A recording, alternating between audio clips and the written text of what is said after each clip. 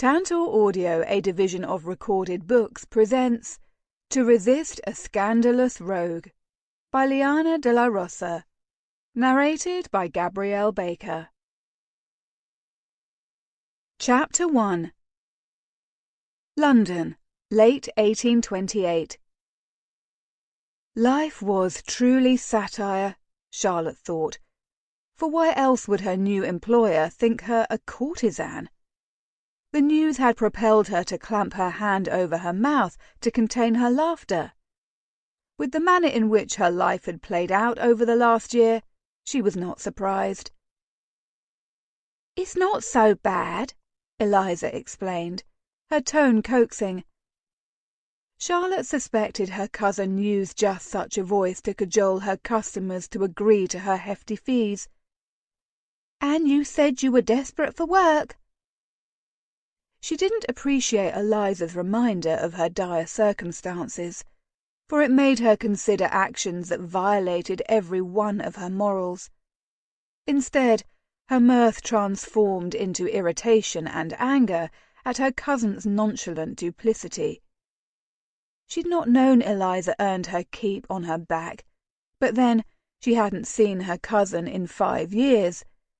Discovering the truth about Eliza had left a painful knot in Charlotte's throat, one she would have fretted over had she not been offered the same fate. "Why did you not just tell me what this job really entailed?" Charlotte grasped Eliza's hand and squeezed it. "I would not have judged you, but I also would not have accepted. I thought I was to be a maid for an earl's house party. You led me to believe that, Liza."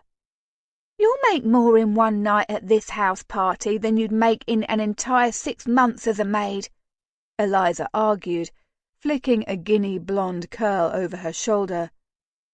She pinned Charlotte with hard blue eyes. "I thought you would be reasonable and see this opportunity for what it's worth. I know a dozen girls at least who would jump at the opportunity to be near such men." When Charlotte looked away, Eliza reached out and grabbed her shoulders, forcing her to meet her gaze. "All you need is one of them to offer for you, and your problems would be a thing of the past."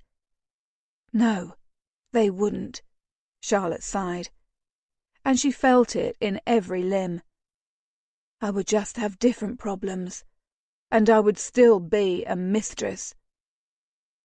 Eliza shrugged, the motion causing the red cambric shawl she wore to slip off her pale shoulder, showcasing her scandalously low neckline. Unconsciously, Charlotte placed a hand against her own chest, relieved to find her modest muslin bodice still in place. "I find problems are much easier to manage when I have a full belly and a clean, safe place to sleep." She found she couldn't argue with her cousin's pragmatic response. "Several of the gentlemen are quite handsome." Eliza smoothed her hands down her sides as she smacked her lips together. "I dare say the evening will be quite enjoyable and profitable." Catching Charlotte's frown, she waved her hand. "You act like you're a fresh-faced virgin, afraid of a man's willy. You're a widow, Char. You should know a thing or two about bed sport by now."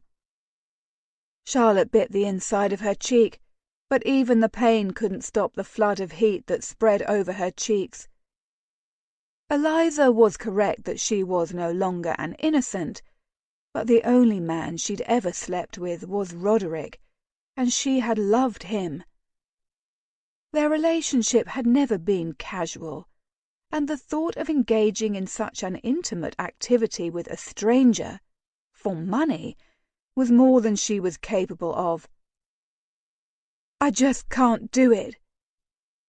She had taken a step back, freeing herself from her cousin's grip.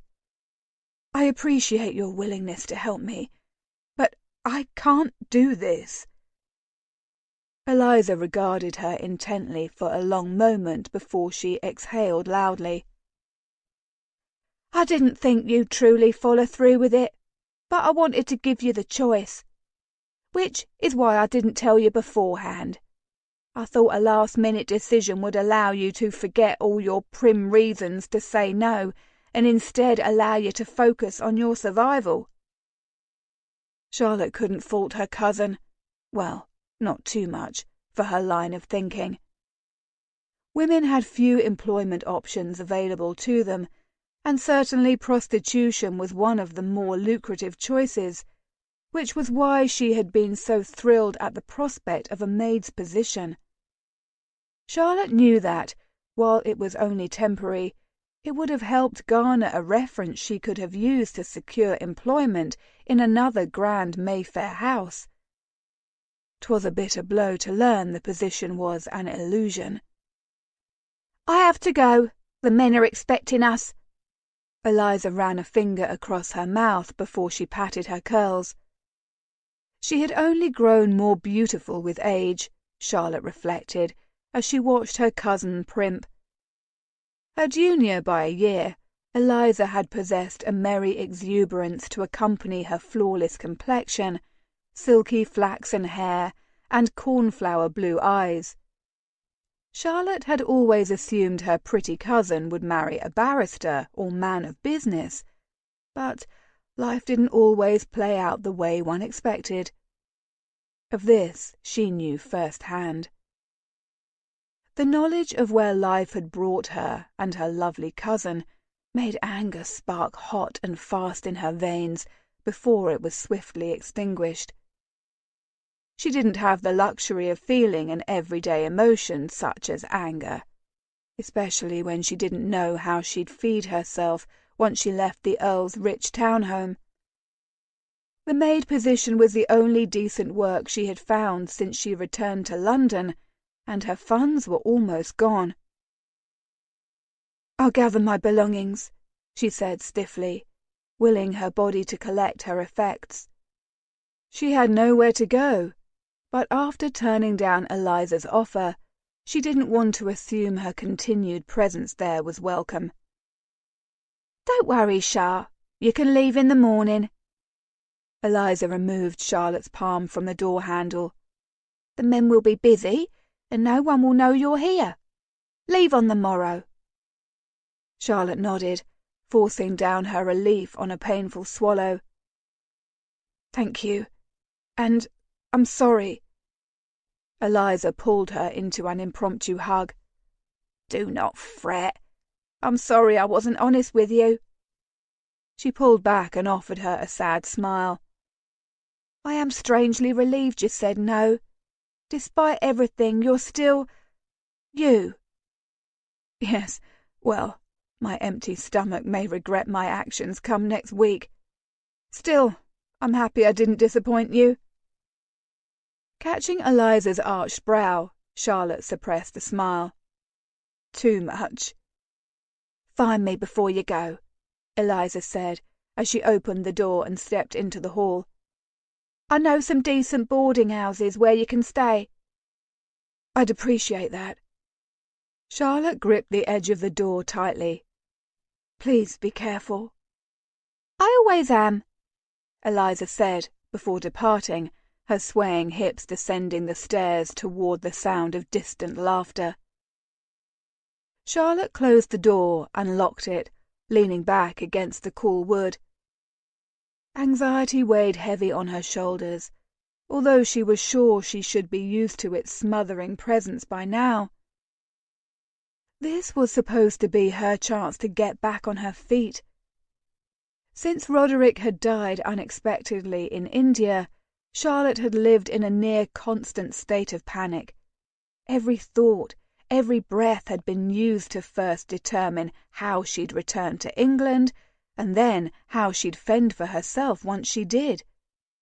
Selling her wedding ring had allowed her to book passage on a ship sailing to London, and, fortuitously encountering Eliza on a busy street in Cheapside, had seemed to solve her need of a job. She'd almost wept in the middle of midday traffic when Eliza mentioned the Earl of Belling's house party and his need for additional maids. She should have known better. If only she'd asked more questions, she wouldn't have planned for a better tomorrow. Charlotte rubbed her fists into her eyes before dropping her hands. She glanced down at her bare ring finger, the sight like a punch to the chest. Even after all these months without its comforting weight on her hand, Charlotte still had not forgiven herself, or Roderick, for forcing her to part with her beloved piece of jewellery. It wasn't the monetary value she mourned. To her, its sentimental value made it priceless. She shook her head. She needed a plan. For tonight at least she had a roof over her head, but tomorrow she'd be homeless once again. After fretting over possibilities for an hour, she was desperate to escape the narrow confines of the room. She needed fresh air to clear her head. Tentatively, she opened the door and peered into the hall. No one was in sight. Grabbing her cloak, she slipped out the door, descending the quiet steps of the servants' staircase. Following the echo of voices, she located the kitchens where the servants' entrance was and pushed the heavy oak door open. Charlotte dashed toward the small, immaculate garden. Weaving her way through shrubbery and abundant flower beds, she located a small bench under a rose arbor and sank onto the cool seat, inhaling a long, rose-scented breath while she tipped her head back to look at the sky. A random star twinkled here and there, and she abruptly longed for India and the warm nights Roderick and she had spent under a star-filled canopy. She missed him fiercely, but she also hated him for leaving her in such a crunch. The sound of the back door opening disturbed the silence, and she assumed it was a footman or kitchen maid, until she heard the crunch of footsteps on the gravel coming steadily closer. Should she leave, she wondered, her gaze darting around the space in an attempt to find a more remote spot. The silhouette of a man appeared at the end of the walk. For a moment she thought he hadn't seen her, until he came up short, as if he were on a leash and it had been tugged. She heard his quiet, "Oh." She stood and moved as if to leave, but the man held up a hand. "Please, don't let me chase you away. You were here first. I can always find somewhere else to sit." Charlotte frowned, taken aback by his polite comment. From his refined accent, it was obvious he was one of Lord Belling's guests, yet his words weren't slurred, and he didn't appear to be in his cups. Nevertheless, it would be best if she remained sequestered.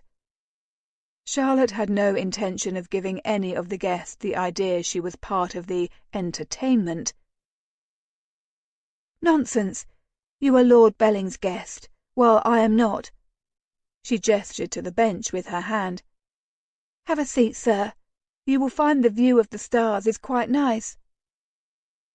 She made to walk around him, but he reached out a hand to stay her.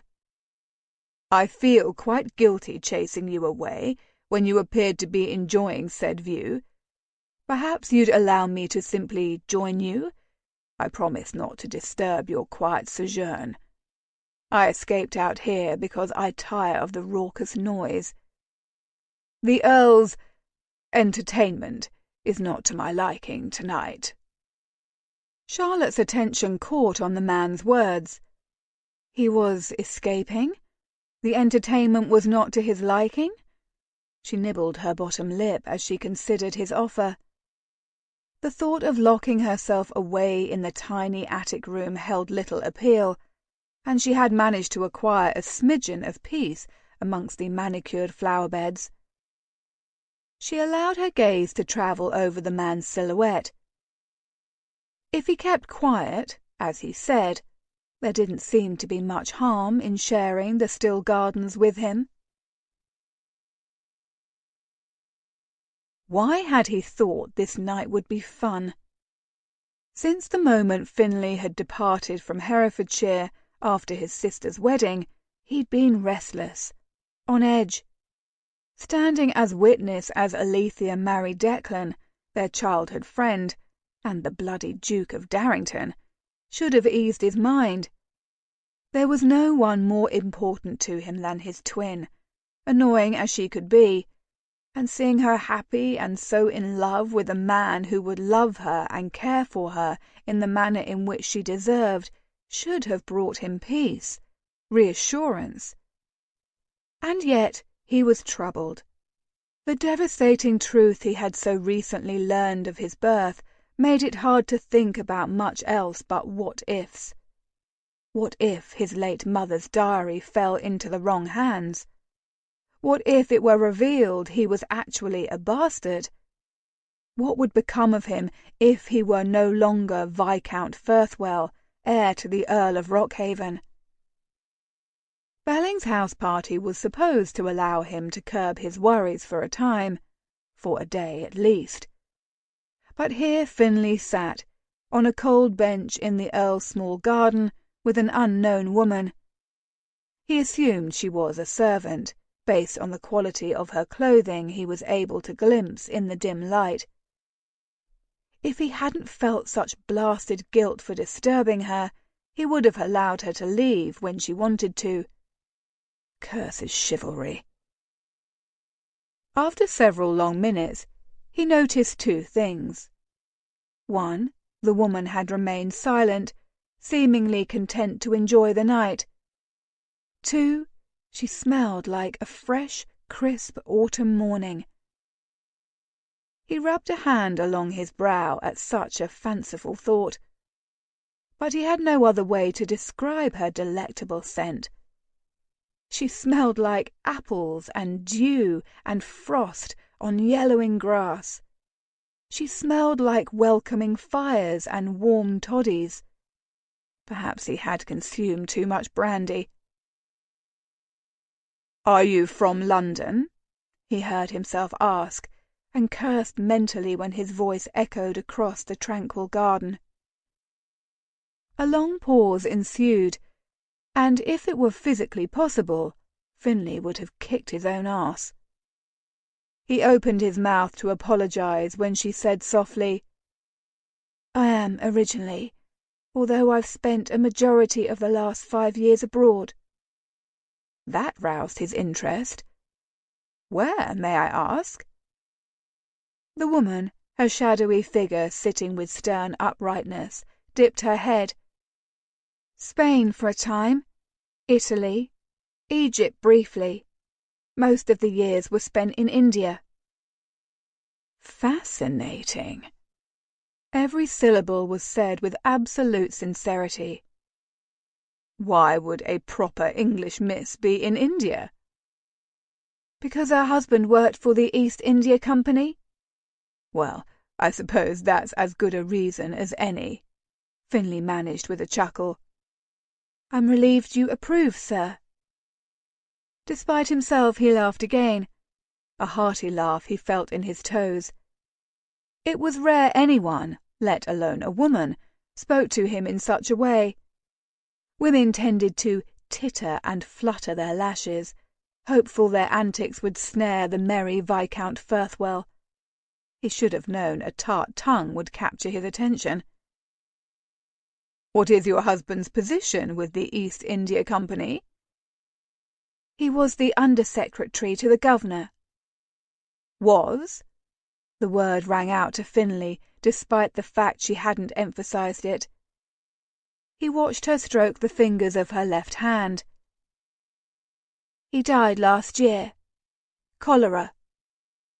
"Ah," he said stupidly, and he wanted to kick himself again. "My condolences." "Thank you." Her words were whispered, but he heard them all the same. The sudden stillness of the air made them resound as loud as a shout. A new thought occurred to him. "If you were the wife of the Under-Secretary to the Governor of India, why on earth are you a servant here at Belling House?" Her shoulders curved in, as if she thought she could make herself disappear. "There were some issues with his will." Finley leaned forward. What sort of issues? Pivoting, she faced him, defiance evident in her frame.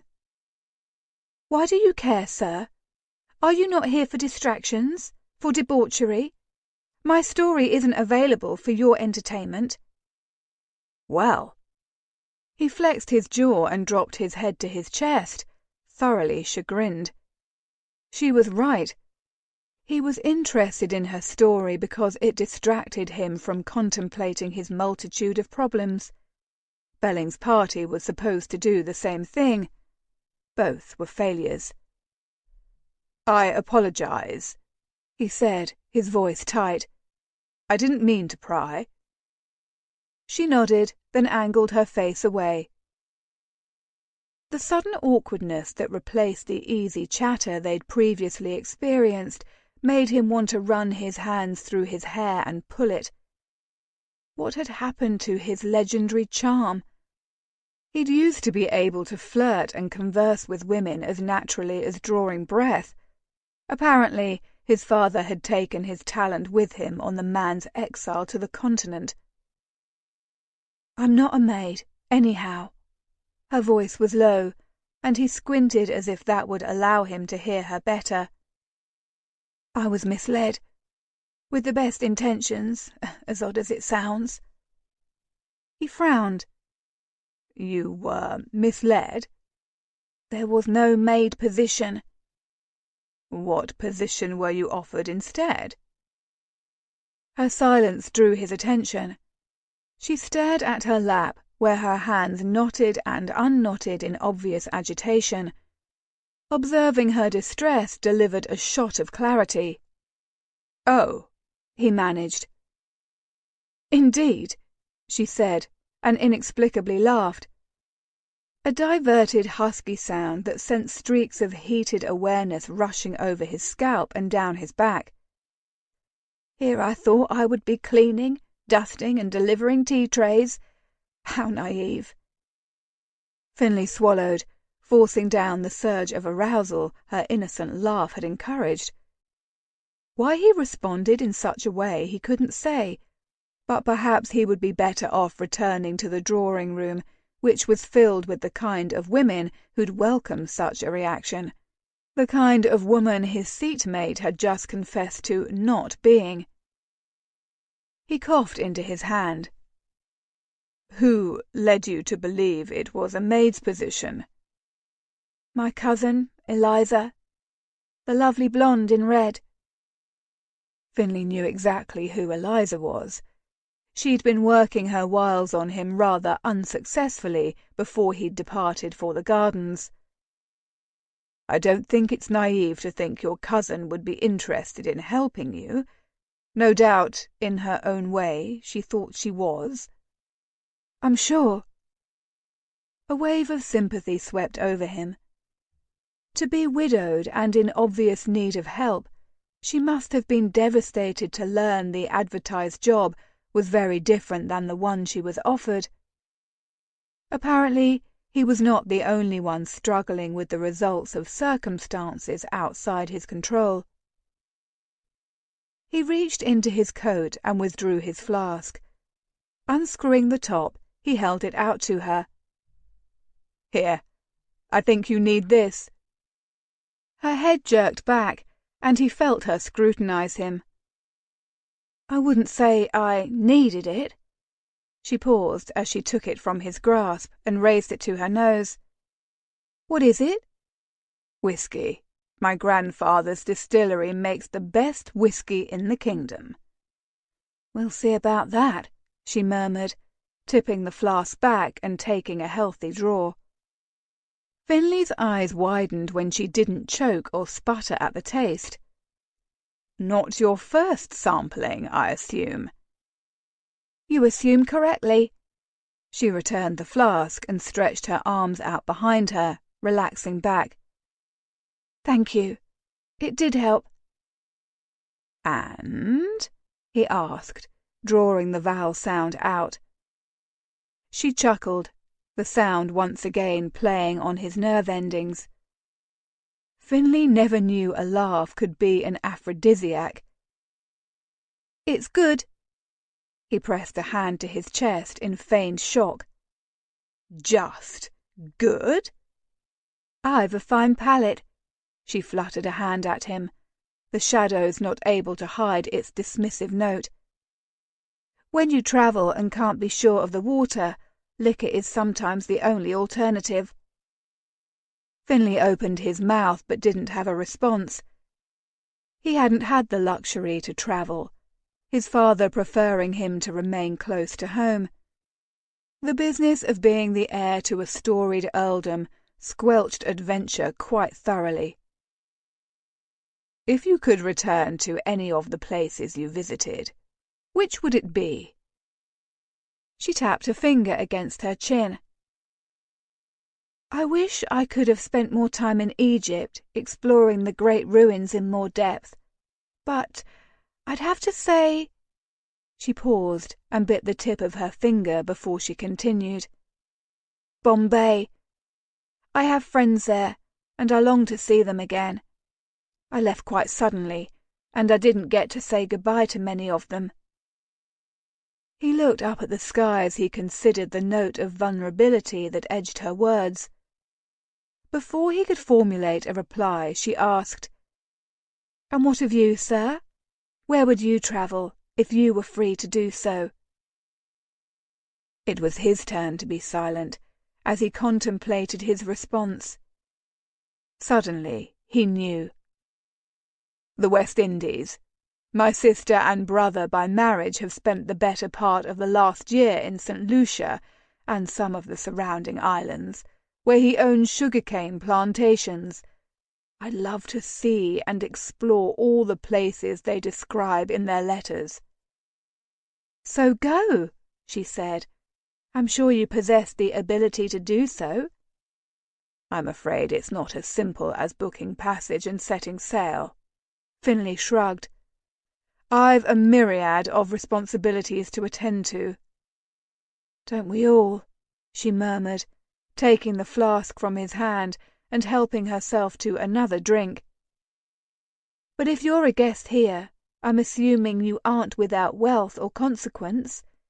Can you not task someone else with these responsibilities so you can pursue adventure? He wanted to tell her the only responsibility he'd had, until his father was forced into exile, was to not embarrass the family name. His father had withheld information on estate matters, refused to divulge investment details, and shrugged off any questions Finley had about finances. He'd long thought his father simply believed him incapable of handling the affairs of the earldom, but now he suspected the Earl didn't want him to know of his many sins. Instead, he said, If only it were that easy. You said that with no small degree of self-pity. I beg your pardon? Had the impertinent chit really just said that? Oh, is this where you feign outrage over a perfectly reasonable observation? She chuckled and took another sip. You're a man, a wealthy one. Shouldn't everything be easy for you? If everything were easy for me, I doubt I'd be here, subjected to the sharp tongue of a surprisingly audacious woman. Finley wasn't certain what response he expected to his rather rude comment, but her delighted laugh caught him by surprise. Caw, I've never been called audacious. At least not to my face. She cocked her head to the side. I believe I like it. A grin teased his mouth despite his best efforts to restrain it. And why would being accused of insolence please you? She lifted a shoulder. I suppose an insolent woman would never be underestimated. Impertinence surely accompanies backbone. Do you think you've been underestimated? Overlooked? Angling her face away, she took a sip of whiskey and didn't answer. Silence reigned for several minutes, and Finley pondered why his questions produced such a response from her.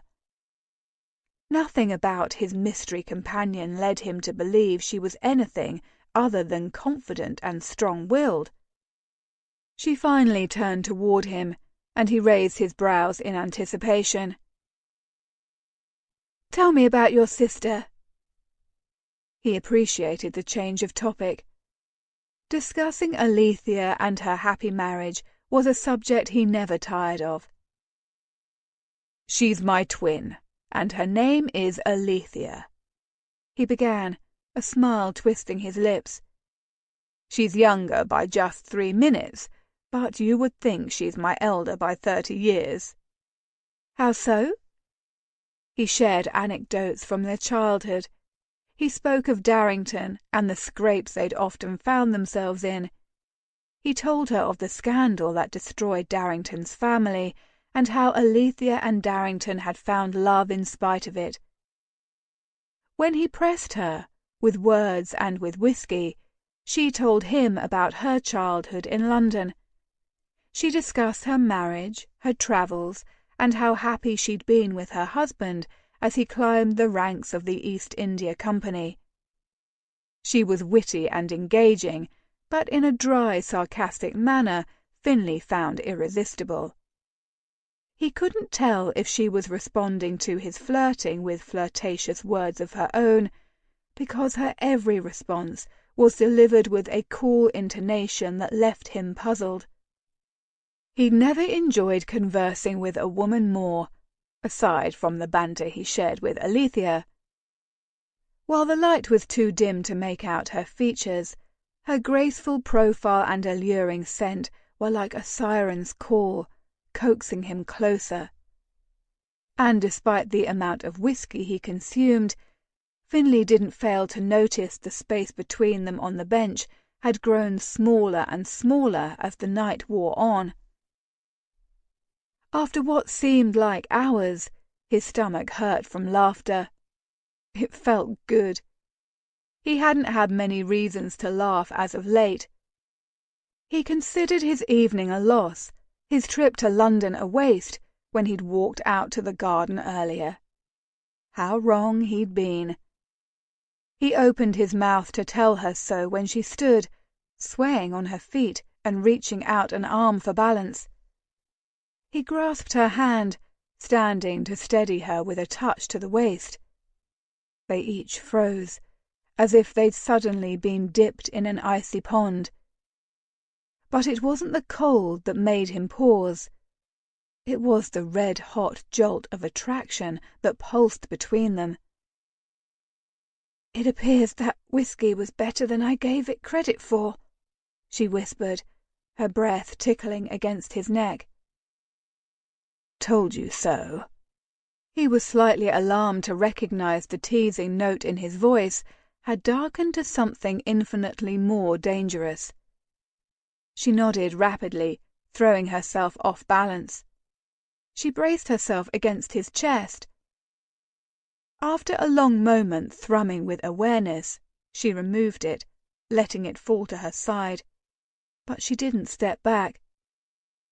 Finlay brushed a curl off her cheek, the liquor making him bold. "I want to kiss you." "I know." He wished he could see her face when she whispered, "I want you to kiss me too." A shudder shook him. How could a man ignore such an offering? He brought his mouth down on hers. Even in his cups, Finlay revelled in the sweet honey taste of her mouth, tinged with the bite of whiskey. The sensation of her plush lips opening to admit the stroke of his tongue sent waves of fire through his body. His hand drifted down her arm, his touch tentative lest she pull away. But she didn't. Suppressing a moan of satisfaction, he wrapped his arms around her small waist and pulled her flush with his body. He sighed into her mouth when her curves moulded into his hardness. "Come to my room with me," he murmured against her lips. He expected her to break free and leave. His offer would surely frighten her away, and the thought brought him up short. He could admit he liked her, that he wanted to spend more time with her. She looked up at him. "I don't even know your name." "How rude of me," he said, offering her a conciliatory smile he wasn't certain she could see. "I'm Finley." Why he provided her with his Christian name and nothing else he knew not, but he suspected she would approve. And clearly she did. "Finley, it suits you," she swallowed audibly. "I'm Charlotte." "A beautiful name." He nuzzled her ear. "Will you come upstairs with me, Charlotte?" A long pause ensued, and he didn't realize he held his breath until she nodded. Without another word, he laced his fingers with hers and escorted her inside Belling House. Chapter 2. A sharp, piercing sensation penetrated Charlotte's eyelids, and she fluttered them open with a groan. The world spun for a moment before righting, and she blinked as her surroundings came into focus. The opulent furnishings took her aback, and her mouth dropped open in wonder as she took it in. That is, until she caught a glimpse of a blonde head on the pillow next to her own. She clasped her hands to her mouth to hold back her screech. Why on earth was there a man in her bed? Her gaze darted about once more, and she realized it would probably be more accurate to ask how she came to be in his bed. Finley. The charming man from the gardens, the man who made her laugh and roll her eyes and forget all her problems. The man with the flask filled with superb whiskey that made her forget her intentions. Flashes of their night together danced through her thoughts, and she blushed as she remembered all the things he'd done to her, the things she'd done to him. The taste of his lips, the taste of his other parts of his body. Lord, her head might be pounding the devil's tune, but her body was relaxed and sated. Charlotte looked down at him, the morning light streaming through the drapes and falling on him like an illumination from the heavens. She studied him as she'd not been able to the night before. Streaks of red peppered his blonde hair, rendered vibrant under the sun's rays. Thick, dark lashes spread out like a fan across his cheeks, highlighting bold cheekbones. His patrician's nose led down to full, sinfully talented lips. The white satin sheet lay pulled around his waist, and, with his arm thrown up over his head, he looked like the subject of a mythological painting. The sight made heat pool between her legs anew. He was surely a Grigori sent to lead her astray. If she was going to indulge in sin, she couldn't have chosen a more handsome man to accompany her. Finley would certainly be a fond memory she'd carry for the rest of her lonely life. Clutching the sheet to her chest as a shield, she slipped from the bed. She glimpsed her dress draped across the chair by the hearth and made a move to retrieve it, when a hand shot out and grabbed her wrist. "Why are you rising so early?" Finley mumbled, his voice sleepy. He rose up on his elbow and looked at her with a cocked brow and a teasing smile on his tempting mouth. "Surely there's still more time we can spend together, and I know just how we can spend it." Arousal bloomed deep in her core at his bluntness, but she gritted her teeth against it and carefully pried his hand from her wrist. "I was just going to get us some tea." "A maid can do that," he said lazily, relaxing back on the pillows. Charlotte tried not to notice the heat that blazed in his eyes. I was supposed to be a maid, remember?" She offered him a pointed look. The grin that overtook his face was decidedly wicked. "I have a much better position to offer you." Dread displaced arousal, and she jumped away as if she'd been singed. She knew what position he had in mind, and she couldn't allow herself to be enticed. If he said the words, she wasn't certain she could deny him. "Yes, well, allow me to get us a tea tray, and you can tell me about it." He frowned. She almost rolled her eyes when she noticed the expression only made him more ridiculously handsome. Finally, he capitulated. "Very well." Charlotte dressed quickly, aware he watched her every move. Goose flesh spread across her skin under the heat of his gaze. She wished she'd had the luxury to return to the bed, with its divine satin sheets, and enjoy his kisses and caresses for a while longer. But if she was anything, she was a realist. The only place for a woman like her in a man like Finley's life was in his bed. Her body would certainly find it agreeable, but her mind and heart reminded her what could happen if she depended upon a man for her livelihood. Once she'd donned her clothes, she glanced at him and opened the door. "I'll return shortly." "I hope so," he said, his voice resembling a low growl. She slipped out the door, closing it behind her. In the hall, she dropped her head to her chest and inhaled deeply, determined to fight back the melancholy until she had the opportunity to indulge in it. Today was not that day. Without another word, she raced up the stairs to Eliza's small chamber. She wasn't sure if she was relieved or upset to find her cousin absent. She sank down onto the narrow bed and flopped back on the mattress. She had nowhere to go, and only £1 to her name. Charlotte massaged her temples as she contemplated whether she should wait for Eliza to return. In truth, she wasn't anxious to see her cousin. After she'd spurned her offer of work because she couldn't stomach bedding a man for money, she'd still found herself in bed with one of the guests, and her coin purse was just as empty. The hypocrisy of her actions stung. Finley. Her night with him was a mistake, but she couldn't and wouldn't regret it. It was the most exhilarating time she'd had since Roderick died, perhaps ever.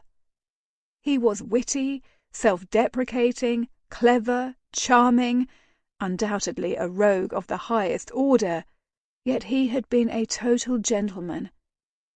Well, Charlotte thought, as her cheeks heated, he had been until he kissed her and set the night ablaze.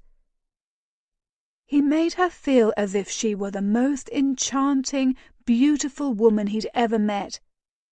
For one night he had made her forget her stresses and worries and given her an excuse to wallow in pleasure. Charlotte brought her head up with a snap and sucked a sharp breath into her lungs. The time for daydreams, fantasies, and what-ifs was over. Reality had returned, and she needed a plan. Reflection on her glorious night with the beautiful blonde man waiting for her downstairs had to cease. A quarter of an hour later, she peered into the hall to ensure it was empty. Evading witnesses, Charlotte escaped out the servants' entrance and disappeared into the bustling London traffic. She didn't look back. It had been too long since Finley had awoken so rested, so satisfied. He smiled as he considered the reason for his good mood. Charlotte.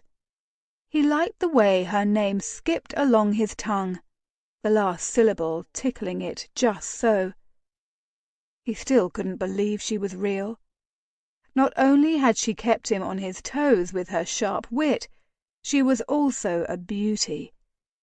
His lungs had seized when he'd laid her on the bed and the candlelight had emblazoned her face. Wisps of dark sable hair had pulled free from her simple updo, teasing across her brow and fine cheekbones. Bluish-grey eyes had tracked his every movement, the light of wariness never diminishing, despite the flame of arousal that threatened to extinguish it. And her mouth. Finlay could write ill-delivered sonnets to the delicious touch and taste of her lips. Perversely, he knew such drivel would only make her laugh. He'd quickly learned her laughs were not freely given, so when he succeeded in making her chuckle, he'd felt 10 feet tall. He folded his hands over his chest and considered his next move. She would be back with the tea tray soon, and he wanted a plan formulated. That he would ask her to be his mistress was a given. But where would he set her up? He considered various options until the chime of the clock on the mantel drew his attention. Charlotte had been gone for 15 minutes. Surely it didn't take that long to put together a tea tray, especially as the kitchen staff was already preparing for breakfast. As he reached for the bell-pull, the door opened. He glanced over his shoulder to see Norris enter, a tea tray in his hands. "Good morning, my lord," his valet said cheerfully, setting the tray down on the small table near the hearth. "I brought you some coffee, along with some fresh scones and butter. I also have the paper, the political section separated and on top." "Where's Charlotte?" Finlay demanded without preamble. Norris blinked. "I'm afraid I do not know of whom you speak, my lord." Finlay pulled himself into a sitting position. "Dark hair, blue eyes, beauty mark here," he said, pointing to the outer corner of his right eye. "She left a quarter of an hour ago to acquire a tray." The valet clasped his hands in front of his waist. "Is she a maid?" He looked toward the unlit fireplace and sneered. "If she is, she's inept." "She's not," Finlay admitted reluctantly, wanting to smack Norris when he bobbed his head knowingly. "Nevertheless, have you seen her?" "I have not, my lord," Norris said, studiously inspecting the Aubusson carpet under his feet. "I can make inquiries if you'd like." Finlay nodded, accepting a cup of coffee from Norris's hand. "Start with Eliza. She was one of the women who arrived last night." "Very well, my lord," the valet said, his lips pinched as if he'd smelled rotten fish. Finlay fought down his impatience. The man could be so snobbish. He sipped his coffee idly as he flipped through the political section, his eyes skimming the lines and rapidly ingesting the contents. Since his father had left the country, Finlay had found his free time greatly diminished. When he wasn't engrossed in Rockhaven estate affairs, he focused on investment dealings he conducted with Alethea through post.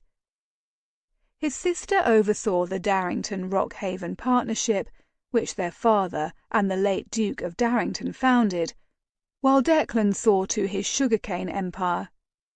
He'd also taken to visiting Lloyd's coffee house, where he debated issues with other members. Yet debating the issues was not the same as acting on them. Since Finlay possessed a courtesy title, he could not sit in Lords. His father's vote remained uncast while he was in exile, and Finlay thought it a bitter waste. He longed to have a say in the direction of the country. With Daniel O'Connell, aided by Marquis Wellesley, drumming up cries for Catholic emancipation, the political atmosphere was thrilling, and Finlay longed to be a part of it, Until he became Rockhaven in truth, his best chance of becoming a part of the political process was running for the House of Commons.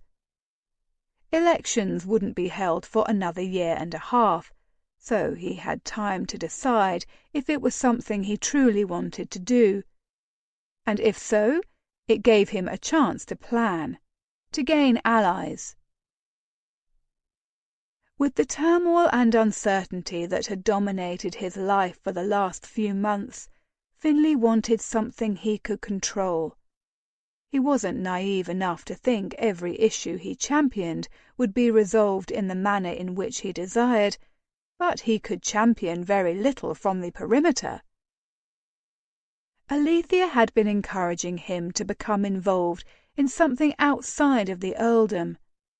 She argued, her words vehement even in print, that he needed to forge a legacy for himself separate from the scandalous one their father had left them. If he mentioned his interest in pursuing a seat in Commons, she'd work tirelessly to see him elected. Her new title, acquired through a love match with their long-lost friend, had only increased her popularity, and when she finally returned to London, she and Darrington would be the most sought-after guests. As hosts, they'd conquer the entire beau monde. Which was the precise reason why Finley hadn't written to her of his thoughts. She and Darrington deserved their hard-won time together, and she worried about him enough. As it was, she'd been hounding him to visit the foundling home she used to teach French at, Little Windmill House. She and Darrington were now patrons of the home, and she thought he might be able to lend his talents to the instruction of the children. When he'd asked her what talents she meant, her return response was curt. "You know of what talents I speak, you nitwit. You have a knack for putting everyone at ease, and those children could benefit from your light-hearted humour." Finley supposed he did know how to encourage people to relax in his company. Still, he hadn't yet visited, but he would make it a point to do so, sometime in the future. His only plan for the immediate future was to convince a lovely but skittish brunette to spend more time with him. Finley looked at the clock on the mantel again. Where in the bloody hell was Norris? As if sensing his frustration, a soft knock sounded, a short moment before the door opened. Norris bustled in, a full breakfast tray in hand. He set it on the bed next to Finley, removing the untouched scones and refilling his coffee with fresh brew. "I wasn't sure if you'd prefer a rasher of bacon or sausages, so I had the kitchen staff prepare a plate of both," Norris said, indicating with his hand the assortment of pork options. Finley fought back a wave of annoyance by snatching a piece of bacon and devouring a bite. "And I doubt the rest of the party will be up until later in the day, considering I heard below stairs that the majority of the Earl's guests, the Earl included, didn't retire until almost dawn," Norris tusked, smoothing the corner of the counterpane flat. "And?" Finley took another bite of bacon and stared at the valet with an arched brow while he chewed. The man's eyes darted all over the room, never landing on Finley. "And the post will be delivered around 10 of the clock. I know you've been anticipating a letter from Her Grace." Taking a sip of coffee to calm himself, Finley placed the cup on its saucer with more finesse than he thought he possessed at the moment. "And pray tell, Norris, what became of the errand I sent you on earlier?" "Yes, that," the valet said, the latter word uttered with all the grace of a curse. "I made inquiries, as I indicated I would, and no one has seen the woman you described. Charlotte, Finlay murmured, rubbing a hand over his unshaven chin. Her name is Charlotte. Norris dipped his head. Yes, well, I could find no trace of her. I apologize, my lord. And what of the woman Eliza? Finlay narrowed his eyes. Were you able to locate her? The man cast his gaze to his feet, which he shifted on in obvious discomfort. I did. She is still a guest of Lord Belling. He cleared his throat. According to the Earl's valet, the woman is still with him. Ah, Finlay said, annoyance hardening his jaw. Well, if that's the case, chances are she won't know where Charlotte is either. Where could the woman have gone? Was it possible she'd fled rather than talk with him further? It was obvious from her guarded behaviour that Charlotte didn't usually engage in assignations, but he'd hoped she viewed their time together differently. But why would she? To her, he might just be a spoiled peer with more whiskey in his flask than sense in his head. Perhaps she wasn't as moved by their time together as he'd been. The thought was humbling indeed. Or even more damning.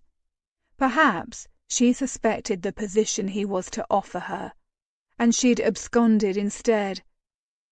If she'd been unwilling to accept her cousin's proposition, why would she possibly be open to accepting his?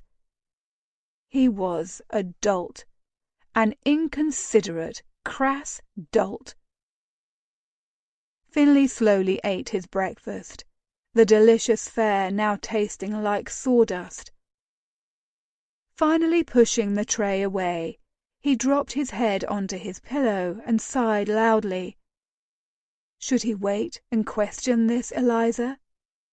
Surely she had an idea of how he could contact Charlotte. Grunting, he flopped over and punched his pillow into shape. Did he truly want to find her? With the affairs of the earldom now his responsibility, he did not have time for a mistress. With a lump in his throat, he admitted it would not serve his future political ambitions to be connected to a woman of such humble birth, no matter how charming and lovely he might find her. Bits and pieces of their conversation the previous night, mundane comments she had made about her Jewish heritage and religion, also reminded him that non-Anglicans received intense scrutiny in the current political climate. Many influential members of the majority party still opposed Catholic relief, and if their Catholic brethren had to organise and push for the end of restrictions and prejudice, how then would other religious minorities be treated? Finlay thought the discrimination ludicrous and narrow-minded, but he was painfully aware he was not in a position to alienate his father's allies in the party. Not yet, at least. And how did he know if Charlotte had told him the truth of her background? Would the widow of the Under-Secretary to the Governor of India be accepting work as a maid? He snorted. In the light of day, with the haze of drink no longer clouding his judgment, the claim seemed ridiculous. Exhaling loudly, he understood Charlotte could have been a liability he was not prepared to handle. Lifting his head, he called to Norris in the dressing-room. "Pack my things. We return to Rockhaven Court today." Norris nodded, relief evident in his expression. After the man returned to his work, Finlay sat up and lay back on the pillows. He scrubbed a hand down his face and forced himself to mentally bid Charlotte good-bye. Begrudgingly, he conceded her hasty escape was for the best. He wished her well, wherever she found herself. Chapter 3. Fall. 1829. 1 year later. Had the London air always smelled so distasteful? Finlay wrinkled his nose and inhaled reluctantly. The threads of coal smoke and foul city stench filled his lungs, reminding him how spoiled he'd become over the last year with the rich country air at Rockhaven Court. He blinked several times, allowing his eyes a chance to adapt to the bright morning sunlight. Traffic was sparse, as it was still quite early for the fashionable crowd, but Finlay hadn't adjusted to town hours, and his body awoke with the sunrise, eager to face the challenges of the day. For so long, his main challenge had been pulling the Rockhaven estates back from the brink of ruination. His father had squandered the earldom's once bounteous coffers. His unscrupulous dealings and the horrendous deeds he'd committed were a result. But that was the past, Finlay reminded himself, swallowing away the memories. Thanks to his hard work and smart, profitable investments with the Darrington-Rockhaven partnership, the earldom was recovering, and that was reason enough to look to the future. Possibly a political future, Finlay thought, situating his hat to block out the sun's blinding rays. Despite his work with the earldom over the last year, he'd also kept abreast of dealings in Westminster, and his desire to become involved in the shaping of the country's policies had only grown. But he was unsure of how to proceed. He needed guidance, and until he found someone to provide it, he felt restless, aimless. Finlay scrubbed a hand across his chin. Thank God Alethea and Darrington were returning soon. He didn't have an appointment until later in the afternoon, but he couldn't stay at Rockhaven House. He had a mound of correspondence on his desk, and he hadn't finished reading through the cost analysis for the updates to the bathing facilities at the court, in addition to the pile of other business reports he should read. Yet the crisp autumn air beckoned, so he wandered, his feet eventually bringing him to St. James's Park. He paced along a quiet side path, lost in his thoughts, when the sound of approaching horse hoofs drew his attention. "Lord Firthwell, how good to see you. I didn't know you'd returned to town. I thought you were still playing the role of the country gentleman in Herefordshire." Lady Flora Campbell sat her mare with a bright smile on her face. Finlay had always been of the belief that her dimples made her appear mischievous rather than charming, so he paid sharp attention when in her company. "No one knows I'm merely playing the role, my lady, so I must ask you not to compromise my performance," he said with a wink. She brought her black mare to a halt on the path in front of him, dismounting expertly before he could raise a hand to assist her. Looping her mount's reins around her hand, she offered him a quick curtsy. "I've never seen you look quite so serious. Are you unwell?" "I'm certain your charming presence will cure me of any imagined malady I happen to be suffering," Finlay said, sweeping her an elegant bow. "What rot," she said, tapping his arm with her crop. "Your glib words may leave the female half of London swooning at your feet, but you needn't waste such ammunition on me." She peered up into his face and arched a full black brow. "You know I'm immune to your charm." Finlay held out his bent elbow, tucking her arm around it before he whispered in her ear, "If I really meant to charm you, my lady, even you would be felled." Her delighted laugh rang around them, and Finlay couldn't help but smile in return. "My Firthwell, that was quite good." "And are you felled?" he couldn't help but ask. "Unfortunately for you, I'm not." She patted his arm in mock concern. "I hope your ego can withstand the blow." Finlay dropped his head and shook it. "I had hoped to be able to add Lady Flora Campbell to my list of admirers. I guess I'll have to content myself with winning the admiration of all the other belles of the ball." "Oh, I am your very great admirer," she responded, her green eyes sparkling merrily when they met his.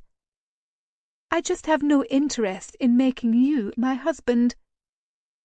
He clutched his hand to his chest. "The blows keep coming." He studied her for a moment, taking in her smirk.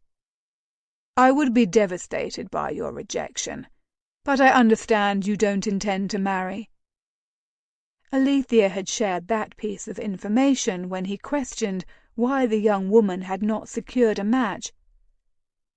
Flora shrugged. "Not if I can help it. But that certainly hasn't stopped men from asking and people from speculating, especially now that Alethea has wed." "That sounds horrid." While he could escape to Herefordshire whenever London gossip began to annoy him, Lady Flora did not have that luxury. "Yes, well," she grumbled. Abruptly she squeezed his arm. "So, I understand we have 2 weeks to wait until they return." A pleasant warmth spread in Finlay's chest. "According to Alethea's letter, they should arrive around the middle of November. It will be nice to have them home." "It will. I have missed her fiercely." She released a laugh. "My aunt blames my less than proper behaviour on the loss of your sister's good influence." Finlay raised a brow. "Obviously, you haven't disclosed how scandalously she behaved where Darrington was concerned." "Of course not. I need to save my knowledge of that for a time when I'm very much in need of her cooperation." He coughed as he choked down a laugh. "My, you are ruthless. If you were born a man, you could build an empire." "Oh, pish! One doesn't need to be a man to build an empire," she said staunchly. "I dare say any clever woman is up to the task." Flora looked off to the side until Finlay could only see the curve of her cheek. "In all seriousness, I would never do anything to hurt Alethea or Darrington. She is my dearest friend, and I don't make friends easily." "I find that hard to believe." "With Ali in the West Indies, my sister with her Duke in Yorkshire, and you," she said sharply, cutting him a disgruntled look, "seeing to your estates in Herefordshire, London has been a lonely place." "Well, count on me for any riding adventures you have in mind. Heaven knows I need a firm excuse to go out of doors, lest I become immersed in work." He offered a half smile. "And pencil my name next to the supper waltz at the Gillingham ball."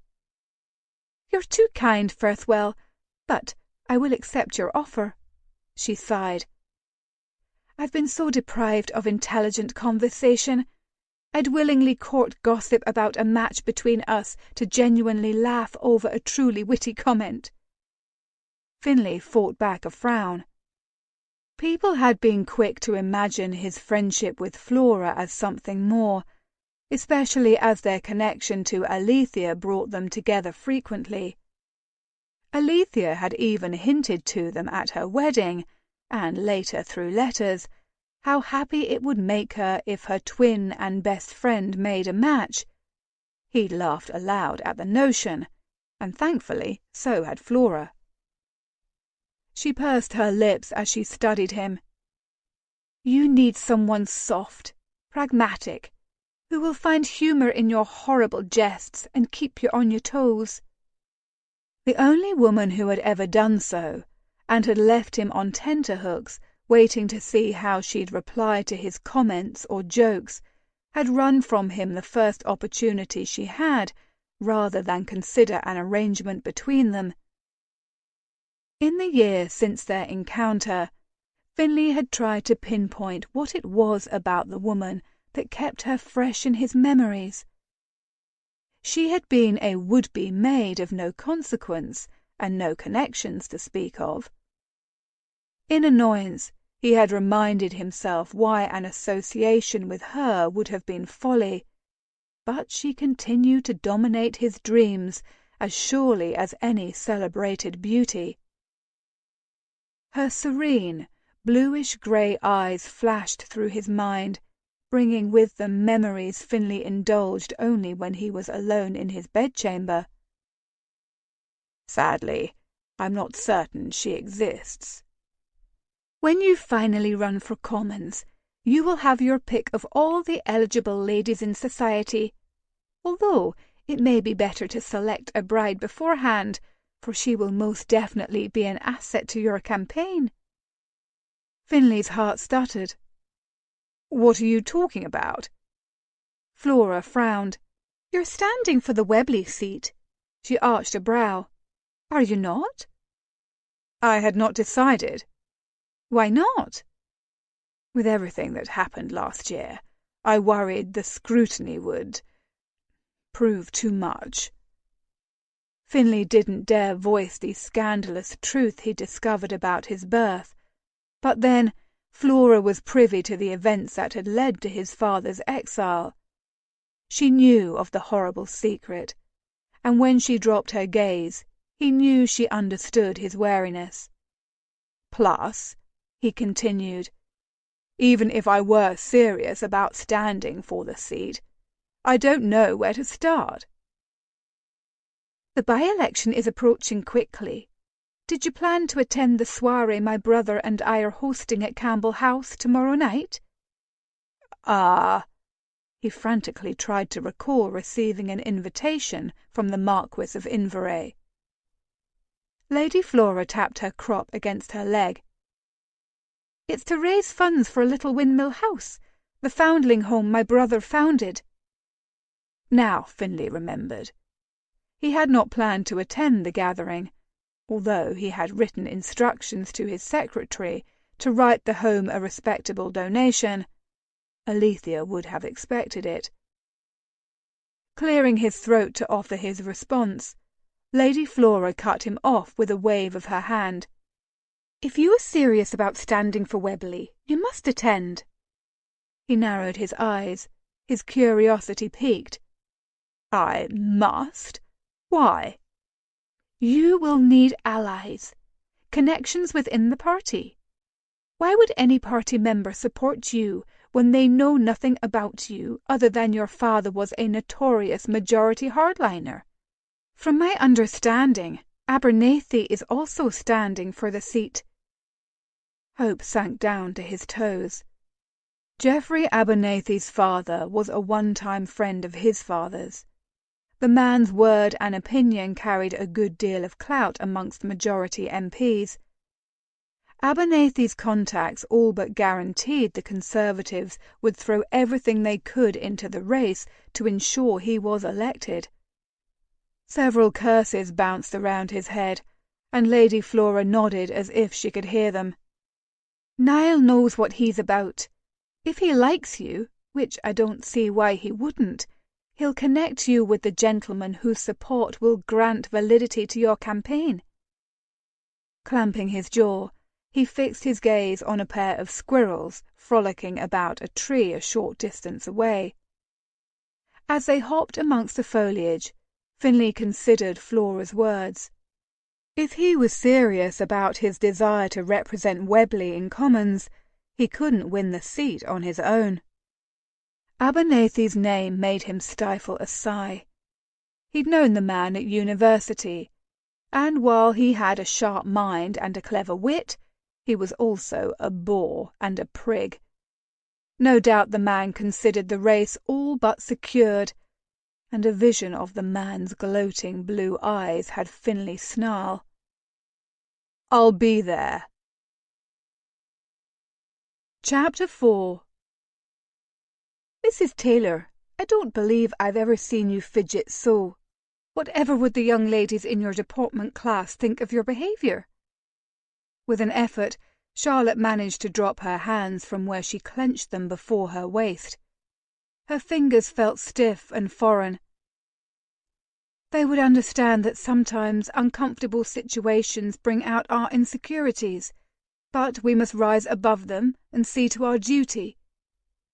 You view an evening in Grosvenor Square, socializing amongst the ton, as seeing to your duty?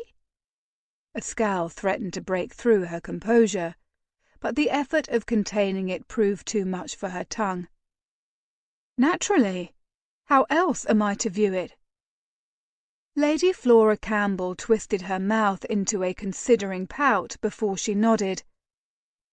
Events such as these can be entertaining, or a dash uncomfortable. I wish Inverary had not held it.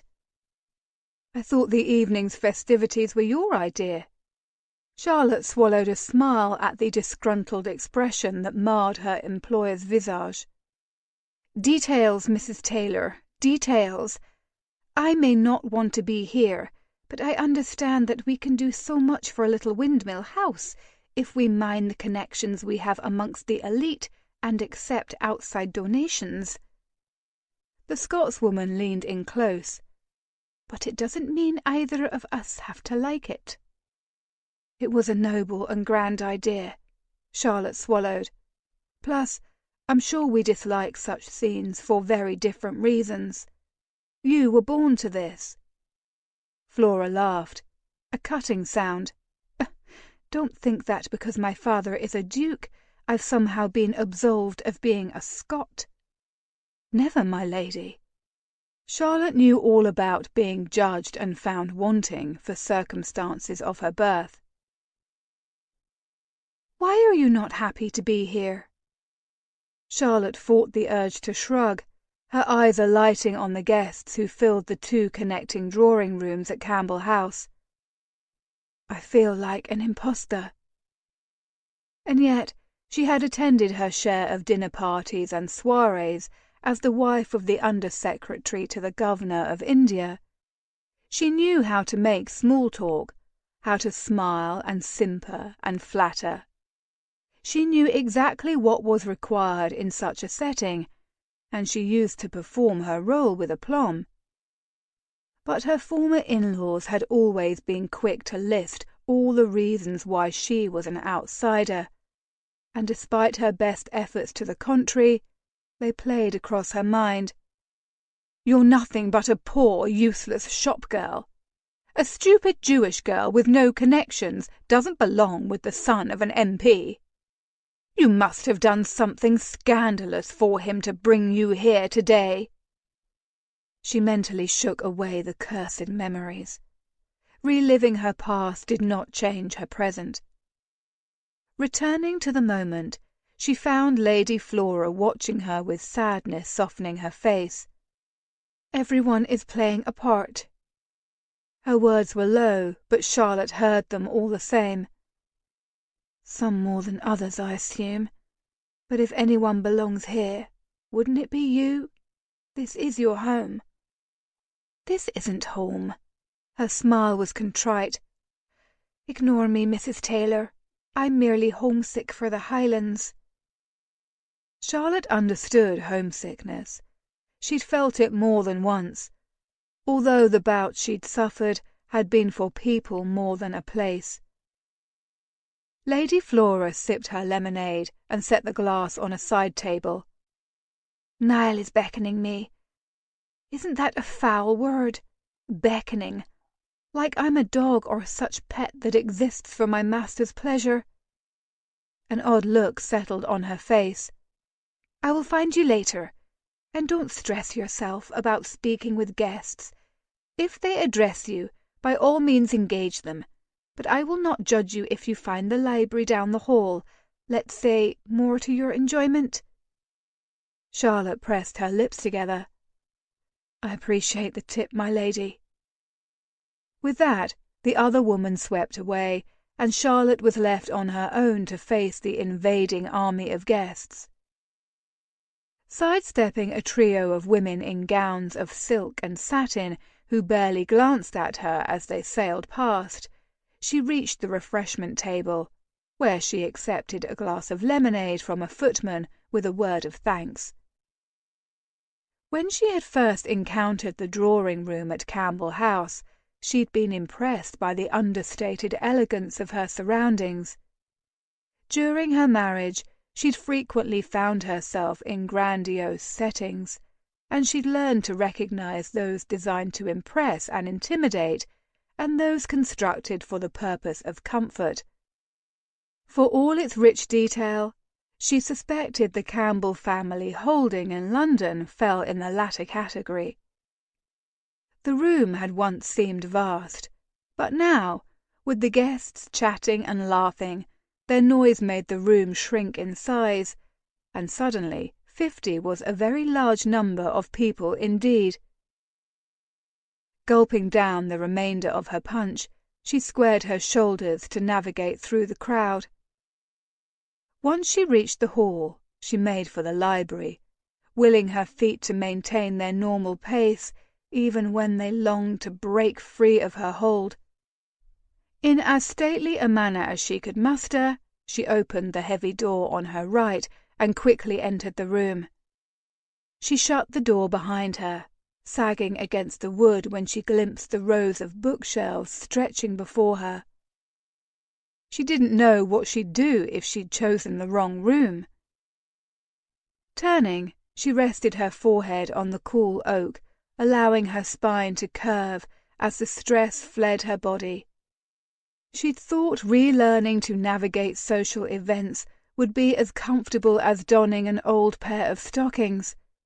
She'd been wrong. But with some practice, her people-pleasing smile would be ready to shine. Until then, she'd shamelessly seek out refuge. It wasn't until a throat cleared from the other side of the room that Charlotte realized she wasn't alone. "Finlay!" She breathed unchecked as she turned, and her eyes landed on the figure rising from a chair nestled between 2 rows of bookshelves. However had she missed him? Despite the year that had passed since the foolhardy night they spent together, she still remembered his name like she remembered the shimmer. She often wondered if he'd imprinted himself into her blood. A smile curved his lips, his face brightening. "You remember my name?" Charlotte looked down, unnerved to meet his gaze. "Of course I do." She remembered the feel of his hands on her skin, the taste of his lips, the sound he made as he shuddered in her arms. She remembered too much. "After you left that morning without saying goodbye, I wasn't sure." Clutching a hand tightly to her chest, she shifted on her feet. "I thought it was for the best." And it had been, although the memory of his laugh came to her on nights she was lonely. Those nights had become more frequent than she cared to admit. He nodded. "Perhaps." He studied her, his green eyes still vivid. "But you're here now. However do you know the Campbells?" "I'm employed at Little Windmill House. I teach French." Charlotte linked her hands, feigning a calmness she didn't feel. "Deportment. History on occasion." Finlay pressed his lips together. "My sister used to teach French there." "She did? The twin sister you mentioned before?" She considered the former teachers she'd heard mentioned. "Was that before the Duchess taught it? The position I now hold opened when she married, I was told." Finlay cocked his head to the side. "My twin sister is the Duchess." Charlotte blinked. "I beg your pardon. You did not tell me she was a Duchess." His eyes never leaving her face, he took a step toward her. "Alethea is the Duchess of Darrington. She taught at the Foundling Home before she married her Duke and left for the West Indies." Horrid clarity chased away the fog smothering Charlotte's thoughts, and the blood leached from her face. "Your sister is a patroness of the home.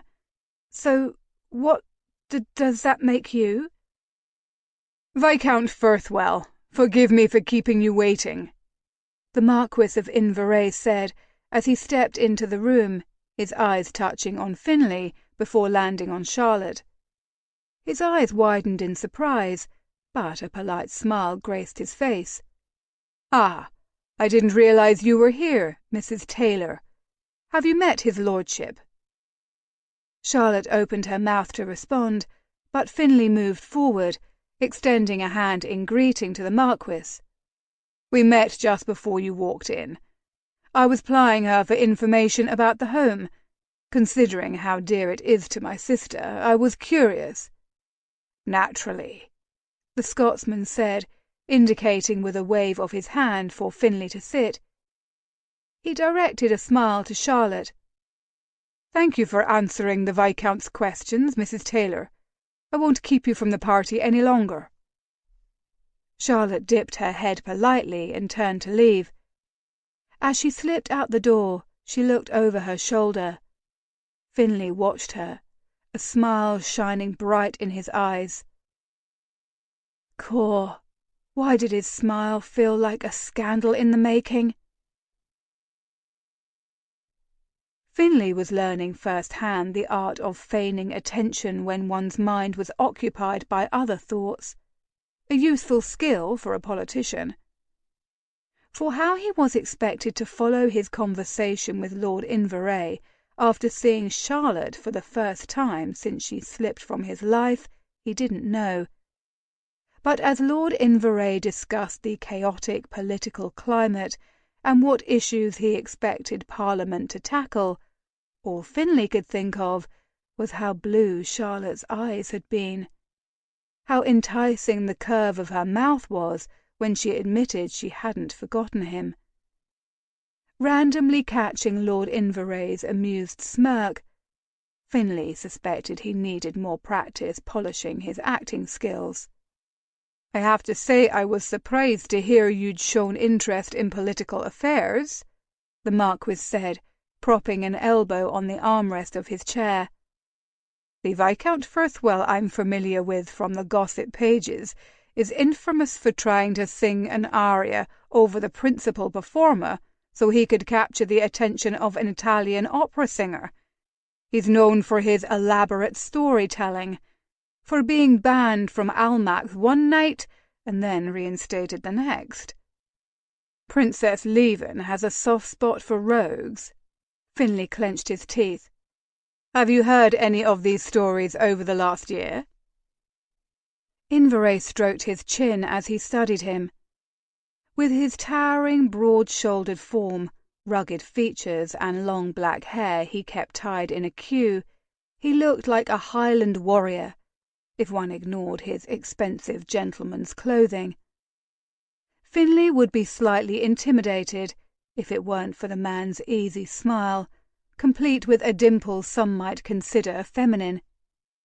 But there was nothing feminine about the Scotsman. "No, I have not." "Of course you haven't." Finlay leaned forward. "Because I have been busy seeing to the Rockhaven estates. I had no incentive to be serious and stately before my father left to the continent. Now, well, now my circumstances are quite different." "Indeed they are." Inverray pinned him with a direct look. "I'm guessing that's why you didn't opt to stand for one of your father's pocket boroughs." Finlay shifted in his seat, the wood creaking ominously under him. "I decided if I was going to stand for Parliament, it would be for a seat unconnected with my father." He lifted his chin. "I don't want to give anyone the impression the Earl has any sway over my opinions or votes." The Marquis tapped a finger against his cleft chin. "Admirable. So often people believe a son is merely an extension of his father, an extra limb, incapable of thoughts and beliefs of his own." His mouth creased into something resembling a smile. How I've delighted in correcting them of that foolish notion." Finlay nodded, but held his silence. "Considering I'm acting on gossip, well, and the fact that you're here tonight," Inveray snorted. "Aside from that, Firthwell, what say you? Are you truly interested?" Beads of sweat dotted his forehead. Was he ready for such a step? Debating the issues at his club and in coffee shops was one thing. Standing for a seat in Commons was quite another. Instinctively, he thought of his father and what the man would think of such a decision. The Earl of Rockhaven would have scoffed. The gesture would have been done good-naturedly, but it would not have lessened the sting. Finlay could almost hear the Earl declare that a Swinton would never stoop so low as to barter himself for votes. That thought, more than anything else, provoked him to say, "I'm definitely interested." "Excellent!" Inveray clapped his hands together. "Ever since Harris's sudden death, the party has been looking for a clever, well-connected man to step into the Webley seat, and I think they'll agree you're just the man for the job. I don't know that my friends would say I'm clever, but I would be honoured to stand for Webley," Finlay said with a smile. Relief, followed closely by excitement, pumped hot and fast like whiskey through his veins. With an ally like the Marquis of Inverray behind him, the stress over the unknown fell away. Victory in the elections seemed a real possibility. The men discussed the next steps he would have to take to be added to the ballot, including courting influential voters and members of the party. "Are you free to meet next week to discuss your progress?" Inveray asked as he stood. Finlay rose to his feet as well. "Of course. Would you like to meet here, or perhaps at the Foundling Home?" The thought of seeing Charlotte again made the appointment all the more appealing. "What time?" "Late morning. I'm usually at the Home most mornings before I head to Westminster, and I'm locked in committee meetings for the rest of the day." "Next Wednesday morning it is, then." After taking his leave of the Marquis, Finlay re-entered the fracas of the drawing-room, debating whether to hunt down his quarry or leave the matter for another day. "How was your discussion?" Lady Flora appeared suddenly at his elbow. He cast her a disgruntled look before scanning the crowd again. "Quite well. We conferred over whether I'd have a chance if I stood." "Of course you would," she interrupted with a snort. "And Niall knows that too, which is why I'm sure he was happy to speak with you." "He led me to believe as much." Flora was quiet for a long moment. "There's something else, isn't there?" "I don't know what you mean." His gaze darted about once more before returning to meet hers. He hoped his disappointment wasn't visible. She cocked her head to the side. "Why does it seem like you're still expecting someone to walk through the door and share something momentous?" Finlay fought valiantly to hold her gaze. He had no notion he was behaving in such a way, and if he denied it, she might see through his objections. Because, if he was honest with himself, he was hoping to catch another glimpse of Charlotte. Perhaps invite her on a walk, or to get an ice. He had many questions to ask her. Just thinking about her made his heart thunder in his throat. But he wasn't about to admit such to Flora. He knew better than to provide her with any ammunition against him. "Perhaps I'm anxious for Alethea to return," he sighed, hoping it sounded genuine. "I'm certain she will be thrilled when she hears of my decision." "She will be," Flora smiled, but it wasn't as bright as her normal ones. Before she could question him further, Finlay said, I'm to meet with your brother again next week." "Where?" "At the home." He snatched a glass of wine from a passing footman and busied himself with drinking it. "It seems to work with his schedule, and I can be flexible with mine." "How convenient!" The latter word was drawn out in a manner that could only be described as sarcastic. "I fully intend to write you in for a supper waltz at the Gillingham ball," she said, nodding to a passing couple. "I should hope so." "Until then, my lord," she said as she moved away. Finlay observed her saunter away, smiling by default at those who greeted him in passing. After a year of steady work and dutiful service to the earldom, his life had suddenly become interesting again. He hoped he was up for the challenge. Chapter 5. The afternoon sun's dull rays offered little in the way of warmth, but Charlotte hardly noticed. Seeing Finlay the night before had left her in what she feared was a permanently flushed state. The heat of attraction still burned in her limbs.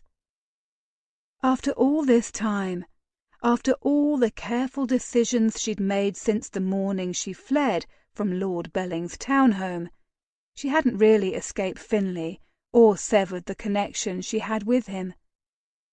Securing the teaching position at Little Windmill House had been a lucky boon. The advertisement appeared in the paper the morning she slipped from the Earl's home, and she'd been the first to respond. Her lack of formal education proved not to be the stumbling block she expected, largely because her practical experience was vast and varied, and she spoke French like a native speaker. In the months she'd been employed at the Foundling Home, she'd formed relationships with her peers, her students, and even the patrons. She feared each connection was foolhardy, even as she couldn't help herself. Since her parents had died from influenza when she was a child, the number of people she could count on was small. Most spurned her family and close neighbours, believing the sickness was a punishment for their sins. When Eliza's parents finally found her, they did their best to care for her. But they had their own brood to feed and clothe, and Charlotte learned quickly the only person she could truly depend upon was herself. And then she'd met Roderick and fallen in love. For 2 years life was idyllic. They explored, they laughed, they loved, and then he taught her, once again, that trusting others was a painful and foolish exercise. Charlotte flinched from the memories. The amount of time she'd spent as a widow now equaled the time she'd spent as a married woman, but the pain hadn't lessened, perhaps because grief had warped into anger, into bitterness at being abandoned, again. She stopped abruptly in the middle of the walk and clasped her knapsack tightly to her chest. Pulling deep, painful breaths through her nose, she willed her heart to cease its racing. But thoughts of the awful days after Roderick died threatened to send her into a panic. Looking wildly about her, she spied a small bench tucked under a scrawny tree in the clearing down the street. She hurried to it, the sight of it a lighthouse in a treacherous gale of emotion. She came upon it almost gasping for air, and sank onto its unyielding seat. Charlotte longed to drop her head into her hands as she greedily sucked air into her lungs, but she feared drawing attention to herself. Instead, she tipped her head back as if she were merely inspecting the last umber-coloured leaves that clung to the tree's branches. Those last few leaves, tenaciously clutching onto boughs that no longer wanted them, reminded Charlotte so much of the life she was expunged from. She had to choke back a sob. She'd been doing well. Teaching was enjoyable. She respected and liked her colleagues. She'd finally reached a point where she could start setting aside money for the future. She attended shul regularly. What had happened to upset the placid routine she'd clenched with both hands? Finley. With just the glimpse of his merry green eyes and wicked mouth, he'd turned her inside out. Finally, Charlotte gave in to temptation and dropped her head into her hands as she realized he resurrected all the happy feelings she'd felt with Roderick. Finley made her want to laugh, to smile. The last time she'd done those things, she'd lost so much. She didn't know if she could do it again, especially because a man like Finley, Viscount Firthwell, as she knew she should address him, could never be a fixture in her life unless she agreed to a scandalous arrangement between them. And what if he proposed such an arrangement? What if he threatened her on her position at the home unless she agreed? She brought a fist up to her mouth and bit her knuckle. She didn't think him capable of such things. But she didn't know him. Not really. If he chose to be difficult, he would have all the power. She would have none. The acrid bite of bile touched her throat. A quarter of an hour passed in which she merely expelled deep breaths and discreetly wiped her brow with a handkerchief. Finally, she climbed to her feet and headed home. She had meant to visit the market to purchase more candles for Shabbat dinner, but she no longer had the energy for such a trip. Her small flat was on the top floor of a narrow building, which she assumed had been constructed of red brick, although the colour had dulled with age and coal soot to a grimy brown. It was crammed between a bakery and a seamstress shop, and the decadent scent of baked treats flavoured the air, masking the otherwise harsh odours of the city. Charlotte pulled open the front door, her hands almost shaking for a cup of strong tea. Her foot was on the bottom stair when the door to her left opened, revealing her landlady's greying head. When the woman's gaze locked on Charlotte, she knew her tea would have to wait. "Mrs. Taylor, I've been waiting for you," the older woman said without preface. Suppressing a sigh, Charlotte responded with a strained smile.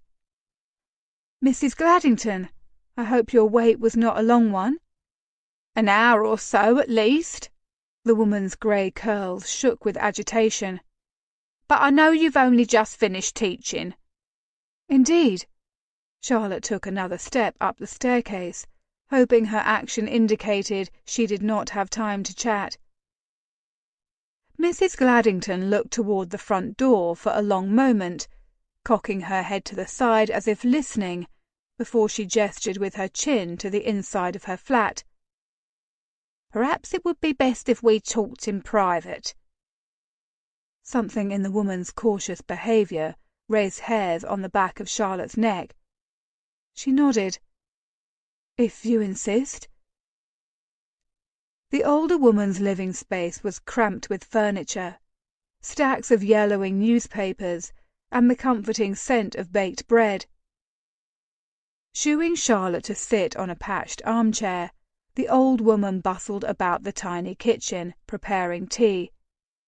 Charlotte knotted her hands tightly in her lap. She'd enjoyed a cup of tea with Mrs. Gladdington on more than one occasion, and knew the woman was not to be rushed. But the older woman kept stopping to look out the front windows, as if she was expecting another guest. Nervous.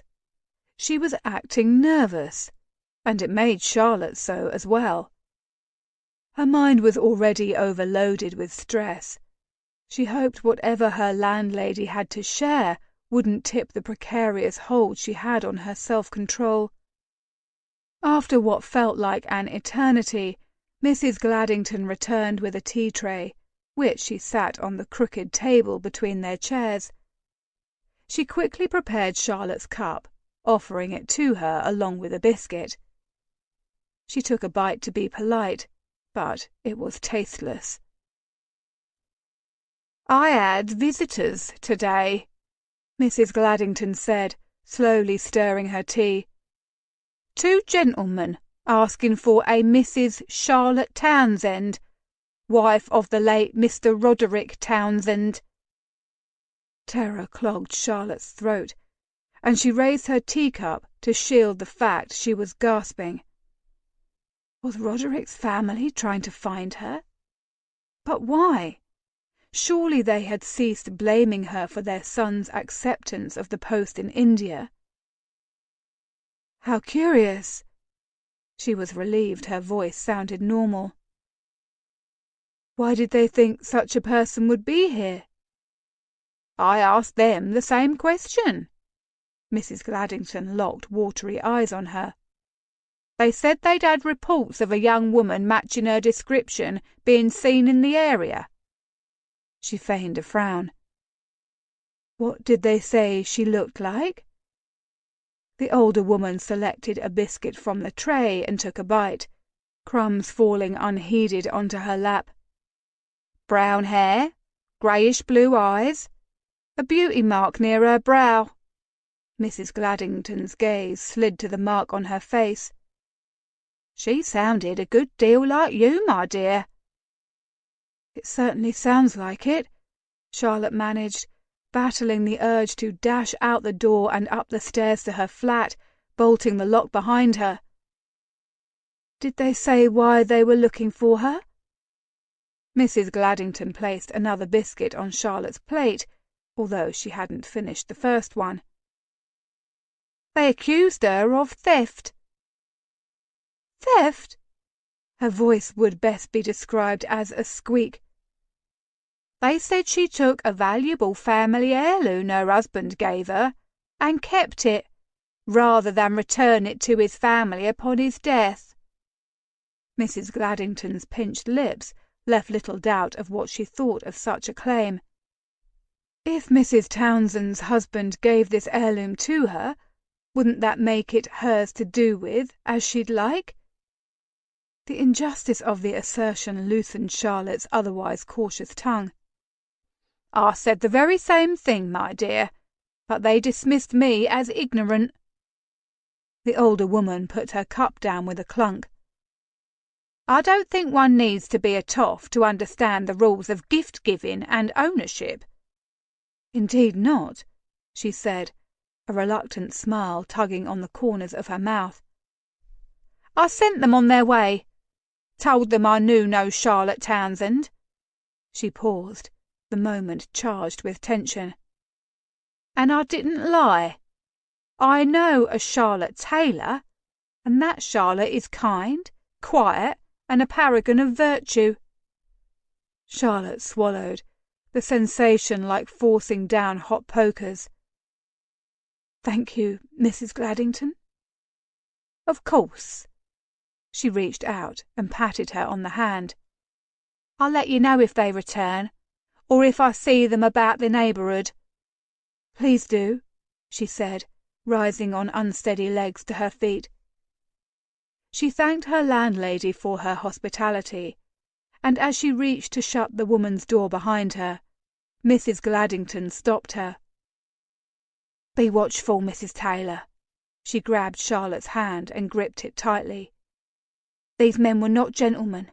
I'm afraid of what they do once they catch this Mrs. Townsend they're searching for. Charlotte nodded her thanks, fear coalescing into a ball of ice in her stomach.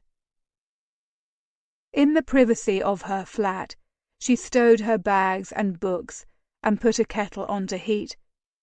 She crossed to the narrow bed, sinking onto its welcoming mattress. With shaking hands she pulled the pins from her hair, collecting them in a small tin on her side table. When her sable tresses hung loose about her shoulders, Charlotte reached for her brush and pulled it slowly through one section and then another. The methodical, rhythmic movements helped ease her nerves, and eventually her hand stopped shaking. When every knot was worked free, and the strands shone in the faint light coming through the window, Charlotte plaited it. She wandered to her bureau near the bed, where she returned the brush. She considered her face in the small mirror on the wall, noting how her suppressed tears had made her eyes red. She rubbed the heels of her palms into her eyes, enjoying the sensation. As she dropped her hands, her gaze fell to her left hand, painfully devoid of jewelry. In the 2 years since Roderick's death, she'd grown accustomed to not feeling the weight of her wedding band on her finger. But now, with the news of Mrs. Gladdington's visitors, her left hand suddenly felt like lead. Before Charlotte could indulge in the tears that threatened to finally spill over the dam of her hard-won composure, the tea kettle sounded. With a deep gulp of bracing air, Charlotte turned to prepare her night's meal. There would always be a reason for tears, she told herself with a shake, and she refused for this to be one of them. Chapter 6. Lud, Firthwell, it's not like you to be so distracted, Featherington said as he wiped his hand across his brow, sweat falling to the floor in large drops. I'm surprised you dodged that last punch. You seem somewhere far away today. Finlay was surprised as well. His body might be present, but his mind was still fixated on his ever-growing to-do list. He had several key items to accomplish before he met with Lord Inverray later in the week, and he wasn't certain he could do it all. Just thinking about them made his head pound. His visit to Gentleman Jackson's was supposed to help him spar off his excess stress. So far, the exercise had not met success. Perhaps he should have allowed Featherington to land that punch. He rolled his head before jumping up and down. He needed to focus. You have this foolhardy idea you're quick. You may as well be punching through water. Of course I dodged it. Featherington sneered. Water? You're cracked. He pounded his fists together. Try dodging this. The men threw themselves into their sparring match with renewed vigour. Each delivered a punch or series of jabs, and after Finlay landed a particularly punishing hit to the Baron's ribs, Featherington held up his hand. I can't say I'm glad you decided to pay attention, he spat out, accepting a towel from an assistant. When he reached his hand up to wipe his face, a grimace pulled it taut. I hope it wasn't too debilitating. I'll be fine, Featherington said with a dismissive wave. It won't affect my ability to sit at the card tables or visit my mistress, and I may just receive some extra attention from Cordelia because of it.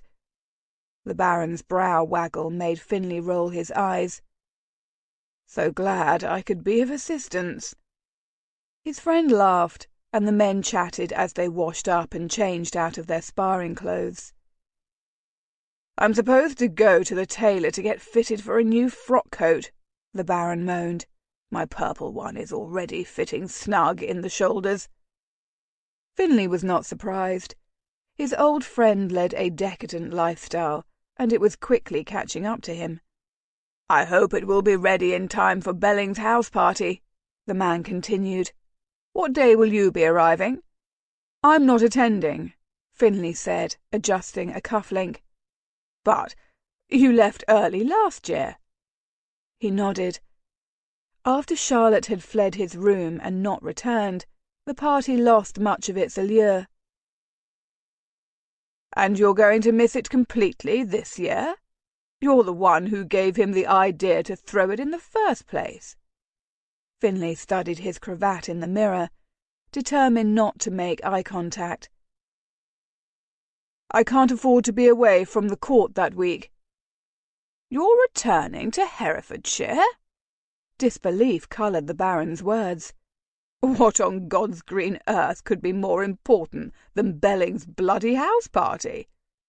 "We're breaking ground for the new pressing mill."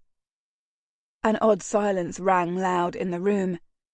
Finlay turned to find his friend staring at him, his jaw slack.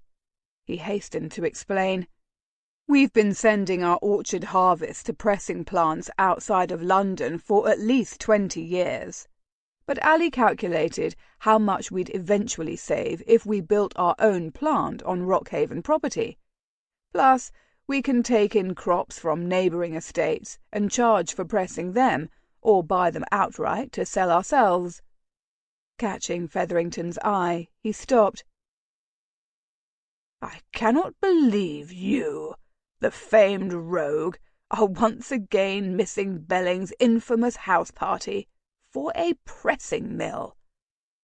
"You always were a tad slow," Finlay snorted. "Don't act like you'll be upset by my absence. Without me there to attract all the courtesans' attention, you lot won't have to fight for the pickings." The Baron drew himself up. "I had no problem charming my way into Cordelia's bed." "That's because I supplied you with the words to woo her. I was your very own Cyrano." "Yes, well," Featherington tapped his top hat on his hand. "When you declined to accompany us to Madame Tremaine's, I assumed you were ill. When you skipped the card-room at the Ashwood ball to speak with the Duke, I assumed you had a common investment venture." The Baron frowned. "I never dreamed you were actually taking this whole running the estate business seriously." "Of course I'm taking it seriously. Rockhaven is my inheritance, and with my father away on the continent, I will not let it flounder." "Why the devil did the Earl go away in the first place?" The question made Finlay blink. Not because he hadn't expected it at some point, just not for Featherington to raise it. It was a dangerous truth that the Earl of Rockhaven was travelling the continent, not on a grand adventure, as he and his sister had spread about, but instead because he'd been sent into exile for his treacherous misdeeds. Pushing down his anxiety, he aimed for a carefree smile. "When a man has reached a certain age, he wants to see the world," he shrugged. "That's what he told me at least when he boarded his ship." "He has that a bit backward, doesn't he?" Featherington wrinkled his rather large nose. Lord knew it was the perfect target during their sparring matches. "Aren't noblemen supposed to take a grand trip after university, but before they settle down with a bride?" "Swintons have never done things quite as they ought." After making plans to meet the following day for a rematch, Finlay took his leave and thanked Mr. Jackson as he left his club. He endeavoured to keep his steps measured as befit a man of his station, but nervousness urged his feet to hasten. Inverray had asked him to speak with Earl Matthews, a key member of the party whose support could mean the difference between victory or defeat. Finlay had never met the Earl, but his father had mentioned the man several times.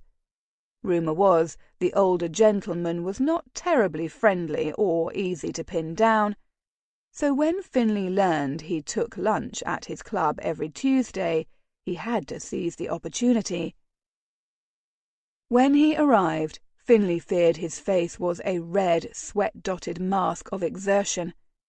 Patience never was his strong suit. A footman relieved him of his coat, and he proceeded directly to the dining-room. It was filled at this time of day with groups of men discussing political issues, current events, and the latest gossip, while enjoying their midday meals of beefsteak. The noise level was quite loud, clanks of silverware on boneware china, and guffaws of laughter greeting his ears with all the finesse of an out-of-tune violin. Finlay scanned the room, hoping to catch a glimpse of the Earl's greying auburn head. He offered nods and brief waves to friends and acquaintances who called greetings, but kept to his task. He had business to see to. When he didn't see Matthews, he paused. Where was the Earl? "Ho, Firthwell! You look as if someone has stolen your bowl of porridge." Finlay turned toward the gruff yet friendly voice and met the dark gaze of the Marquis of Amstead. With another quick glance around the room, he approached the Marquis's table and offered him a brief smile. "Not porridge, but perhaps bacon." Amstead clutched a hand to his chest. "Now, that is a true tragedy." He snorted. "My lord, how do you do? I hadn't realized you were in town." "I arrived just last night." Amstead pushed out the chair across from him. "Have a seat and tell me about your stolen bacon." Finlay reluctantly sat, although he perched on the edge of his chair. If he saw Earl Matthews, he wanted to be able to excuse himself quickly. At any other time, he would have welcomed the gregarious Marquis's company, but now he was too agitated to appreciate the man's witty conversation.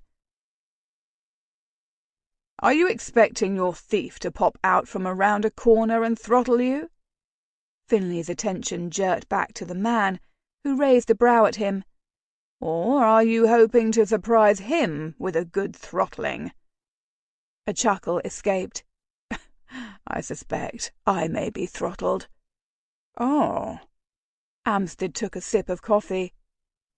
"Who are you searching for?" "Earl Matthews. Have you seen him?" "Not 10 minutes ago. He left." "Bollocks." "My condolences." The Marquis ran a finger around the lip of his cup. "Why did you want to meet with the old killjoy anyway? I know I don't come to town frequently, but I think even I would have heard if you turned up proper, like his priggishness." "I needed support." The Marquis was silent. After a moment, he pointed a finger at him. "You're standing for the Webley seat," Finlay huffed. "Apparently everyone knows what I'm about." "You should probably work on that, if you want to stand a chance in Commons." "Just add it to my list." The Marquis laughed, signalling to a footman to bring coffee for Finlay. "So, Inveray's given you a list, has he?" "Why do you suppose I've spoken with Inveray?" Finlay hedged, not at all sure how he felt about Amstead guessing so much about his actions and motives. "Because if you want to win, you'd be a fool to try to stand without Inveray's support." Amstead took a sip from his cup. "He's been brilliant in Commons." "Your voice held a note of surprise when you said that." "Did it?" The Marquis crossed his arms. "Well, I'm not surprised. Inveray was always a clever fellow. If he's championing you, I don't see why Matthews won't." "But he could?" Finlay drew out the last word like a question. He couldn't put his finger on it, but something in the Marquis's demeanour gave him the impression Earl Matthews wouldn't be so easily won. Amstead cocked his head. "Did Matthews ever do business with your father?" The breath caught in Finlay's lungs. He hadn't even considered the possibility. "From the panicked look on your face, I'm going to assume you've realized the multitude of problems you face, if the answer is yes," Amstead said, his tone grave. Problems indeed. If Matthews had worked with his father, which seemed plausible, Finlay could speculate how their association ended. But he couldn't be certain until he checked his father's records. He hoped and prayed he didn't find the man's name amongst the paperwork. Damn! With a start, Finlay realized Amstead was watching him expectantly. He adjusted his cravat as he collected his thoughts. I'm assuming, as I'm sure you already have, that if Matthew's worked with my father in any way, he's either going to back my campaign or capsize it before it's even launched. Amstead raised his cup to him. Precisely. Finley closed his eyes. How could he forge his own path if his father still served as a roadblock, in spite of time and distance? I'm surmising Inverray doesn't know about your father's business dealings. Amstead paused.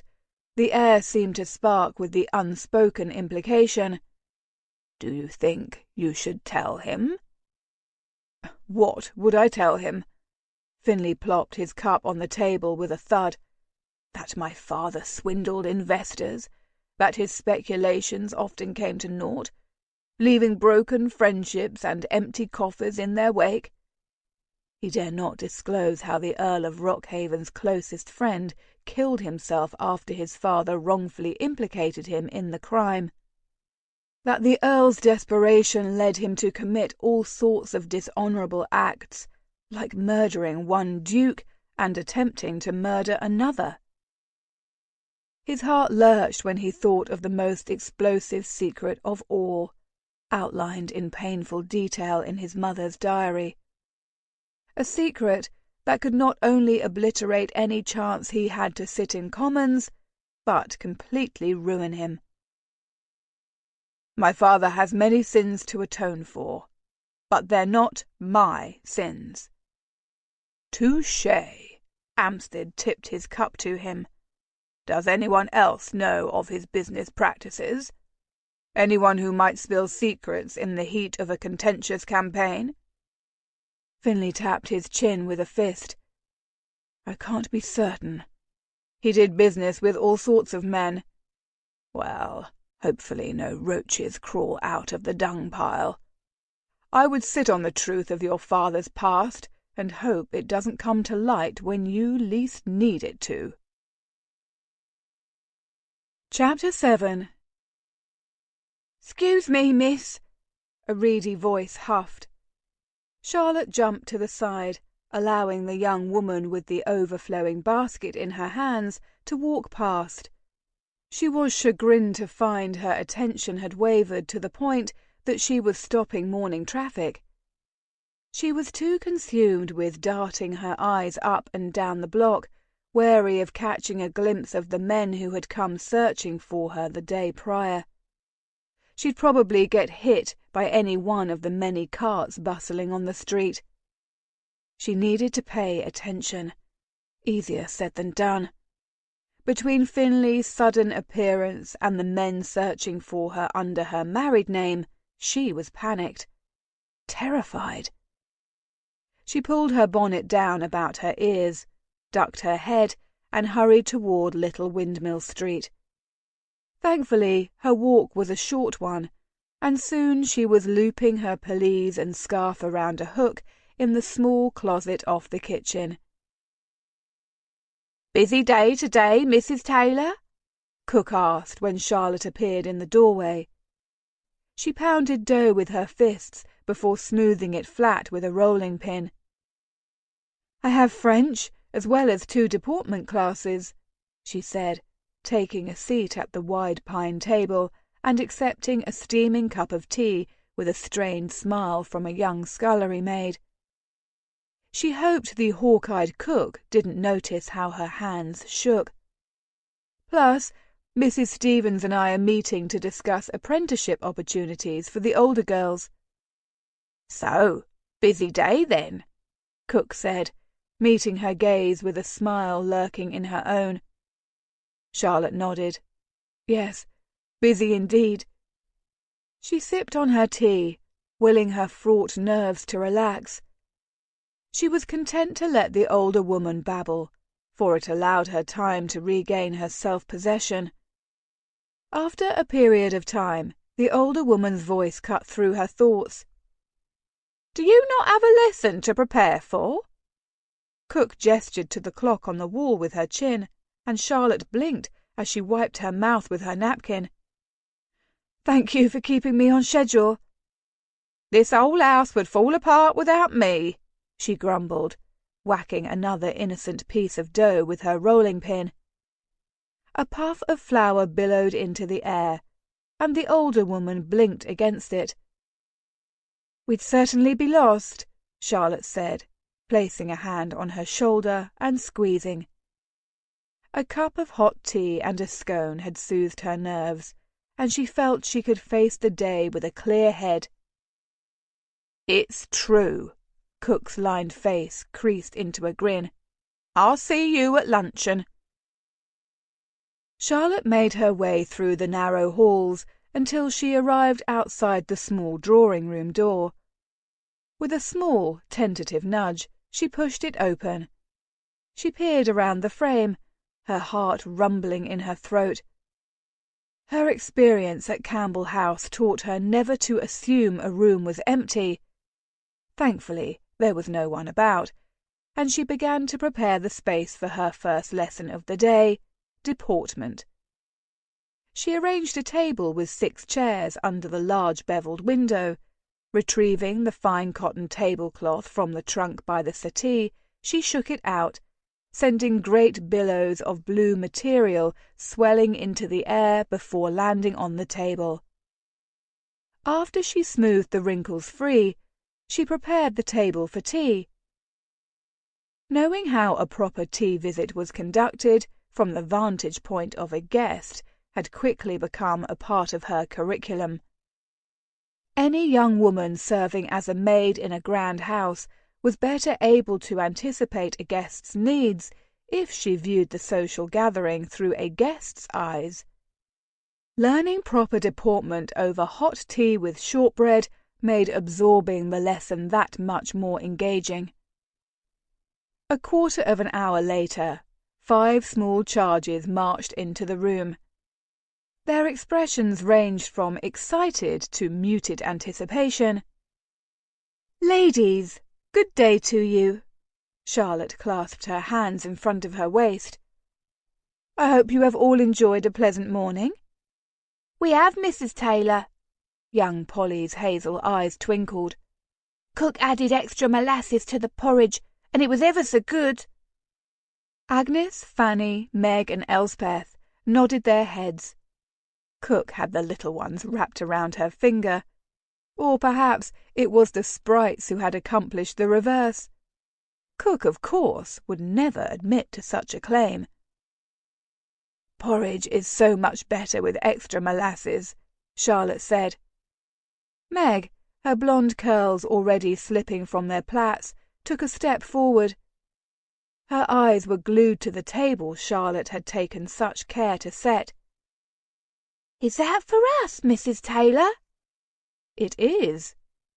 She turned and pulled out a chair for the young girl. "I thought we could have tea and practice our table manners." 5 pairs of eager eyes collided with hers, and Charlotte worked hard to smother her smile. They were such dears, and after working with them on their deportment for the better part of the last year, she knew how they relished any opportunity to practice their skills in a real setting. How much more excited would they be if Lady Flora were their hostess, or the Duchess of Darrington? Even the Marquis of Inverary would have been a welcome guest, although Charlotte suspected the Scotsman's fierce appearance would intimidate her young charges. Still, from their glowing faces, Charlotte felt it was safe to assume they did not require lofty titled guests to be thrilled with the day's lesson. The girls rushed to their chairs, and Charlotte took a moment to assist with pushing them in. After seating herself, she lifted her napkin and placed it in her lap. Her charges mimicked her movements. "Fanny, will you pour for us?" With flushed cheeks, Fanny rose and grasped the teapot, her arm shaking slightly at the weight. Catching Charlotte's questioning brow, she smiled and poured her a perfect cup. Fanny continued around the table, pouring expertly and preparing her friend's tea to their specification. While the girls selected a biscuit from the tray, The sound of the door opening drew Charlotte's attention. Finley filled the doorway, his sudden appearance spiking Charlotte's pulse until she was almost certain she was having an apoplexy. Meeting his green gaze, even fleetingly, was enough to undo all the calm control she'd scraped together in the kitchen. "I apologize," he said, taking a step into the room, a smirk curving his sinful lips. Charlotte noticed his tone was anything but apologetic. "I had hoped to find Lord Inverray here today." "His lordship is not here on Thursdays," Elsbeth said, a second before she slapped her hands over her mouth. "Oh, that's right." Finley playfully smacked his forehead, delivering a devastating smile to the petite redhead. For an embarrassing half-second, Charlotte was jealous the child was the recipient of such a smile. Shaking off the ridiculous thought, Charlotte set her jaw. "From what Lady Flora has mentioned, the Marquis can probably be found at Westminster." Finley advanced into the room until he came to a halt near the table. His eyes danced across the tabletop's display before meeting Charlotte's gaze. She curled her hands into fists at the inferno of emotions it sparked. "Thank you for sharing that detail, Mrs. Taylor. I'd hate to bother Inverray at Westminster, though." Charlotte nodded, unsure of what her response should be. She glanced around the table, alarmed to see her charges staring at the Viscount with a mixture of disbelief and awe. She didn't blame them. In his buff pantaloons, gold-embroidered waistcoat, forest green superfine coat, and expertly polished hessians, he looked dashing. With his reddish-blonde hair falling over his brow, he looked like the kind of scandalous rogue her mother had long ago warned her about. And despite her memory of the warning, she was not immune to his charms. In fact, Charlotte feared she gazed upon him with the same look of awe on her face. "Have I interrupted your tea time?" She was reluctantly charmed to note his cheeks were tinged pink. "Will you join us?" Meg asked, turning to Charlotte to confirm her invitation had been appropriate.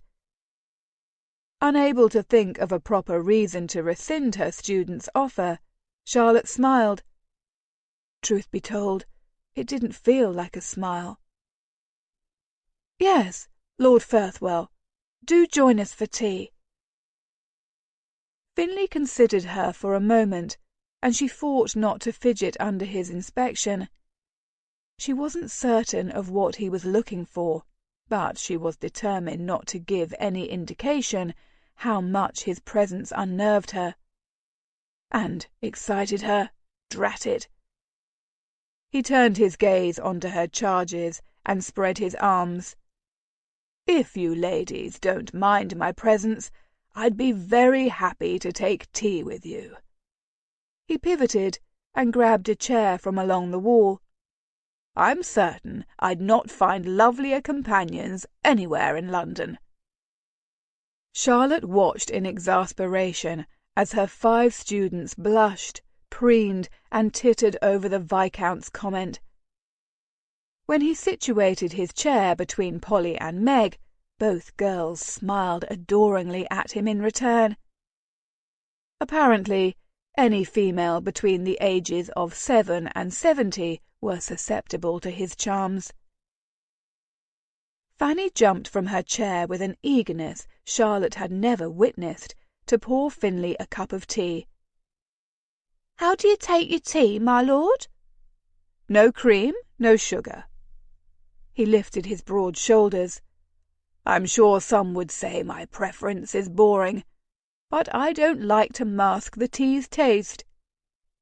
The girls were quick to echo their agreement, although the vat of sugar and cream had disappeared into their teacups. Finley accepted his cup from Fanny and selected a biscuit from the tray. Leaning back in his chair, he surveyed the group assembled. "Mrs. Taylor, would you be so kind and introduce me to your students?" How could she have forgotten introductions? A grimace contorted her lips. How was she to teach her students deportment when even she forgot it at the first glimpse of a handsome face? "Your lordship," she began, taking a moment to clear her throat. "May I present to you Mrs. Agnes, Meg, Polly, Fanny, and Elsbeth. Ladies, this is his lordship, Viscount Firthwell." When the girls made to curtsy to him properly, Finley held up a staying hand. "It's a pleasure to meet you, ladies." The girls melted back into their chairs, and Charlotte grasped for some control. Regardless of their new guest, she had a lesson to conduct. The girls needed to learn now that a perfect face and pleasing words shouldn't make them forget themselves, especially when the perfect face could mask dubious intentions. She hoped she could get through the lesson without letting her reaction to him slip into her gaze. She needed the reminder of how dangerous Finley was as much as they did. "What were you discussing when I arrived?" Finley asked, suddenly feeling awkward. The room had grown abnormally quiet. The children stared at him with unabashed curiosity, their eyes large. Charlotte, however, studied her teacup, slowly stirring it. Round and round, the ting of her spoon against the porcelain cup creating a pulsing sort of beat. With her lips pinched, Finley suspected she was unhappy with his company. But why? "We had only just poured our tea, my lord. Perhaps you'd like to choose a topic for us?" With a guilty flush threatening to steal across his cheeks, he could admit that perhaps he'd overplayed his hand by coming. His mind grappled for conversation topics while the ladies at the table waited patiently.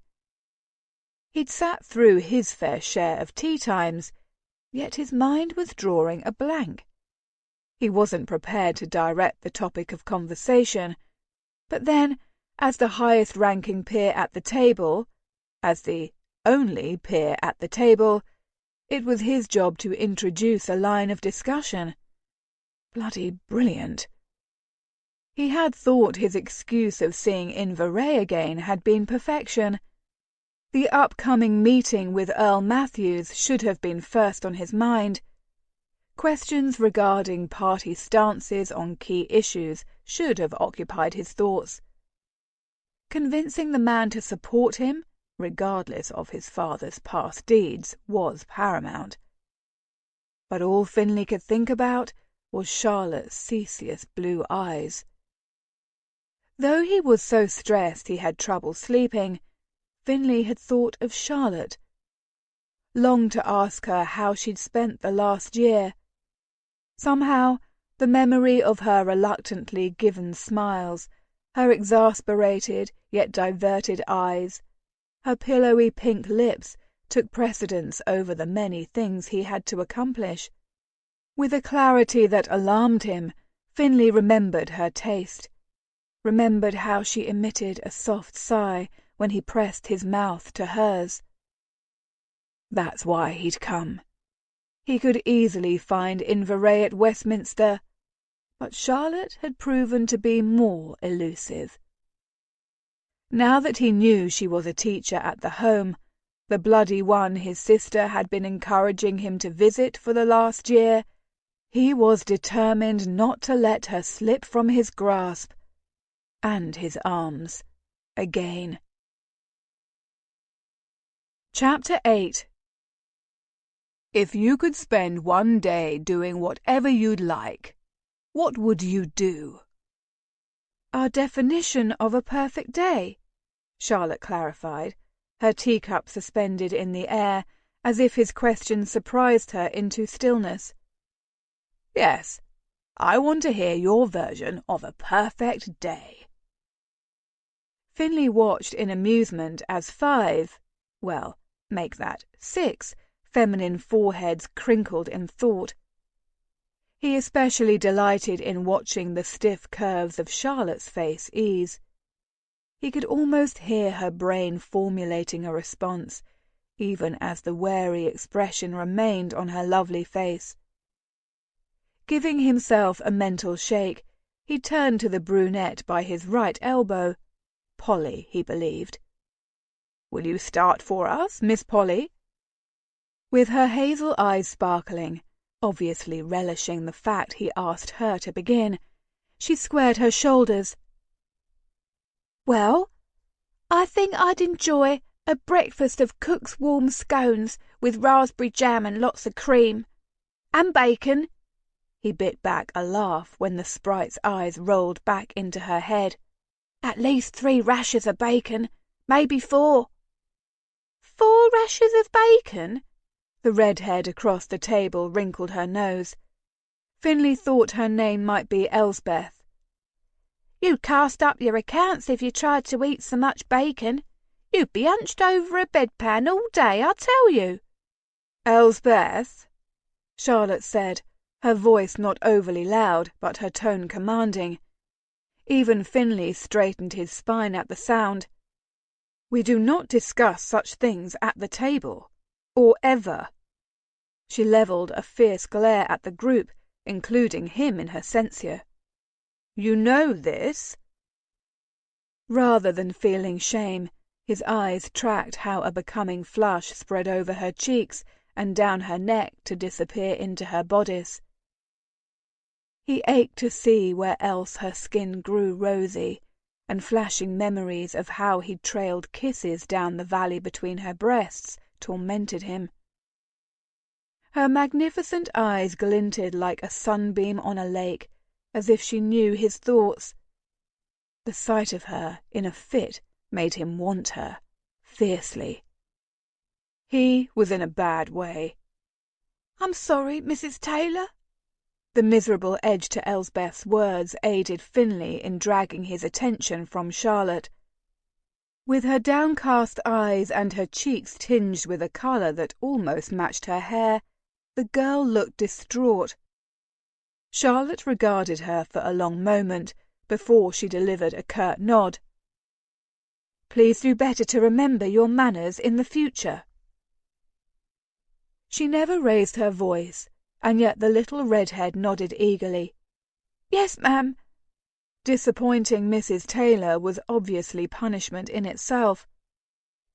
Returning her gaze to Polly, Charlotte dipped her chin. "Do continue, please." Polly bit her lip and glanced around the table. She appeared uncertain of continuing in light of Elsbeth's reprimand. Or perhaps she was merely waiting for everyone to grace her with their attention. "Well, I'd like to get ices at Gunter's." "Which flavour do you fancy?" The thought of a tart ice made Finley's mouth water. "I prefer lemon myself." "I don't know. I've never been." Polly raised a shoulder. "None of us have." Finley's mouth dropped open, and he hastened to snap it shut. "None of you?" He glanced at Charlotte, who shook her head once in answer. He smacked his hand on the table, determined to right such an egregious wrong. "Well, we'll just have to pay a visit there, won't we?" "I'm afraid that would be impossible." Charlotte reached for another biscuit, glancing anywhere but at him. "And why is that?" "Because we do not have funds set aside for such an excursion." When the girls moaned, Charlotte flashed them a sympathetic smile. No matter how diverting and delicious such a trip would be. Finley frowned. "But it would be my treat." He observed her inhale deeply before finally meeting his gaze. "That is exceptionally kind of you, my lord. But what of the other children?" When they learn of the special treat these girls will enjoy, they'll wonder why they don't get to enjoy it as well. He hadn't considered that possibility, and the consequences of excluding any of the children made his chest constrict in ways he didn't want to examine. Taking a sip of tea, he considered his options. Seeing nothing else for it, he set his cup down and spread his arms out. "Then, I suppose we'll have to take everyone." While the girls cheered, Finley watched in satisfaction as the rigid set of Charlotte's frame relaxed. She didn't smile, but he swore he saw one lurking in her eyes. "Ladies, please calm down." She patted the air in front of her with her hands. "The Gunter's trip will have to be planned for a day that's convenient for Lord Firthwell, Mrs. Stevens, and the other teachers. Until that can be done, I ask you to keep this between us." She paused and held each of their gazes in turn. "Let's make it a surprise for everyone. What do you say?" 5 heads nodded eagerly in agreement. "And after the ices?" She angled her chin at Polly. The other girls immediately quieted. Polly's gaze grew unfocused. "I would love to ride through Hyde Park at the fashionable hour, wearing a new bonnet with white roses," she quickly added with a finger raised for emphasis. Finley suppressed a smile at her enthusiasm to visit all the popular spots the ton frequented. "Tell me, Miss Polly, are you a great reader of the gossip pages?" Her eyes dropped to her plate as the tips of her ears turned pink, which seemed answer enough. "Is that how you would end the day?" Charlotte regarded the young girl with an amused smirk. Polly tapped her fingers against her mouth for a long moment before her eyes went wide. "I'd want to spend an evening waltzing at Almack's." "Almack's?" Finley failed to keep the disgust from his voice. Ignoring Charlotte's glare, he asked, "Why do you want to spend a perfectly good evening in a den of vipers?"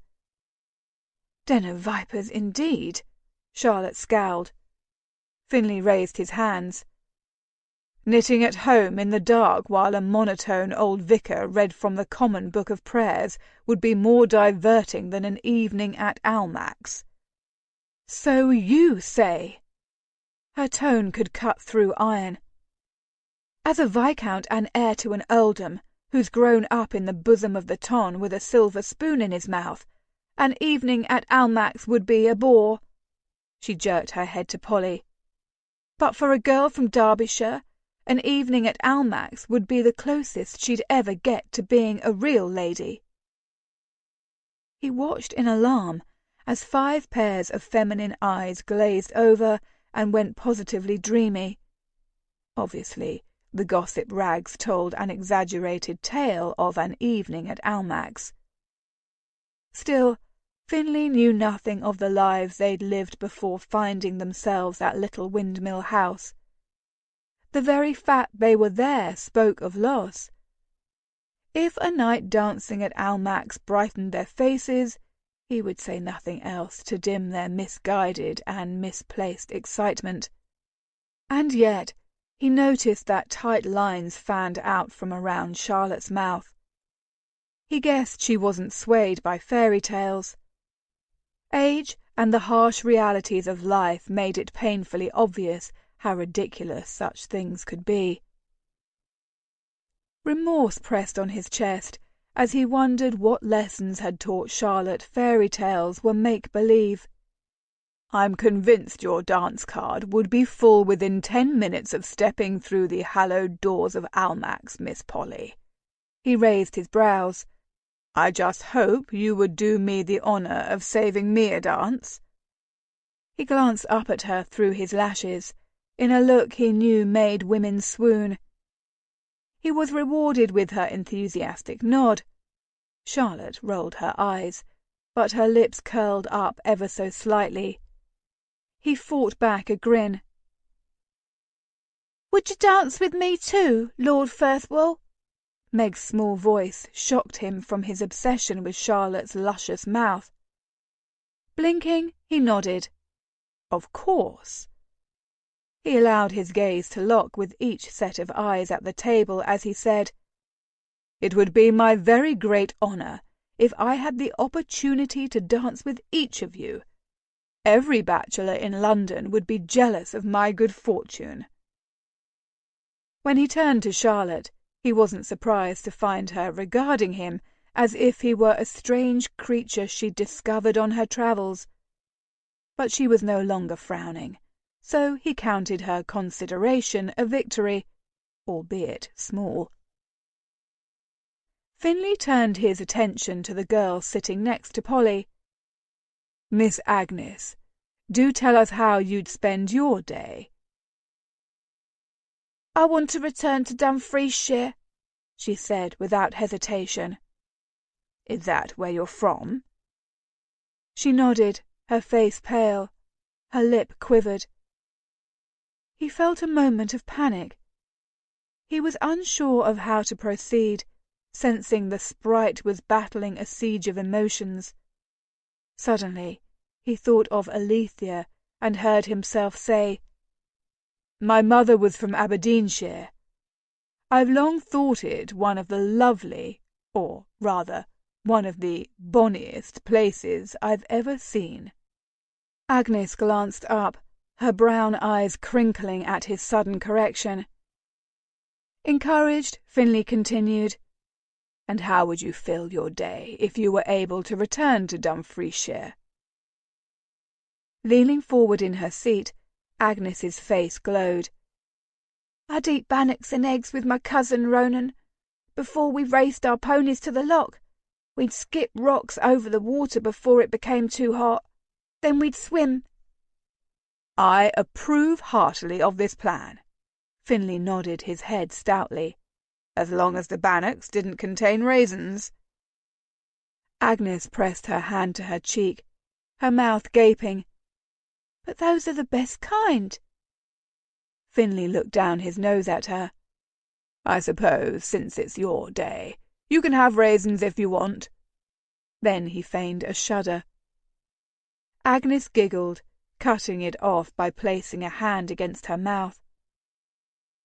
After a moment, she grabbed the end of her braid and looked toward the window. "Then we'd eat at Ronan's cottage before we'd stretch blankets out on the grass and watch the mirri dancers." "I've never seen the Northern Lights, but my sister has." He inclined his head. "I wasn't aware they could be seen in the lowlands." Agnes scoffed, her pert nose wrinkling. "Not all the time, but more so than not." He winked. "And seeing how it's your special day, they had better choose that day to dance." She smiled shyly, although it seemed strained. "Do you know where Ronan's at now, dear?" Charlotte's voice was low and soothing. Colour bled from the girl's face. "He died of the fever before my parents did." Taking a punch to the face from Featherington would have shocked him less. Agnes was so young to have lost so much. But what had he expected? Little Windmill House was a foundling home, so in theory the girls at the table had lost their parents. Yet facing the reality of their pasts was more gut-wrenching now that he spent time with them, knew their names, laughed with them. "My parents died of a fever too, and I wasn't much older than you are now."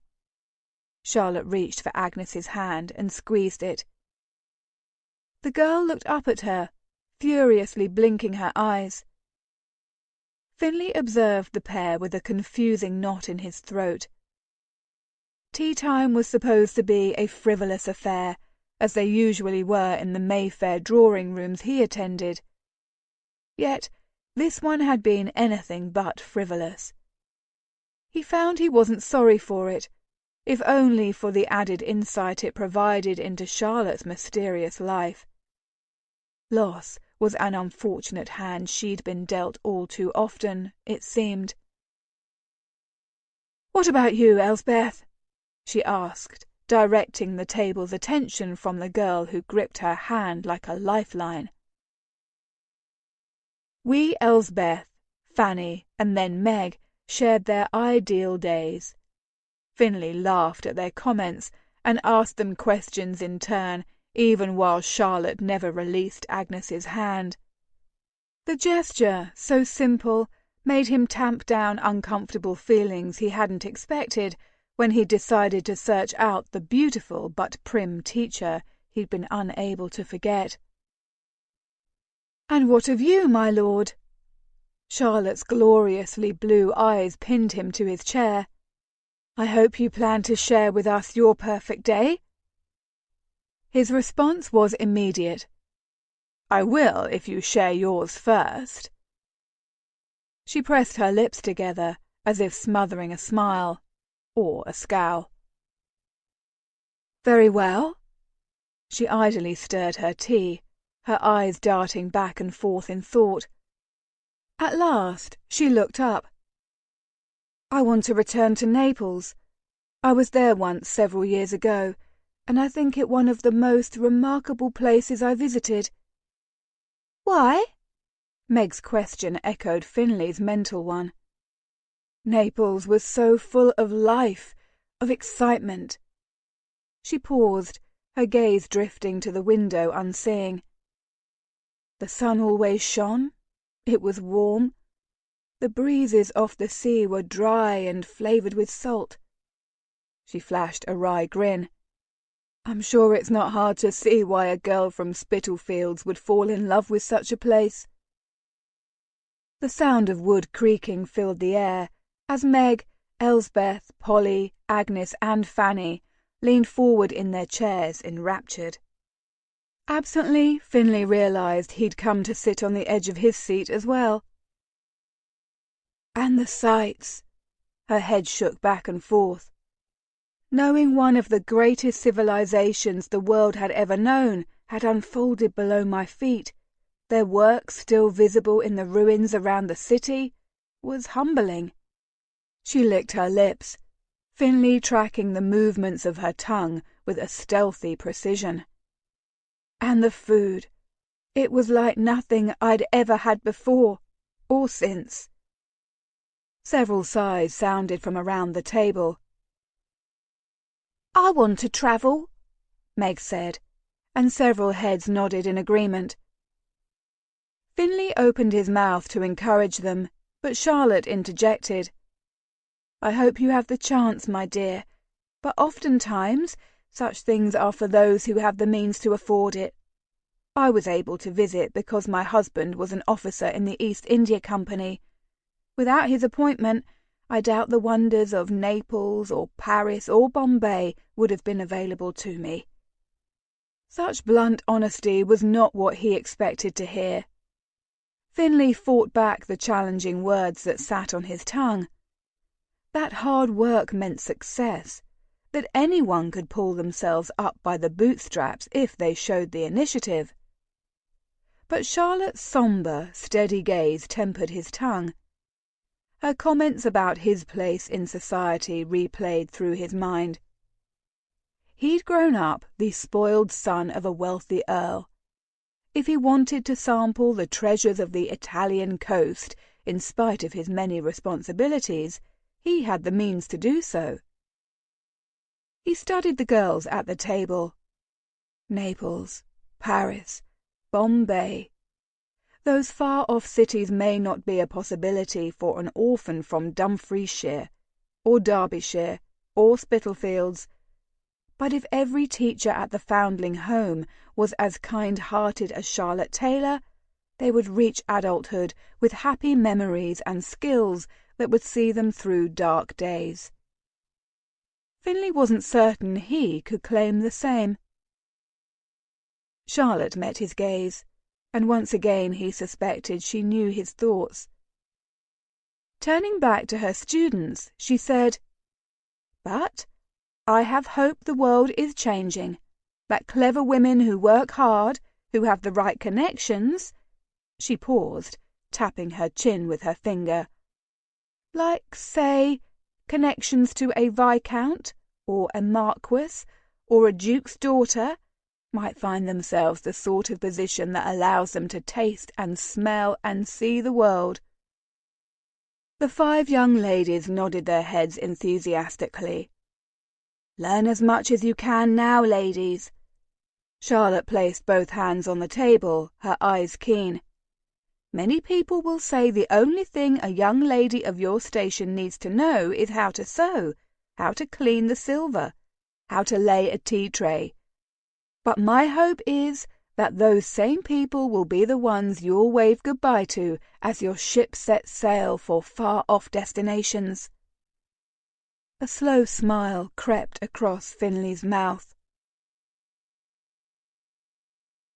Lord Firthwell's smile did weird things to Charlotte's stomach.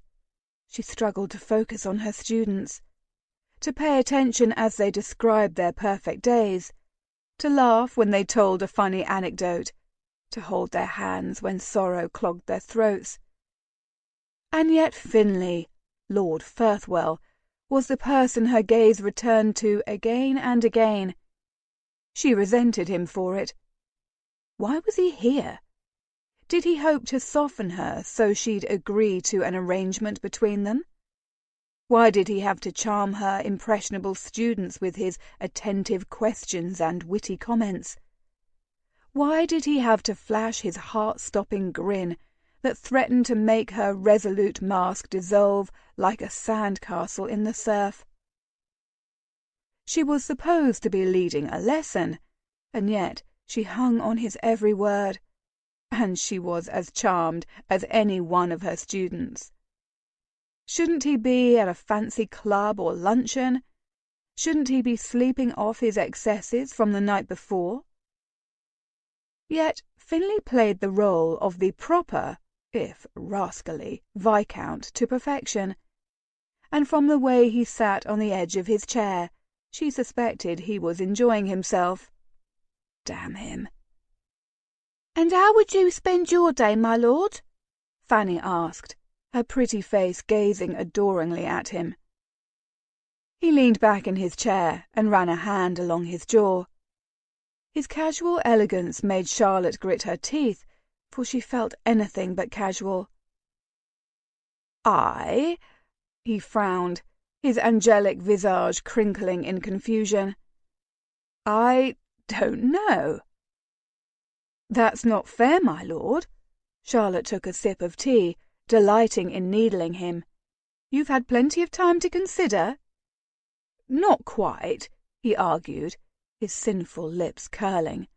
I was so engrossed in all of your answers, imagining the sights and activities you described, I never had an opportunity to consider my own day.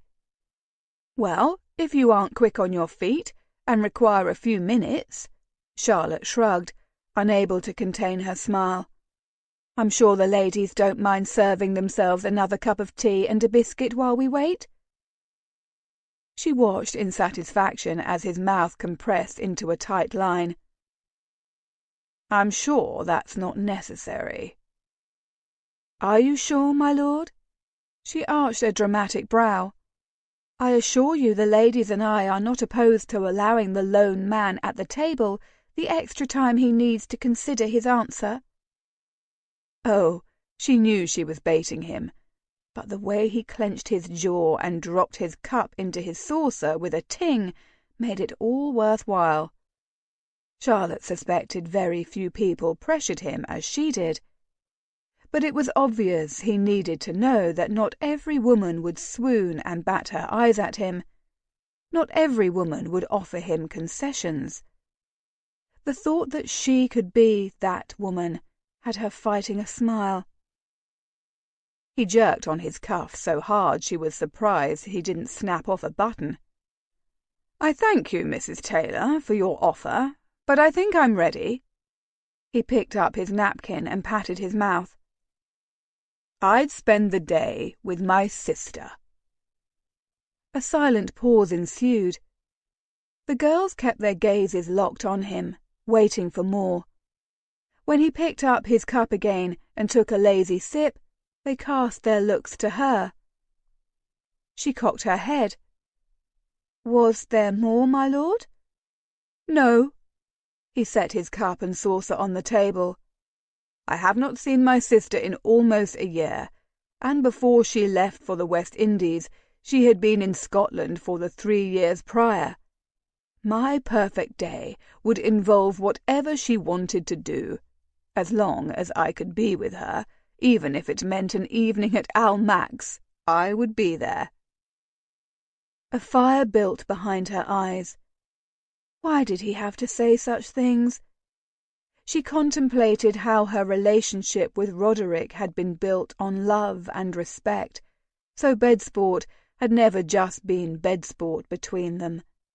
It had been a deeply intimate act that reflected the devoted nature of their marriage. She'd been able to explain away the twinges of guilt she felt about her passionate night with Finlay by telling herself he was merely a frivolous, spoiled gentleman who'd entertained her for a night. But when he showed compassion to her young, impressionable charges, when he spoke of missing his sister, and when he focused those piercing green eyes on her as if he were interested in every word that dropped from her mouth, well, Charlotte was dumbstruck. With a thundering, panicked heart, she realized she had no defense for him. She sucked a gulp of air as she scrambled to respond, when creaking floorboards in the hall drew her attention. Jerking to her feet, she spread her hands, hoping they did not tremble. "It appears our lesson for today is at an end. Ladies, please extend your gratitude to our esteemed guest for joining us." Her students offered smiling thanks and executed a curtsy one by one as they filtered out the door. When the room was empty, Finlay turned to her with a questioning gaze. She straightened her spine, intending to thank him before escaping to the kitchens. Instead she said, "What on earth do you think you're doing?" Chapter 9. "I'm sure I don't know what you mean." Charlotte released a beleaguered sigh before she could suppress it. That Finlay claimed not to know of what she was referring to exhausted her, and she abruptly wanted to scream, or throttle him. "Of course," she paused, actually biting down on her tongue until she was sure it bled. She had never been provoked to such fiery anger before.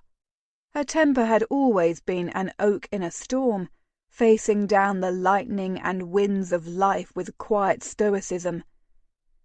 So why now did she want to harangue Lord Firthwell like a fishmonger's wife? Swallowing convulsively, Charlotte threw back her shoulders and gathered the remnants of her self-control. "Why did you come today, my lord?" He tilted his head to the side. "To see you, of course." "Oh," she said dumbly, her tongue suddenly feeling heavy and too large for her mouth. "I know it was unfair to approach you here." He took a step in her direction, "although I almost expected you to find an excuse to end your lesson early." He smirked. "It certainly wouldn't be the first time I've caused you to flee." She looked away. "Then why did you come? Nothing will occur between us again." "I know." Her ire was a drum in her ear, and it took her a moment to understand him. "You do?" Finlay nodded. "I would never want to jeopardize your position here. I've often hoped over the last year you had found a way to care for yourself." He'd thought of her? The revelation left her dangerously light-headed. She clenched her hands into tight fists as she struggled to refocus. "I was very lucky." "It would seem." His expression turned considering. Did you have teaching experience before you came here?" She dropped her gaze to the tabletop. "I did not. Thankfully, my unconventional background recommended me." "Unconventional? That's quite a fascinating word." His blonde brow arched. "Why do you call it such?" "I do not have a proper education." Charlotte felt her cheeks heat. "But since I've been on my own from a young age, and had the opportunity to travel and see various parts of the world, Mrs. Stevens felt I brought other strengths to the position." "I'd have to agree with her." She willed herself not to respond to the unspoken praise in his tone. Instead, she said, "The girls will speak of your visit, and people will wonder why you chose my lessons to sit in on." His mouth stretched into a firm line. "You're right. If anyone asks you, please say I attended for my sister. She wanted a report on how her former students were faring." "Oh." Again, the word, or was it merely a sound, was all she could utter. His simple but believable explanation took the righteous wind from her sails. Still, she asked, "Will this be the last time I have to employ such an excuse?" Lord Firthwell took another step in her direction, his keen green gaze holding hers. "Do you want it to be?" Her mouth went dry, and she longed to form the word "no." Although she refused to acknowledge it, seeing his smile and hearing his laugh was like stepping into vibrant sunbeams after a dreary wet day. But ever practical, she choked out, "It has to be." "Why?" Charlotte presented her back to him, staring out the window. "You're a viscount and I'm a schoolteacher." She peered at him over her shoulder. "I'm content here, stable. I implore you not to threaten all I've gained." "I'd never dream of doing such a thing." His voice held indignant reproof. "I know I shouldn't have come. I just enjoy spending time with you." She tried to ignore the warmth that spread through her. "But why? I don't understand why you'd want to spend part of your day taking tea with 5 young orphans and their solemn old teacher." "I'd hardly call you old. I'm quite certain I'm older than you. But I'll agree with the solemn part." He considered her, his gaze travelling over her face with an intensity that threatened to singe her. "I think that's why I sought out your company. Getting you to smile, to laugh, is an enjoyable task." "So I'm a novelty?" She spun and snatched her knapsack, leaving the tea tray and dirty dishes to be retrieved later, after the Viscount had left. After he no longer posed a threat to her well-being, when he was far away. At the door she stopped, pivoting to pin him with an irate glare. "While you're busy trying to unlock the mystery that is me, an amusing diversion for a frivolous gentleman such as yourself, be so kind as to remember this is my life. I've toiled too hard to have you snatch away everything I've accomplished here. Please, leave me alone." Charlotte stepped into the hall, snapping the door shut behind her. With as much pride as she could marshal, she managed to walk, and not run, to the kitchens. He was a dunderhead, a bacon-brained, ham-handed idiot. Finlay banged a fist against his forehead. What was it about Charlotte Taylor that continuously made him say the wrong thing? Why did he always send her scrambling from his presence? He wanted to rush after her, assure her the draw he felt to her was not a novelty, but he was not convinced that was the truth. Women rarely told him no. With a smile or a wink, or the right word delivered at the right moment, women usually swooned at his feet. Even his sister had been known to soften, on occasion, when faced with a torrent of his unleashed charm. And yet he never seemed to deliver the right word at the right moment with Charlotte. Finley paced to the empty table, dropping into his chair. He scrubbed a hand over his face. If he were truthful with himself, and he always tried to be, Charlotte had intrigued him from the moment they met in Belling's darkened garden. Her austere but droll personality called to him, not only because it was so different from his own, but because he knew it masked an innate sensuality. He'd tasted it, become drunk on it the year before, and had been desperate for a taste of it again. Mayhap Charlotte sensed such things under his controlled smiles. Perhaps she knew, despite all his resolve to forget her, he ached to be that close to her again. It was more than her passionate nature or wit that drew him to her, that suddenly had him thinking of her when he could ill afford to think of anything but the upcoming election.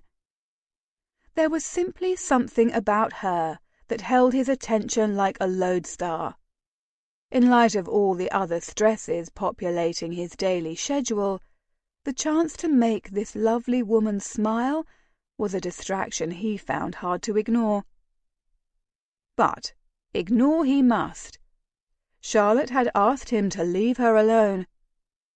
He was enough of a gentleman to heed her wishes, although he agreed nothing proper could come from an association between them, and his campaign would benefit if he did not court gossip.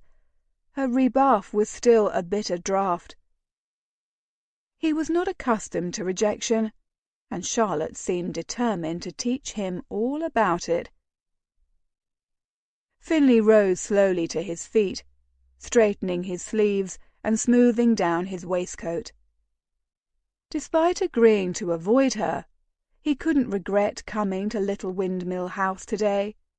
He'd enjoyed himself with his young hostesses, and could finally understand why Alethea was so fond of the home. Whether Charlotte approved or not, he intended to add his name and his funds as a sponsor. He still planned to take the children to Gunter's. They deserved an ice more than most. Stepping onto the walk in front of the home, he donned his top hat and looked up and down the street, debating which way to go.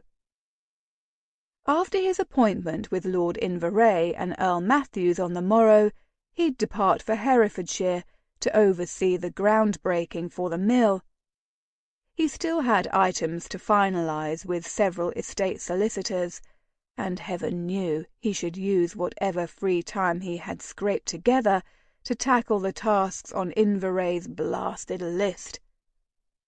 Any level-headed person would say his morning of drinking tea and charming young orphans would have been better spent on more pressing matters. And yet, all he wanted to do was climb back up the stairs and return to Little Windmill House to find Charlotte deep in its interior. What he would say to her once he found her, he didn't know, but he wanted to tell her. He would leave her alone? He was a moron. Gritting his teeth, he set off down the walk, determined to leave Charlotte and the conundrum she represented behind. Several blocks away, he paused at a corner to wait for a hackney to rumble by. He pulled out his timepiece, deciding he had enough time to stop at his solicitor's to ensure the paperwork for the railway enterprise for the Darrington-Rockhaven partnership was vetted and would be prepared in time for Alethea and Darrington's return. After handling that business, Finley resolved to visit his club. Political conversations went hand in hand with good food and fine spirits. "Ho, Lord Firthwell!" Finley glanced over his shoulder to see an older gentleman with his arm raised, hustling down the walk toward him as fast as his portly form would allow. Confusion and curiosity had him stand still. He searched the man's ruddy face as he approached, becoming more and more certain he'd never seen the man before, let alone been introduced to him. Which begged the question, what did the man want with him? "Lord Firthwell!" the man gasped, coming to a stop before him. Finlay almost expected the man to bend over and brace his hands on his knees while he gasped for breath. "Forgive me for hailing you on the street, my lord, but I wanted to speak with you. Lord Matthews indicated you were meeting with him tomorrow to discuss the Webley seat." Finlay frowned. "I'm sorry, but do I know you?" The man instantly whipped off his hat, his wrinkled face contrite. "I do beg your pardon, my lord. I'm Reginald Townsend. I oversee several Midland boroughs for the party, including Webley." Lord Matthews had indicated Townsend would be instrumental in raising funds for his bid for Webley. As he looked down at the man still labouring to catch his breath, a man who called for him on the street as if he were a page boy, he realized with startling clarity his life for the next however many years would involve pandering to such men. But if pandering helped him raise the funds to see to a long-held dream, pander he would. Swallowing down his annoyance, Finlay summoned a cordial smile. He'd already dubbed it his politician's smile. He suspected he would be putting it to great use. "How do you do, Mr. Townsend?" The older man tugged on his lapels. "I'm well, I thank you, my lord. My men and I were just in the area on unrelated business." He gestured with his thumb to two tall men who stood several yards away. For a reason he couldn't pinpoint, the men made the hair on the back of Finlay's neck stand on end. Unable to think of what to say, he nodded. "What can I do for you today, sir?" Mr. Townsend's face contorted into a smile, but it seemed more rote than warm. "Other than to win the election and help take Commons back for the party, nothing, my lord." He laughed heartily at his own reply, and Finlay forced himself to chuckle. "I merely recognized you. It's odd to see a gentleman of quality in this area of town, and I thought to say hello." Finlay fought the urge to frown. They weren't far from Mayfair, and while the neighbourhood might not be fashionable, it was hardly the Rookeries. Plus, the Marquis of Inverary frequented this area every week, was known by many in the neighbourhood, as was Lady Flora, and he suspected his sister. And what would Mr. Townsend know of the area? From what Inverary had told him, Townsend had increasingly spent the majority of the year at his family home in Warwickshire. Why was the man here, of all places? Finlay's gaze landed on the two men who stood behind Mr. Townsend. "I'm glad you thought to say hello. I'm sure I will be seeing more of you in the coming months." The older gentleman placed his hat on his head. "Indeed you will, my lord. My wife and I are putting together a guest list for the first fundraising dinner we plan to hold for your campaign. I'll write your secretary with all the details." "That would be splendid." Finlay's smile, this time, was in earnest. "I'm in your debt." With a last nod of goodbye, Townsend turned to rejoin his companions.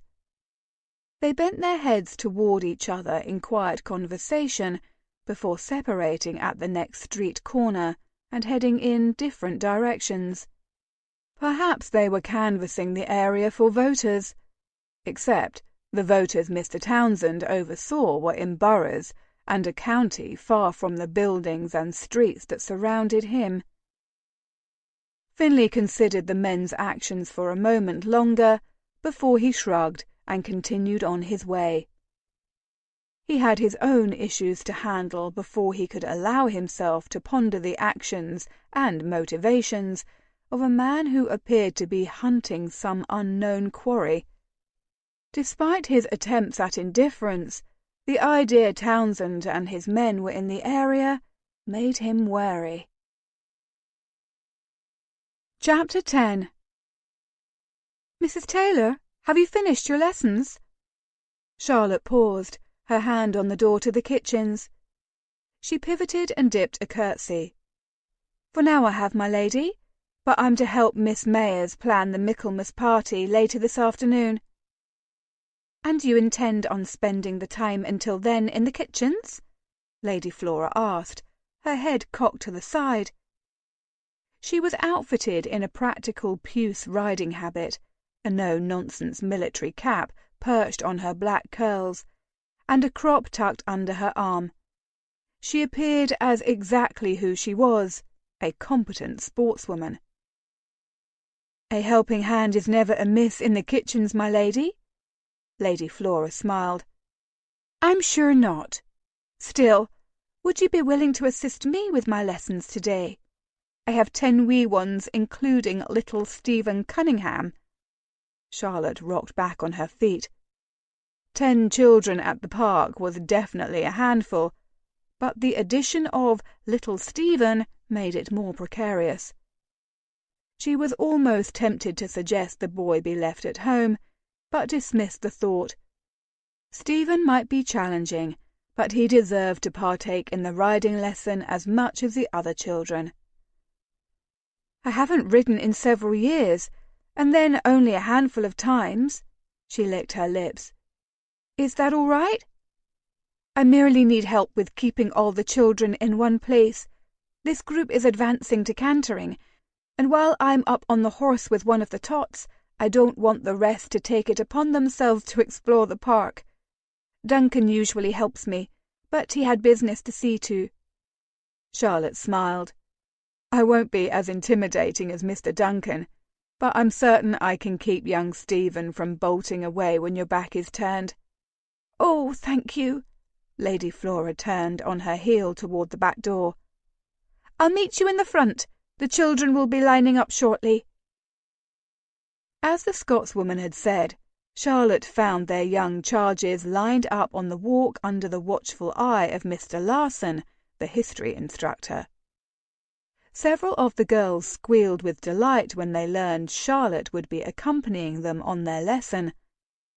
Lady Flora brought a placid white mare around the side of the building to join them, and the group began their march to the park.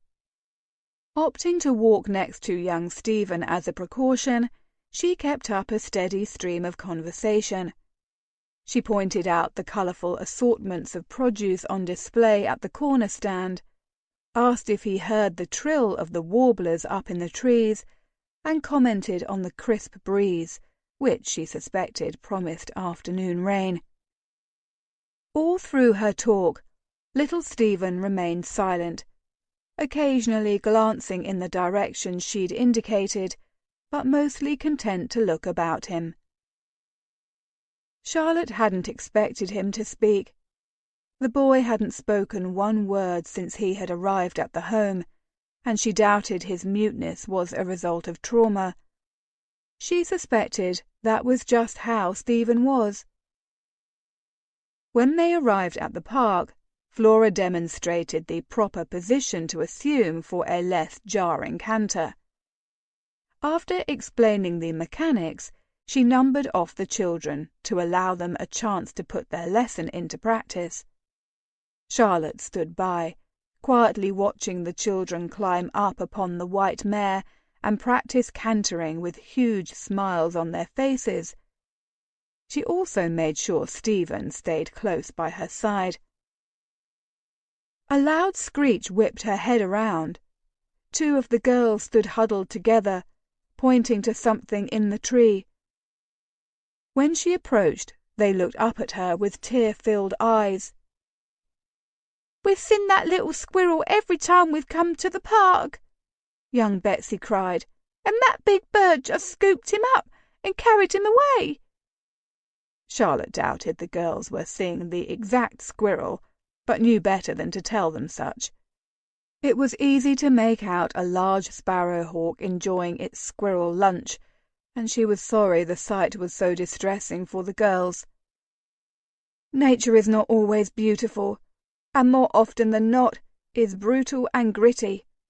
Without his squirrel meal, that sparrowhawk may have found it difficult to make it through the winter.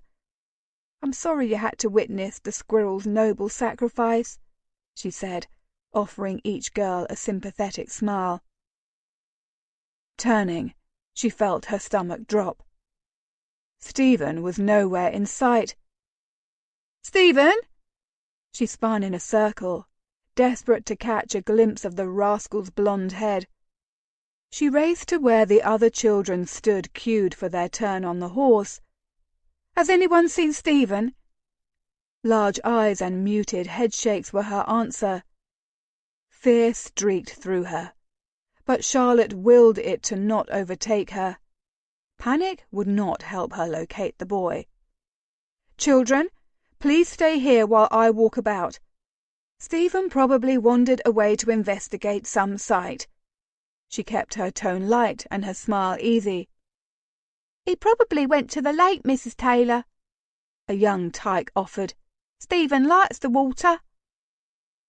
The children nodded in unison, and Charlotte battled the urge to cry.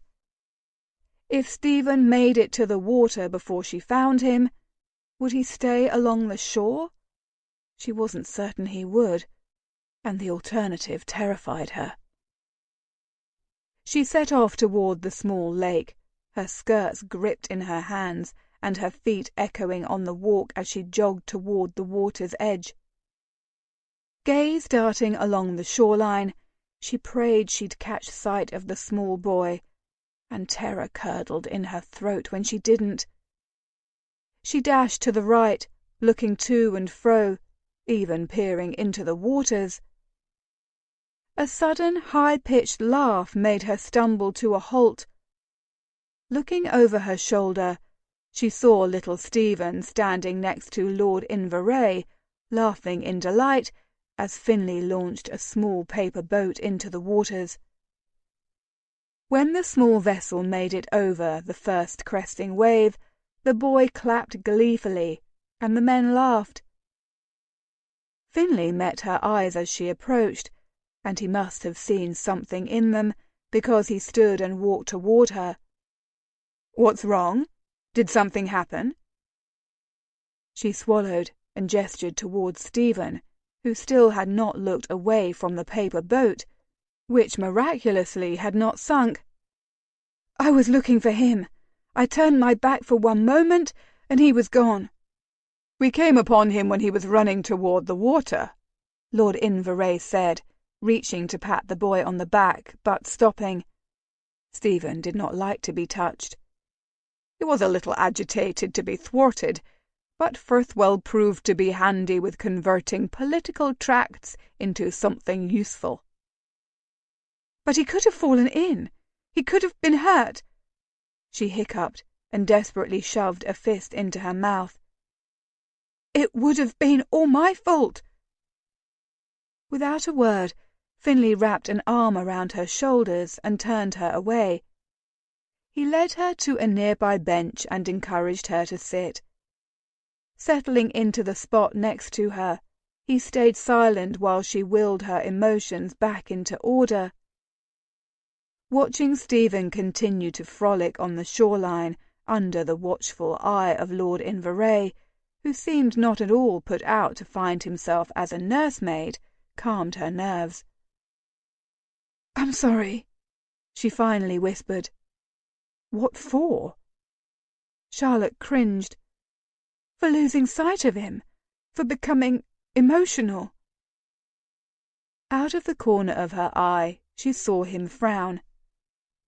"From my limited experience, children are devilishly quick.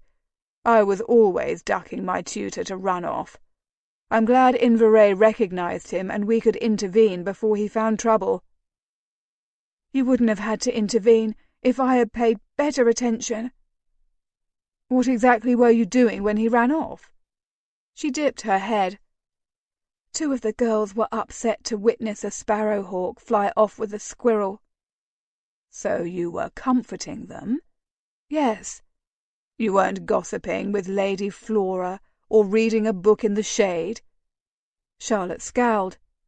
"Of course I wasn't." "Of course you weren't," Finley said with a smile. "I would never have believed such behavior of you, because you are a dedicated, thoughtful teacher.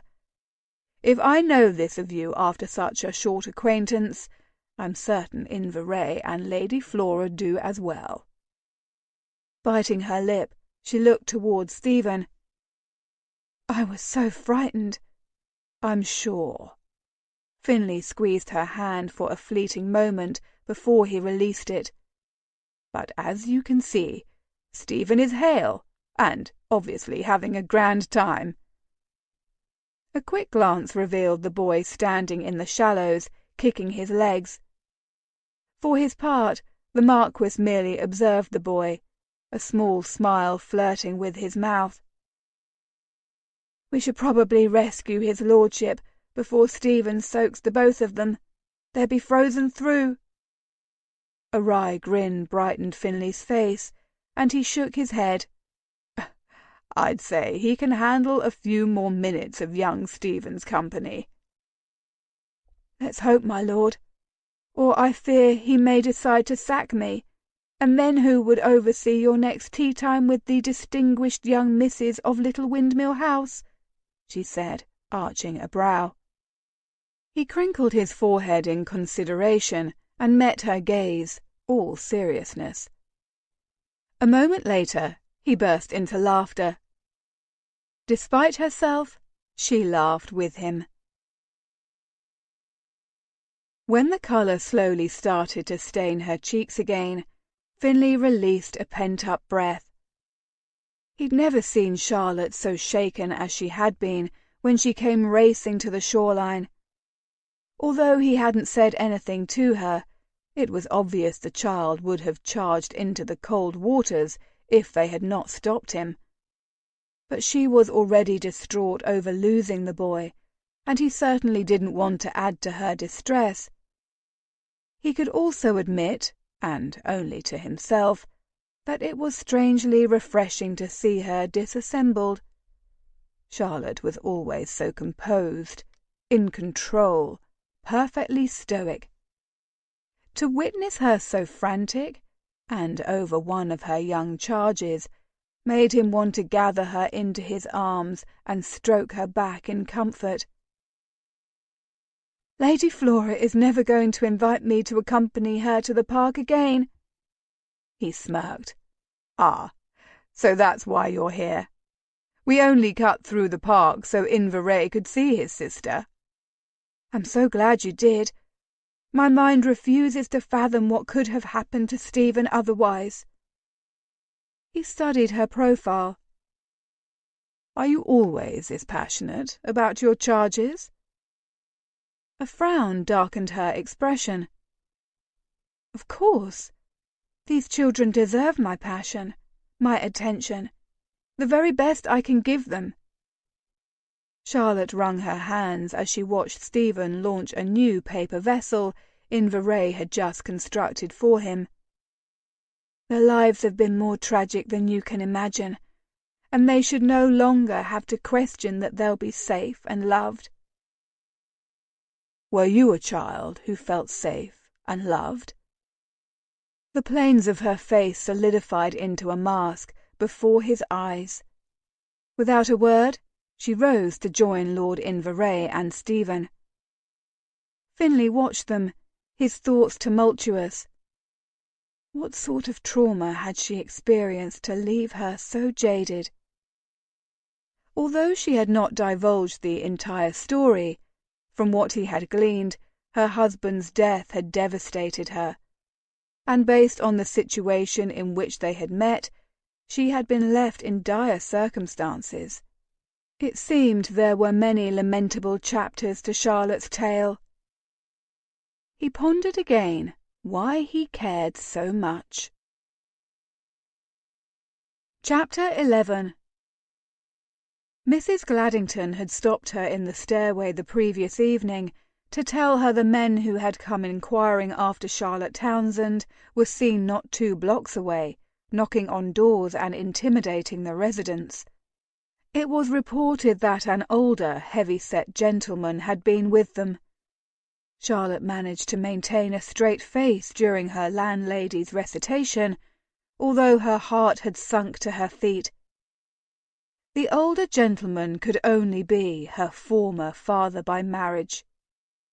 The revelation left her with a permanent case of indigestion, or terror. Surely heartburn went hand in hand with constant wide-eyed panic. She didn't know why her father-in-law could be searching for her, but she knew his motives were not good. He'd made his disdain for her apparent. Not only were the men a concern to her, so, too, were her neighbours. Most of the people who lived in her building or on her street were hard-working, honest folk who looked after each other. It had taken months for them to view her with anything other than indifference, and if Roderick's father began offering coin for information about her whereabouts, how long would their good opinion remain? If Mrs. Gladdington could make the correlation between Charlotte Townsend and Charlotte Taylor, others would as well. Such harried thoughts clamoured about in her brain as she walked to Little Windmill House the next morning. Between Finley's marked interest in her and the remnants of her old life threatening the fragile foundation of sand on which she constructed her new life, she was at 6s and 7s. As if in concert with her threadbare emotions, low-hanging fog blanketed the city under its depressing banner. Charlotte dipped her chin under the wool of her scarf, shielding her face from the biting wind. Her thoughts turned to the emotional experience at the park the day before. If Finley and Lord Inverray had not appeared when they did, she couldn't allow herself to finish the thought. Thankfully, the Marquis had not said a word to her about losing sight of her young charge, and when they had returned to Little Windmill House, Charlotte patiently played with Stephen until her next class. As she turned the corner, she was pummeled by the full strength of the early winter gusts, and she closed her eyes against the assault. Suddenly, her arm was wrenched behind her, and she staggered back. She twisted around and met a pair of steely grey eyes. "Mrs. Townsend?" The man's voice was hoarse, carrying a hint of warning that even the wind couldn't blow away. This was one of the men searching for her, she realized, willing herself to be calm. Demanding herself not to give him any indication she was the woman he sought. She shook her head, even while she tried to pry herself from his grip. "No! I'm not Mrs. Townsend. Release me this instant." The man's hand didn't lessen the pressure it applied to her arm. She would have finger-shaped bruises on her upper arm on the morrow. His gaze roved over her face, and she imagined he was searching it for similarities to the description of Charlotte Townsend. A boulder settled in the pit of her stomach when his eyes widened as they took in the beauty mark at the end of her eyebrow. "Mr. Townsend will be right glad to learn we've found you at last," he said, dragging her into his side. He looped his arm around her shoulders to hold her close. Fiery panic bubbled under her skin, and yet her thoughts cleared. Defense her sole priority. She took a deep breath and stomped her boot down on the man's instep. He howled his pain, cuffing her across her cheek as he stumbled from her. She blinked away flashes of light. Released from his embrace, Charlotte shot her elbow back into his unprotected gut. He doubled over, wheezing and cursing in turn. Lifting her skirts, she dashed down the walk. The man yelled for her to stop, his demands laced with pained obscenities. Yet Charlotte charged ahead, desperate to reach the safe haven that was Little Windmill House. Her father-in-law and his men might try to enter the premises, might demand for Mrs. Stevens to turn her over to him, but she'd be safe there, for there lay allies. With that single-minded determination, she ran as fast as her legs could carry her. The wind yanked her bonnet from her head, strands of hair escaping and whipping around her face, stinging her frozen skin. Her skirts plastered around her legs and hampered her strides, yet she didn't stop. The pounding footsteps on the pavement behind her became an accelerando to flight. Her lungs burned like torches in her chest. She pressed her body to its limit, terror its only fuel. She sensed the man's presence just behind her. The last intersection loomed ahead, and once she crossed it, she hoped someone in the house would hear her cries for help. With her last burst of energy, she streaked across the road, unseeing, praying she wasn't hit by a wagon or cart. A horse's panicked whinny and a loud gasp jerked her head about to the sound, and she found herself locking eyes with Lady Flora's stunned gaze. Without a moment's thought, Charlotte rushed toward her. "Help me, please, my lady!"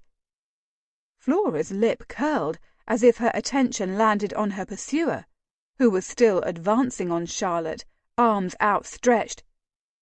"Duncan, handle this fiend!" A barrel-chested man hopped down from his mount next to Lady Flora's, with a grace she had not expected. Charlotte blinked, wondering how she'd missed him. Duncan intercepted her would-be captor with a diverted grin on his craggy face. "It would be my great pleasure." His thick Scottish brogue almost lent a friendly note to his words, but the harsh lines bracketing his slash of a mouth were menacing. Although Duncan was several inches shorter than the man who'd accosted Charlotte, he was as wide and as thick as an ancient oak. He twisted his neck to the side until it popped. "Would you like my whip?" Lady Flora asked, extending a hand to her and helping her to mount behind her. Charlotte wrapped her arms around the woman's waist, vaguely cognizant that she gripped her cloak in her hands as if she wouldn't let go. Duncan shook his head, his gaze never leaving the man who'd pursued her. The man didn't seem to realize the danger he was in, as his eyes had been fixed on Charlotte's movements. When he took a step in her direction to, no doubt, rip her off the horse, he was thrown back as he collided with Duncan's meaty arm. "Nay, I don't suspect I'll be needing the whip today, Flo." Duncan chuckled, his gravelly laugh raising the hairs on her arms. Finally, sensing the danger, the man took a step back, his mouth gaping and the colour seeping from his face. Flora pursed her lips, her eyes narrowed. "Pity." They cantered off, and Charlotte tucked her face into the Scotswoman's back, unwilling to see what sort of punishment Duncan meted out to her father-in-law's man. She didn't care where they were going, only thankful Lady Flora was taking her away from danger. Minutes clattered by with the horse hooves before the mare slowed her gait. She pulled her head up to see they'd entered the mews of a grand townhouse. She frowned, certain Lady Flora would bring her to the foundling home. Could the Scotswoman have brought her here to see her sacked in private? Had she discovered Mr. Townsend hunted her and manoeuvred to separate her from the children? She couldn't blame her employer for doing what she needed to protect the children and the home's prestige. Grief coalesced in her throat, and despite her efforts, she couldn't swallow it down. With her shoulders fallen in resignation, she allowed her superior to assist her down and followed her silently into the back entrance of the house. She held her tongue when Lady Flora bypassed the kitchens or the servants' hall, and instead led her up the stairs and into a spacious drawing-room. She encouraged Charlotte to sit in a narrow armchair under the windows before tracing back to the doorway to speak with a servant. She suspected the Scotswoman asked for word to be delivered to Little Windmill House with the reason for her absence, although she couldn't be certain. After the servant departed, Lady Flora shut the door and crossed to a sideboard on the other side of the room. Charlotte listened listlessly to the ting of clinking crystal and the pop of air that followed a stopper being released from a bottle. The sounds seemed dulled. All of her senses were submerged in water, as if she saw and heard and felt from a great watery depth. Only when a glass filled with an amber liquid appeared in front of her face did she blink. "Drink this," Lady Flora demanded. After Charlotte grabbed the tumbler with a trembling hand, she plopped onto the settee across from her. Charlotte raised the glass for a sniff, and the overpowering fumes of alcohol made her eyes water. "It's still the morning, my lady.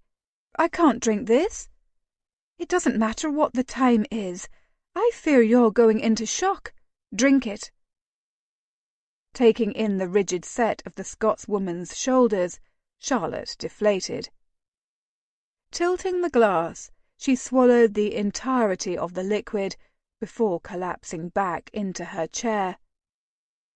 The shocking burn shot fire through her blood, jolting her senses back to consciousness.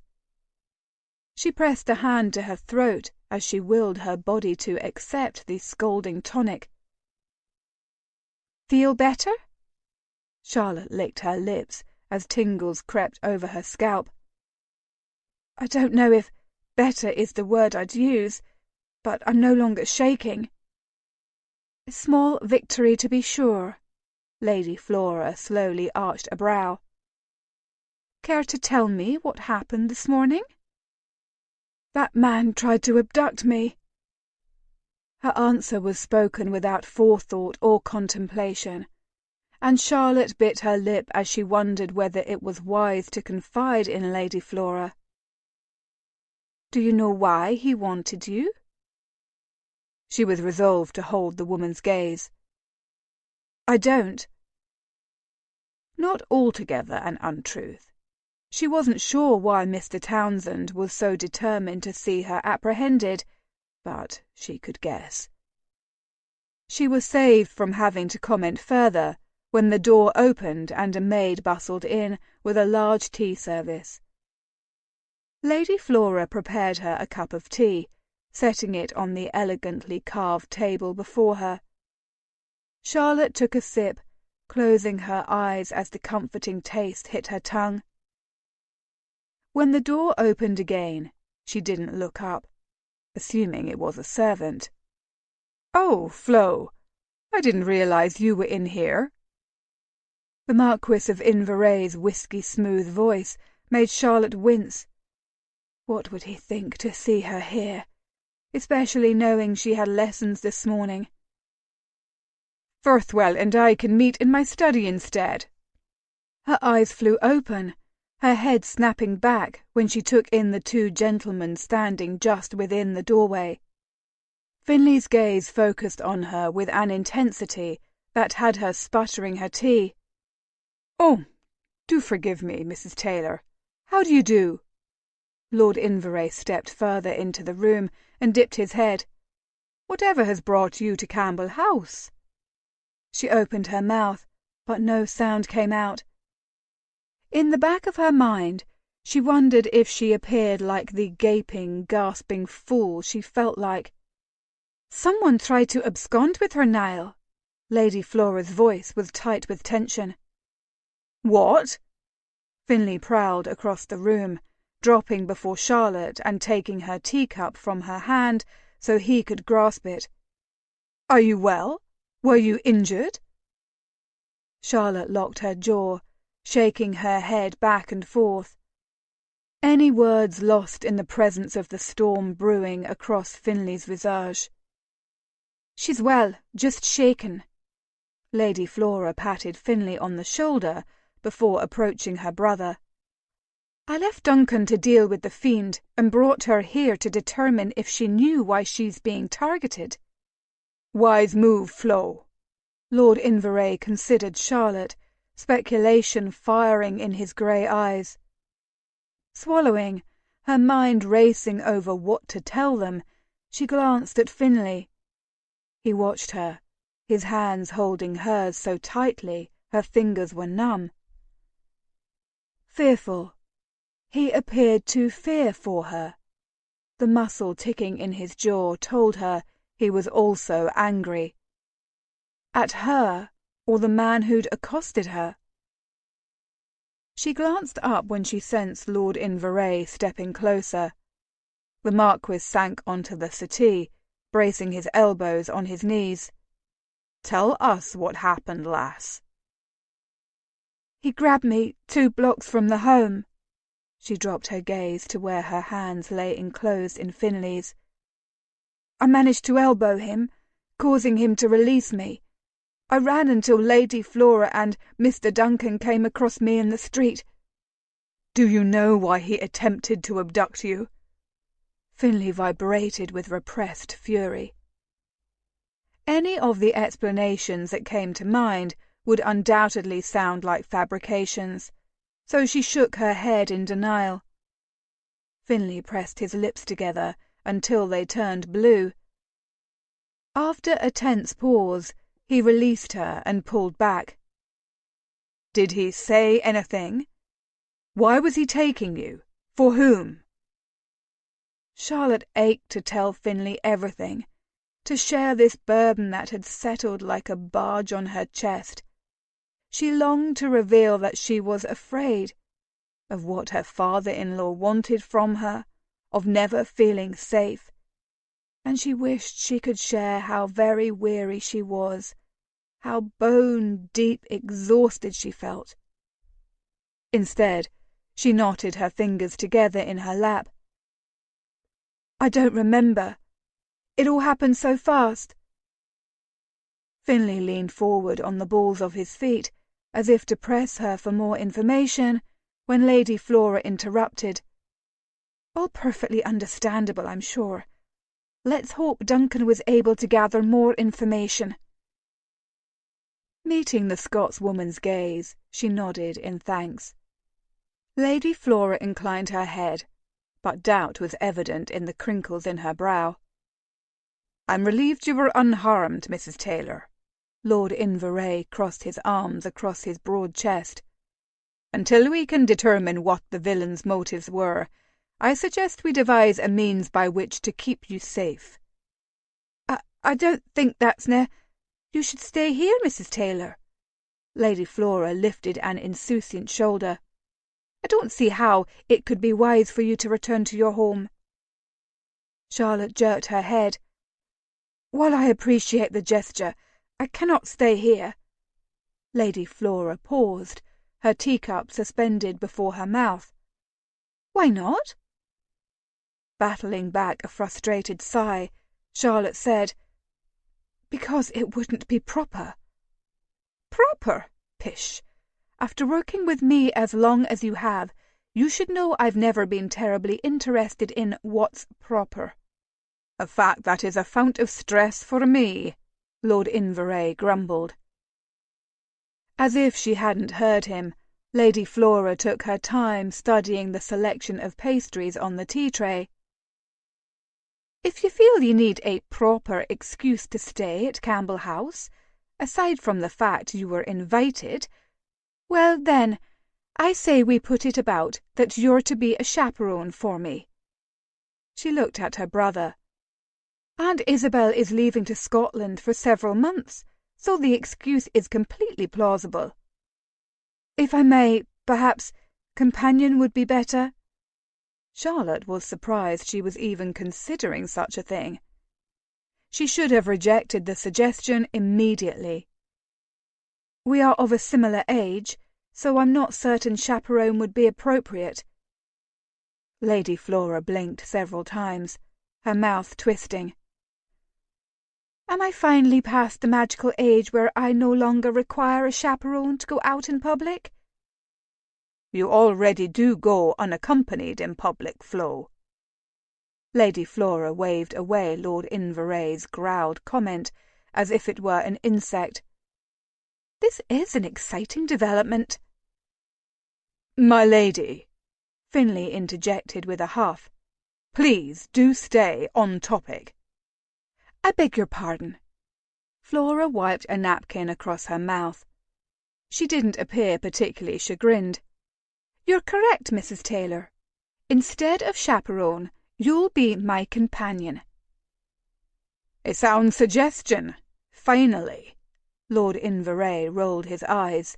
"Mrs. Taylor, you can stay here as Flo's companion until we can determine what exactly is going on. It may be that the man simply considered you an easy target. Whatever the case, we'll do our best to ensure your safety. When do you expect Mr. Duncan to return? I'd like to hear if he learned anything from the villain," Finlay said, his jaw tight. "I don't know." "We have to leave soon to meet Matthews." Lord Inveray glanced at the clock on the mantel. "Unfortunately, we don't have time to wait." Finlay's expression darkened, but he nodded and rose to his feet. Running his hands down his pantaloons, he dipped his head at Lady Flora before his focus landed on Charlotte. His gaze was gentle. "Have a care, Mrs. Taylor. When I return, I'll accompany you both back to the home." Lord Inveray bussed Lady Flora on the cheek, then grasped Charlotte's hand and bowed over it. "Despite the frightening circumstances, I hope you'll be comfortable here." Charlotte managed a small smile, and as the men departed, she noticed Finlay's hands were balled into fists. Apprehension threatened to strangle her, and she wasn't sure whom she should fear more, her father-in-law or Finlay. Chapter 12. "I hadn't realized you and Mrs. Taylor were familiar with each other." Finlay locked his jaw. "I don't know what you mean." The Marquis's snort rankled. "You seemed awfully concerned for her safety." "And you weren't? Someone tried to abscond with her, after all." "Of course I was, and I still am, especially because we have no information to work with." Inveray paused. "But then, I'm her employer. What are you to her?" Angling his head away, he lifted a shoulder. "Her friend." "Her friend? Of course." The Marquis laughed. "If you continue to show interest in her, there will be talk." "There will always be talk." Feeling a sting, he uncurled his fists to reveal vivid crescent nail marks on his palms. "I've never been frightened of talk." Arching a brow, Inveray huffed. "Probably because you've never had anything to lose." Oh, but he did. His courtesy title, his claim as the heir to Rockhaven, his very livelihood was one well-timed whisper away from collapsing about his ears. If his true parentage were revealed, he'd be completely ruined. Finlay bit his tongue so he did not correct the Marquis. The men continued their walk in silence, an awkward tension stretching between them. The Marquis was right, but Finlay's concern for Charlotte was fierce. He wouldn't allow himself to consider why. Instead, he asked himself why someone had tried to abduct her. Aside from her beauty, she didn't possess wealth or connections to make her a valuable target. With a jolt of insight, Finley remembered how her expression had shuttered when he'd asked her why anyone would seek to take her. She claimed not to know, but her demeanor proclaimed her a liar. Such a discovery only led to more questions. Why would she lie about the villain's motives? It was obvious she was terrified by what had occurred. When he'd first noticed her sitting in the Campbell house drawing-room, he'd been struck by how pale and small she looked. In their few encounters, Charlotte had never been so small. She'd lived large in his memory for over a year, yet when he took her slender hands into his own, he'd noticed they quivered. She'd been frightened, yet she didn't want to reveal why. What was she hiding? Why did he care? Finley inhaled, the crisp air dispelling the tightness in his chest. The tandem sound of their footsteps on the path was lulling, in spite of the bustle and noise of the city around them. Soon he was able to temper his concerns for Charlotte and focus on his meeting with the formidable Earl Matthews.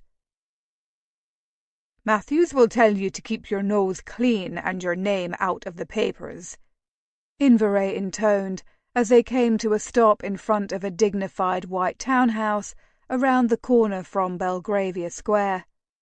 It's imperative the voters believe you are someone they can trust to push through reforms, someone who will make their interests paramount.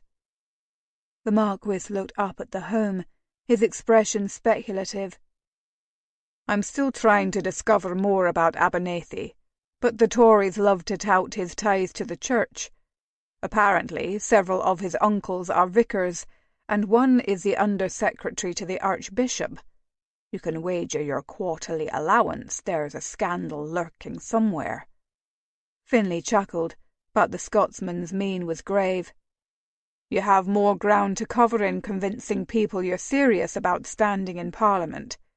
If this were one of your father's pocket boroughs, no one would care. But it's not, which means you'll have to work for it. So while playing knight for Mrs. Taylor is gallant, it's also foolish. Inverray climbed the steps and dropped the door knocker.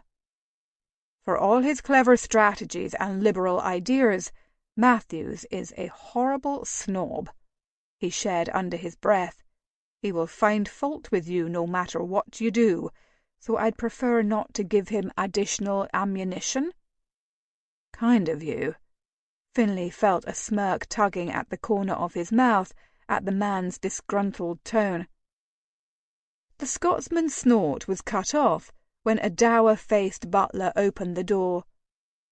He nodded his grey head when he saw the Marquis, stepping back to allow the men entry. "Good morning to you, my lord." He assisted Inverray with his coat, while a footman appeared to take Finley's. "If you gentlemen would follow me, his lordship awaits you in his study." Finley trailed behind Inverray, discreetly peering through the open doors of rooms they passed. His quick cursory glances revealed stately rooms decorated in subdued tones of beige, creams and umbers. Gold-leaf wallpaper ran up and down the hallway, and he rolled his eyes at such a display of wealth. Certainly any investments Earl Matthews had made with his father had not left him in financial straits. The butler knocked once on the last door on the right, before swinging it open. "The Marquis of Inverray and Viscount Firthwell to see you, your lordship." Inverray advanced into the room and offered a polite bow to the older man, rising from behind a cherry-wood desk.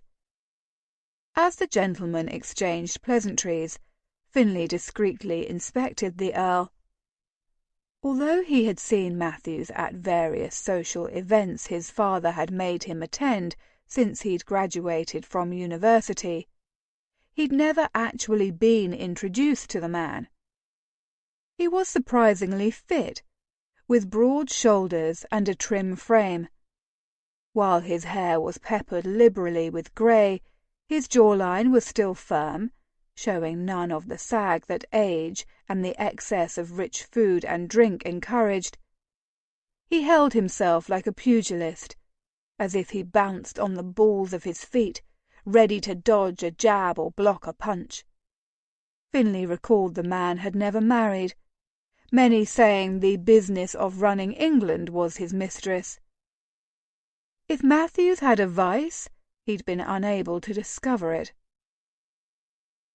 When the Earl turned his attention to Finlay, his brown eyes were piercing. "Lord Firthwell, how do you do?" he said cordially, although his crisp tone would never be described as warm. Finlay offered him a bow. "I'm well, my lord. Thank you for agreeing to meet with me." The Earl indicated the 2 chairs before his desk with a sweep of his hand. He considered Finlay with unblinking eyes. "Yes, well, it seemed imperative to determine for myself if you were truly up to challenge Abernethy for the Webley seat. Inverray claims you are, but he hasn't been at this as long as I have. Oftentimes a seasoned eye is needed to pinpoint a potential candidate's strengths and weaknesses and see through his empty words and promises." Crossing one leg over the other, he risked a fleeting glance at Inverray, who studied his hands, his expression blank. After an internal debate, Finlay said, "I'm certain you'll find plenty of weaknesses. My hope is that they don't outnumber my strengths." Matthew's lips turned up in what could only be described as a semblance of a smile. "Spoken like a politician." "I've been practicing." Finlay was pleased to note the Earl's mouth twitched. "I hope that aside from fine-tuning your wit, you've been studying the issues?" "Of course. I see no point in throwing my hat into the ring if it's merely for vanity. I'm sure enough of that fills Westminster as it is, and I can find more pleasurable ways to stroke my ego than debating middle-aged men whose white wigs are bigger than their brains." Inverray rubbed a hand across his mouth, but not before a soft snigger escaped, while Matthews rested his chin on his hand. Finlay wondered what the Earl thought of his sentiment, but the man's mien gave nothing away. Finlay took a heartbeat to order his thoughts. "I'm aware that until now my life has been filled with frivolous pursuits, as is not uncommon for men of our status. I understand I may have to convince some I take this position seriously, and I'm ready to do that." He rubbed his hands down his thighs. "With the Catholic Relief Act, it's been decided that a man's religious beliefs shouldn't exclude him from participating in the governing of our great country. Next, I think Parliament should lift the land-holding requirement that determines which men can vote and which can't. And with the continued spread of manufacturing across England, the welfare of the working poor needs to be considered. Working conditions in both factories and mines can be drastically improved. And don't even get me started on child labourers. Many of the youngest, thus the very smallest, are given the most dangerous jobs. It's deplorable." Matthews pressed his lips together but held his silence, so Finlay pressed on. "Surely the party can expand on the legislation passed by Peel. I'd argue no child under the age of 3 and 10 should be working, and older children should work no more than 8 hours every day. Their bodies are still growing, and so they're often warped, if they don't break completely, under such harsh conditions. Parliament needs to address these issues, as well as wage requirements, before the largest sector of our community unionizes and runs us out of power." He paused, inhaling deeply as he looked both gentlemen squarely in the eye. "Let's not forget the many lessons of the French Revolution." "Working conditions, wage requirements." Matthews flicked his hand, as if he'd gotten something foul on his fingers. "I'd say there are many more important considerations to focus on. Respectfully, my lord, I can't imagine what's more important than the welfare of our good people." Finlay straightened his spine. "Aristocrats are taught to believe the working class beneath them, but I believe they're the backbone of this country." "You do?" The Earl's lips twisted. "And who taught you such a thing? Surely not your father." "Life taught me that lesson. Having two eyes in my head and the willingness to pay attention to those around me." Finlay propped a boot on his knee, quelling the urge to bounce it. "It's working-class men and women who make England prosperous." Matthews said nothing, merely staring at him. Battling a sudden case of nerves, Finlay stood and rounded his chair, gripping the back within his fists. "England is changing. I know I don't have to tell you that. No longer will the power and economic structure of our country be tied to agrarian estates. With the rise of industries that are tempting workers to walk away from the fields and into factories, the power structure has begun to change. Commons will soon be filled with clever, self-made men determined to change the world to benefit them. It's in our interests to understand such men, their motivations and goals, so we can work with them to make our country strong for all of us. Because with money comes power, and money is no longer reserved for the titled." Finlay's mouth suddenly felt dry. His monologue was unplanned, and perhaps unwise.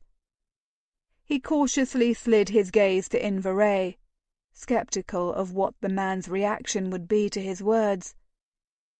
Challenging Matthews on issues was one thing, but encouraging a party leader to change how he views the men he deems below himself was quite another.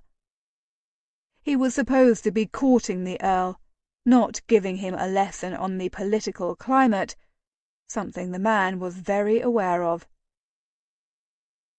He found Inverray idly drinking a cup of tea from a tray he was unaware had been delivered, a black brow arched in amusement. Finlay's lungs filled with relief. "Excellent!" Matthews slapped his hands onto the desktop. "I like your fire, Firthwell. You're quite the idealist, but try not to let the frustrations and prejudices, the monotony of Parliament extinguish it." "Thank you, my lord." The Earl trained his penetrating gaze on him. "I think you'll quickly find that Parliament isn't so much about leading the crusade against injustice as it is about protecting the common good. The wheels of change are slow." "Compromise." Inverray set his cup of tea on the edge of the desk and folded his hands over his waist. "The value and art of a good compromise is every Parliament member's first lesson. Actually, I think the first lesson all aspiring members of Parliament need to learn is adherence to the party line." Matthews grabbed his quill and twirled it with his long fingers. He looked to Inverray. "Nothing sinks a rising political career as quickly as being a rebel." Finlay abruptly felt as if he'd found himself in the middle of a long-standing point of contention between the two men. By all accounts, Inverray was a bit of a rebel, and the public loved him for it. It was hard to argue with his success when he'd garnered a stable full of political victories. Perhaps, but then a true rebel is not as concerned about making a career as he is about influencing change. Matthews narrowed his eyes.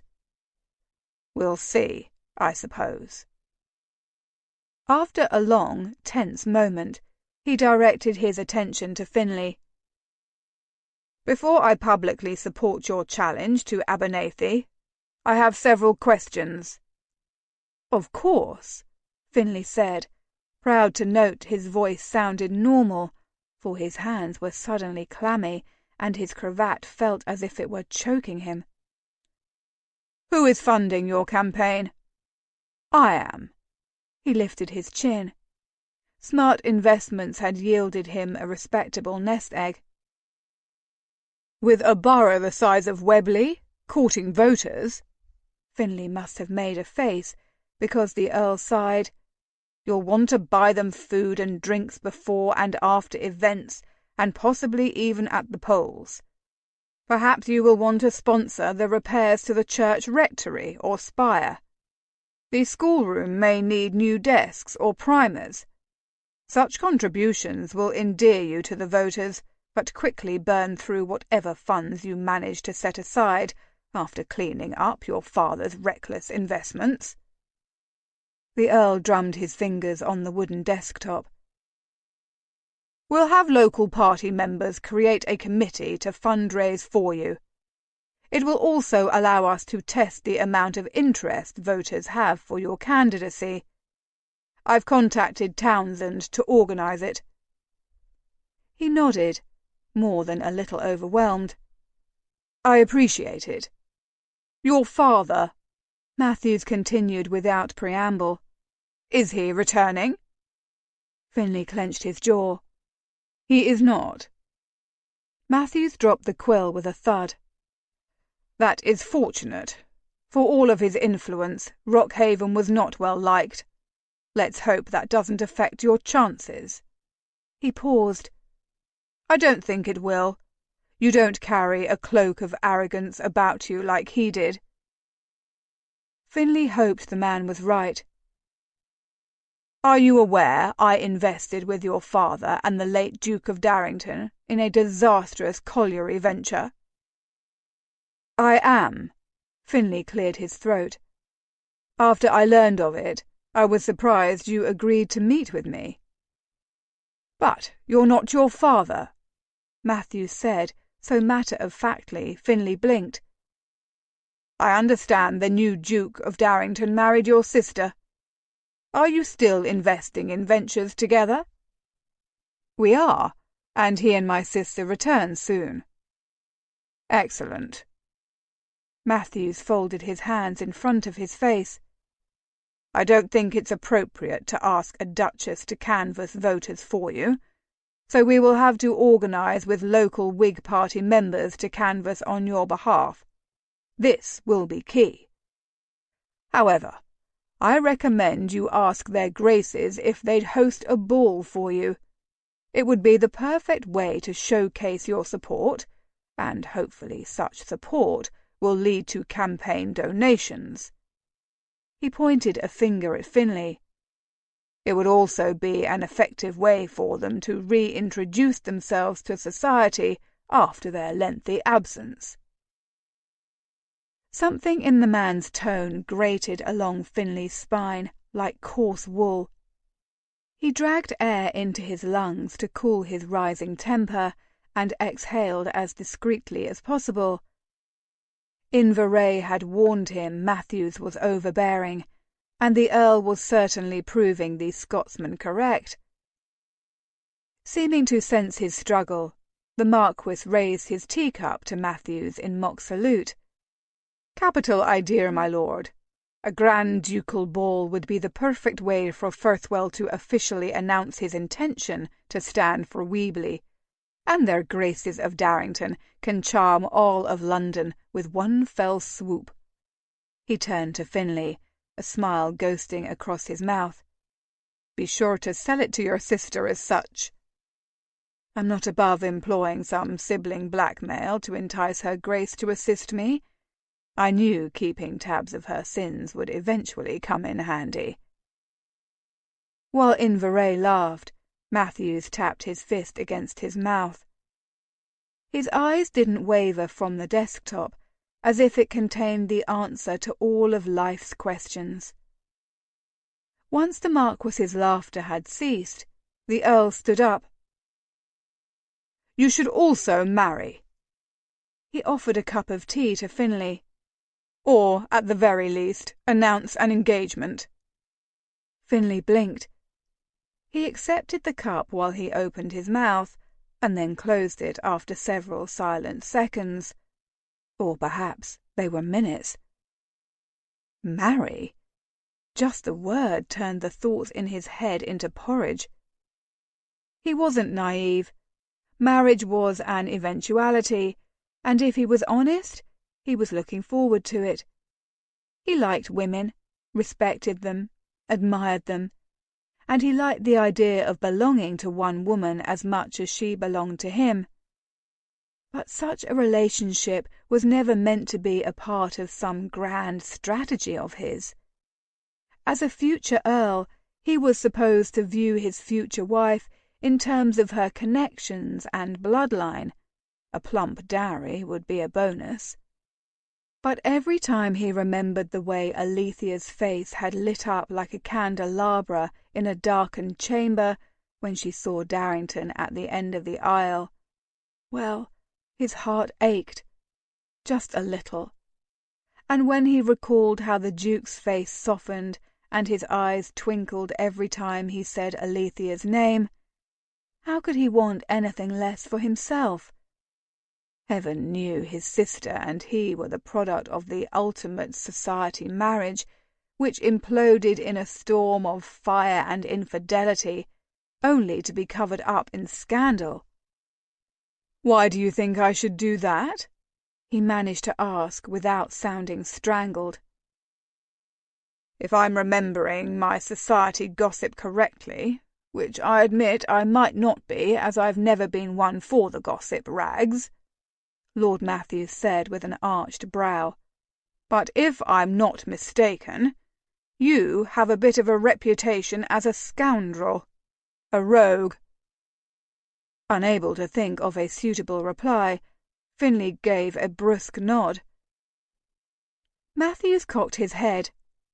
"And with your father's sudden abdication from responsibility, I'm not certain the Rockhaven and Swinton name is quite what it used to be." At Finlay's scowl he held up a hand. "Even with your sister marrying a duke, it wouldn't hurt for you to shore up your reputation with an alliance to a proper, highly bred daughter of a peer. I can send you a list of possible candidates by tomorrow." Finlay swallowed, forcing down glass with the motion. "Are you certain marriage is the thing? Inverray is unmarried yet?" Matthews slid a look at the Marquis, who smiled gamely in return. "I recommended the same thing to the Marquis, but, true to his Scots blood, he rebelled." "And it seems not to have affected him at all." Finlay resisted the urge to fuss with his cravat or shift in his seat. "Inverray is a phenomenon not likely to be replicated," Matthews drawled, as if the Marquis's political savvy and success was a miracle. "Also, his father, the Duke of Kilmorrow, is not a haughty, manipulative snake like yours." "Well," Finlay said, drawing the sound out. He'd give free rein to his anger about the marriage decree in the privacy of his chambers at Rockhaven House.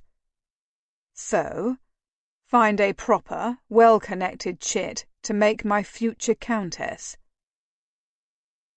The men spoke for several more minutes before they exchanged goodbyes. As Finlay followed Inverray out of the room, Matthews called him back. The Earl looked stern when he said, "I know I don't have to tell you this, but I will anyway. Keep your name out of the gossip pages. Everything you say and do will be commented upon, And if you're serious about winning this seat, you need to prove you're a serious candidate. I'll rescind my support at the first hint of scandal." His mother's diary and the horrible secret it contained floated through his mind like a poisonous cloud. It dissolved suddenly, revealing Charlotte's pale face etched with fear. Scandal could take many forms. Chapter 13. "Are you finally going to tell me why that fiend tried to abscond with you?" Charlotte tore her focus from where Finlay had just departed out the door moments before and met Lady Flora's implacable gaze. "I don't know what you mean." "Your act of forgetfulness may have worked on the gentleman, but we both know I'm too clever to fall for that Banbury tale." "Or too stubborn," Charlotte mumbled under her breath. She'd known the woman would not placidly accept her excuses as Finlay and Lord Inverray had. Still, she couldn't divulge the truth of the attack, lest she lose her position at the home. Folding her hands in her lap, she regarded the Scotswoman with a frown. "I really am at a loss for why he attempted to grab me."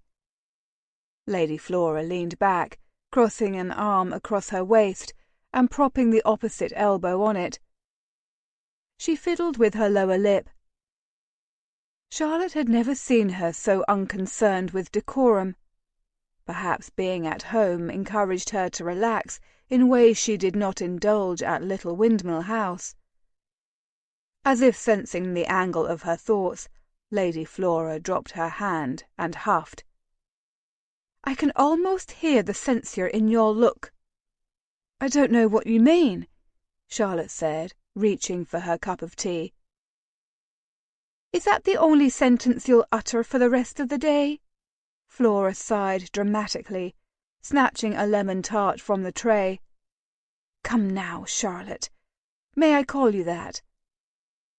She opened her mouth to respond, but Lady Flora cut her off. "Please call me Flora. It's deuced easier, especially considering how much time we'll be spending together in the weeks to come." "If you insist, Flora." "I do insist."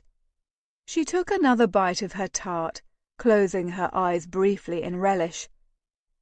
"Now, if you're to be my companion, we should establish some rules." She wrinkled her nose. "I despise the word rules. How about guidelines? Criteria?" Charlotte dipped her head. "You may call them whatever you'd like, as not all of us are in a position to worry about a particular noun." Flora popped a finger in her mouth and removed it with a pop. "My, I feel thoroughly chastised. No wonder your students are so well behaved." She smiled. "When within Campbell House, please don't remind me of what's proper or what's not. I'm not a ninny. I've been taught from the time I was a wee lass what behaviour is expected of a duke's daughter. But when I'm ensconced within these walls, I prefer to drop the trappings of my title and just be—" She paused, lifting a shoulder. "Me." "I can appreciate that." She darted a quick glance at the door before her voice dropped. "As soon as I get home, I take off my shoes and stockings. It's some kind of mental signal I can finally relax." "Exactly," Flora exclaimed, beaming her assent. "Because I genuinely respect and like you, I welcome your objections, but I'd ask that you not share them in front of others." She pierced Charlotte with a firm stare. "I do not take kindly to being publicly scolded." "Understood," Charlotte responded succinctly. "I doubt many people do." "Lastly, I expect you to tell me how I can help you." Flora clasped her hands at her waist, a picture of pious modesty. "You will be assisting me in maintaining my reputation, and in turn, I am helping to keep you safe. At least I hope I am. But seeing as how you're withholding information, I cannot be sure." Charlotte bit the inside of her cheek. The woman was like a dog with a bone, and she would not relinquish this line of questioning until she was given something in appeasement. Pinching the bridge of her nose, she said, "I suspect a person from my past is searching for me." "Why?" "I do not know," she said honestly. "But I'm sure you have some theories." Flora arched a brow. "Possibly," Charlotte hedged, dropping her gaze to her lap. "But I'd rather not voice them at this time, until I'm certain the attack wasn't random." "And am I to understand you'd prefer not to be found?" "Correct." "And if you discover I can help you, eliminate this problem from your past, no matter the cost?" Flora paused. "Will you let me know?" With a rapidly pounding heart, Charlotte met the other woman's eyes and nodded. "Very well." Flora clapped her hands together and reached for the teapot. After pouring herself a cup, she sighed. "Do you want to visit the home today? Niall said he would escort us when he returns from his meeting." "I would, my lady, but if I'm to be staying here for the next several days, I would appreciate the opportunity to gather some belongings from my home." "Of course. Duncan and I can escort you there before we return here for the evening."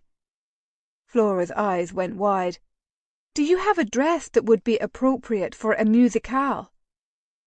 Charlotte was shaking her head before Flora had finished her question. "My dresses are modest muslin garments, hardly fit for anything other than teaching rambunctious small children." Flora eyed her critically. "You're a little taller than me, and definitely more endowed. I doubt my gowns would suffice. But I'll write my sister and see if she has some items she can spare until we can go shopping." "My lady," catching Flora's exasperated expression, she held up her hands. "There is no way the Duchess of Ashwood would consent to lend me her garments, and there is no way I would consent to wear them." "Well, you obviously don't know my sister." Flora placed her teacup in its saucer with a clink of china. "And you will wear them, because I need your proper influence if I'm to survive the Eddingtons' musicale tomorrow night.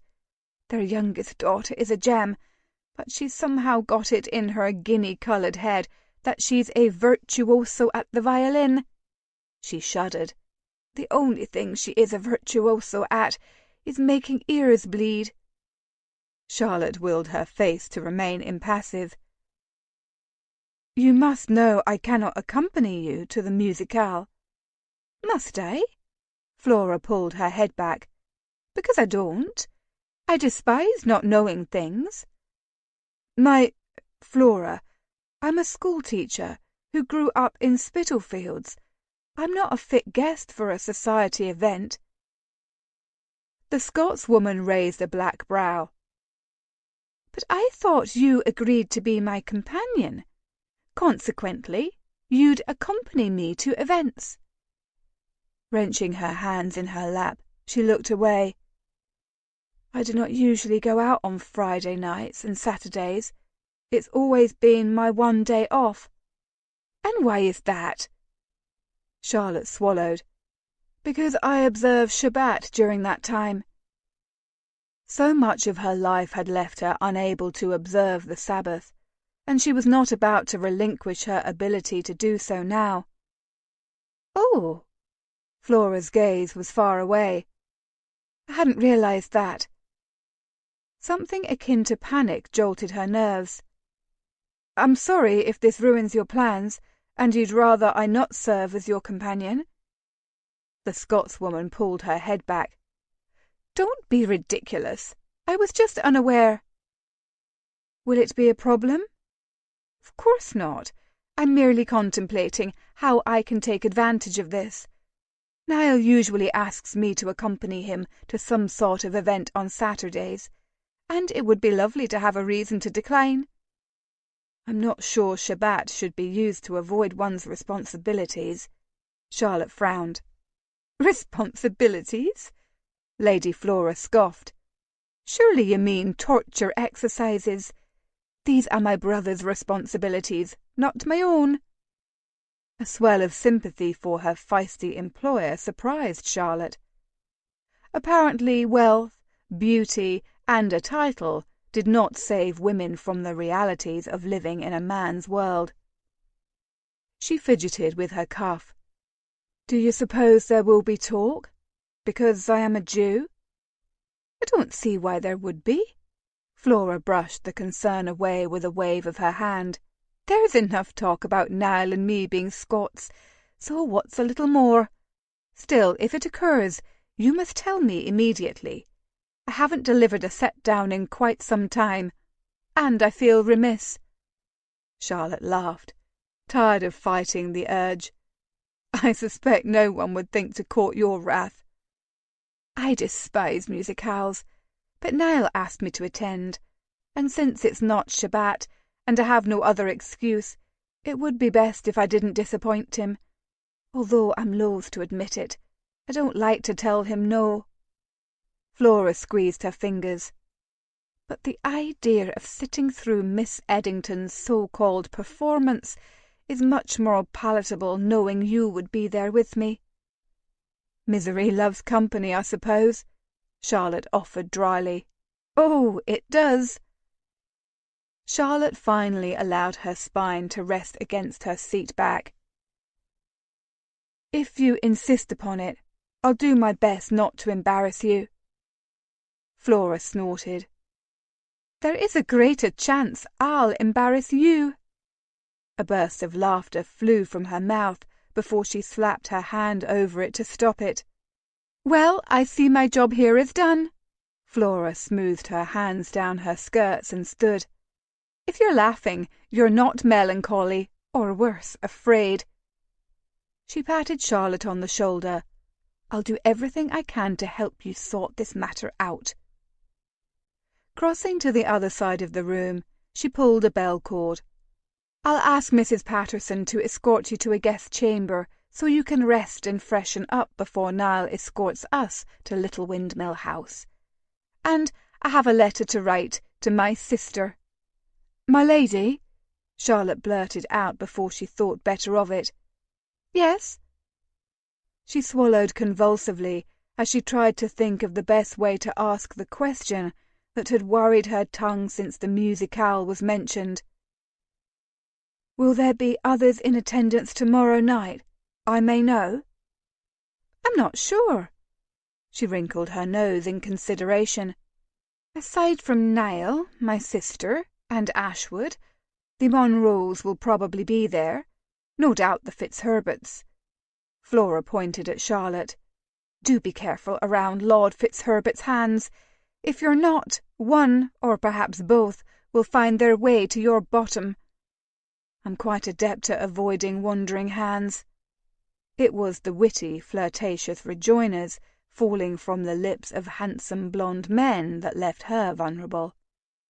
And if somehow sensing the direction of her thoughts, Flora's eyes narrowed on her, Charlotte instantly grew wary. You don't particularly care about any of those people, though, do you? You're only concerned with whether a handsome viscount we both know will be in attendance. Counting slowly to 10, Charlotte held her breath, hoping to stem the flush of red threatening to swamp her cheeks. She feared her efforts were for naught when Flora grinned. Before she could reply, Flora shook her head back and forth. At the risk of you uttering your favourite line again, she cleared her throat, I don't know what you mean. Know that I can see the sparks flying between the two of you, as if you're pyrite to his flint. Charlotte picked up her teacup before quickly putting it down when she noticed how much her hand trembled. Lord Firthwell has been very kind. He has, but for all his jests, he's honourable. The woman's words felt very much like an endorsement. Unable to help herself, she asked, "Have you set your cap at him?" The other woman's hearty laugh echoed about them. "Lud, no! I enjoy Firthwell's witty banter, and heaven knows his face is no burden to look upon. But we would not get on." Uncertain of what to say, Charlotte remained quiet. Relief bloomed warm and soothing in her chest, and she feared Lady Flora would notice if she met her gaze. "Let's meet here in an hour, or whenever Niall arrives," Flora suggested as an older woman entered the room. Turning to Charlotte, she held out a hand to the woman. "This is Mrs. Patterson, the housekeeper here at Campbell House. She's been here caring for Campbells since well before I used to slide down the stair railing into the foyer. Aye, I remember when Lady Flora was nothing more than a black-haired sprite who used to delight in scaring my maids by popping out at them while they went about their business," Mrs. Patterson said, smiling fondly at Flora.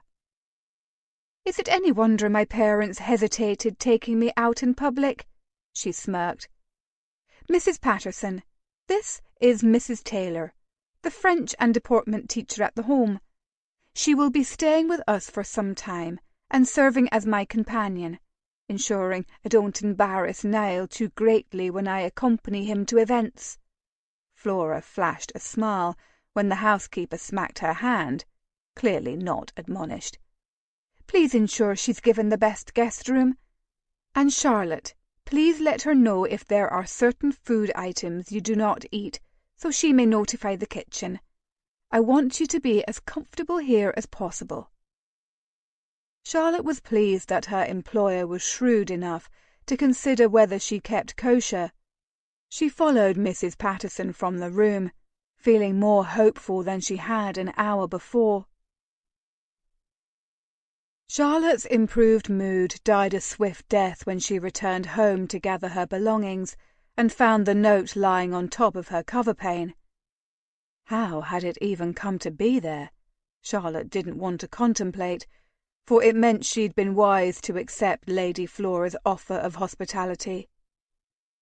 While the Scotswoman enjoyed a cup of tea with Mrs. Gladdington, and the fierce Mr. Duncan waited outside, his watchful eyes trained for threats, the real threat was written on expensive parchment and sealed with wax. Her fingers, stiff with trepidation, struggled to pluck the familiar seal free. "Mrs. Taylor, Edith and I are gravely offended you've done so much to avoid us. As your former parents by marriage, we'd thought you'd like to visit and reminisce about our happy memories of Roderick. But perhaps you've been reticent because you know you've taken an item you no longer enjoy a claim to. That ring has been in the Townsend family for over 200 years, and while we never approved of your marriage to Roderick, we never thought you'd sink so low as to keep it. But considering your background, we can't say we're surprised. We demand you return the ring to us or compensate us for its cost. And with such wealthy members of the ton now personal friends of yours, I'm sure it won't be difficult for you to find the funds. Or, if you'd prefer, we could always inform your elevated friends of your lowly crime. It's your choice. Reginald Townsend." Fear and helplessness settled on her shoulders like a stone, and Charlotte sank onto her bed and buried her head in her hands. She clenched her eyes shut and locked her jaw to keep her panicked tears at bay as she realized her sand foundation had all but washed away. She'd sold the ring for £50 when she fled Bombay, although she knew it had been worth much more in sentiment and monetary value. There was no way she could repay her in-laws even that amount, let alone the true price of the ring. And how her in-laws had learned of her connection to the Marquis of Inverray and his sister, She didn't know. A shock of awareness made her gasp aloud. The man who had attempted to abduct her may have followed Mr. Duncan back to the foundling home. The Campbells' connection to Little Windmill House was well known, had been celebrated at the fundraiser not days before. It would not have been difficult to learn of her employment at the home after that.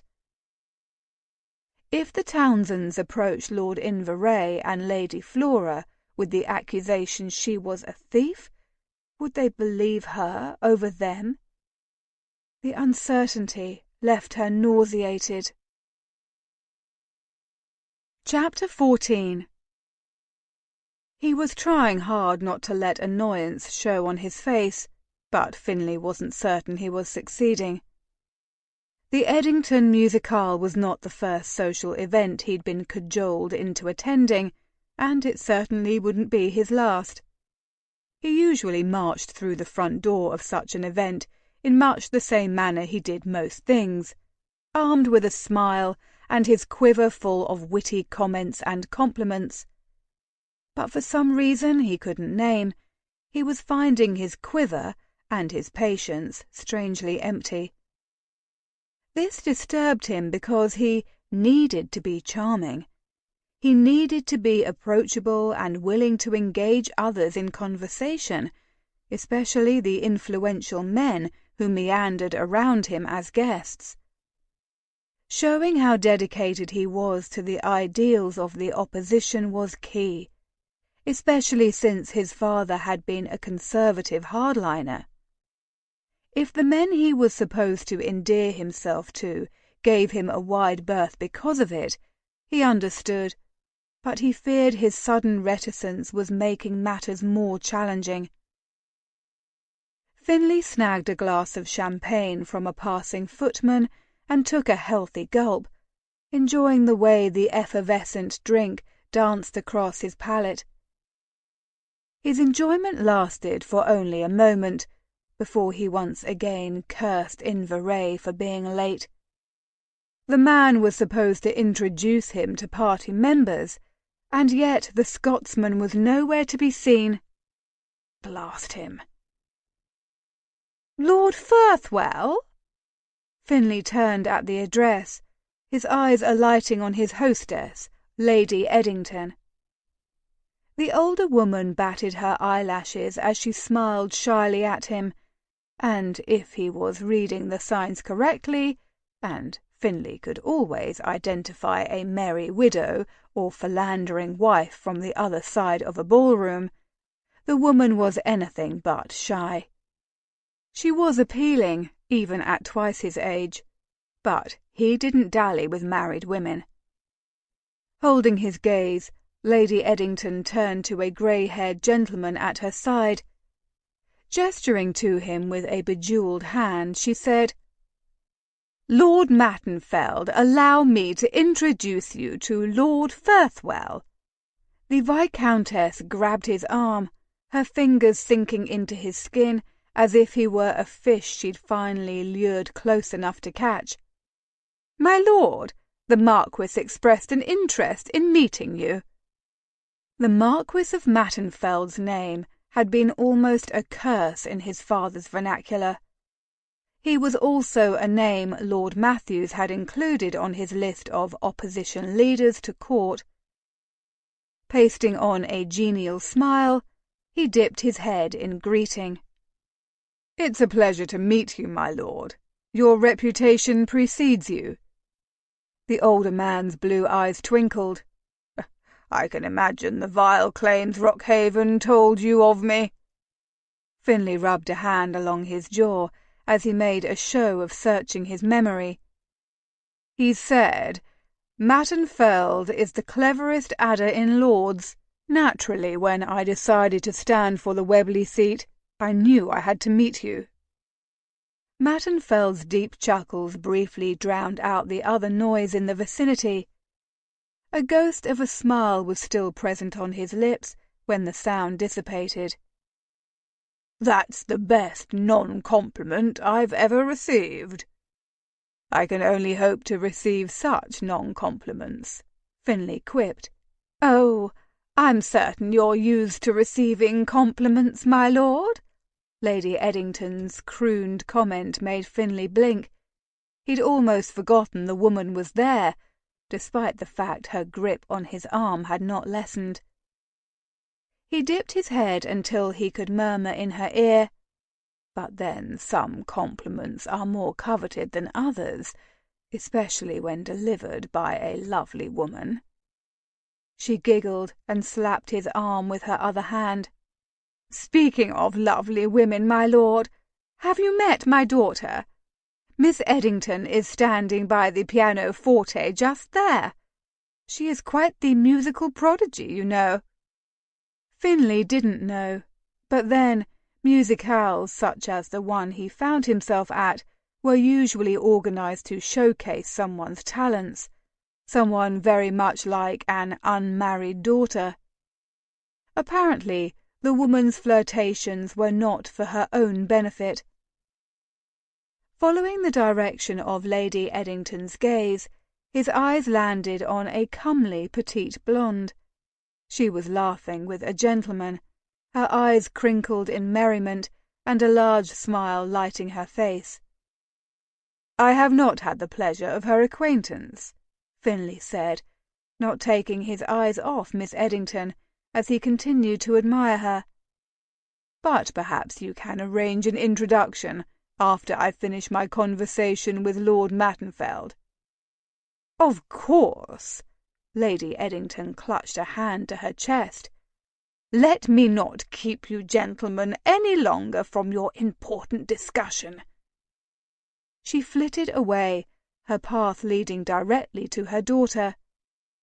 Grabbing the younger woman's arm, she appeared to whisper rapidly in her ear. Finlay smiled when the pretty young woman glanced up and met his eyes, a blush stealing over her porcelain cheeks. "Eddington holds Gloucestershire." Finlay turned as Lord Mattenfeld inclined his head toward where the Viscountess spoke with her daughter. "That is just the sort of connection I'm certain Earl Matthews encouraged you to make." His mood soured at the reminder, but Finlay nodded his head. "Indeed," he said simply. Movement over her shoulder drew his attention, and his breath caught in his throat as his gaze collided with a pair of flinty blue eyes. A bubble of surprise rose like a geyser in his throat, and he turned his head aside to cough into his hand. "Are you well?" Mattenfeld asked, summoning a footman with a jerk of his head. Accepting the glass of champagne offered to him with eager hands, Finlay gulped an uncomfortable swallow around his coughs. Pushing down hiccups, he offered the Marquis an apologetic nod. "I am, thank you. Sometimes the sight of a beautiful woman still robs me of my breath." The older man's lips twitched, and he looked toward Miss Eddington, obviously believing she was the cause of his distress. "She has an impeccable reputation, stellar connections, and no doubt has been trained in the art of being a political hostess. She'd add legitimacy to your campaign and cement your allegiance to the opposition." Mattenfeld studied the lady in question for a moment. "Plus, she's quite handsome. Begetting an heir on her would not be a hardship, I'm sure." During the Marquis's recitation, Finlay forced himself to listen even as he tracked Charlotte's movements across the music room. When the man paused, he licked his lips and said, albeit with some hoarseness, "I suppose my path is clear." Mattenfeld clapped him on the back, almost startling another round of coughs out of him. "Best of luck, my lord. Do have your secretary contact mine to schedule a meeting. There's much to discuss, but I'm cognizant you have more pressing matters to see to at present." Finlay delivered a strained smile as the older man departed for a political conversation on the other side of the room. Pivoting, he considered Lady Eddington and her daughter, willing his feet to move in their direction. How was it that he'd been amenable to the prospect of meeting Miss Eddington just a minute prior, but now the idea of doing so left him peculiarly weary? Webley, influence, legacy. Remembering his goals, he squared his shoulders and resolved to charm Miss Eddington until she swooned. "Firthwell, you appear as if you sucked on a lemon. Not your best look?" Finlay peered down into the face of a thoroughly diverted Lady Flora Campbell. The way every nerve ending in his body hummed told him Charlotte stood next to her. "I don't know what you mean." The Scotswoman cast her eyes dramatically to the ceiling, and Finlay would swear she mumbled, "My God, they're perfect for each other." He scowled. Surely he heard her wrong. After exchanging greetings with the two women, Lady Flora surveyed the room. "Are you bored to tears yet? As I suspected, this musicale was just an excuse for party members to plot the takeover of Commons." "Perhaps they're here for free food and champagne. I know that's the reason for my attendance." Finlay and Flora chuckled in unison. As others turned in their direction, his eyes refused to budge from Charlotte's nonplussed face. Flora's dimples flashed. "That's certainly my reason for attending every blasted event Niall has insisted I appear at." The tightness in his chest dissolved in the glow of Charlotte's non-smile. "Despite my lofty aspirations, I suspect my motivation for attending is not much different." "That's because, in spite of your ambitions, you've retained your good sense." Flora waved her hand as he imagined she flicked her crop at an unruly yearling's backside. "Has Mattenfeld given you his endorsement?" "He's asked me to contact his secretary so we can discuss the issue further." Charlotte stood just to his left, her presence a beacon of warmth and light.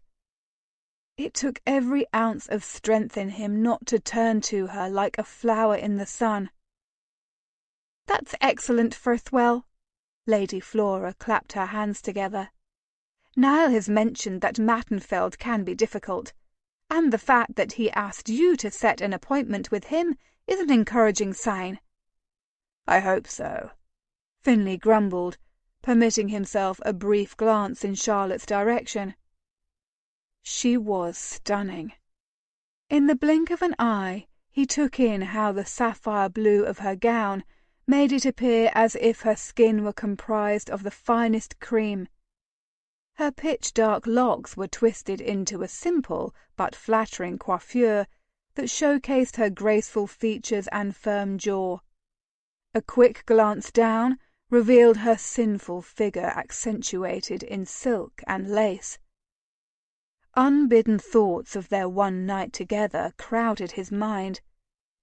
Watching her pale skin turn pink with arousal beneath his fingertips, her nipples hardening as he blew his warm breath against them, her back arching as she cried out wordlessly in ecstasy. Finlay shifted his stance. My God, what in the hell was he doing to himself?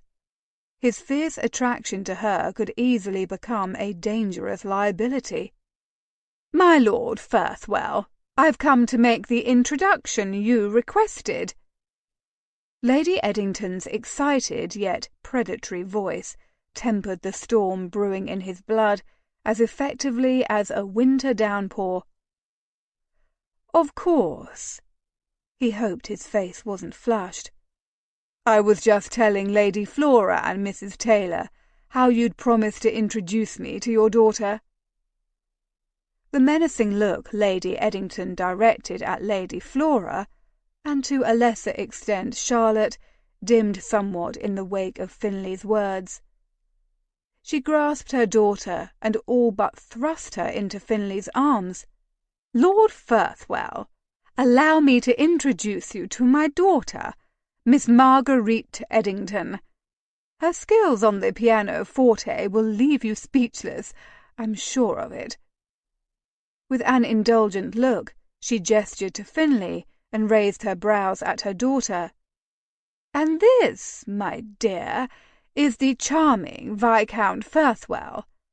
I'm sure you recall that his father is the Earl of Rockhaven, and his sister is the new Duchess of Darrington." He sensed Charlotte shift on her feet, and out of the corner of his eye he took in her down-turned head. Remembering his manners, he bowed. "Miss Eddington, I'm pleased to make your acquaintance. I've heard nothing but praise for you and your musical talents."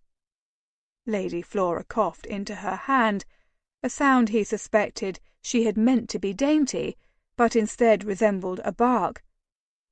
Lady Eddington cut her a sharp look, but Flora merely tilted her head to the side and observed Miss Eddington and him. He didn't want to know what thoughts were racing through her mind. Charlotte had gone as still as a placid lake next to him, and he dared not risk a glance at her. He wasn't certain he'd be able to tear his gaze from her face again. Impervious to the tension thickening the air, Miss Eddington offered Finley a tentative smile. "Thank you, my lord. I hope I do not disappoint your expectations." "I'm convinced that would be impossible," he said, placing a hand on his chest. Flora coughed once again, and Finley bit back a laugh, or perhaps it was a groan, and extended a hand to her. "Are you acquainted with Miss Eddington, Lady Flora?" Dipping his head to the blonde, he said, "Her ladyship is a good friend of my sister, and is almost like a sister to me as well." He punctuated the last part with a fierce glare at the lady in question. Unfazed, Flora clasped her hands in front of her waist and grinned. "I was lucky enough to meet Miss Eddington and hear her play at the Windermere soirée. It's a marvel the way your fingers dance along the keys." A rosy blush crept along Miss Eddington's face and disappeared into her hairline. Her mother smiled fondly at her, the woman's stance practically oozing pride. "She practices 3 hours a day, whether I ask her to or not. And Marguerite's dedication extends past just the pianoforte. She is determined to cultivate all the skills needed in a titled wife and political hostess." His stomach rolled, although he nodded in approval. "That's very admirable." Looking at Charlotte askance, Finley watched as her azure eyes went wide and her jaw grew slack, as if she couldn't believe her audacity at speaking out of turn. In contrast, her reaction made his chest uncomfortably tight. "I quite agree, Mrs. Taylor," Flora said, tapping a finger against her chin. "It almost makes me regret all those lessons I skipped so I could spend more time in the stables." "Stables?" Lady Eddington said the word like it was an expletive. "I must admit to being a bit surprised that a lady of your station was allowed to spend so much of her time out of doors." "Yes, well, if I behaved as society dictates a duke's daughter must, whatever would people have to gossip about behind my back?" Lady Flora's innocent delivery almost broke through the dam of Finley's self-control, and he turned his head away. When his gaze alighted on Charlotte, her eyes sparkling, he realized he'd jumped from the pot to the pan. "I suspect a woman of your station would be gossiped about no matter what, my lady." Charlotte pressed her lips together in a faux frown. "Your attire? Perhaps who you conversed with at the park? or who you waltzed with at a ball." "And I suspect you're correct," Flora sighed. "It's dreadful being out in society sometimes." "That's a shame." Miss Eddington's voice was conciliatory. "I find I adore the constant action, the whirlwind of events, the opera, the theatre, soirees, balls, dinner parties." She paused, her chest rising and falling with excitement. "Do you enjoy the season, Lord Firthwell?" He had once. Not terribly long ago, he'd thrived on the non-stop social calendar, and the darker activities that transpired after the chaperones and their innocent debutantes were tucked safely in their beds. Now, Finley found he preferred quiet dinners with friends, or reading letters from Alethea and Darrington, or even the latest astronomy tomes, in the comfortable leather chair in his study. Lud! Was he 25 or 55? Finley nodded. "I still very much enjoy seeing old friends and making new acquaintances, such as yourself." He risked a swift glance at Charlotte, and found her with a small wrinkle between her brows, as if she knew he hadn't been entirely truthful. "Have we met?" Lady Eddington's eyes narrowed as they swept over Charlotte in disdainful inspection, before swinging to Finley. He suddenly felt a trickle of sweat slide down his spine. "I don't recall seeing you before." Miss Eddington took a step back, no doubt sensing her mother's displeasure. But Charlotte was not cowed, and sank into a respectful curtsy. Lady Flora spoke before she could. "Do forgive me for not introducing Mrs. Taylor, your ladyship." Flora shook her head. "Lud, where are my manners?" "Are you sure you didn't leave them in the stables?" Charlotte asked, her expression serious. "Oh, of course," Flora deadpanned, lightly smacking her head. "Thank you for reminding me. I knew there was a reason I asked you to serve as my companion." "So, you're Lady Flora's companion?" Lady Eddington drew out the last word as if she couldn't comprehend how a servant had joined their conversation. "She is." Flora looped her arm through Charlotte's, holding her by her side. "Lady Eddington, Miss Eddington, allow me to present my companion, Mrs. Taylor. When she's not accompanying me to balls and reminding me of my manners, she teaches French and deportment to the children at Little Windmill House, the foundling home Lord Inverray founded." Finley considered the way Miss Eddington greeted Charlotte politely with a small nod, but the Viscountess continued to observe her with barely concealed suspicion. "So, you are a deportment instructor?" It was not a question. The older woman's gaze jumped to Flora. "An apt companion, I'd say." Flora's black brows dipped low over her eyes, the cords in her neck taut and visible. "Apt, you say? I agree. I think we all need a steady influence to remind us of what's proper, such as remembering ourselves around our betters." Finley looked down at his feet rather than risk laughing at Lady Eddington's pale expression. "Thankfully, I've never known you to forget yourself or the lessons you were taught by your mother, the Duchess," Charlotte responded as she laid a hand on Flora's arm, and her shoulders instantly relaxed. "I'm glad to hear it," she said, smoothing down her skirts.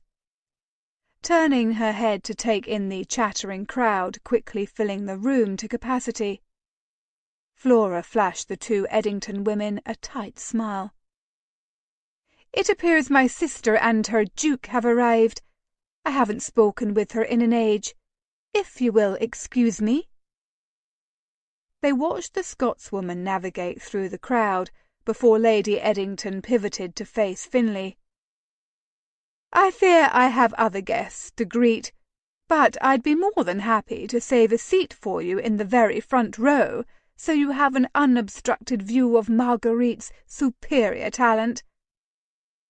"I'd appreciate that above all things," he said, bowing to both women. His tongue grew numb and heavy as the Eddington women walked away. He was uncertain of whether he should excuse himself or revel in the luxury of having a private moment with Charlotte. Instead, she took the decision from him. "She was lying, you know. Flora visited with the Duchess of Ashwood just this morning, when her Grace gave me this beautiful gown." He rejoiced in his excuse to inspect her delectable figure under the guise of admiring said gown, before he met her gaze. "I'm convinced you make it beautiful." "My Lord Firthwell, your compliments should be military weapons," she said, even as her breath grew shallow. "I'll remember to tout that." He searched the room for Inverray. Surely if Flora was here, so was the man. He desperately needed a distraction from the enchanting woman next to him. "Heaven knows I'll need all the help I can get to win this race." Finley sensed her concentrated regard. I'm guessing an alliance with the Eddingtons would be a boon." He slowly looked down at her, taking in how the soft planes of her face had hardened into a mask.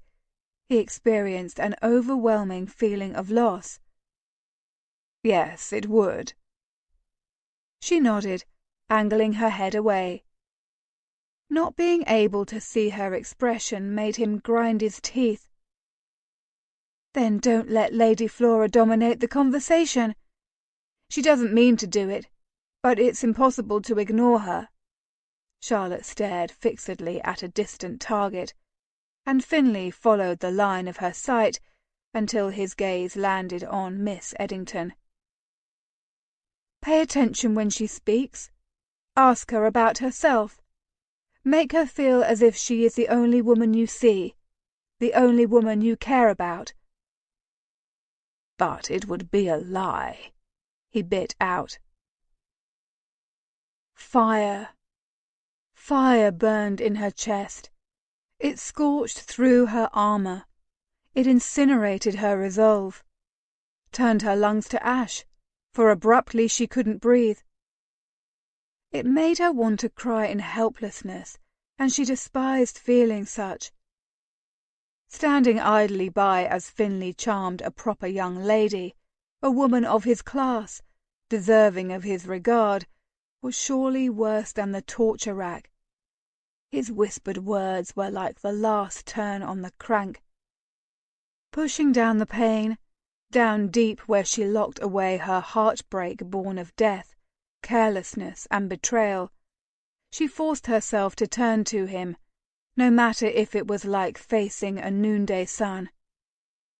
"Is telling believable lies a requirement of being a politician? You're quite proficient." The words were bitter and unfair. In the short time she'd known him, Finley had become one of the two most admirable men of her acquaintance. Finley's gifted lips stretched into a sad farce of a smile. "I've never been very good at telling lies. Perhaps I should reconsider my political aspirations." With those words, he delivered a polite bow and walked away, taking Charlotte's willpower with him. Chapter 15. So this was how it felt to be a wallflower. Charlotte had always supposed she'd occupy the perimeter of a ballroom were she to have ever had a season, and it seemed she was correct. This thought amused her as she stood against the panelled wall in the Eddingtons' crowded music room and observed the antics of their aristocratic, wealthy, and powerful guests. Most walked past her without a glance in her direction, but some studied her curiously, or critically.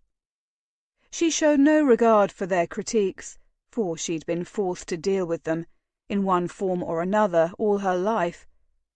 Instead, she allowed herself the pleasure of watching Finley. He moved about the room as she suspected an alpha wolf moved amongst his pack, with an easy dominance that caused the crowd to split before him and bask in his approving smiles. Even now, he stood next to Lord Inverray, surrounded by several older gentlemen who appeared to be listening intently to whatever he was saying. Within seconds, they burst into laughter. She raised a trembling hand to her brow, remembering all too clearly how his sharp wit forced reluctant chuckles from her. How powerful his smiles could be. Never had anyone rendered her, practical, no-nonsense Charlotte Taylor, completely boneless. Charlotte peered over at him again. There was something about his smile, though, that seemed off. Straightening her spine, she mentally shook away her concern. Finley Swinton was so far outside her realm of existence, it was foolish of her to think she could know when he was being sincere or playing a part. She scowled as she forced herself to remember Lady Flora had invited her to stay at Campbell House to keep her safe, and in turn she was to keep the Scotswoman from slaying everyone with her razor-sharp tongue. Her chin dropped to her chest. If that was her measure of success, she'd failed within the first 10 minutes of their arrival. "Have you fallen asleep already? I usually wait until the performances have started at least." She jerked her head up and met Flora's laughing green eyes. She smothered a jolt of surprise when she noticed a woman standing next to her who looked strikingly, almost eerily like her. Undoubtedly reading the astonishment on her face, Flora wrapped an arm through the ebony-haired woman's. "Yes, this is my sister, Juliana, or as she's properly titled, the Duchess of Ashwood." "Your Grace," Charlotte mumbled, immediately sinking into a deep curtsy. "I'm honoured to meet you." Rising, she looked guiltily at her gorgeous blue gown. "I can't thank you enough for allowing me to wear this gown. It's much too fine for someone such as me." "Someone such as you?" The Duchess's silvery voice drew Charlotte's gaze. "Do you mean a schoolteacher? I can assure you I never considered such a thing." She hesitated as she inspected Charlotte with a critical eye. "In fact, I'm certain you look leagues better in that gown than I could ever hope to." As Charlotte stuttered to refute her Grace's claim, Flora held up a hand. "Do yourself a courtesy, Charlotte, and just agree with her." Inclining her head, Charlotte said, "I would never dream of contradicting a duchess. But so many are in need of a worthy challenger," the Duchess said, her chest heaving on a sigh. "Flora assured me you do not suffer fools." Opening her mouth for an uncomfortable moment with no sound exiting, Charlotte snapped her jaw shut. "I fear the havoc I'd wreak if I had been born titled," Charlotte observed with mounting confusion as the sisters exchanged a loaded glance. "She'll be perfect." Her Grace of Ashwood gave a decisive nod. "I told you she was." Flora rocked back on her heels, delight and satisfaction lighting her face. "If all goes as planned, we'll rule the ton." "Mocrech, you're so dramatic," the Duchess groaned, smacking her forehead with fingertips. Turning to Charlotte, she said, "Pay her no mind. She's read too many Gothic novels." Over Flora's disgruntled "You read them too?" retort, Charlotte said, "It's hard to ignore her, Your Grace." She regarded her employer seriously. I learned quickly it's never wise to ignore Lady Flora.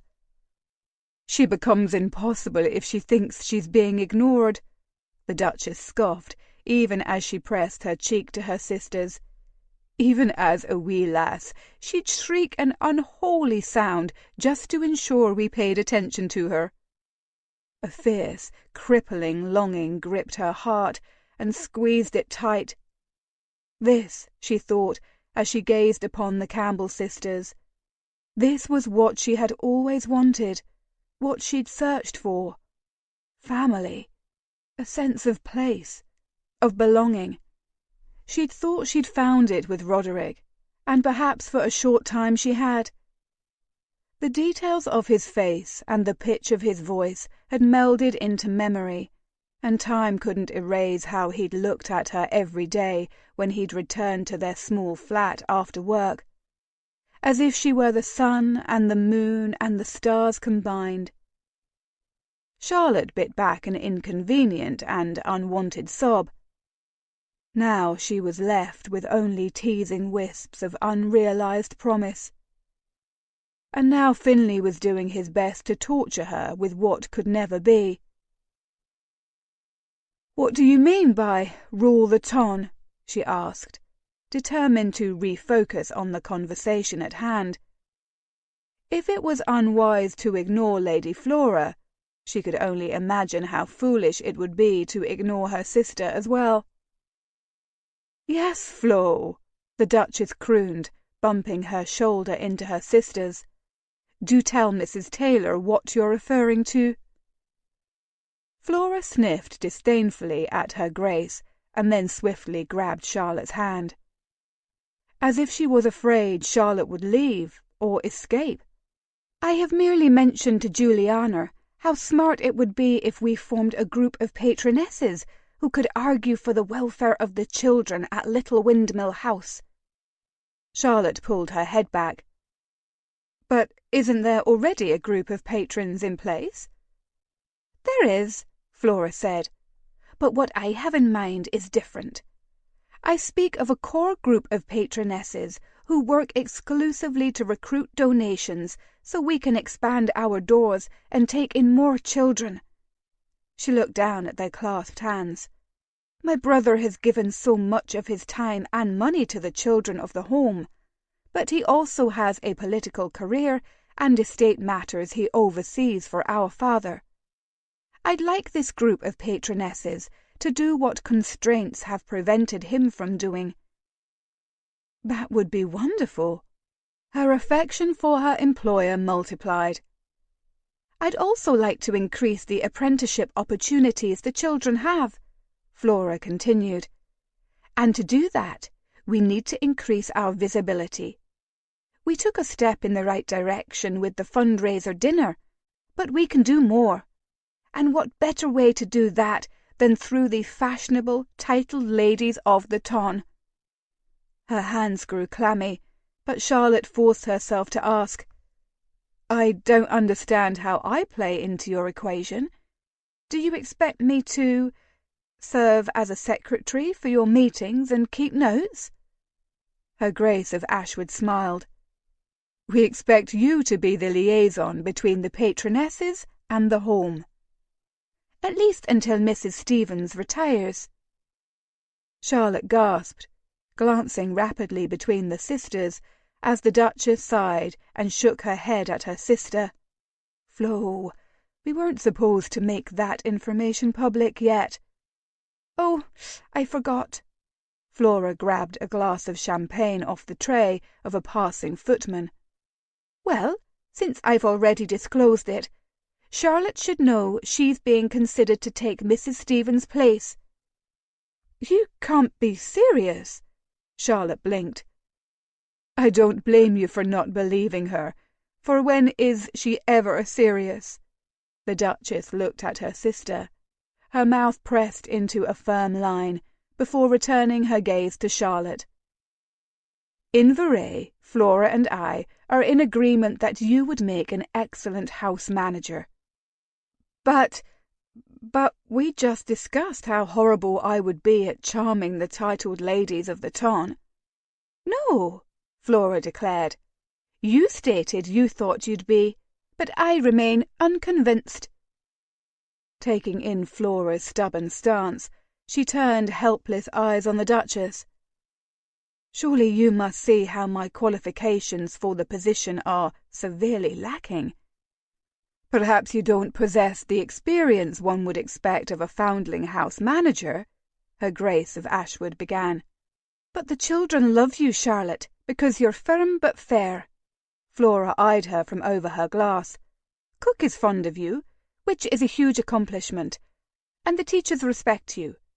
As far as I'm concerned, those are qualifications that far outweigh any experience you may have. Charlotte wrapped her arms around her waist as she swayed on her feet. Her Grace fixed her attention on her. I agree with Flora's assessment. She paused, taking a small step closer. Would you be interested in taking Mrs. Stevens' position when the time arrives? Nervousness and intense excitement coursed through Charlotte's veins, and she struggled not to allow it to show on her face.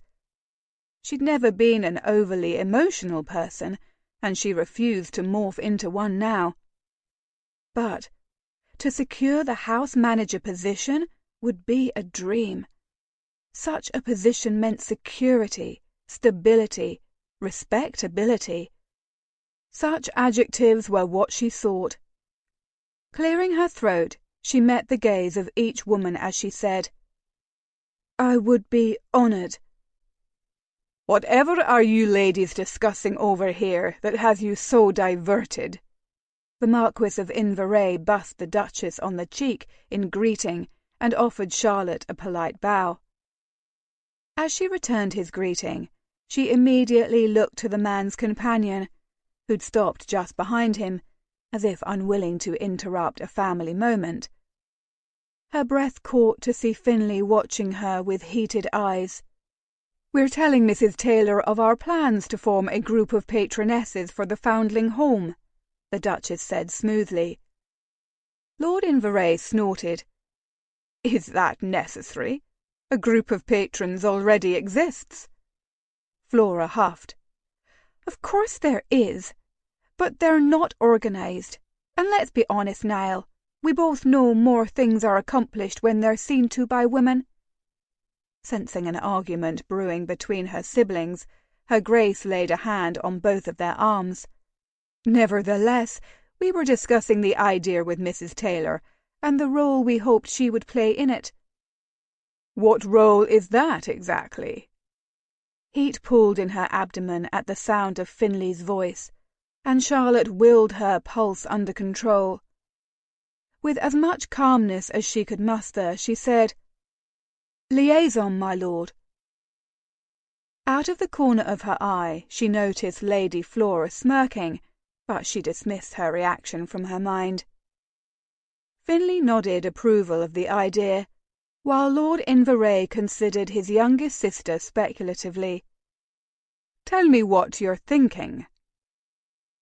As Lady Flora outlined her plan, Charlotte was acutely aware of every move Finlay made, and chronicled them in turn. How he rocked back and forth on his feet when he was deep in thought. The way his lips tightened when he was holding back a remark. How his eyes flashed when he disagreed with a comment. In spite of her self-recriminations, Finlay was becoming her favourite subject of study. My, Flora, I'm impressed. Lord Inveray's voice held equal parts praise and astonishment. You don't have to sound so surprised. She crossed her arms over her chest. I don't think he sounds surprised, the Duchess said soothingly, whilst delivering a pointed glare to her sister. Aside from you, Juliana, and the Duchess of Darrington. The Marquis hesitated as his grey gaze travelled across the room. Who else do you plan on inviting to the group? Lady Flora lifted a shoulder. We're not sure. We were just discussing possible candidates. We don't want to invite too many ladies, the Duchess explained, because exclusivity breeds interest, and we want people to be interested and willing to be a part of the venture in any way they can." "You should consider asking Miss Eddington." Finley directed his comment to the Campbell sisters, and she felt ignored.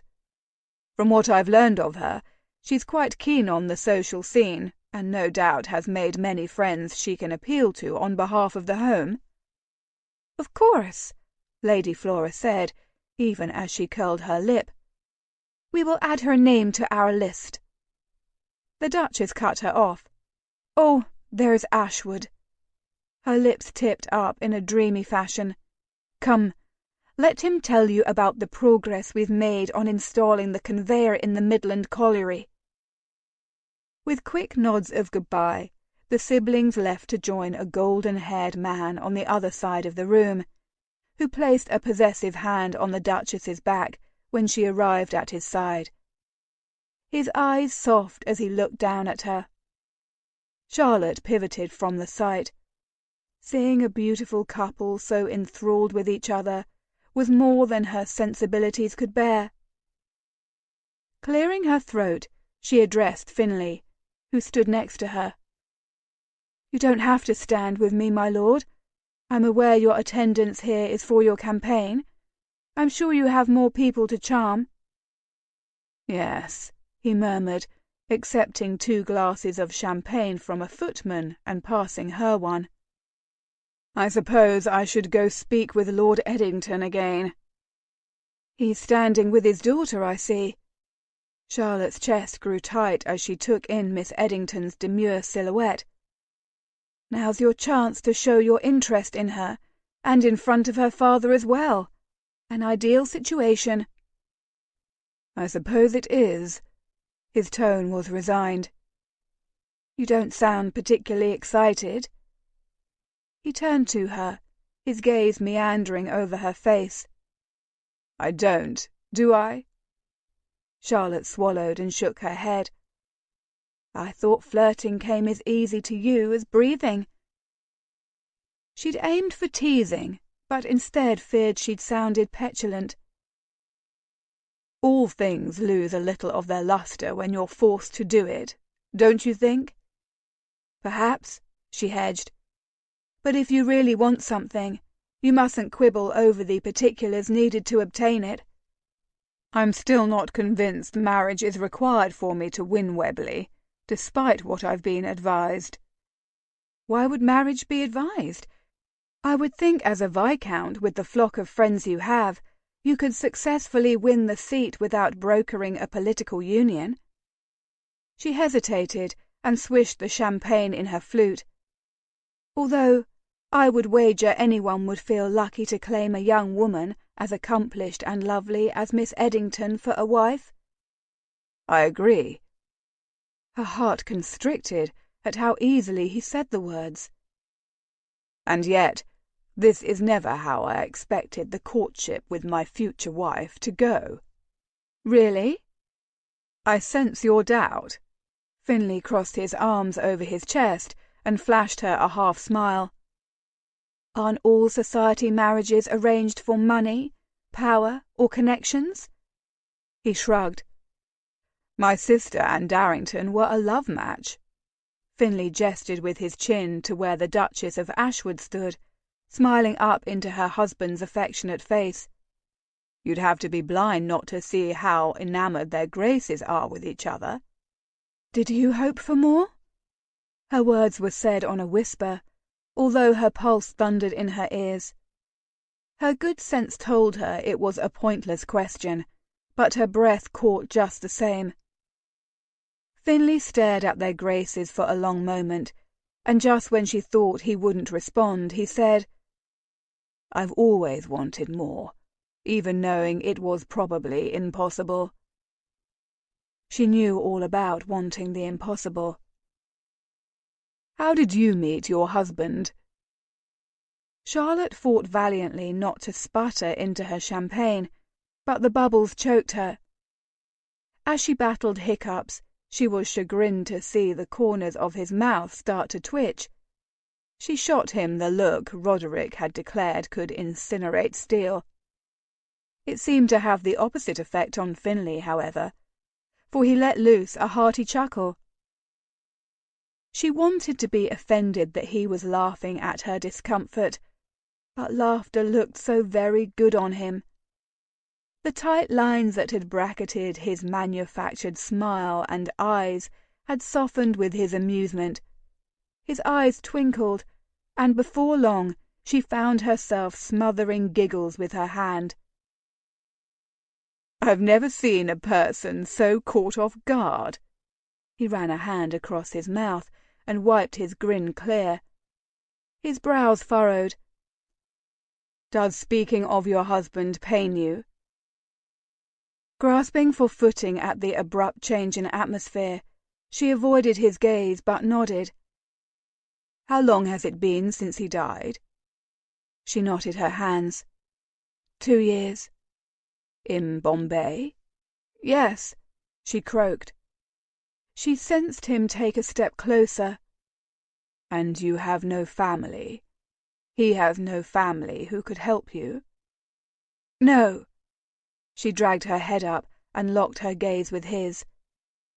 "I've never had the luxury of a supportive, loving family, whether of my own or by marriage." Movement near the front door drew her attention, and her jaw unhinged. She stumbled back, certain her lungs had ceased working. "What is it?" Finley immediately asked, reaching out to grab her elbow. She jerked her head back and forth, certain she was still incapable of speech. He rattled her arm. "My God, Charlotte! Is the man who accosted you here?" He scanned the crowd. "Tell me where he is." Finley's fierce voice broke through her panic, and as she battled to refocus on him, she noticed Lady Eddington watching them from nearby, a deep groove visible between her brows. She had to leave. Charlotte bit the inside of her cheek as she frantically searched the guests for Lady Flora, and the woman miraculously appeared beside her. "Oh, Mrs. Taylor, I seem to have snagged my hem." Leaning close, she said in a faux whisper, "Actually, Lady Clementine Appleton stepped on it, but I'm certain she didn't mean anything by it." She wrinkled her nose. "At least, I don't think she did." Taking in the bedraggled hem, Charlotte nodded. Relief loosened her muscles. "I can assist you in the retiring room, if you'd like." "But—" Finley studied her face, not releasing his hold on her other arm. His mouth opened to say more, when he must have read the panic on her face. He slowly released her and took a step away. "We're not done here. I'll call on you tomorrow." Desperate to escape, feeling as if her father-in-law's eyes were on her even at that moment, she agreed with a chin jerk. As Flora escorted her away, Charlotte glanced over her shoulder to find Finley following a short distance behind them. When they stepped out of the room, he lingered in the entryway watching their departure. His concern for her safety warmed the limbs panic had turned to ice. It took her a moment to realize Flora was directing them to the back of the townhome rather than the retiring room. Sensing her confusion, Flora said, "We're leaving, and when we arrive at Campbell House, you're going to tell me why the arrival of the Townsends leached all the blood from your face." Chapter 16. Finley leapt the stairs leading to the Campbell House front door in 2 jumps. His mother would have cringed at his actions, but he didn't feel chagrined. He flexed his hands in his kid-leather gloves, and the sensation of them stretching around his knuckles was oddly soothing to his agitated mind. Since Charlotte had departed from the Eddingtons with Lady Flora the night before, he'd replayed over and over the moment panic had transformed her face from merriment to pure fright. After the women had left, he'd circled the room twice, trying to locate who or what had frightened her so. It was an impossible task, though, for she had provided him no information to work with. He'd finally allowed Lady Eddington to escort him to a seat in the first row so that he might enjoy her daughter's performance. And even while Miss Eddington coaxed notes from the pianoforte, Finley worried about Charlotte. After the attempted abduction near the Foundling home, and then her strange reaction at the musicale, it was obvious she was in trouble. He was finally going to get answers from her. He paused, his hand hovering over the knocker, and wondered once again why her problems mattered to him. She'd never asked for his help, and still seemed determined to keep him at a distance, even while her pulse raced at the base of her neck whenever he was near her. And yet, he couldn't stand by when she was in danger. His conscience, his very being, rebelled against the notion of doing nothing. If he pressed her, would she be honest about what was haunting her? He'd like to think that they'd become friends in the short time they had become reacquainted, but he could never really tell with her. Inhaling deeply, he reached to sound the knocker, when the door opened before him. The Campbell House butler welcomed him into the elegant foyer and escorted him to a sitting-room, informing him he would notify Mrs. Taylor of his request for an audience.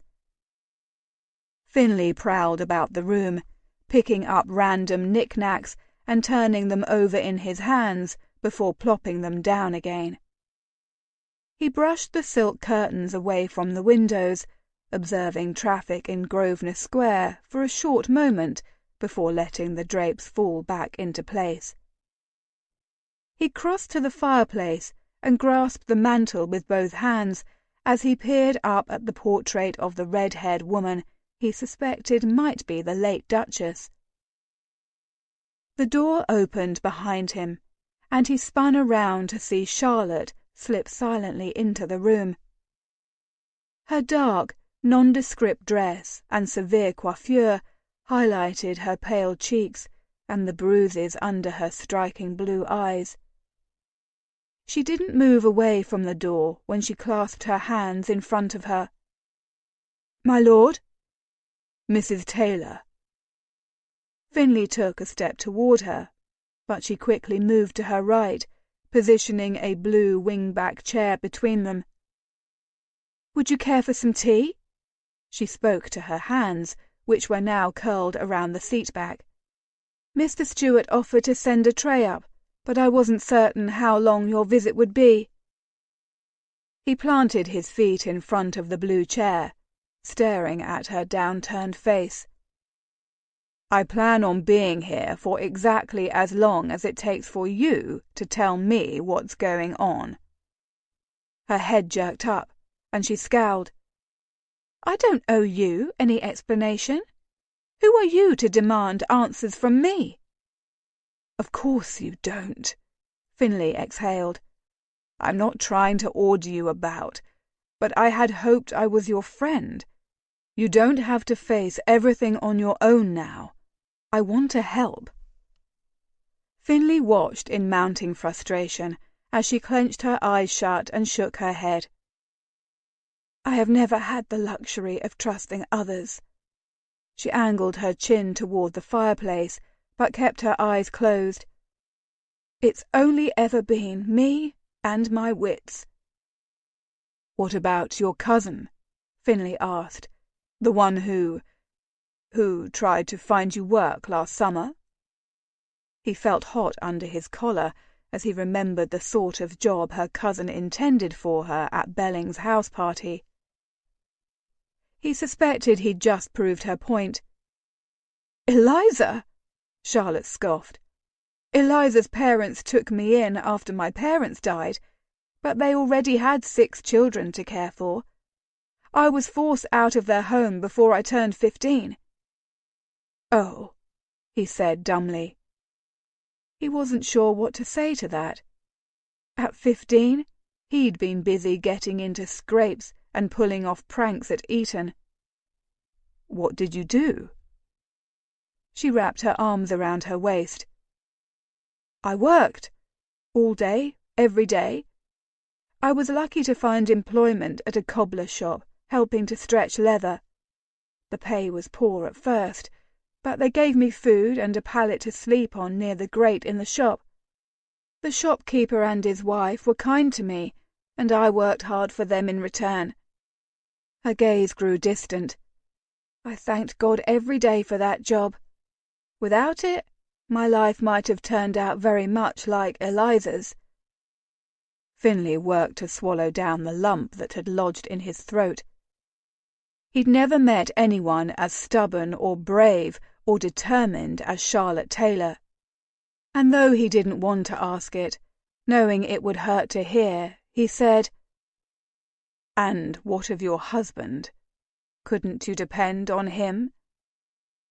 Charlotte was silent for a long moment. "In the end, I learned I couldn't."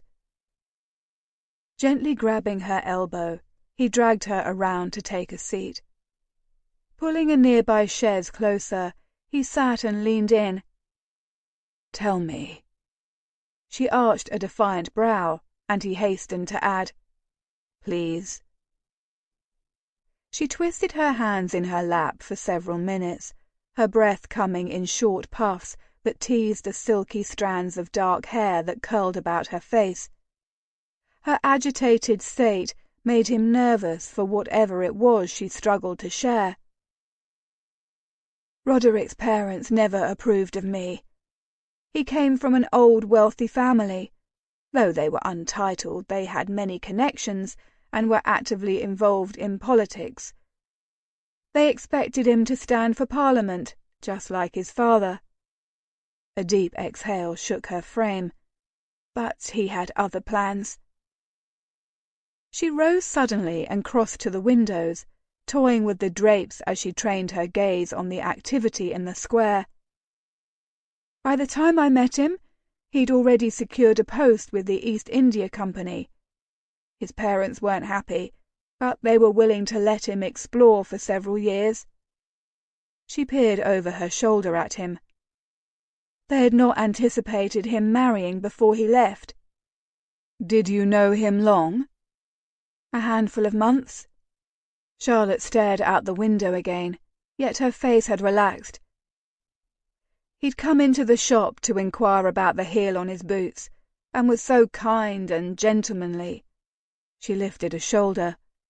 "I wasn't used to customers, especially men, treating me with anything other than casual disregard or outright lechery." She perched herself on the window ledge, her finger twirling the ribbon at her waist. "I began to encounter him in different locations around the neighbourhood, and he always went out of his way to greet me and ask about my day. Soon he asked me to walk with him in the park, then accompany him to tea or for an ice. Before I knew it, I was in love. Head over heels, as they say. I didn't have much experience with men, but I was convinced he was my prince. When he took me to meet his parents, I was beside myself with nervousness. I knew they wouldn't be happy with our engagement. Roderick came from circles I couldn't even fathom, and the people he knew would look down their noses at me and my humble origins. And I was right. But it was his parents' reaction that was the most hurtful. They said horrid things to me, accused me of seducing their son, warned that he wouldn't be welcomed into any society gatherings if he married a Jewish shopgirl with no family and no connections. Roderick defended me vehemently and declared they could either embrace our marriage and my place as his wife, or they could no longer be a part of his life. He pulled me from there and didn't look back. We were married by special license a few days later." An uncomfortable feeling twisted in his gut as a picture of her life over the last few years began to take shape. "Marriage was wonderful," Charlotte's lips stretched into an affectionate smile. I'd never been so happy. I'd never been closer to another person. Oh, I have vague memories of happy times with my parents, but I was young when they died. I'd never had someone care for my well-being and happiness the way Roderick did. I had never had someone to love and care for. I felt so blessed. Her smile withered. And then he grew ill. Cholera? Yes. She slowly swallowed. The fever came first. I spent day and night at his bedside mopping his face, changing the sheets, and praying he survived. On the 5th day of his battle, his parents were suddenly there. Apparently, they had written to Roderick, alerting him to their visit to Bombay for an investment opportunity, but either the letter never reached him, or he'd planned on telling me at a later date. However, once they arrived, I had to battle with them as well as Roderick's fever. They didn't want me tending to him, and tried to have me banned from the rooms, from my own home. She visibly clenched her teeth for a moment. Thankfully, the physicians had them removed instead. And despite your efforts, he died. She winced, as if even his simple words were painful. I've never been so devastated in my life. What happened with his parents? They appeared the next day and ordered me out of the rooms. Charlotte dropped her chin to her chest, but not before he glimpsed the starkness in her eyes. They claimed they had a copy of Roderick's will, which he'd never changed after we married. They were still listed as his beneficiaries, and the small fortune he'd accumulated through hard work and sound investments went to them. They delighted in telling me I was left with nothing. Before he knew what he was about, Finlay had come to kneel in front of her, his hands gripping hers. He waited until she met his gaze. They threw you out of your home with nothing? In a foreign country? Her face ghostly white, she nodded. Good God, he mumbled, standing and pulling her into his arms. He tucked her head under his chin and rubbed circles on the small of her back. I don't understand how they could do that to you, just because you married their son against their wishes. What did you do? Thankfully, I had friends I could stay with. He squeezed her tighter when he realized she was shaking, as if remembering that awful time brought about a physical reaction. Everyone was very sympathetic and offered assistance in various ways, but my in-laws are very well connected, and Roderick's superiors and friends were wary of defying them, and I certainly didn't possess the funds to hire a barrister. In the end, I was forced to sell my wedding ring for passage back to England. A distant memory of her toying with her fingers the night they spent together flitted through his mind. He'd found it an odd but charming habit of hers, but now he understood why she did it. That knowledge burned in his throat at the same time it made him clench his jaw in anger. I returned to England and struggled to find decent work. I was so relieved when my cousin told me Lord Belling was hiring additional maids for his house party. She laughed into his chest. And we both know how that turned out. Finlay buried his face in her hair and inhaled her crisp, memorable scent, willing himself not to think about that night. Not when she was encased in his arms, as he'd hoped she would be since he'd seen her again at Campbell House. Not when he couldn't take away her troubles the way he ached to. Swallowing, he forced himself to say, Were they at the Eddingtons last night? Roderick's parents? Charlotte was silent and motionless for a handful of heartbeats until she shook her head. Once. He opened and closed his mouth several times as he debated what question to ask next. He wanted to know who they were, but she wouldn't tell him if he demanded it. It was probably for the best, because he wasn't certain he could refrain from charging to their residence and calling out her father-in-law. Also, he wanted Charlotte to tell him because she trusted him. Trust was hard for her, and he was willing to be patient to earn it. Like an abused horse skittish at a raised hand, he would have to move slowly. Instead, he switched tactics. "Do you suspect they're behind your recent abduction attempt?" She burrowed her head farther into his chest when she answered, "I don't know." Her response was a little too quick, a little too vehement. It was obvious she wasn't being truthful. He waged a mental war on whether to challenge her on it, his fingers flexing at her waist, but didn't. Patience, he told himself. Patience. "Finley," she said, pulling back to peer up at him. "As if you didn't already have a slew of reasons to avoid my company. This tale should drive home the point. If you're seen with me, if anyone to learn we've become friends—" Her blue eyes grew round. "If anyone learned about our past together, my in-laws would sabotage your campaign, and they would see to it that my employment at the home would be terminated."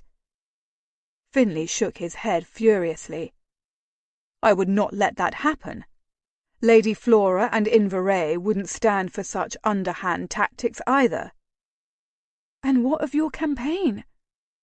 The worried lines on her face softened as she said this, as if touched that his first thought had not been for his own political career. "Perhaps I would have to share nuggets of information of what I've learned today." He shrugged. "Mayhap if others knew about their reprehensible actions, they wouldn't be so quick to believe the venom they spread." "Perhaps." But the way her brows were drawn together told Finley she wasn't convinced. "Charlotte," he murmured, dropping his forehead to hers, "I'm not going to stop helping you or spurn your company because your former in-laws might potentially make trouble for me." It was something his father would do, and he'd be damned if he followed his example. "Don't forget, you're also supposed to find a bride." Her breath tickled across his mouth, and his body responded immediately to the sensation. "Any association with me could severely hinder your chances of securing the perfect political union you need." The reminder of Matthew's marriage mandate was like a cold streak of wind across his skin. When he was with Charlotte, he forgot about everything he was supposed to be doing and everything he was working for. Searching her steady gaze, he found he was willing to suspend such thoughts for a few minutes longer. "It's a chance I'm willing to take," he whispered. Lowering his head until their breaths mingled, he held her gaze until she closed her eyes and sighed. And then he pressed his lips to hers. How could something so foolhardy taste so right? The outer recesses of Charlotte's mind wanted to contemplate this question as Finley's mouth moved over hers. But the area of her brain that controlled her physical response overruled that nonsense. Instead, it insisted she bask in the mastery of Finley Swinton's bone-melting kisses. With a forced sigh, she wrapped her arms around his waist and leaned into him. Caw, he felt delicious. Her body remembered his, how his hard contours fit her soft ones, how his heartbeat thudded out a rhythm just beneath her ear, how he tasted her as if she were a fine, rare wine, or whiskey. Her fingernails bit into his back as arousal swept through her, shooting fire to every limb and making her feel languid in his embrace. He tore his lips away, his eyes possessive as they roamed her face. "Why did you leave that morning?" Her cheeks suddenly felt hot, and she longed to bury her face in his chest again. "I couldn't afford to stay any longer." Finley nuzzled her temple, his breath on her neck spreading gooseflesh in its wake. "Why not?" She swallowed. "You make me feel weak, and I was afraid I would tell you yes." "Tell me yes?" A frown marred his beautiful mouth before it dissolved as comprehension dawned. "Oh." She nodded, unable to think of a thing to say. He ran his knuckles down the side of her cheek. "I would have done you a great insult had you stayed. You deserve much more than I would have offered you, and I would have shamed myself with such an offer." Conflicting emotions warred at hearing Finley acknowledge his intentions from their first encounter. That he didn't lie or try to explain away his motivations or his reasoning was the greater blessing. Finley continued to stroke her cheek, his eyes following the path his fingers took over her skin. His gentleness, the look of longing and desire in his eyes, made heat pool low in her belly. She arched her neck into his hand for a moment, indulging in the feel of his skin finally on hers. What would it be like to be married to a man such as him? She considered this as she breathed in his rich scent, a combination of leather, mint, and man. Despite everything he knew about her past, in spite of their scandalous beginnings, Finley Swinton had never done anything to harm her, had never uttered a disparaging word about her character, had never judged her or her actions. Instead, he'd made her feel safe, wanted, and beautiful. She hoped if Mr. Townsend ever disparaged her character to him, Finley would be an ally. Miss Eddington's delicate face came to mind, and Charlotte's eyes popped open. Like a ninny, she was allowing herself to fall under the spell of a man who could never be hers. If she said the words, he would make arrangements to care for her and keep her safe. And if she permitted, he would make love to her, worship her body in ways that would leave her breathless with pleasure. The only cost would be her heart. With a Herculean effort, she broke free from his arms. She skirted around the chair again, desperate to create some space between them. He let her, following her movements with his gaze only. "I can't do this again." She wiped her palms down her skirts before she clenched the material tight in her hands. "There's too much at stake. My future with Little Windmill House, your political aspirations."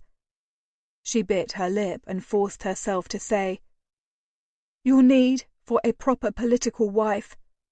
I would be a liability to you, and frankly, you would be one for me." "Liability?" Finley snorted, but a groove had appeared between his brows. "You make our association sound so uncouth." When she opened her mouth to argue, he cut her off with a slice of his hand. "No, I understand your point, and I appreciate your circumspection, even if I'm frustrated by it." Charlotte looked away, blinking rapidly. Her lungs burned with the effort of holding back her words of agreement. He regarded her, his dear face solemn. "So, where does this leave us?" "As friends, I hope," she whispered around the bubble in her throat. "Of course," he answered without hesitation. "And as your friend, I hope you'll let me know of any way I can assist you." Shuffling back and forth on her feet under his intense stare, she managed a curt nod. "I'll follow up with Lady Flora to make sure you do," he added, taking a step in her direction and reaching out to grasp her hands. "What will you follow up with me about?" Lady Flora asked as she stepped into the room in a swish of Pomona muslin. She regarded the Viscount impassively, her gaze not sliding to Charlotte even as she came to stand next to her. Finlay dropped his arms to his side and offered Flora a polite bow. "My lady, I was just reminding Mrs. Taylor that I am at her assistance should she ever need it." "That's very chivalrous of you," Flora said, her mouth quirking. "I hope Charlotte takes you up on your kind offer." Charlotte felt a flush advance from her bodice to her neck and face.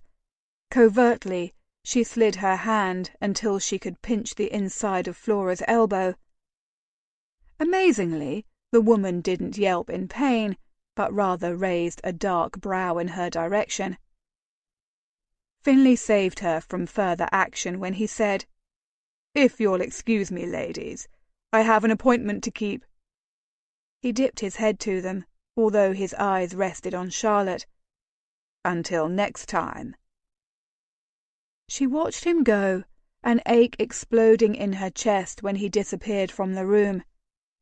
Just being in his presence, in his arms, for the last 20 minutes had been enough to buoy her flagging spirits and provide her with a dose of his personal sunshine. With his departure, the day suddenly seemed grey. "Did you tell him?" Blinking, Charlotte spread her hands. "I don't know what you mean." Flora sighed and plopped down on a chair, bracing her elbows on her knees as she speared Charlotte with an impatient look. "Did you tell Firthwell about the Townsends?" "I told him my in-laws were looking for me and could cause him trouble," Charlotte hedged. "But you didn't reveal their names?" She bit her lip and shook her head. Flora leaned back and ran her fingers across her forehead, her gaze distant. "Let's hope there's never cause to tell him. Because if there is, then he's already in the suds. And so are you." Charlotte covered her face with her hands, certain storms would threaten all the foreseeable days to come. Chapter 17. "What else is on your schedule?" Finlay pushed an empty coffee cup aside and glanced at the agenda his secretary had included in his stack of paperwork for the day. As his eyes focused on the long list, he quelled a sigh. "Several meetings, including one with Matthews, before your dinner party. Then I leave to Webley tomorrow for canvassing." Inveray relaxed back into his chair and propped a booted foot over his knee. Although the coffee shop they'd convened at was filled to the rafters with MPs, secretaries, barristers and the like, their collective noise resembling a busy hornet's nest, Inveray somehow appeared unperturbed. "Gad, I don't envy you." He leaned over to glance at Finlay's list. He stabbed a finger at a line. "Kiss babies, commiserate with the elders, and talk cricket with the men in the pub. Once you buy them a round of ale, they'll be slapping you on the back and buying you pints. I'm beginning to think this standing for Parliament business merely involves a whole lot of pandering," Finlay said on a chuckle. "Grasped that lesson already, have you?" Inveray raised his hand to summon a server and ordered another cup of coffee. "Sometimes you will find the easiest path is to grin and laugh." Propping his elbows on the table, Finlay massaged his temples. He'd been travelling back and forth to Webley, meeting voters, attending party meetings, shaking hands and doing a lot of smiling. He was done with smiling. He just wanted to sleep. "The Eddingtons will be at the dinner." Inveray paused as he accepted his cup of coffee from the server. After taking a sip, He regarded Finlay over the brim. "I take it Miss Eddington is a candidate for the future Lady Firthwell?" Finlay shrugged, even as his palms grew sweaty. "Eddington has been generous with his connections. If I must listen to his daughter play the pianoforte as compensation, I will gladly do it. At least she is semi-accomplished at the instrument. And she's quite bonny." Inveray's grey eyes held a smile. "Her attractiveness is a bonus," Finlay conceded. "Yet I don't detect much interest from you." "Yes, well." Finlay signalled for another cup of coffee as well, desperate for a distraction. "Matthews would deem her a prime candidate for a wife," Inveray pushed, regarding him with his mouth quirked. "Then perhaps he should marry her," Finlay bit out, before he snapped his jaw shut. "My apologies. I shouldn't be directing my annoyance at you."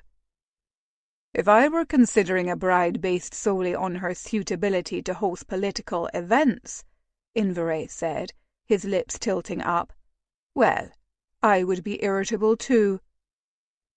"You don't seem to have been hurt by your lack of a wife." Finlay cringed at the peevish tone of his words. "That's because I have two sisters who've served as my hostesses.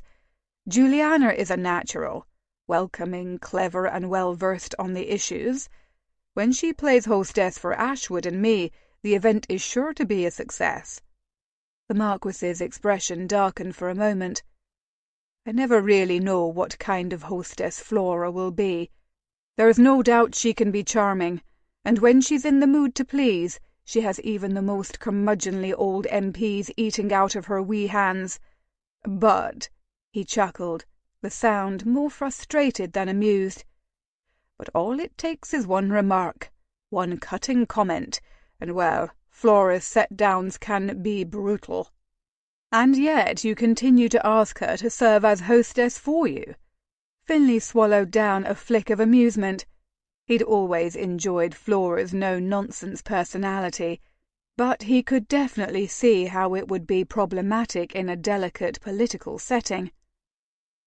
"It's time she grew up and embraced her position in life. Our father has indulged her terribly, and now I fear she will never settle down." Inveray's voice dropped to a growl. "Never be tamed." Finlay took a long sip of coffee as he considered the Marquis's words. It wasn't his place to argue for or against Inveray's assessment, and he suspected Lady Flora needed no champion. Familial strife was something he was infinitely familiar with.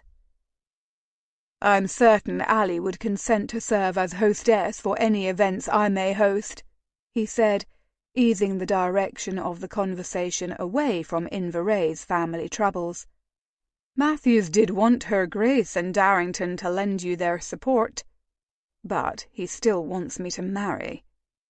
Finlay tipped his head back to look at the ceiling, as if it contained the answer to the Earl's mandate. "If not Miss Eddington, who else would you consider?" "Charlotte." The name was on the tip of his tongue before his brain had even caught up with the question. The woman was an ever-dwelling spectre in his thoughts. He hadn't seen her since he'd left Campbell House 2 days prior, but Lady Flora's maid had delivered a note to his valet telling him that she was well and determined to start teaching again. Flora insisted she continue to stay at Campbell House for at least a sennight longer, until they were certain any danger to her had passed. The problem was, they weren't certain from which direction the danger was coming. Although she'd denied it, Finlay was still convinced her attempted abduction was tied to her former in-laws. The sound of a throat clearing jerked him back to his moment. He met Inveray's diverted gaze. "I beg your pardon. I was wool-gathering." "I assumed." There was a smile in the Marquis's tone. "And has your wool-gathering allowed you to remember another possible Viscountess candidate?" Finlay scrubbed a hand down his face. "At this time, there are no young ladies on my list." Inveray chuckled and shook his head in much the same manner as his youngest sister. As a ball of stress coiled in his gut, Finlay flipped through his papers absent-mindedly while his thoughts dwelled on his supposed wife hunt. He was scheduled to meet with Earl Matthews later that day. The man wouldn't be pleased to discover Finlay's marital prospects had remained unchanged since their initial meeting. But lud, he'd seen to everything else on the Earl's list. Surely a confirmed bachelor such as Matthews wouldn't fault Finlay for not embracing such a suggestion with arms wide open. He was certain the Earl wouldn't see it that way, however. "Mrs. Taylor resumed her teaching schedule today," Inveray interjected suddenly, his voice seeming to carry above the din of the coffee shop. The man gazed about the shop impassively, and yet Finlay suspected the Marquis was attuned to his reaction. That knowledge did not stop his mouth from dropping open for what felt like an entire first act before Finlay managed to wrench it closed. He snatched up a spoon and stirred his coffee, although he had not added anything to it. "That's good news, I'm sure." From the corner of his eye, he saw the Marquis drum his fingers on his knee. "She was quite anxious to return to her post, outright refused my suggestion to wait a few more days. She seemed convinced that any danger threatening her had passed. Still, she wasn't forthcoming about who constituted that danger. Do you think, perhaps—" He took a bracing gulp of coffee and tried again. "What I meant was, do you believe the trouble has passed?" Finlay was aware his question was infused with a fierceness he'd be hard-pressed to explain as a friendly inquiry. Thankfully, the Marquis did not appear surprised by it. He instead narrowed his eyes in consideration. "There is definitely something else there, but I don't know what. Mrs. Taylor continues to avow she's unaware of why she was targeted, so there's not really any concrete evidence to pursue. That Flora convinced her to stay on at Campbell House was a miracle in itself. Mrs. Taylor is inordinately stubborn, but then, so is Flo." He stared into the dark depths of his cup as he considered whether to reveal to Inveray what Charlotte had shared about her in-laws. If there was potential for them to cause trouble for her, and by extension the little windmill house, the Marquis should be made aware of what he'd learned. But then, what had Finlay really learned? He didn't know her in-laws' names or her late husband's surname. He was sorely lacking details that would make the story credible. "Oh, there's Sorringham. I have to talk to him about a committee meeting tomorrow." Inveray took a drink of coffee and stood, adjusting his cravat. "I'll return in a few minutes." With a nod, Finlay dropped his gaze to his pile of notes, determined to put Charlotte and her troubles out of his mind for the time being. He had meetings to prepare for, and he needed to focus. He was refreshing his memory on details surrounding the formation of the Metropolitan Police Force when he was abruptly shoved forward from behind. He jerked his head around to see what the problem was when he met a familiar face. "Lord Firthwell, please accept my apologies." Guillermo Torres flashed a disgruntled look at the back of the gentleman who'd pushed him. "Despite the many titles floating about the room, it's severely lacking in manners." The gentleman turned at Torres's words, his face already scrunched in derision, when his eyes widened at the sight of the tall Spaniard. Torres raised his dark brows at the man, and he immediately scuttled away. "Why don't you sit, and I'll signal a server?" Finlay offered, gesturing to Inveray's empty seat with his hand. He hoped the Marquis didn't mind. "Gracias." The man sank into the chair and crossed his legs, popping his bowler hat on his knee. "How have you been, my lord?" "Well," Finlay replied automatically.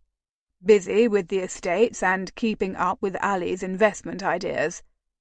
Her Grace has a keen mind when it comes to numbers and opportunities. She's already made several recommendations that have aided West Indies' interest." Torres was an employee of Darrington's, although Finlay wasn't exactly sure what the man did for his brother by marriage. He did know the Spaniard was instrumental in rescuing Alethea from men who'd sought to use her against their father, the scandalous incident that led to the Earl of Rockhaven's exile. That Guillermo Torres could be trusted was not in doubt. An idea took form in Finlay's mind. Bouncing his leg under the table, he held his silence as Torres ordered a cup of coffee and a hearty slice of pigeon pie. He'd just managed to stifle a flinch when the dark-haired man speared him with an intense look. "How is your campaign advancing for the Webley seat?" "How did you know about that?" Finlay dropped his spoon on the table with a clang. Several gentlemen at surrounding tables glanced their way, but diverted their eyes elsewhere when confronted with Torres's intimidating expression. "I may have just returned, but it's my job to know things." He shrugged and nodded politely when his food was delivered. He speared a healthy piece of pie on his fork. "I know Abernethy is standing for it as well. The Conservatives are struggling to unite behind him, because there's concern about his suitability." Torres leaned across the table, as if sharing a great secret, but didn't drop the volume of his voice a decibel. "He was involved in a messy affair with a high-born lady several years back, if I remember correctly." Numerous heads nodded in acknowledgement around them, and Finlay realized Torres wanted others to hear him. He'd intended to remind the busybody patrons that Abernethy was not the moral paragon his supporters were attempting to portray him as. Biting back a laugh, Finlay smoothed a hand over his mouth. He was tempted to follow up with a witty comment of his own, but thought it best to let others make of Torres's comment what they would. Instead, he asked, "Have you told Ali and Darrington of my plans?" "Of course not." The Spaniard raised a dismissive brow. "That is your news to share. I merely informed them you were no longer in Herefordshire. But Her Grace said your last letter had been sent from London." "Yes, I've been here for several weeks now," he murmured offhandedly. Thoughts of how he felt about the man keeping abreast of his affairs tumbling through his head. "While I've seen to his Grace's affairs, I've also made it a point to keep an eye on his brother whenever my business brought me to London." The man paused, a peculiar look flitting across his face. "I regret I was not here when the late Duke needed me the most." Finlay swallowed and dropped his gaze to the tabletop. Men working for Finlay's father murdered Albert Darrington's late brother. That the Duke and Alethea could overcome the horrible crimes Lord Rockhaven committed against Darrington's family was a testament to their love and respect for each other. And apparently Finlay wasn't the only one experiencing guilt over a tragic event he'd had no control of. "So do not be alarmed if I know how you've kept busy in the last year, since their Graces departed for St. Lucia," Torres said, correctly divining Finlay's thoughts. "You are important to them, and they are important to me."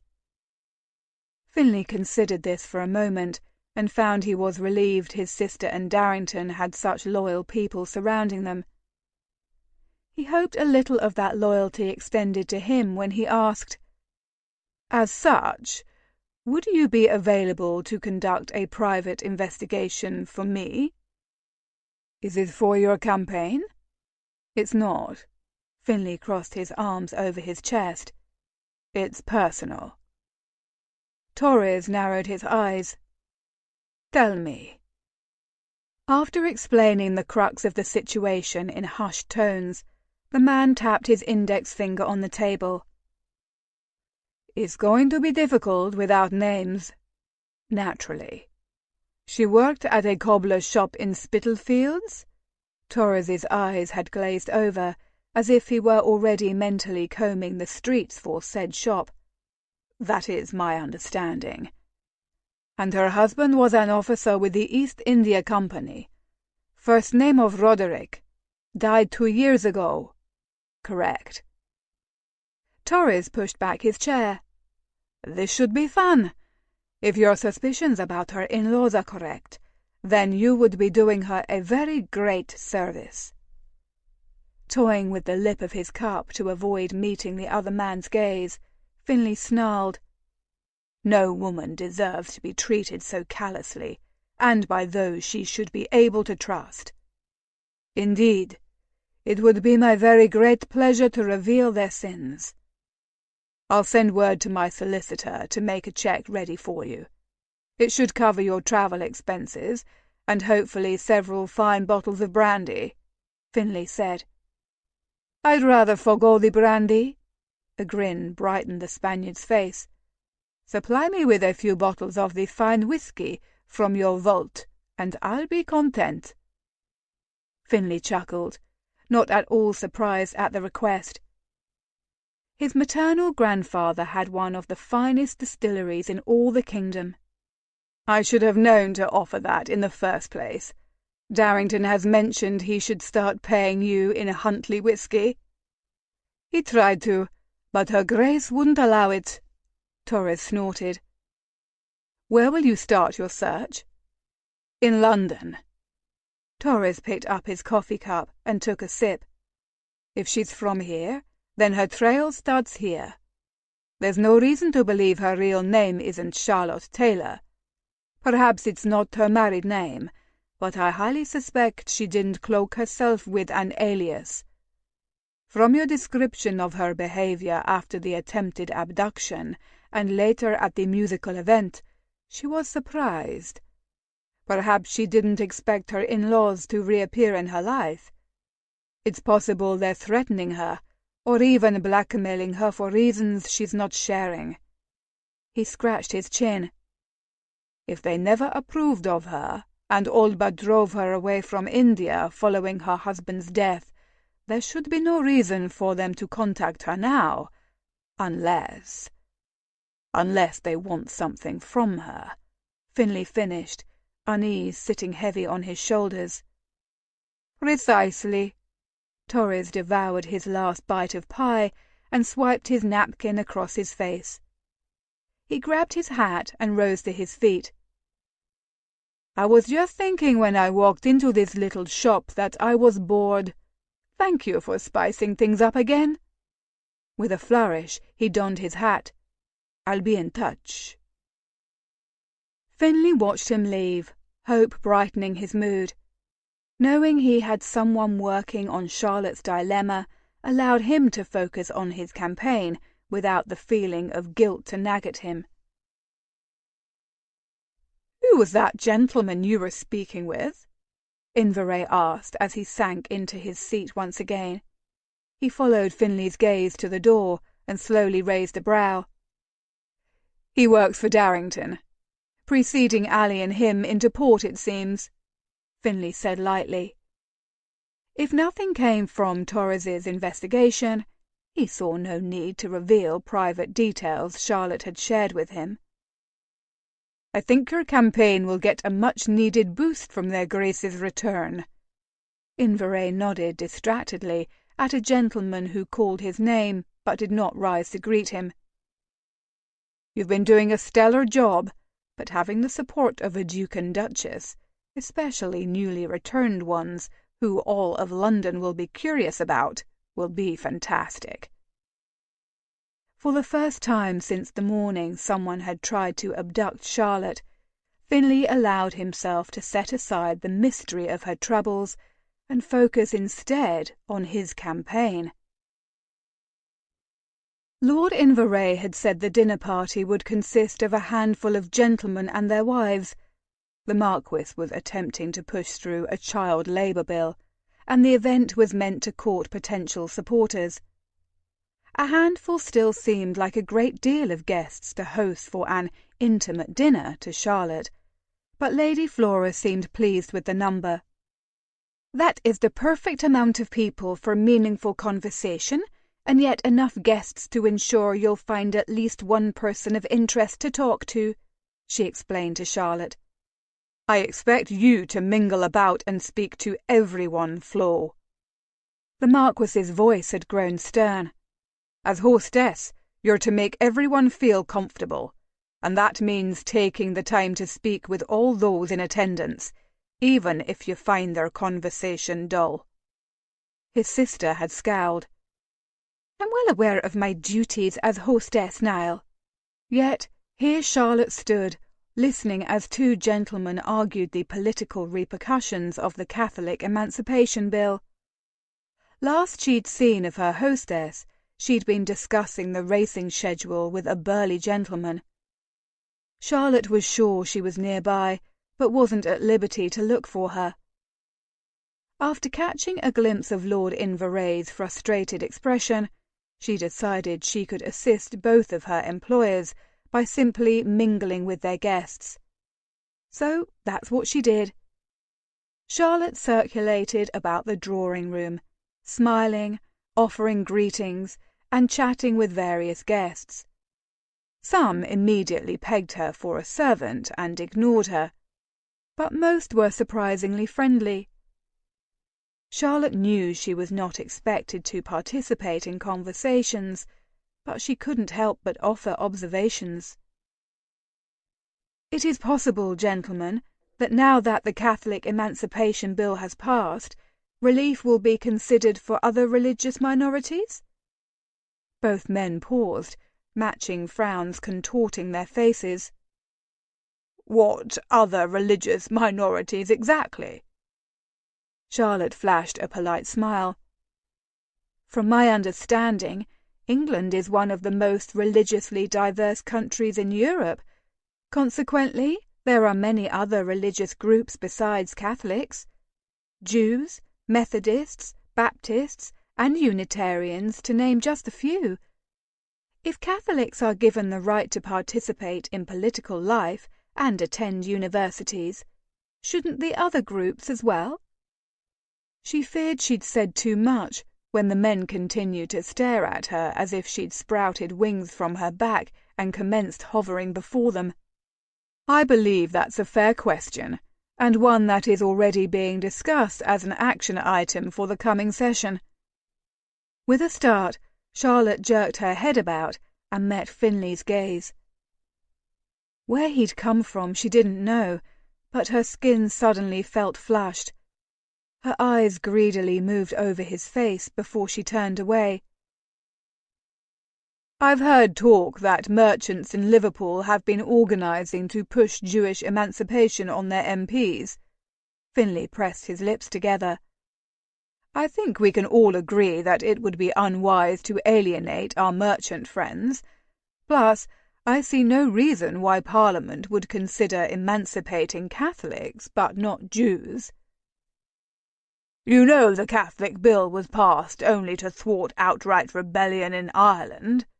Mr. Everhill crinkled his nose.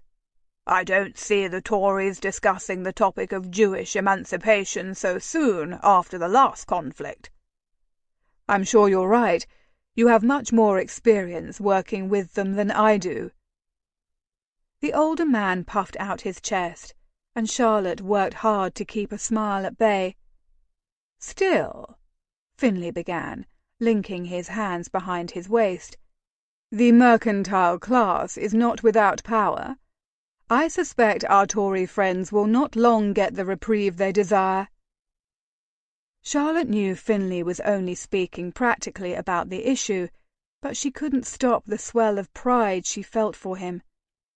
It was only fair that her people finally be given the same rights and privileges as their fellow countrymen, and they would gain an ally in their fight if he were elected to Parliament. The men talked for several minutes longer, until one of them abruptly elbowed Finley. The Eddingtons have arrived. I suspect you'll want to greet their daughter." Darting her gaze across the room, she glimpsed the pretty blonde dressed in a lovely pale pink gown as she was waylaid by several gentlemen. Charlotte's throat felt tight, and she pivoted away. She had no cause to feel jealous of the young woman who had been kind to her when they last met. She continued to tell herself such when Finley chuckled and smacked the older man on the shoulder. "Yes, I better move quick before one of these swains turn her head." He offered his goodbyes, briefly meeting Charlotte's eyes before he crossed to where Miss Eddington held court. The young woman beamed a bright smile as he bowed in greeting, and Charlotte was certain she'd crush her teeth to dust from clamping them together so tightly. "Do forgive me for interrupting, gentlemen, but my sister has requested Mrs. Taylor's assistance with a matter." She blinked to find Lord Inverray at her side. She mumbled farewell to the older gentleman as the Marquis looped her arm around his and escorted her from the room. "How may I assist Lady Flora?" she asked numbly, still thinking of the way Finley had greeted Miss Eddington. "Flo is discussing some exhibition at the British Museum with Lady Temple." Lord Inverray led her into the library. "She's fine." "Oh," Charlotte shook her head. "But I thought she needed—" "It appeared you needed a moment to yourself," the Marquis interjected, his gaze gentle. "It did?" she whispered, mortification stealing her breath. "I doubt anyone else noticed." His tone was conciliatory. "But you did, and that's enough." Lord Inverray looked at his feet for a long moment before meeting her gaze. "You know not to pin your hopes on him, correct?" Charlotte lifted her chin. "I would never dream of doing anything so foolish." He studied her face. "Of course not. I apologize for even thinking it." With those words he left her, and Charlotte wondered when she'd become such a fine actress. She slipped from the library several minutes later, her mask of composure back in place. Dread and deeper, more painful emotions lurked underneath, but she didn't give herself time to consider them. After checking with Mrs. Patterson to ensure everything was prepared for dinner, she entered the drawing-room through a narrow side door the servants used. A tall potted plant obscured it from view, making it an unobtrusive way to map out where she should go to avoid Finley. A quick glance told her he presided over a small group not far from where she stood. Before she could sidestep them, she heard him say her name. "That would be Mrs. Taylor, Lady Flora's companion." "She seems awfully young and quite pretty to be a companion," a red-haired woman said, her eyes shifting between Finley and Miss Eddington, who stood beside him. "She's a fine teacher and has been a great help to Lady Flora," Finley said lightly. "You seem to be friendly with her." Miss Eddington turned to him completely, as if she needed to view his face as he responded. "I suppose so." Finley pressed his lips together. "She replaced my sister at the Foundling Home, and I promised her Grace I would make sure her former students were well cared for." "I see," Miss Eddington said slowly, her gaze glued to his face. "And once you win Webley, do you plan on being as involved with the Foundling Home?" Stroking his chin, Finley tipped his head to the side. "I will continue to be a patron, for I believe in their mission, but I don't possibly see how I will have time to visit. Parliament will keep me quite busy, I'm sure." "It definitely will," an older man said. "There are times I'm gone all day and come home late, with barely any time to spend with my wife and children. Thankfully, they understand the sacrifice." "And what of you, my lord?" The auburn-haired woman took a step closer to Finley.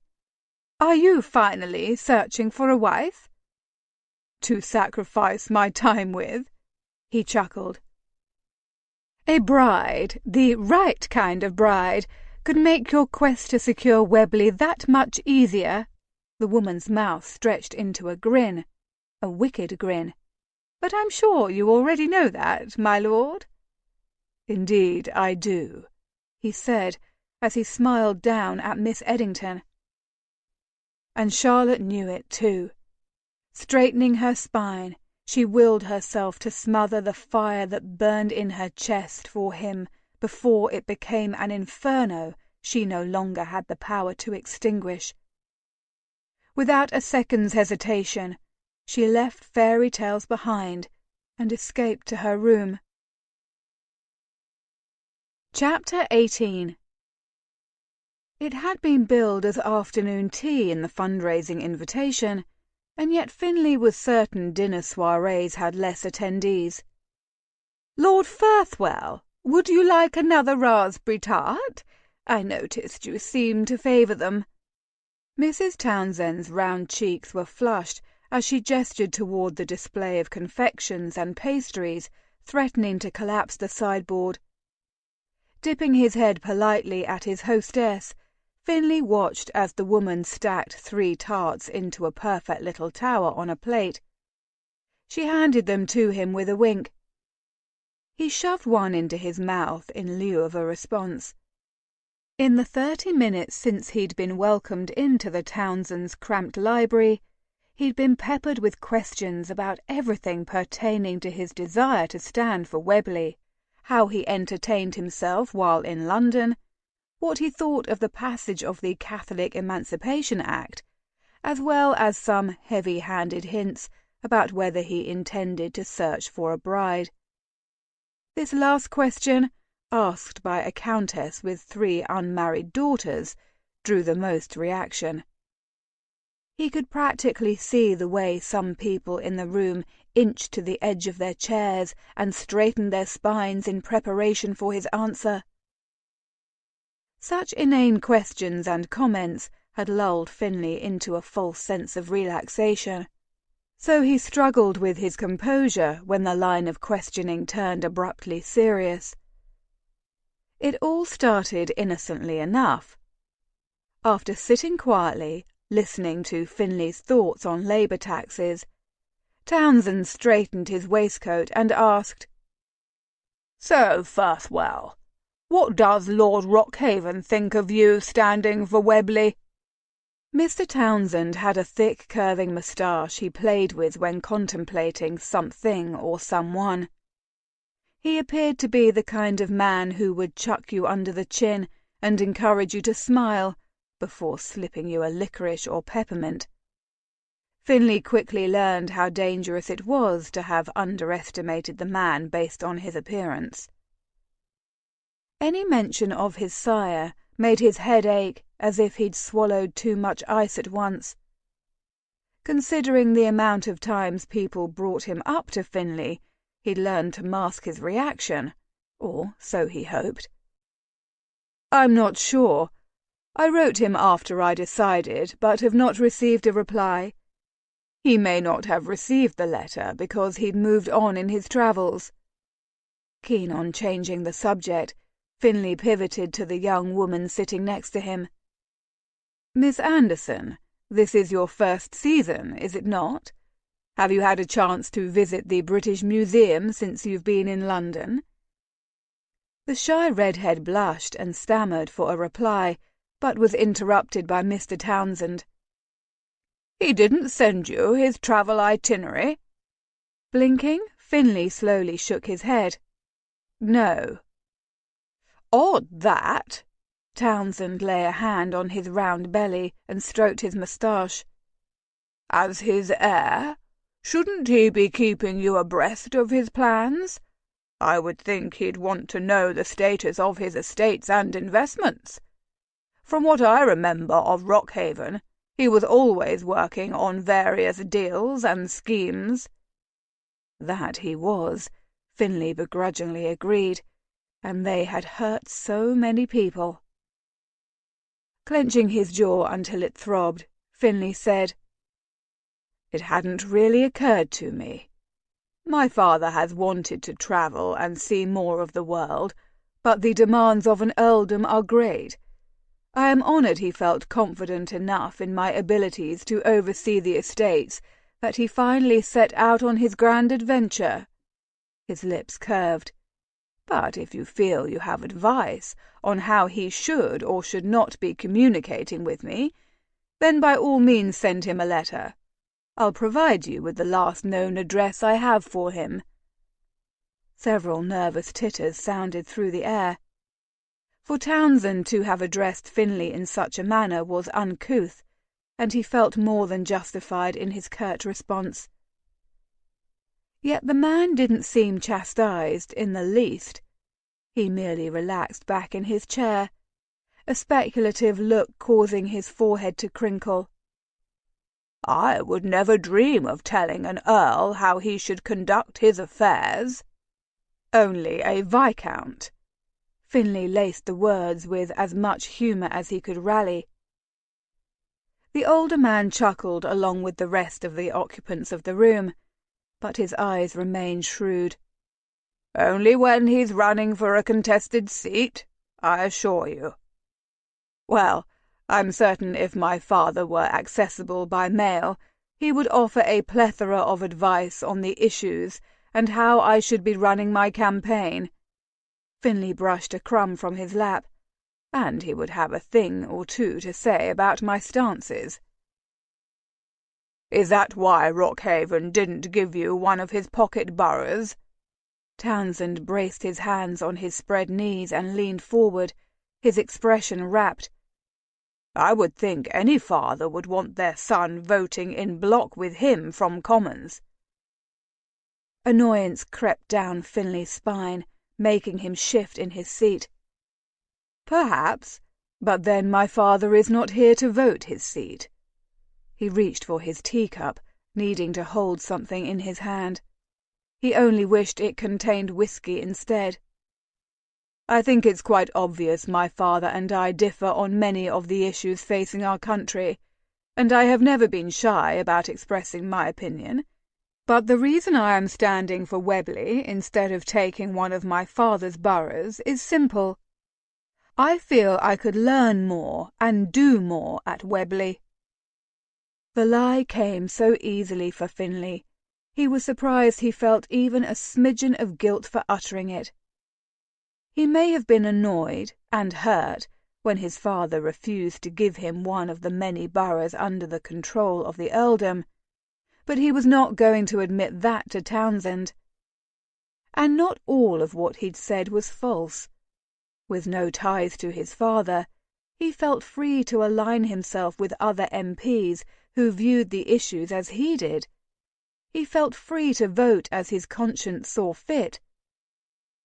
And he'd learned so much in just the few weeks his campaign had been active.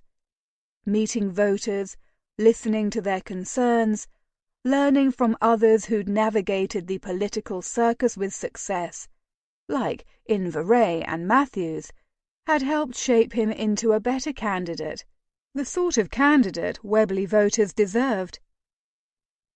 "I find it very admirable," Miss Anderson said, the tips of her ears turning pink before she ducked her head. Tension eased from his limbs. "Thank you, Miss Anderson. That's very kind of you to say." Mrs. Townsend clapped her hands enthusiastically. "I quite agree. If your father were here, I'm sure he would be quite proud of you, even if his politics differ from yours." Mercifully, the conversation turned to other topics, with several smaller groups breaking off to discuss the latest political intrigue or societal gossip. Finley allowed himself a moment to collect his composure and indulged in eating the rest of his tart. As he washed the pastry down with a mouthful of tepid tea, a soft voice broke through his repose.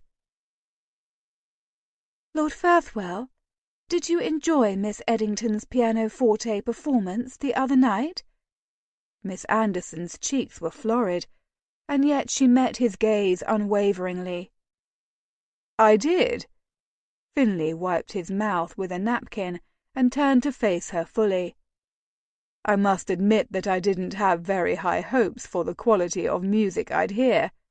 Not, of course, because I doubted Miss Eddington's ability, but because one never really can trust a review unless it's one's own." Miss Anderson giggled, a low sound that suggested she felt guilty for engaging in such behavior. "I understand perfectly." "I hadn't realized you were also in attendance. I regret I did not have a chance to make your acquaintance at that time. We'd be old friends by now." Finley flashed his best smile, and she fluttered her hands in her lap. There were so many people in attendance. It was hard to meet everyone." Her voice dropped in tone, but not in volume. "Plus, you seemed quite engaged with Lady Flora Campbell and her lovely dark-haired friend." Charlotte. Just thinking of her heated his skin. He did his best to tamp down the sensation.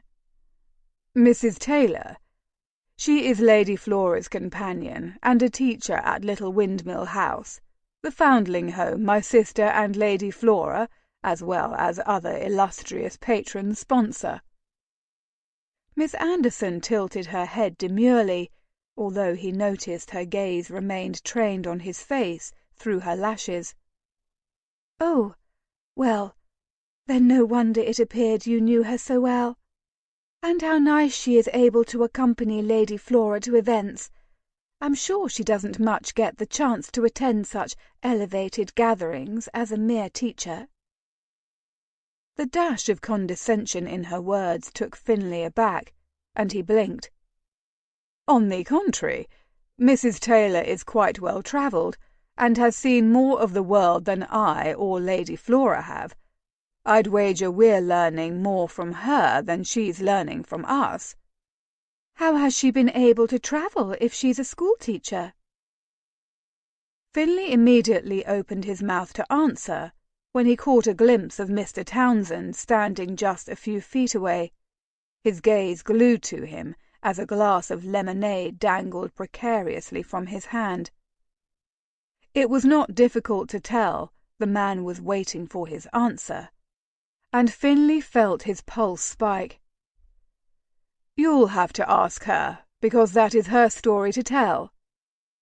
Miss Anderson reached out a hand to lay on his arm, no doubt intending to accompany the gesture with another question. But Finley was determined to draw the conversation to a close. "If you'll excuse me, Miss Anderson, I see a gentleman I need to speak with. It was a pleasure to have met you." With a crisp bow, he slipped away.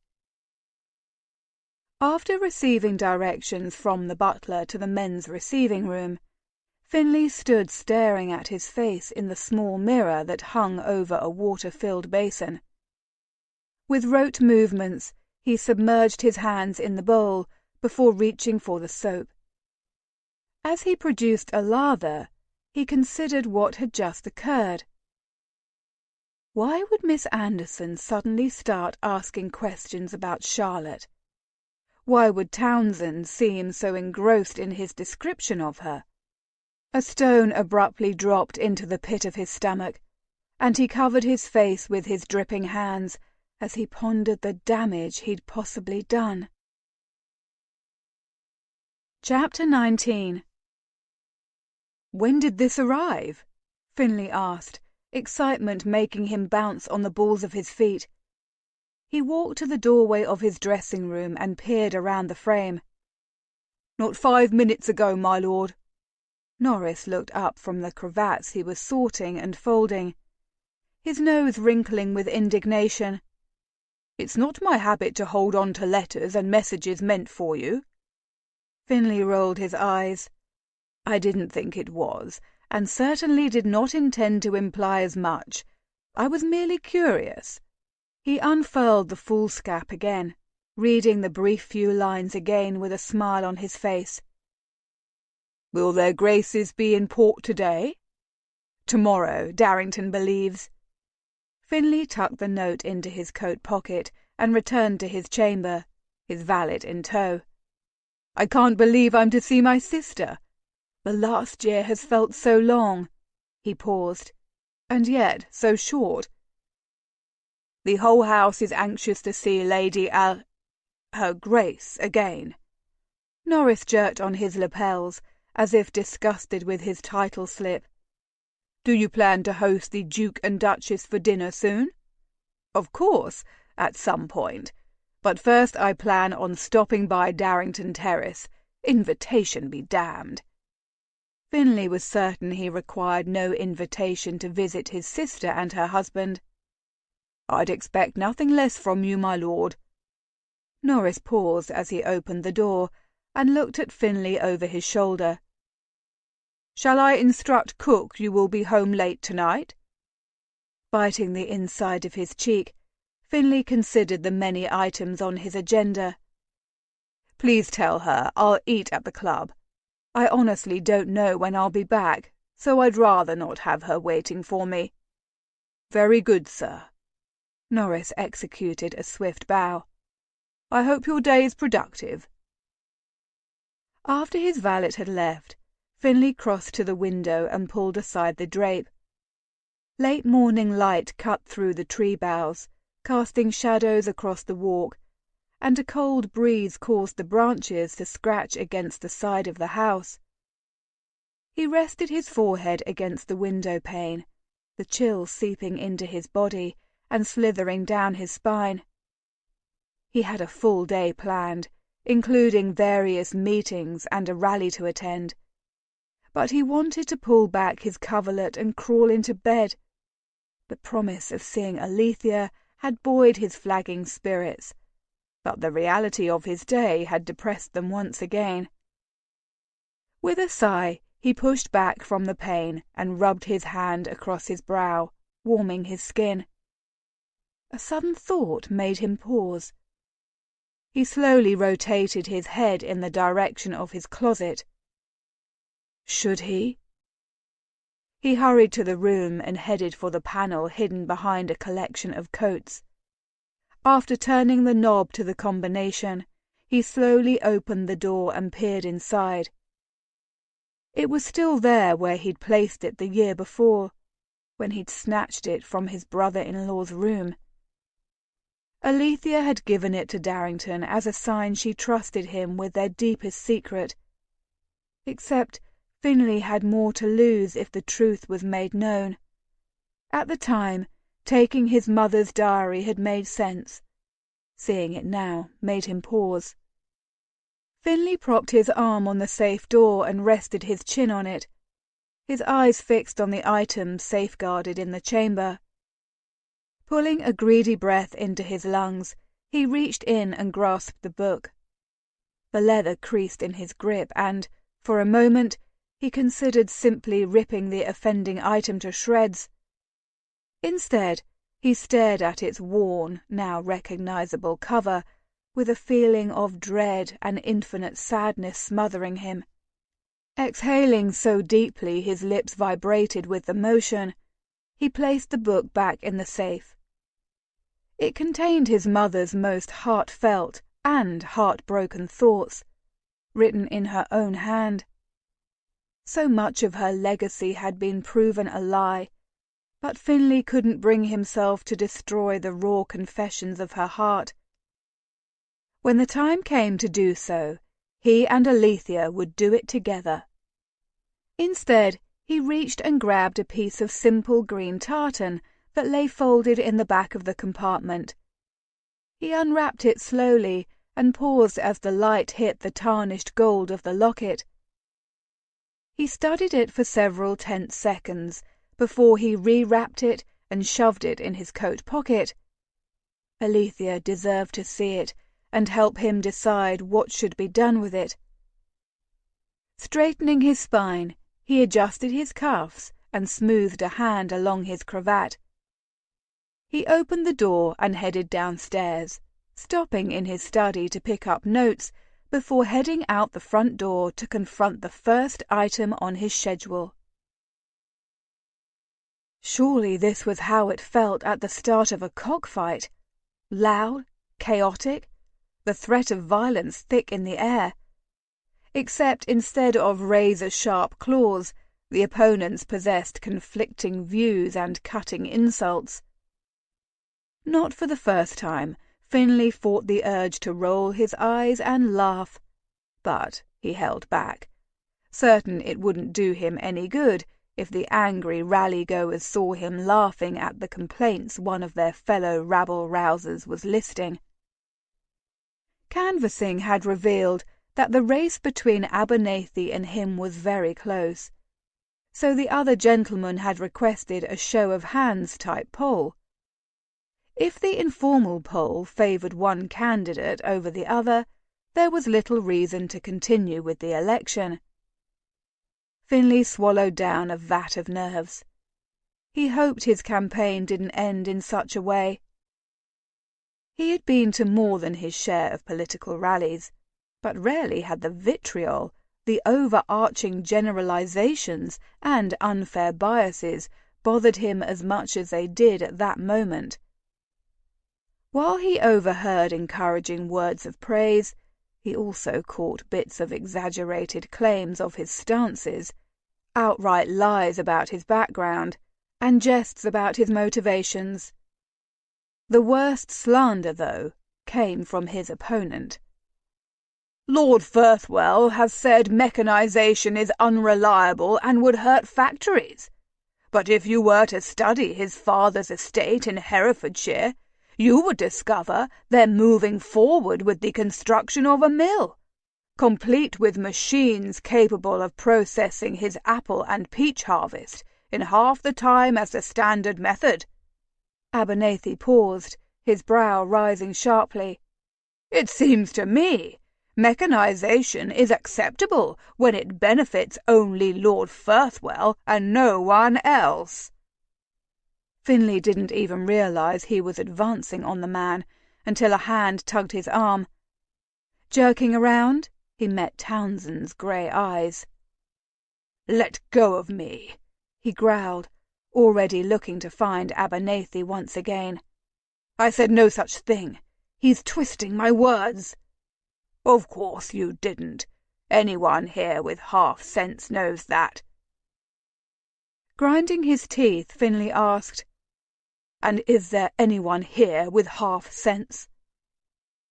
Townsend pressed his lips together as his eyes darted about. "Don't ever react out of anger. Abernathy is baiting you." He inclined his head toward the gentleman in question. Finley's stomach sank when he saw Abernathy looking at him with a smirk brightening his pale face. Clenching his teeth so hard he almost feared he'd lose one, he dropped back into his seat and attempted to project an air of boredom his father had worn like cologne. Townsend leaned close.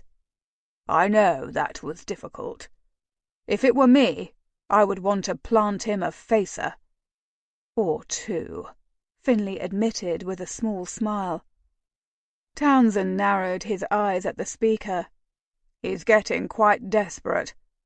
The Tide poll count was a blow for him, no doubt. With your reputation about town, I believe Abernathy suspected there wouldn't be much of a contest." "Even without my father to guide me?" "It was not well done of me to bring up your father like that." He paused, stroking a hand across his thick moustache. "I merely wanted to know what kind of hold, if any, he still had on you. I am a father, and I know what it's like when a son doesn't behave in the manner in which you expect, or live up to your expectations." "As in marrying a charming, demure young shop-girl?" Even in the crowded, raucous hall, it was easy to recognize the grief lurking in the older man's gaze. The pair sat quietly for several minutes. Finley had just pulled a small notepad from his coat pocket to record some notes when Townsend's gravelly voice cut through his concentration. "I was not aware your sister was also a patroness at Lord Inveray's little foundling home." Tingles of suspicion once again raised the hairs on the back of his neck. He had written Torres a note detailing his belief the Townsends were connected to Charlotte in some way, and such a comment made him thankful he had. "Darrington and she both are, and have been for some time. I'm sure it was mentioned at the fundraiser at Campbell House, and it slipped my mind." Townsend extracted a handkerchief from his pocket and wiped his brow. "I've been meaning to pay the home a visit, seeing as how Mrs. Townsend and I now count ourselves as donors." Finley mumbled some sort of affirmative while he feigned furious note-taking. "Is it true Lady Flora hired one of the foundling home teachers to serve as a companion?" The older man's tone contained a note of derision. "I'm surprised Inveray would allow such a lowly person to accompany his sister to events in society." "I'd hardly call a teacher a lowly person." Only when his pencil snapped in two did Finley realize how tightly he'd been holding it. "From my understanding, the Marquis and Lady Flora hold the young woman in high esteem." "A Mrs. Taylor, correct?" Finley groaned internally. "Yes, I believe so." "Do you hold Mrs. Taylor in high esteem as well?" He forced himself to shrug. "I don't see why I wouldn't. I trust Inveray and Lady Flora's judgment." "Naturally." Townsend patted his belly, and a predatory smile lurked on his lips. "I was merely curious." Of course he was, Finley thought, as his misgivings began to solidify into certainty. After classes were completed for the day, Charlotte convinced Lady Flora that she wanted to observe Shabbat in her own home. The Scotswoman had been agitated, concerned the men who had tried to take her would return to see the job done, but relented when Charlotte agreed to allow a Kilmorrow footman to remain nearby as protection. Even now, the young but strapping Jimmy sat in the small foyer downstairs, reading a dime novel and sipping a cup of Mrs. Gladdington's tea. Charlotte was grateful for the privacy, especially after the painful revelation at the dinner party that any fanciful future her mind dreamed up between Finley and her was as corporeal as smoke. During the short ride, she realized how she missed her home. Living at Campbell House was a luxury. Instead of putting her in the servants' quarters, Lady Flora had insisted she stay in the guest wing, assigning her to a room of the likes she'd not seen before. Also, her employer had gone out of her way to make Charlotte feel comfortable. Flora walked with her down to the breakfast every morning and supper every evening, and even took the Shabbat meal with her. She had asked thoughtful questions about the blessings and rituals, and her genuine interest and respect were palpable. And rather than depart at night to one of the many events she was invited to, the Scotswoman seemed content to stay in and challenge her to a rousing game of chess. And on those evenings Lord Inveray dined with them. He engaged them in stimulating conversations about current affairs and listened to their opinions on political issues. The Campbell siblings had made her feel like an honoured guest, and that was the rub. No matter how luxurious her surroundings, or how included she was made to feel, she was keenly aware she was not their equal. Over the last few days, she'd come to regard her little flat as a refuge, a place where she didn't have to worry about her grammar or whether her opinion would offend a powerful marquis, or whether her feisty employer would finally decide she'd helped Charlotte long enough.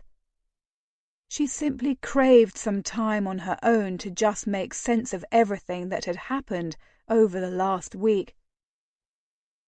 Her flat looked exactly as it had when she'd last visited, although the air smelled slightly stale from being locked up.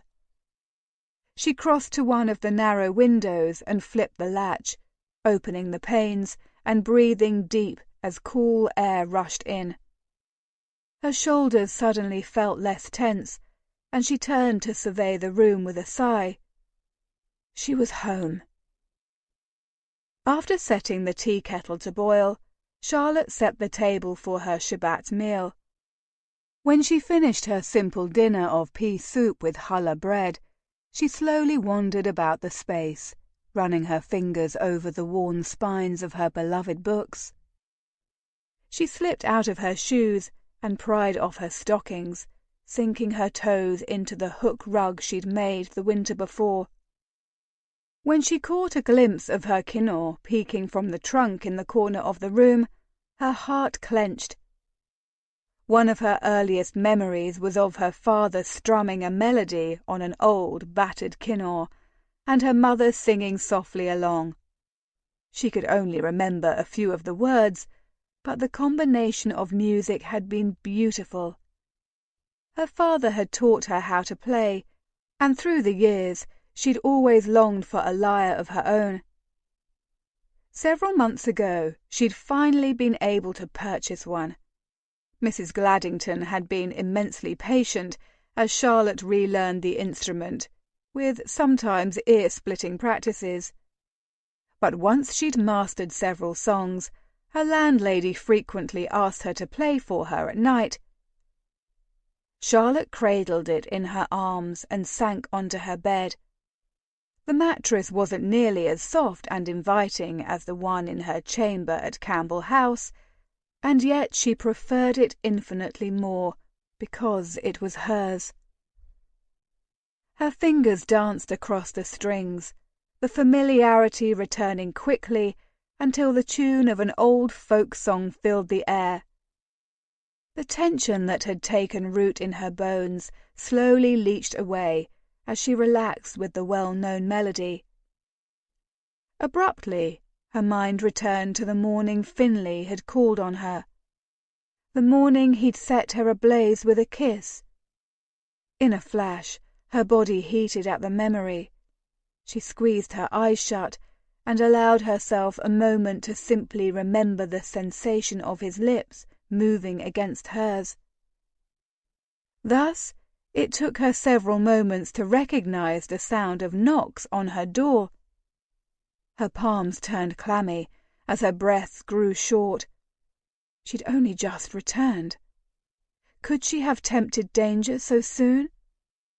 Remembering Jimmy was downstairs, she steeled her spine as she crept to the door. Pressing her cheek to the wood, she asked, "Who is it?" Chapter 20. "What on earth are you doing here?" Finlay stepped into the room, closing the door behind him. The sound of the lock clicking into place rang around them. "I could not believe my ears when Lady Flora said you'd returned to your home. For someone as clever as you, this was remarkably foolish." Charlotte blinked, her dark lashes fanning her cheeks as she stared at him with a wrinkle between her brows. "But I have protection." "If you're referring to Jimmy, he did not blink an eye as I made my way past him. Some bodyguard." "Because he knows you." Throwing her hands up, she spun away. "You've been a frequent guest at Campbell House." Despite a derisive snort, Finlay could not think of an adequate response. Of course Jimmy knew him, but would he really be protection enough against Townsend's men? As a precaution, he had instructed the lad to send a note round to Rockhaven House to have additional footmen stationed as sentries around the area. Deciding he would get nowhere if he antagonized her, He turned his attention to the instrument in her hand. "Was that you playing that music?" He had heard it out on the street, and then as he walked up the stairs. It was enchanting. She nodded, holding up a small lyre. She turned and tucked it into a trunk on the other side of the room. "I did not realize the sound carried down onto the street." "Very clearly, in fact. You all but announced someone was in." "Yes, well, I couldn't stay at Campbell House indefinitely."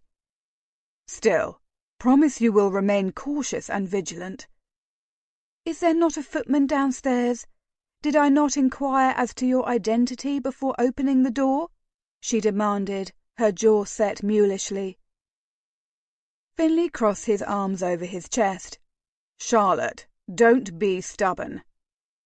Charlotte jerked her head after a long minute. "Very well, I promise."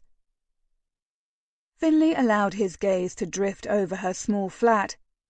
Red, faded, checkered curtains fluttered in the cool breeze, drifting from the only window in the room, brushing against the wood floor that was clean but bare. Sketches of flowers, rainbows, or colourful scenes he couldn't quite decipher, obviously rendered by a child's hand, were framed and showcased along the wall as if they were treasured works of art. Finley suspected the artists were valued more highly than their work. A red hook rug brightened the opposite corner, which contained a bookshelf that brought a smile to his face. Every shelf, every possible cranny was filled with books. Stuffed seemed a more appropriate adjective. He took a few steps to study her collection when his gaze snagged on the bed on the adjacent wall. With its patchwork quilt and menagerie of various pillows, it looked cozy, the perfect spot to spend a lazy morning. Her flat suited her. It was warm and welcoming, like Charlotte. He felt more comfortable and at ease within its four walls than he did in the cavernous Rockhaven house. Pivoting to look at her fully, he realized she watched him inspect her space. Her gaze was defiant, as if expecting him to criticize the humble adornments. "I quite like your art collection." He gestured to a nearby watercolor of a rose. Or perhaps it was a hydrangea. A hint of a smile curved her mouth. "The children at the home painted them for me." "I assumed." Finley linked his hands behind his back. "Do you suppose they'd be willing to paint something for me?" "You want the children to paint you something?" She didn't mask the disbelief in her words. "I do."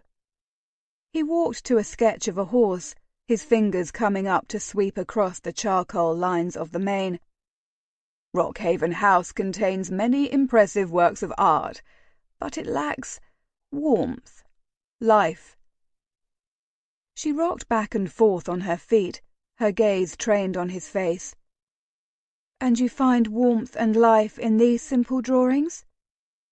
"Don't you?" he countered, raising a brow. "I suppose I do."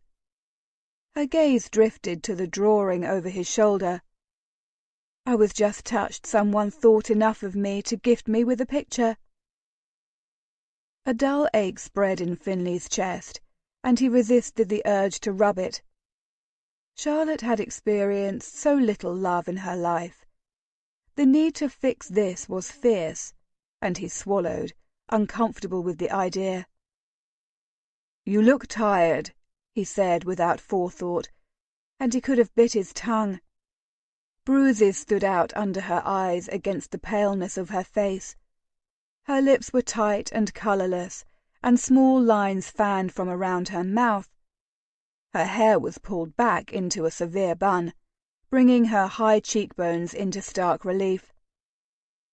The delicate cut of her collarbone stood out underneath her thin muslin shawl, hinting that she'd lost weight. And yet, despite the obvious signs of her stress, she looked infinitely beautiful. She looked dear. More so, perhaps, because of her vulnerability, which she tried so hard to hide. Finley felt a part of himself relax, as if he'd been holding his breath for so long his lungs were fit to burst. "I suppose I am tired." Charlotte brushed at her hair, although not a single strand was out of place. "But enough about that." She paused and planted her hands on her hips. "What in God's name are you doing here, Finn?" Fighting a smile at her use of his nickname, he spread his arms as he prepared to respond, but she cut him off. "If my landlady knew you were here, I could be thrown out." She paused, her eyes wide. "If anyone saw you here, with me, your campaign would be over." Finley dropped his arms to his side with a thud. Why had he come? After Townsend's pointed questions at the rally, he'd been concerned for her, true, but to hunt out her flat? They had agreed to avoid each other, and yet here he was, in her most personal, private space. What was it about her that constantly made him throw caution to the wind? Now, as she wrung her hands, her gaze darting from the closed door to his face and back again, he wondered if she represented his undoing.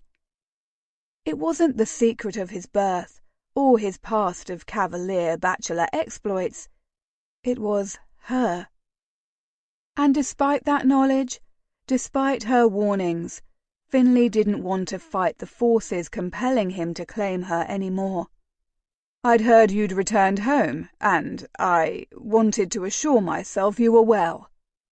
A ball of lead had dropped into his stomach when he had learned the news, and it had dissipated only when he saw her face around her door. Her mouth twisted. "I'm assuming Lady Flora divulged my direction?" She had, but Finley wasn't about to bring her into the argument Charlotte was obviously looking to have. He shrugged. She flung her arms wide. "As you can see, I'm quite well, my lord." He'd allowed himself a brief moment to admire her svelte figure, when she stomped her foot. The effect wasn't the same, considering she wore no shoes. "Stop that!" Her eyes blazed blue fire. He blinked. "Stop what?" She pointed a finger at him. "Stop looking at me like that." "Like what?" he asked, just barely containing the smile threatening to slide over his lips. Pink washed over her pale cheeks. "Like you're imagining me with... Oh, never you mind." Finley took a step closer, unable and unwilling to contain a teasing grin. "No, don't stop. I'm imagining you... How?"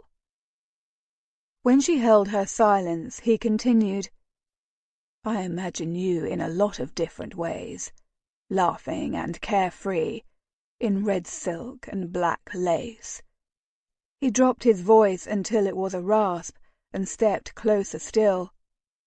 "In my arms, your skin against mine, your body beneath my own." Charlotte whipped away from him and went to the window, reaching to shut the pane. Once she secured it in place, she rested her head against the glass. "Why must you make this so hard?" Coming up behind her, Finley resisted the urge to press his lips to the back of her neck, where he remembered she was sensitive. Instead, he inhaled her fresh, comforting scent. "It's hard for me, too." "You know this will never work. I refuse to be your... mistress," she managed, and then abruptly sliced her hand through the air. "I absolutely refuse to occupy that position." "That's good, because I had no intention of offering it to you." Charlotte looked over her shoulder at him, a frown marring her visage. "You didn't?" "Of course not. I have too much respect for you to ever even make the offer." She regarded him skeptically before looking out the window. "Then why do you insist on seeking out my company? You're so far above me, even before you stood for Parliament, before you needed to find an impeccably bred, politically connected bride. Before I ever drew breath, our very different circumstances placed you as far from me as the earth from the stars. Because Finley halted, all thoughts evaporating like mist in the sunlight. Catching a lock of her hair, he twirled it around his finger and whispered, "Because I can't seem to stay away." Her shoulders trembled, and he gave in to temptation and snaked an arm around her waist, drawing her flush against him. "Since that night at Belling's, you've always seemed like an apparition, like a happy memory that existed where the night gives way to the lightning of the horizon." Finley ran his nose along the shell of her ear, and she gasped. "Seeing you again at Little Windmill House was like having a second chance." "Second chance?" Her voice quivered.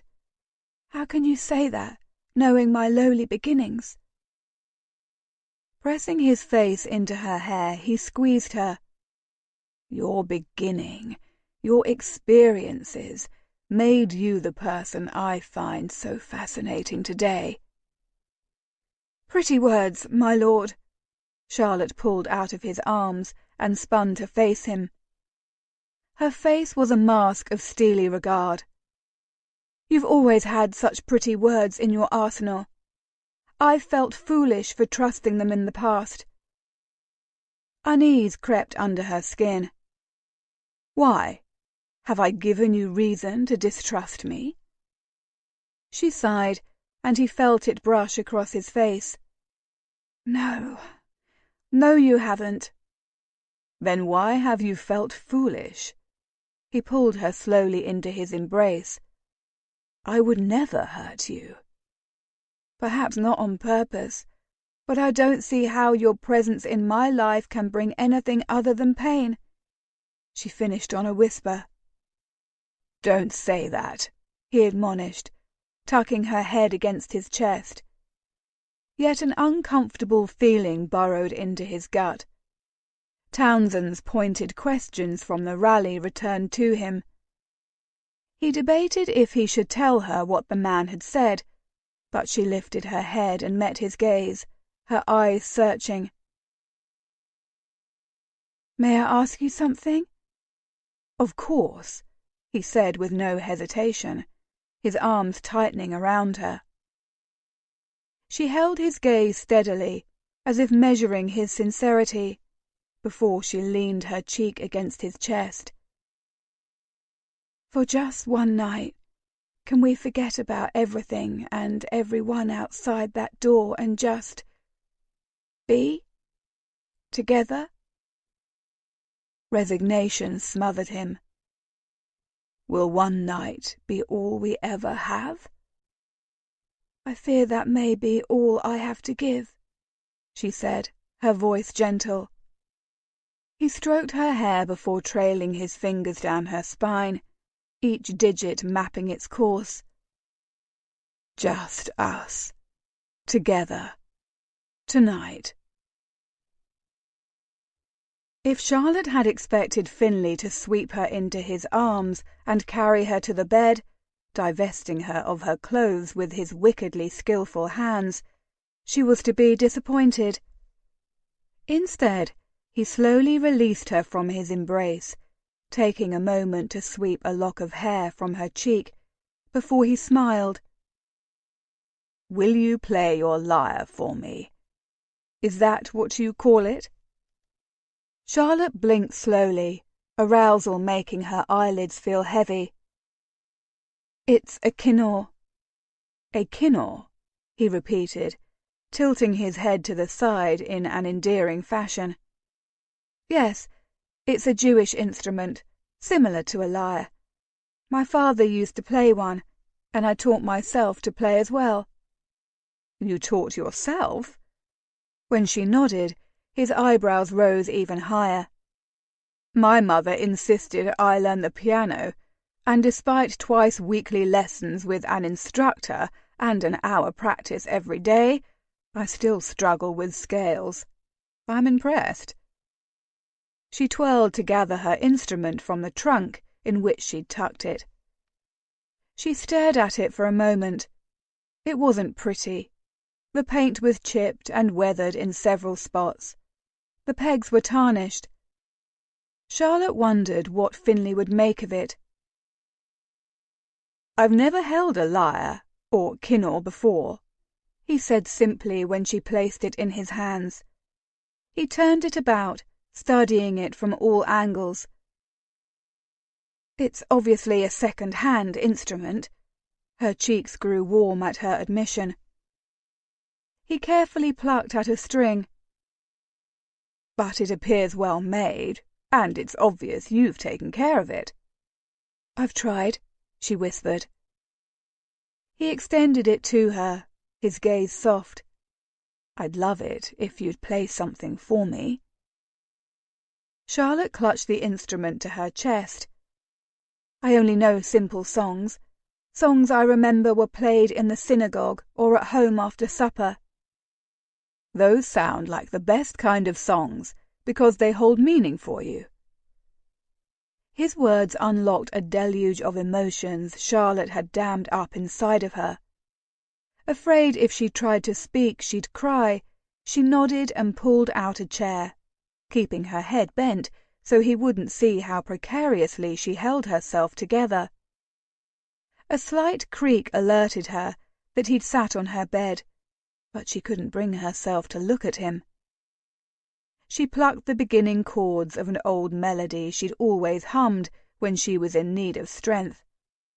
And as always happened when she played, her surroundings and company faded away, and she gave herself over to the music.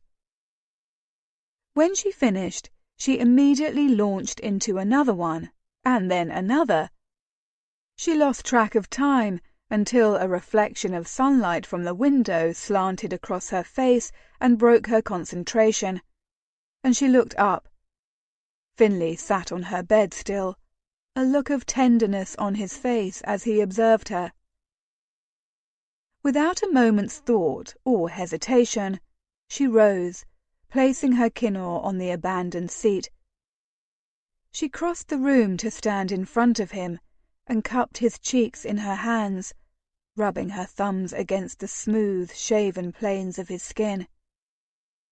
He allowed her caresses, his gaze travelling over her face, a caress of its own. "That was magnificent," he murmured, his breath ghosting across her hands. "You are magnificent." Unable to think of a response, Charlotte dipped her head and kissed him. And oh, what a kiss it was! She felt Finley in every part of her overheated body. His taste, his smell, his touch, his essence seemed to invade all of her senses, and she sank her hands into his hair to anchor herself. He propelled himself to his feet, and his arms wound around her waist, clutching her to him until her body melded to his. She mewed in protest when his lips left hers. But when they set a scorching path across her jaw and down her neck, she positively purred in encouragement. For a split second, her wanton response sent a jolt of shame shooting through her, and her cheeks flamed in embarrassment. But before she could rein in her response, Finley nipped at the skin between her neck and shoulder and growled. "Lud, I've replayed that sound in my head every night for the last year." He pressed a kiss to her collarbone, his tongue coming out to flick across the sensitive skin. "Countless times I've taken myself in hand to the memory of that sound." Liquid heat pooled between her legs, and Charlotte was certain she would have melted into a puddle if not for Finley's arms secured tightly about her. Swallowing to ease her dry throat, she asked on a rasp, "What sound?" With a nudge of his chin, she dropped her head to the side. Finley ran his nose up her neck, pausing only to nip at her earlobe. A low moan slipped from her lips, and he chuckled, his laugh teasing the fine hairs at the base of her neck. "That sound." She pushed back from him, meeting his teasing gaze with a faux grimace.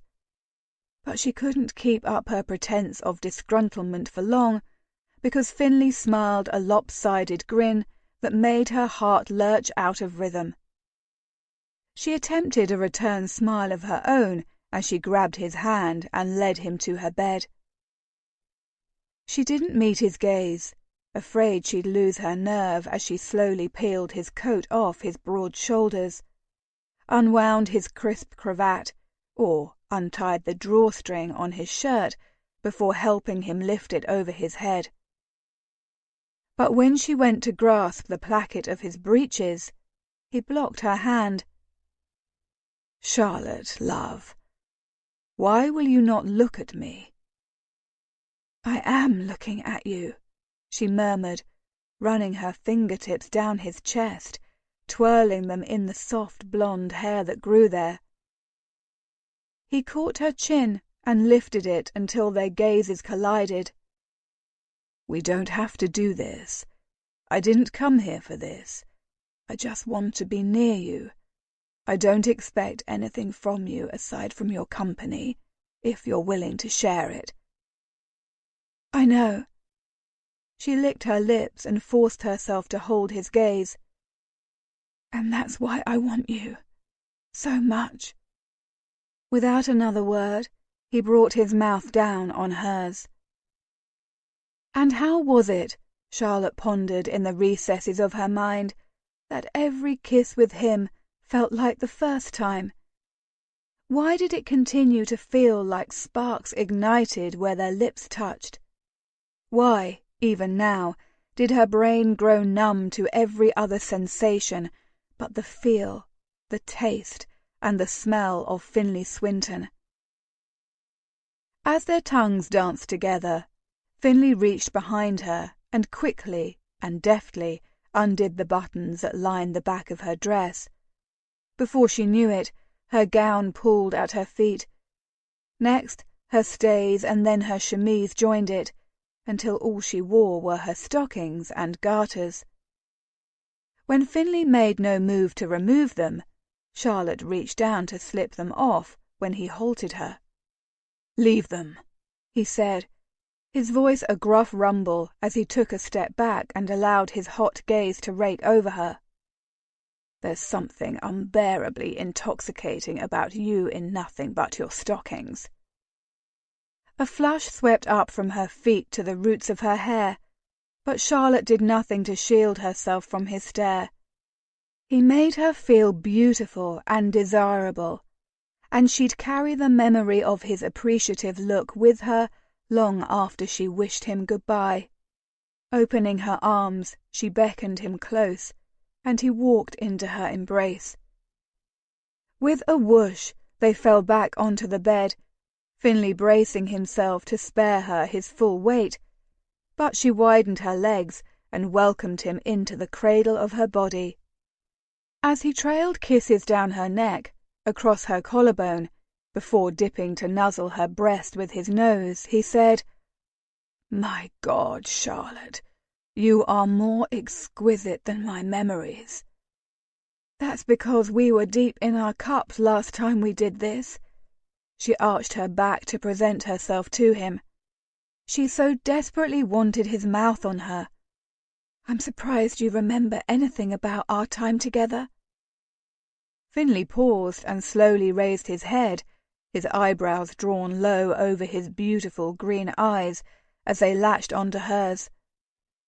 "A case full of my grandfather's finest whiskey would be incapable of erasing the memories I hold of that night. I remember every sight, every sound, every touch. He cupped her breast in his hand and, with an aching slowness, ran his tongue across her nipple. And every taste. Charlotte dragged her fingers through his hair and held him close as he suckled first one breast and then the other. When he finally pulled his head up, she was writhing in pleasure so intense she'd surely burst into flames. "Please, Finn, I can't wait," she pleaded, desperate for him. All of him. As he swirled his tongue along her navel, he glanced up at her with fierce eyes. "I'm not nearly done yet," he said, before settling his broad shoulders between her thighs and dipping his head. Chapter 21. Finley was drowning. Yet, instead of feeling panicked, he felt euphoric, weightless, completely swamped with sensations. The silky feel of Charlotte's skin under his hands was sublime. The taste of her essence dancing across his tongue made his eyes roll back in his head. The scent of her, sun-ripened apples, woman, and arousal all coalesced until he felt drugged. The soft mewling sounds she emitted at intervals, timed with the flicks of his tongue, were making it hard for him to hold on to the reins of his self-control. But after a year of heated memories, he was determined to provide Charlotte with as much gratification as possible. He found he experienced more pleasure giving her pleasure than he did by simply focusing on himself. "Faith!" she cried suddenly, her nails scouring his scalp and bringing a smile to his lips. "Please don't stop! I'm so close!" And he knew she was. Even foxed, Finley had been able to interpret Charlotte's passionate responses as if they were written across her skin in a language only he could read. As she squirmed under his hands, he tightened his grip on her hips, pressing his arms down on her thighs as he held his tongue exactly where she needed it. Her soft, keen, and subsequent shivers heralded a potent rush of victory.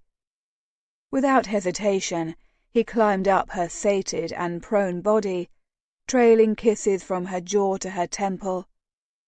"May I?" Her blue eyes snapped open. "Lad, yes." Charlotte wrapped her legs around his thighs as he guided himself into her welcoming core. She arched into his thrusts, her arms twined around his neck, bringing their bodies flush together. Finley groaned at the sweet friction it created. This was what he had craved. What he had missed in the year since they had been apart. Sex wasn't just sex with Charlotte. It was deeper. It was more. Every sensation, every touch, every kiss, every thrust was infinitely more. He ground his teeth and buried his face in her hair as he continued to sink into her tight warmth, unwilling to consider why he craved her so.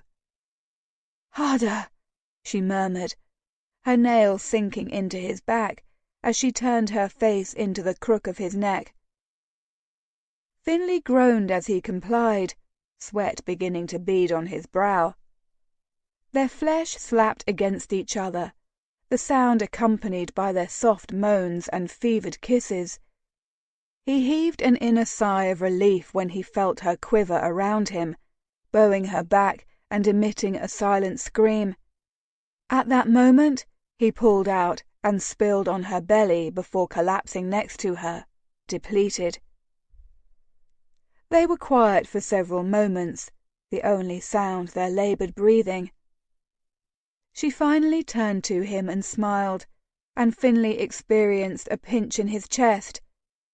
"Well, it's a relief at least to know I remembered our night together accurately."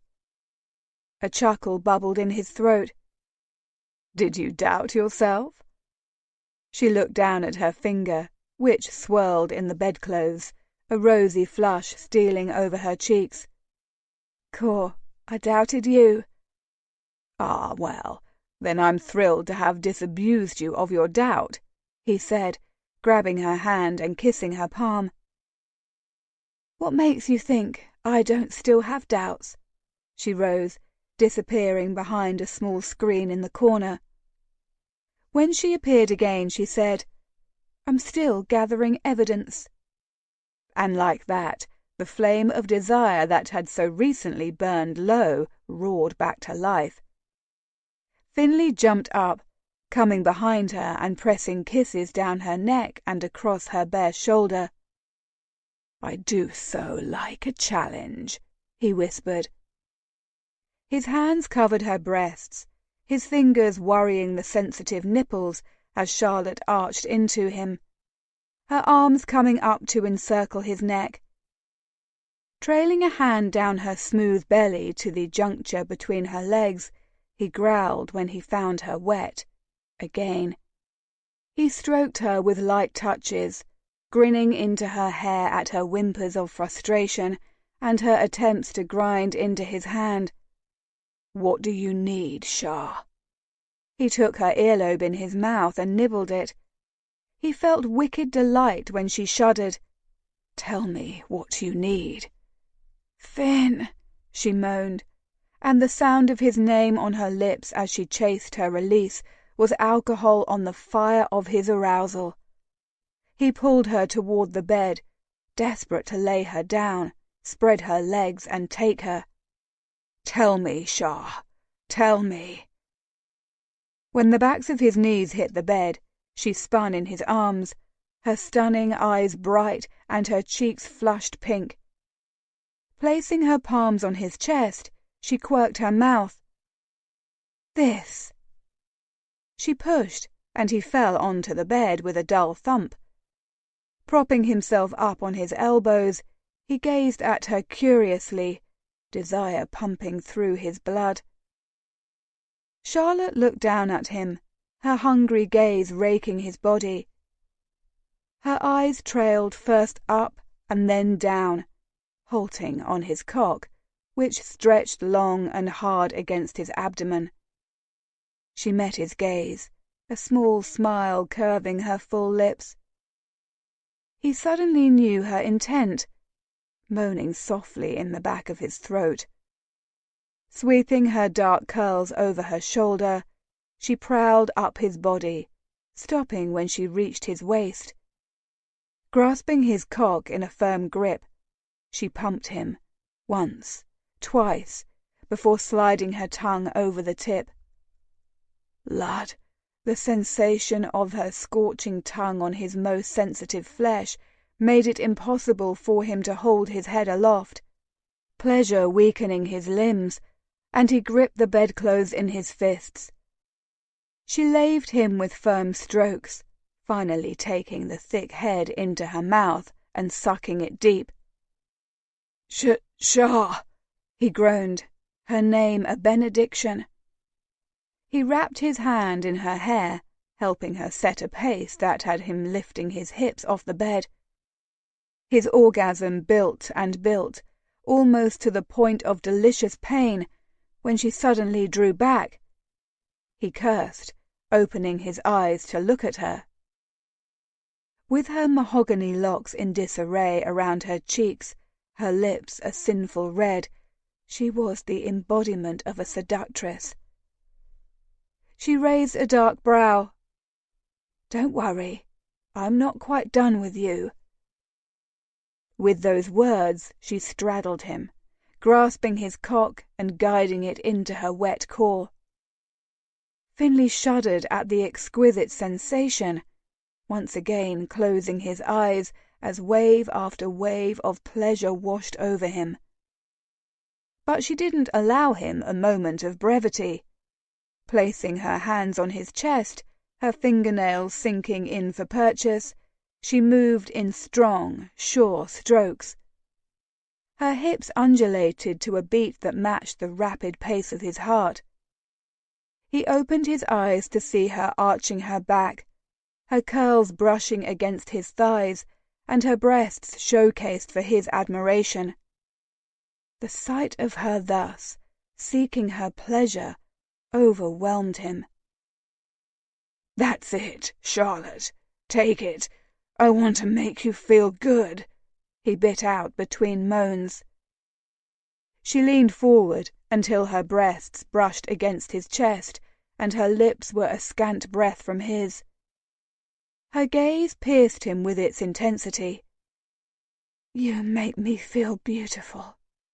"You are beautiful." Finley grabbed her hips, grinding himself up into her movements.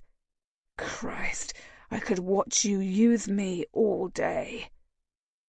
Satisfaction snaked down his spine when she groaned at his words. She dropped her head onto his shoulder and kissed his neck. His hand slid down to her bottom, and when her rhythm started to falter, her core fluttering as she neared the crest, he helped her keep the pace that aided her ascent. A scant second later, they were thrown into the heavens together, Charlotte milking him until his breath stuttered in his lungs and he smothered her name with her lips. She was completely boneless. Charlotte also felt safe, cherished. Dare she say it, if only to herself? She felt loved. Perhaps she was projecting. She realized when a dash of reality made itself known in the guise of a grumbling, empty stomach. She rolled off him, coming to rest at his side. Immediately Finley wrapped an arm about her shoulders and hauled her close, her head coming to rest on his chest.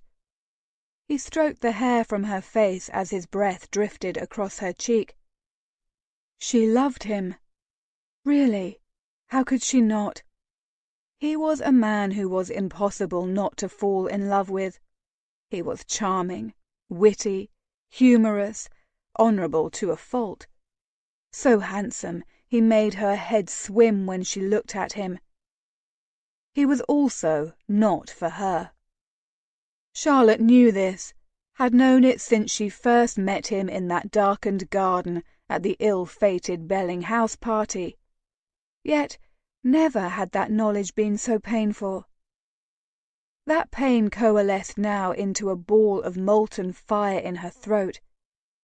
As his skillful fingers drifted across her shoulders and down her naked back, she fought back tears, for no matter how much her heart wished to keep him, to lavish him with love, to express all the ways she admired and respected him, he was not, and never could be, hers. "What are you thinking?" Charlotte clenched her eyes shut, willing away the few leaked tears she'd been unable to hold in. She cleared her throat. "I'm getting my bearings." "I told you I'd erase your doubt." She laughed, despite herself. "I did all the work, though." "Is it work when it's that enjoyable?" He pulled back until he could meet her gaze, his wicked lips curved into a teasing smirk. "I'm not sure," she hedged, stroking her chin in consideration. "But I'm willing to let you test the theory." Finley shifted until they lay face to face, his hand clutched possessively on her hip. The pulsing heat from it spread through her whole body, bringing an ache to her core. "I'm willing to test it for as long as it takes," he said, his mouth landing on hers in a blistering kiss. Some time later, Charlotte found herself dangling off the bed, the sheets knotted about her legs. Finley's arm lay across her lower back, anchoring her and keeping her from falling on her face. Still she didn't move. With all the blood pooling in her head, she experienced a rare moment of clarity.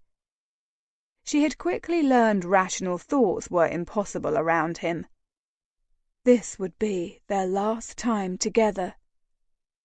She swallowed down a knot of sadness at the realization There would be no more flirtatious banter, no more stolen glances both of them tried to hide, no more secret smiles, and no more commiserating words. He would be no more to her, forever. She bit the inside of her cheek to keep from crying, and oh, how she would dread the day she'd unfold the morning paper to read of his engagement, of his marriage to the perfect lady, whose wealth, connections, impeccable breeding, and lovely face would complement and aid his ambitions. For Charlotte knew she could never be those things for him, no matter how much she wished otherwise. She'd loved 2 men in her life, and society had deemed her unfit for either of them. "Why were you happy with your husband?" She jerked her head up. "What?" "Why do you think your marriage was a happy one?"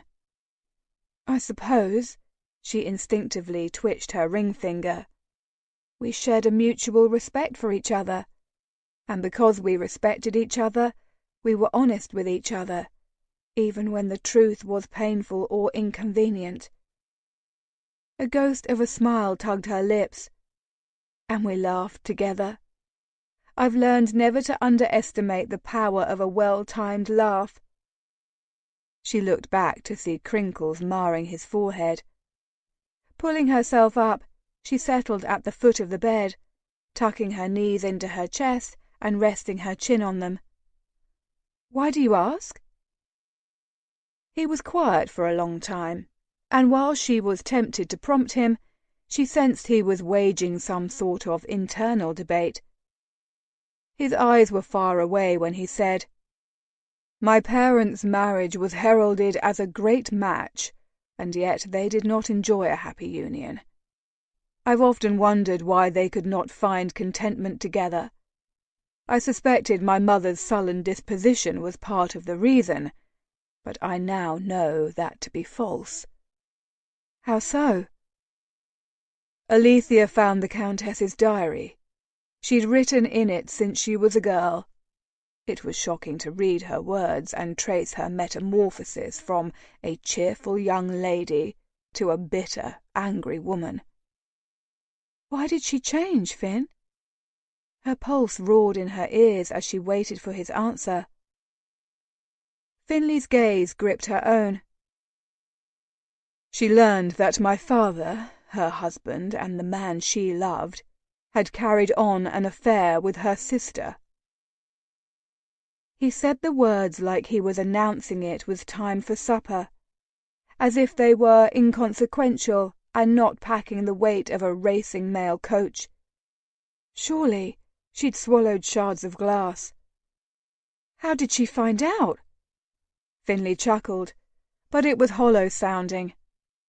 "She only discovered the truth when the pair confessed to her they were expecting a child." Finley experienced a grotesque sort of satisfaction in watching the colour seep from Charlotte's face. It was validation, in a way, that the truth of his father's actions was as heinous as he believed. But where is the child? Were you able to find him, or her?" she asked around the fingers covering her mouth. He hesitated. The rational part of his brain knew he was about to take a great risk. Only a very small group of people knew the secret of his birth. But for some perverse reason, he needed her to know. Needed her to know that, while she worried about the scandal she could bring down upon him, he was born into scandal so great it would shock even jaded Londoners. "You're looking at one half of the pair she birthed." "Oh, Finn!" Her eyes widened before she clenched them shut. "I'm so sorry." "Yes, well," he cleared his throat, "it's no real mystery now why she was unhappy." "Her husband and sister betrayed her in the most excruciating way."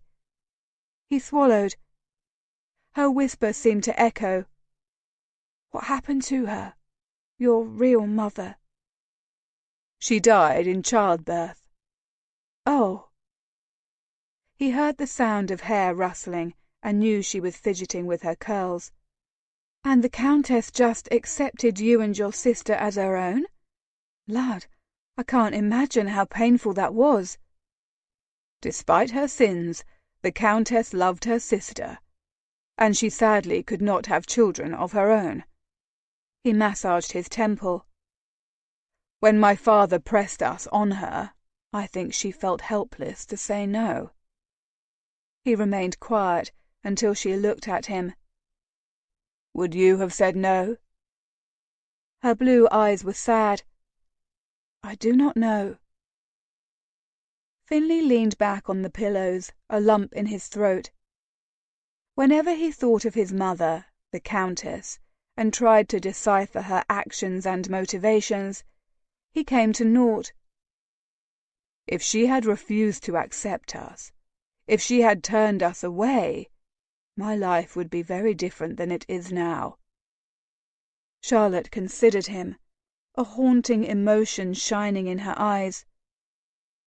"It was incredibly selfless of her." She bit her lip. "Why did you tell me this?" He adjusted the sheets, studied his hands, anything not to look at her. "You've been honest with me about your past. I wanted you to know that I trust you enough to share mine with you." He darted her a glance in time to see a peculiar look contorted her expression. It was quickly gone. A change of subject seemed in order. "If you were, heaven forfend, to be attacked again, would you know how to protect yourself?" Charlotte blinked. I believe so." Finley cocked a brow. She released a breath. "I hope so." "Show me," he commanded, pushing himself off the mattress, landing on the balls of his feet. Collapsing back onto the bed, her gaze fixed unblinking at the ceiling. He'd just shared a most devastating secret, and now wanted to discuss her safety? She grappled for a response. "If you'd rather nap, or conduct another test of your theory, I'm amenable." "I think we could both benefit from a rest." Charlotte threw him an exasperated smile.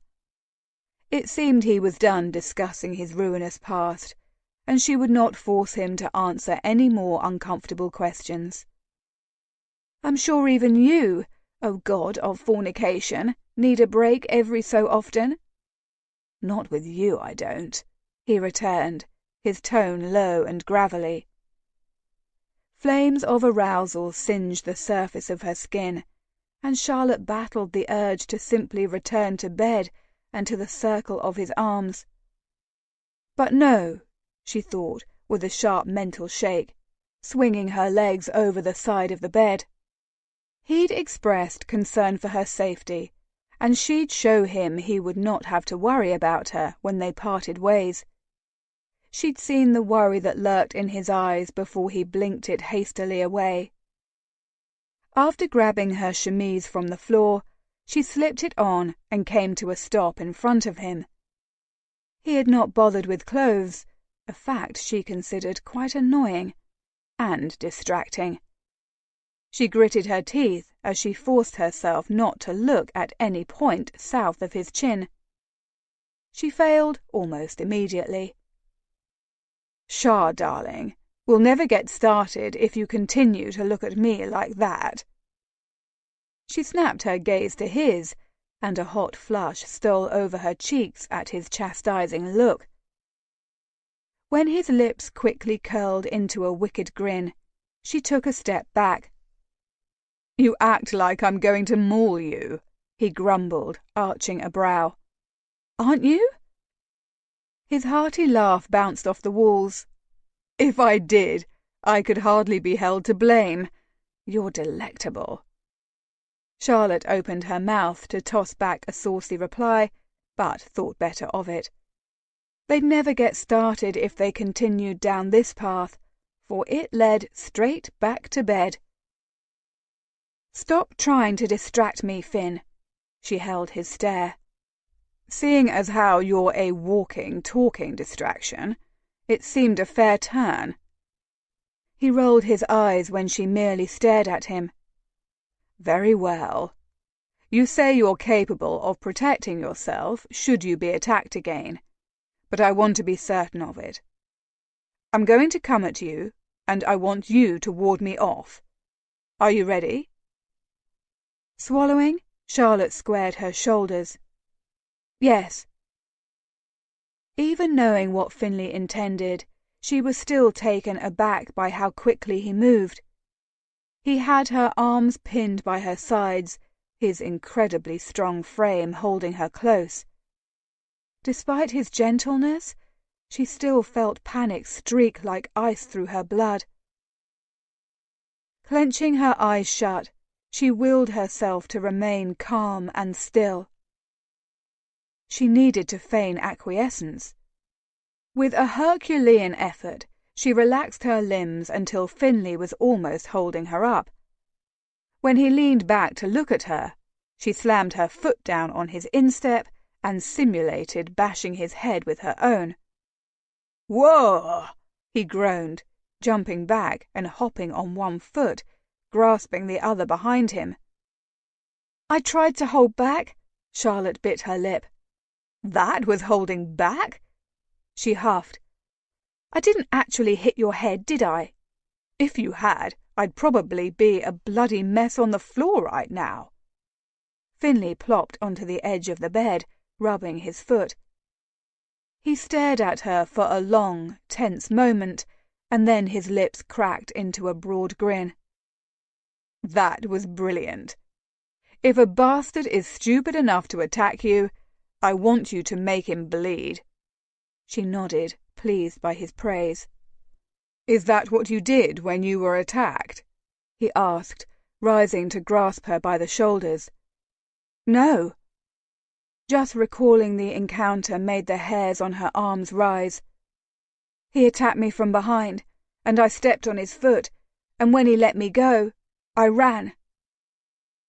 Sensing her unease, Finley pulled her into his arms.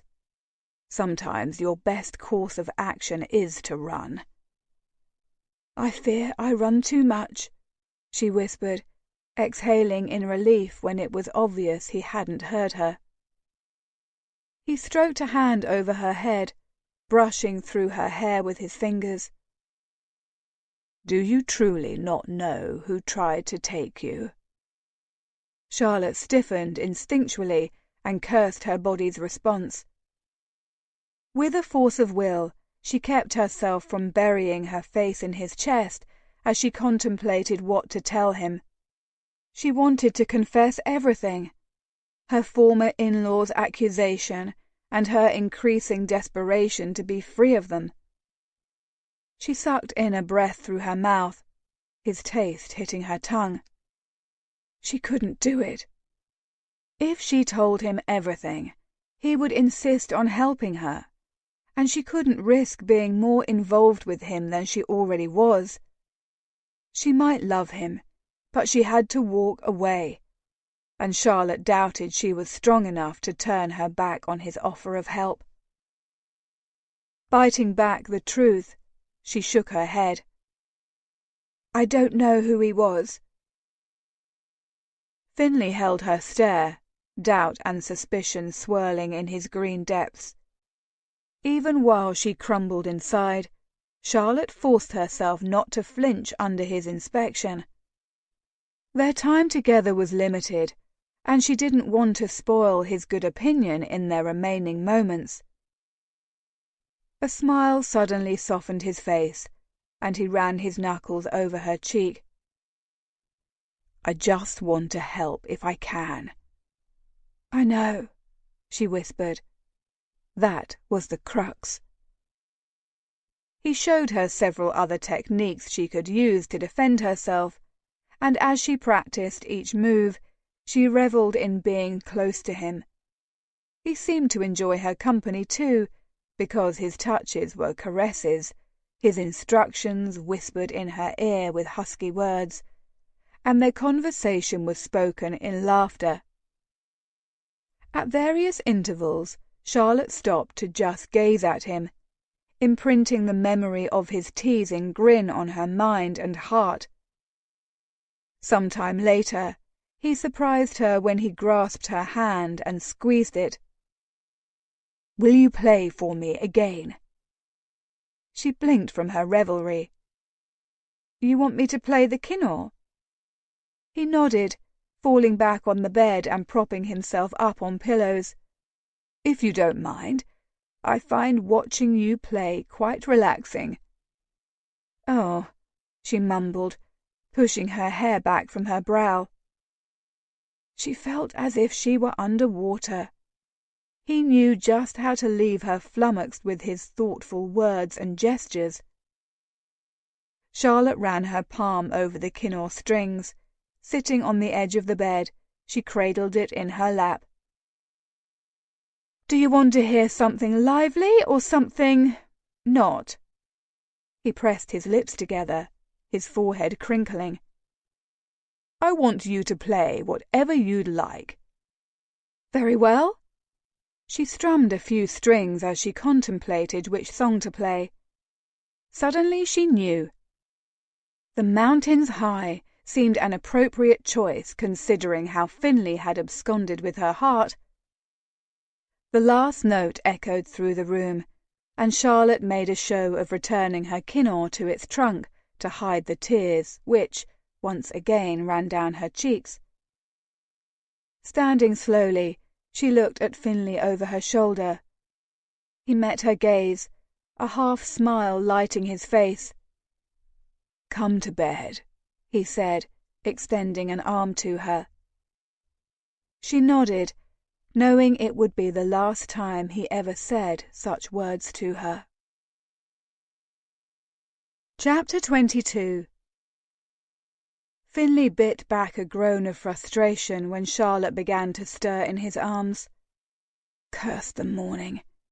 He'd done his best to keep her up late into the night with bouts of love-making, interspersed with lively conversation. He'd tried, repeatedly, to get her to disclose her late husband's name, but with no success. If only she trusted him enough to tell him who was threatening her, he could help her. He had yet to hear from Torres regarding his suspicions about the Townsends, and did not feel he could make any moves to protect her until he knew for certain they were the threat. But Charlotte proved to be as circumspect as the most devout Catholic priest. He'd been telling her about the time he'd been chased up an oak tree by the old bull he'd been warned, repeatedly, to stay away from, when her soft snores caught his attention.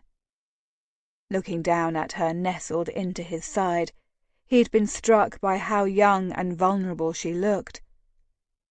Her no-nonsense mask had fallen away, and only the true, tender-hearted Charlotte remained.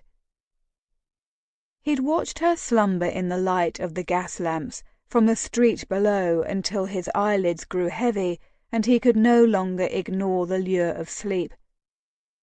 Now he mourned that their time together was at an end. He closed his eyes and pressed his fingers into his forehead when he realized how pathetic his thoughts were. He'd morphed into that damn pathetic Romeo overnight. Charlotte slowly blinked her eyes open, staring up at the ceiling for a long moment before they slid to meet his. Her lips stretched into a lazy smile. "Finn." His name on her lips was a benediction, and a knife to the chest. She sat up, pulling the sheet to cover herself. "I didn't think you would still be here." "Of course I'm still here." He pressed his lips to her temple. "I would never leave without saying goodbye." He chucked her under the chin. "You're the one who slinked away." "I didn't slink," she frowned. "I just thought a goodbye would be hard." And what would a goodbye feel like now that he knew her so well? Knew the tenor of her laugh, the sparkle that glinted in her eye when she was amused, the fierce protectiveness she felt for those close to her. The inferno that burned in his chest gave him a good indication of how he'd feel when Charlotte said goodbye. Forcing himself not to drag her into his arms, he asked, "Do you want me to leave?" She stared straight ahead, silent for a long moment. Finally she nodded. "It would be for the best." "What do you intend to do?" "What do you mean?" Finley sighed. "I'll see you at the home, will I not? You don't intend on disappearing, do you?" Her expression was unreadable. "I don't intend to leave." Leaning back against the pillow, Finley allowed himself a breath of relief. "My sister and her husband are due back in port today. I'd like to bring them by the house on Monday or Tuesday, depending on their schedules. I'd like you to meet them, if you're amenable." Charlotte turned to look at him, her eyes wide. "You want me to meet the Duke and Duchess?" Finley frowned. "Of course I do." He raised his brows. "Do you object?" She lifted a shoulder, and yet the action didn't appear casual. "I just can't imagine their Graces being interested in meeting me." "You assumed my sister's teaching spot after she married. I'm sure she'd love to ask after her former students." "I suppose." She slid from the bed and disappeared behind the screen in the corner. Scrubbing a hand down his face, Finley set about getting dressed. It was obvious Charlotte was uncomfortable with his presence, and he didn't wish to press his attentions. Plus, the later it became, the more they risked discovery. As much as he hated to admit it, they both had a great deal to lose if they were discovered. He longed to be with her, but if she consented, they would have to plan the announcement of their relationship very carefully. The gossip would be horrendous, thus he'd prefer for it to happen after the election. And that was if the secret bastard son of an earl could even marry a Jewish schoolteacher. He was buttoning his waistcoat when she stepped out from behind the screen. She wore a simple brown muslin dress, her hair pulled back into a loose bun. She watched him as he continued to dress, but stepped forward when he began to tie his cravat. "Allow me." He studied her face as she focused on knotting the square of linen, smiling at the little lines of concentration that wrinkled her forehead. "There," she said, stepping back. "You look the urbane aristocrat once again." "I'm curious what I looked like before." "You looked—" She pressed her lips together as she considered him. "You looked approachable." "Approachable is good." "You shouldn't be approachable to me, Finn." "Stop that." Finley grasped her shoulders, waiting until she met his gaze. "After everything we shared last night, why are you so intent to put up walls again?" She wiggled until she broke free of his hold. "There will always be walls between us. At least I have control over the construction of these ones." Releasing a sigh, Finley threw his coat over his shoulders and grabbed his top hat from the hook by the door. "I don't want to argue with you about this right now, but we will discuss what happens next between us. Soon." She nodded once, her mouth pressed into a firm line. She followed him to the door and didn't object when he pulled her close and kissed her. "Thank you. I'll come to call soon." Charlotte held his gaze and nodded. "Very well. I hope you enjoy your time with their Graces." As Finley stepped into the bright morning sunshine, He turned to look up at Charlotte's window. He could make out her outline through the curtains, and although she didn't wave goodbye, he felt her gaze follow him down the street. There had to be a way for him to erase the hopelessness from her eyes. She made him happy, and he liked to think he brought her happiness in return. But Jews and Anglicans were not permitted to marry. Either she would have to convert, or he would have to. But as a Jew, he would not be able to take a seat in Parliament or inherit the Earl of Rockhaven title. He would have to give up everything he had worked so hard for. Frustration pressed down on him, making each step he took painful and slow. An idea brought his head up. She'd been married before, so there had to be a way forward. He needed advice, and he suddenly knew who could provide it. With a determined gait, he directed his steps toward the synagogue located several blocks away. Charlotte had done very little since Finlay departed. She'd returned to bed almost immediately after he'd left, burying her face in the sheets and inhaling his crisp scent that clung to the fabric. She longed to cry, but the tears wouldn't come. Those she'd loved had never stayed, so the pain of loss was a strange comfort in itself. Now, as the afternoon light began to wane, she stirred herself to set a pot of water to boil for tea. She stared out her small window sightlessly, reliving the previous night with Finlay. A knock sounded on her door. Gooseflesh raised on her arm as she approached it. Finlay would not have returned so soon, and Mrs. Gladdington usually yelled out a greeting when she knocked. All her senses became alert as she realized who it could be. When the booming voice responded to her inquiry, Charlotte found she was not the least bit surprised, yet her hair still stood on end. "Thank you for inviting us in," Mr. Townsend said, shoving his wife into the flat and following closely after her. Charlotte shut the door, leaning back against the wood for support. Although this confrontation was years in the making, she needed a moment to fortify her defences. "I'm sure you're surprised to see us," he began, glancing about the room.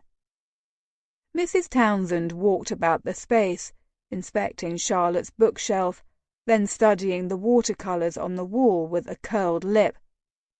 "Although after the note I left, perhaps not." "I see you were able to make it past the footman downstairs." He shrugged. His privy visit was fortuitous. "Your man assaulted me." Her lip curled. "Yes, well, you've been difficult to find." Townsend turned to study her, his gaze critical.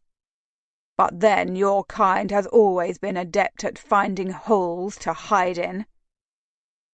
Blinding white rage briefly incapacitated her, which was probably for the best, because she wasn't certain she could have stopped herself from attacking him. With an effort born from years of enduring such hateful comments, Charlotte smoothed her hands down her skirts and suffocated her temper. "Would you care for a cup of tea?" She gritted her teeth around the question. Bitter, she felt compelled to make the offer. "That won't be necessary. We won't be here long enough to warrant it," Mr. Townsend said, flicking his hand dismissively. She raised her chin. "Then perhaps you can get to the point of your unexpected and uninvited visit."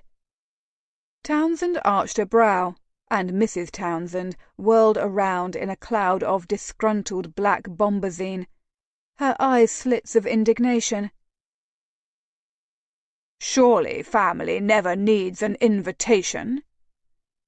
"You never considered me family, and you certainly never treated me as such. She pursed her lips.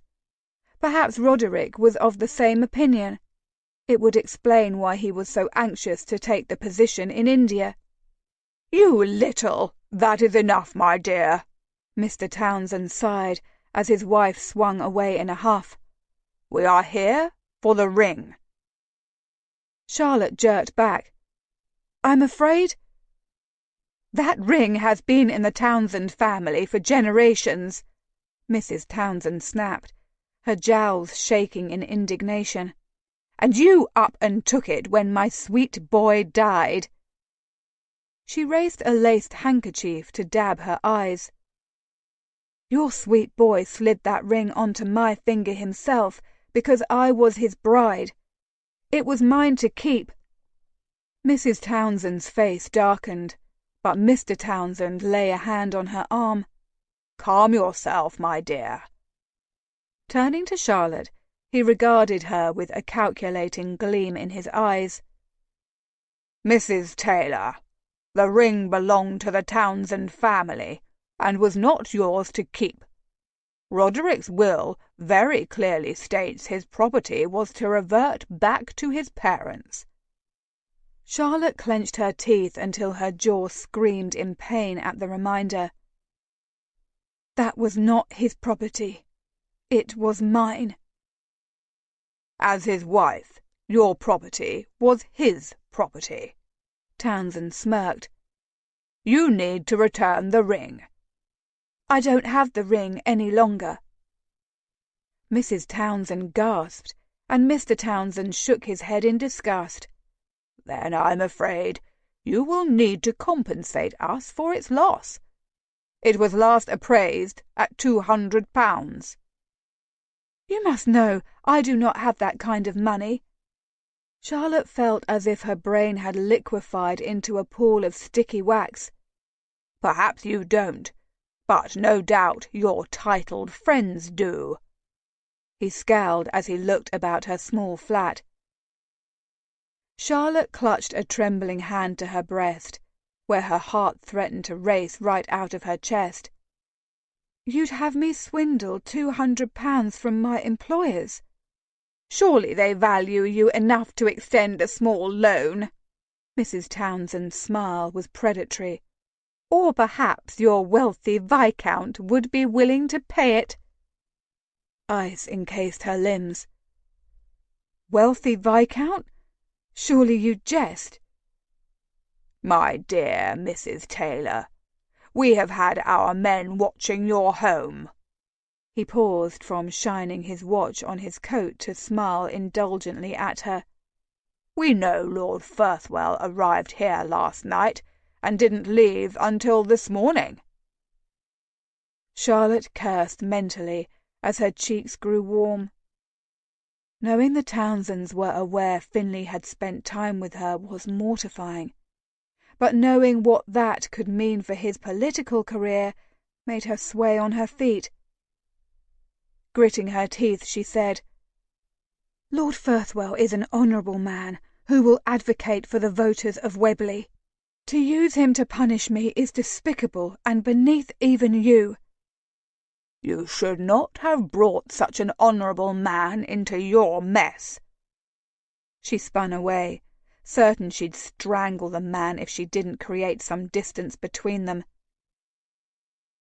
"It appears you have 3 choices before you." His voice grew louder as she assumed he approached her. "You can ask your employers for a loan. You can ask Viscount Firthwell for assistance. Or you can turn yourself in to the authorities at Fleet Street."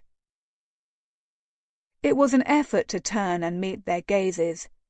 Mrs. Townsend had crossed her hands in front of her waist, seeming to be not at all concerned she'd just dropped a figurative anvil on Charlotte. Mr. Townsend considered her with his head cocked to one side. They were finally to have their revenge because she dared to marry their darling son in spite of their objections. The pure hate of the gesture left her gasping. "Friday." Mr. Townsend looped his wife's arm around his own and opened the front door. You have until Friday to return the £200, or, sadly, we'll be forced to take the matter to the constable ourselves." With those parting words, they swept from the room. Charlotte watched them go, panic threatening to swamp her like a crushing wave. She latched the door shut and slowly made her way to the bed, sinking onto it like an iron anchor. They knew about Finlay. His political future lay in their corrupt hands. The thought made her bury her face in her hands. There was also no way she could repay the debt. Her brain could barely comprehend such an amount. What was she to do? If she approached Lady Flora for help, would the woman decide she was not the sort of person she and Lord Inverray wanted running Little Windmill House? Lady Flora was keen on forming a group of patronesses to fundraise for the home, and one ill-placed word from the Townsends would ruin her well-laid plans. And Finlay, if he consented to help her, but why would he expose himself to such a dreadful situation? It would serve as a signal to the Townsends that she was important to him. They would forever hold the knowledge of their relationship over him in ways big and small. Finlay's vote would essentially belong to Mr. Townsend, and quite possibly his coin purse. She stared at the ceiling for what felt like an eternity while she sifted through the various options available to her. Her choices were distressingly small. When the room began to grow cold, she managed to pull herself from the bed to shut the windows. As she drew the curtains closed, something under the chair caught her attention. Dropping to her knees, she peered underneath and spied a strip of green fabric. She didn't recognize the tartan pattern, which meant Finlay must have left it behind by mistake. Drawing it out, she felt something hard hidden in the folds. She frowned as she opened it to reveal a gold locket. The weathered, dull hue of the metal was a testament to its age, and she wondered who had been its original owner. Freeing the clasp, her eyes landed on the likeness of a blonde gentleman. He was handsome, young. His green eyes were very much like Finlay's, except they lacked the humour and warmth she had come to know and love. The man's clothing was outdated and made it clear the miniature had been painted years before. It was easy to guess the man was the Earl of Rockhaven, his father. The other side of the locket was empty, until Charlotte peered closer and realized a piece of parchment had been placed where another miniature would go. She brought it closer to the light spilling from the candle she had lit and looked closer. "Dearest Kate, I hope you wear this close to your heart as I keep you close to mine. Yours desperately, Alistair." Charlotte stared at the script, pondering its meaning, when suddenly it occurred to her. Finlay's father had given the locket to his mother, his real mother, at some point before or after his marriage to the late Countess of Rockhaven. Turning it over in her hand, she noticed an engraving on the back. C+A. She squeezed her eyes shut. Finlay must have been devastated when he found it. But why had he had it on his person when he visited her? Despite how her heart lodged in her throat when she considered what she held, the framework of a plan began to germinate in her mind. She was repulsed by her thoughts, but practical enough to realize how it could solve her problems.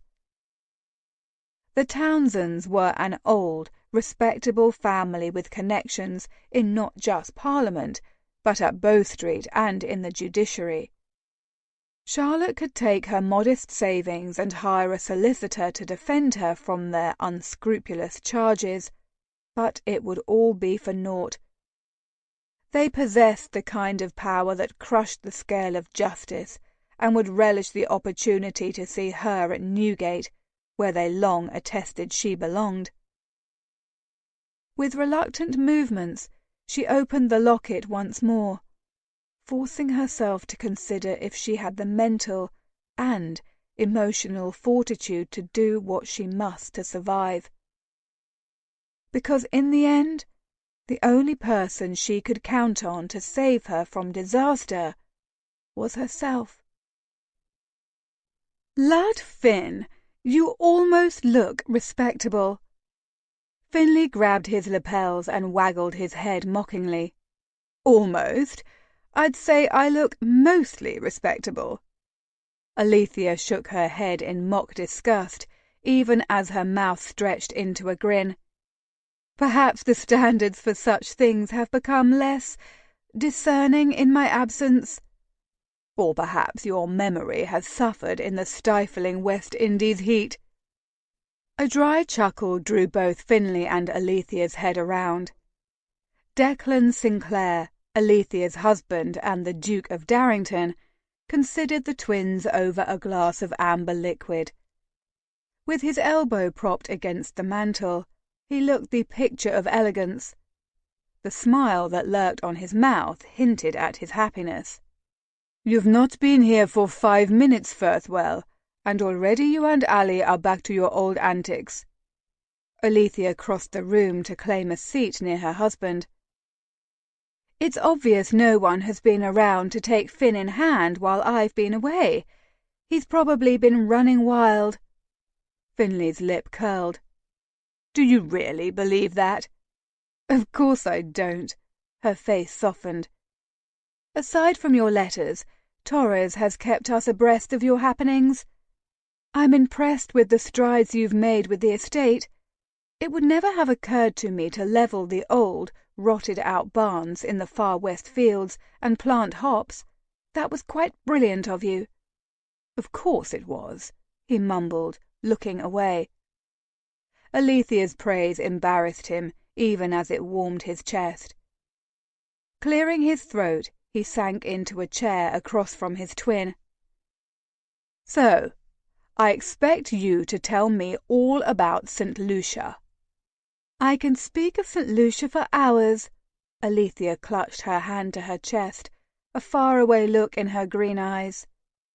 "She can," Darrington echoed, his tone weary, but his gaze affectionate. "Be careful what you ask for." Alethea seemed determined to prove her husband correct, for she spoke of St. Lucia and their time in the Caribbean for what felt like days, or surely several hours. And although Finlay wanted to tease his sister for her loquaciousness, in truth he was simply content to hear her voice so full of happiness as she spoke of her island home. To see the love shining from her eyes as she looked at her husband, to glimpse Darrington, who'd been a childhood friend to both of them, gaze upon his sister with a restrained sort of awe. Although he'd be loath to admit it to Alethea, he'd sit through decades of her chatter to see her so happy. Thankfully, the butler interrupted to deliver a refreshment tray, and Alethea paused her recollections to pour the tea and allow them to partake of the offering. After settling into his chair, Finlay took a bite of a roast beef sandwich as Darrington looked at him with narrowed eyes. "So, Parliament. Tell us about your campaign. Is there anything we can do to help?" The question caught him unawares. As he coughed into a napkin, grateful tears welling in his eyes, he watched Alethea and her duke exchange a glance. When his hacking subsided, he took a deep gulp of tea. "So you know?" At Darrington's crinkled brow, he rolled his eyes. "Of course you know. No doubt Torres told you." "He didn't, actually." Alethea idly stirred her tea while she considered him. "Lockley saved all the papers discussing your campaign. "What made you decide to stand for Parliament?" Darrington asked. Placing his plate on the narrow table next to him, he considered what to tell them. Should he recite his political answer, the one he tossed out when others asked him about his motivation for standing for Webley? He met first Alethea's interested gaze before sliding to catch Darrington's inquisitive one. "Change is happening, and not just in the hallowed halls of Westminster." He braced his hands on his thighs. "From the farthest reaches of Aberdeenshire to Cornwall to Dorset, the way in which our country has conducted business, has enacted laws, is changing, and I want to be part of it." He told them about the issues that had finally encouraged him to enter the race, what he hoped to accomplish, who his competition was, and what progress he'd made. Alethea and Darrington listened quietly, without interrupting, as he animatedly explained the events of the previous 12 months. "My, Finn, I didn't expect you to be so passionate," Alethea said, her gaze bright. "I suppose the passion has come about over time. It's hard not to feel such when you're surrounded by the repercussions of Parliament's inactions every day." "Inactions? Or their deliberate manoeuvring to maintain the status quo?" Darrington countered. Finlay scowled. "I think we all know the answer to that." "I know I do." Alethea relaxed back into her monopodium armchair and raised a teacup to her mouth. "When I taught at the Foundling Home, I often thought of how ill society treats children." She paused and cut him with a look. "Did you ever get around to visiting it?" Finlay looked down at his lap. "I did, actually," was all he said. He'd tell her at another time how much the visit had changed his life. His sister and Darrington peppered him with questions for several minutes, and Finlay found himself impressed with the depth of their knowledge of current issues, despite the fact they'd been abroad. It was obvious Alethea's passion for social reforms had been spurred by her time in St. Lucia, and whether by coincidence or love for his wife, Darrington was sympathetic with her viewpoints. Finlay was also relieved to know he'd have a strong ally in the House of Lords. Alethea studied him over her teacup. "Is there anything we can do to assist you with your campaign?" Stretching his legs out in front of him, Finlay toyed with the cup in his hands. "Well, since you asked, Lord Matthews believed it would be helpful if I hosted a dinner or ball. Would you be willing to serve as my hostess?" The sound she made could only be described as a squeal. "I'd be delighted. And why don't we have it here at Darrington Terrace?" Alethea looked to her husband, who was already considering her with a bemused smile. "We'd discussed throwing a ball to introduce ourselves to the ton, but we can do that by hosting a gathering for you." "Superb idea, my dear. 2 birds and all that." After more discussion about possible dates, as well as particulars for the guest list, Alethea sighed. "Goodness, Finn, I'm so very proud of you. You're building a life for yourself that fits your interests and exploits your strengths." She hesitated, then rushed to add, "Plus, it's free of father's long shadow. You have definitely become your own man." Uncomfortable emotions clogged his throat, and he raised his cup to his mouth to hide his expression. He was unable to formulate a response, but he knew his sister didn't expect one.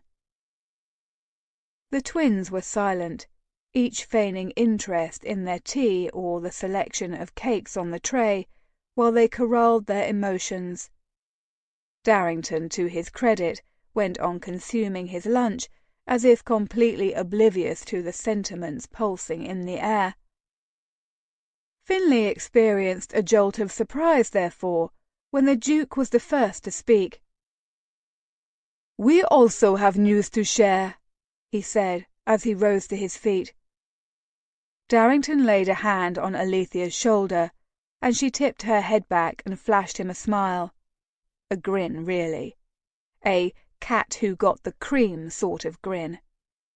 Placing her cup and saucer on the delicate side table next to her, she patted the corners of her mouth with a napkin before knotting her hands in her lap. "I'm increasing." What?" Finlay mumbled, his jaw going slack. Darrington laughed, the sound merry and light. "We're expecting a child, Firthwell. You're to be an uncle." A child? A feeling much like joy bubbled inside him. "But that's wonderful!" "We think so too," Alethea said, a tear slipping down her cheek. Without a moment's hesitation, he swooped her up in his arms and swung her in a circle, whooping in delight. "Oh, have a care," Darrington cautioned, but Alethea huffed at his concern. "I'm fine. The baby is well protected. If anything, he or she is enjoying the sound of their uncle's laugh." Darrington scowled, but said nothing else. Nevertheless, he hovered close by like an overprotective nanny. After releasing his sister, Finlay shook his head in wonder. Alethea was to be a mother. She had so much love to give, and he was thrilled she had a chance to lavish it on a child of her own. She'd be everything their own mother had not been able to be to them. He cleared his throat. "I don't wish to ruin the happy mood, but I brought something as well." As he reached into his coat, he met Alethea's questioning gaze. "I was sorting through some of Mother's items that were still in her bedroom." He shook his head. "I'm not sure why I was even in there, but for some reason I was. And I found this." He stuck his hand in a pocket and found it empty. He tried another pocket. Empty. And another one. They were all empty. It was gone. Finlay felt light-headed. A sweat broke out over his skin, and he gripped the back of a chair for support. "Finn, whatever is the matter?" Alethea's voice was raised. He looked up, locking gazes with his sister before slowly sliding it to meet Darrington's. The Duke frowned. "What did you lose?"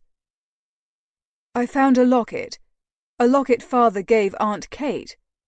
He swallowed. It had his portrait in it, and a love letter of sorts. I had wanted you to see it and decide what we should do with it." Her green eyes bulged. "Could you not have left it somewhere?" He nodded, his mind immediately thinking of Charlotte.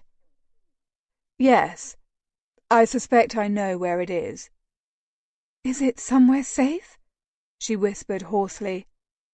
"Definitely," he said, reaching out to squeeze her hand. And still, panic set his nerves on edge. If the locket was not at Charlotte's home, where else could it be? And if it was found, would the person know whose portrait was inside? Would they understand the grim importance of the note? And if they did, would he be able to survive the scandal? As a duchess, Alethea could weather the worst of the storm. But he would be destroyed. For how could an illegitimate son inherit his father's title? His bid for Webley would be over. But it had to be with Charlotte, and he trusted her. He had to. As if sensing his mental battle, Darrington thrust a tumbler of liquor into his hand, and he consumed it in one fiery gulp. Chapter 23. A soft knock on the door jolted Charlotte from her ruminations.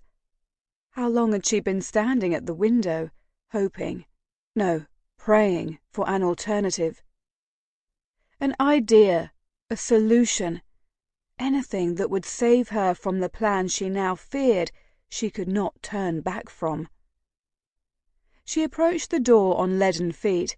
With numb hands she opened it, paying no heed to her safety. She'd promised Finlay she'd have a care, but with the course she'd set for herself, Charlotte doubted she deserved such a luxury as safety. He slipped through the door without a word, snapping it closed behind him. He pivoted, and for a fleeting moment he looked pale. Stress lines fanned out from the corners of his beautiful eyes, but she didn't have a chance to ponder if she was to blame, because he promptly gathered her in his arms and kissed her. Surely this was torture. No medieval executioner could devise a worse agony than having Finlay's divine lips on hers, moving over them with confident assurance. Charlotte longed to relax into the kiss, to show him physically what she could not say verbally, that she loved him, that she was devastated to exploit him in such a heartless way, that she would forever regret it. Nevertheless, her path was set. If she followed through, she would have the means to be free of the Townsends, even if it meant fleeing the life she'd worked so hard to build. Just as importantly, Finlay would be free from her. She would make him hate her, and thus save his reputation and very future. Her broken heart was her only payment. So she forced herself not to return his kiss. She remained rigid in his arms.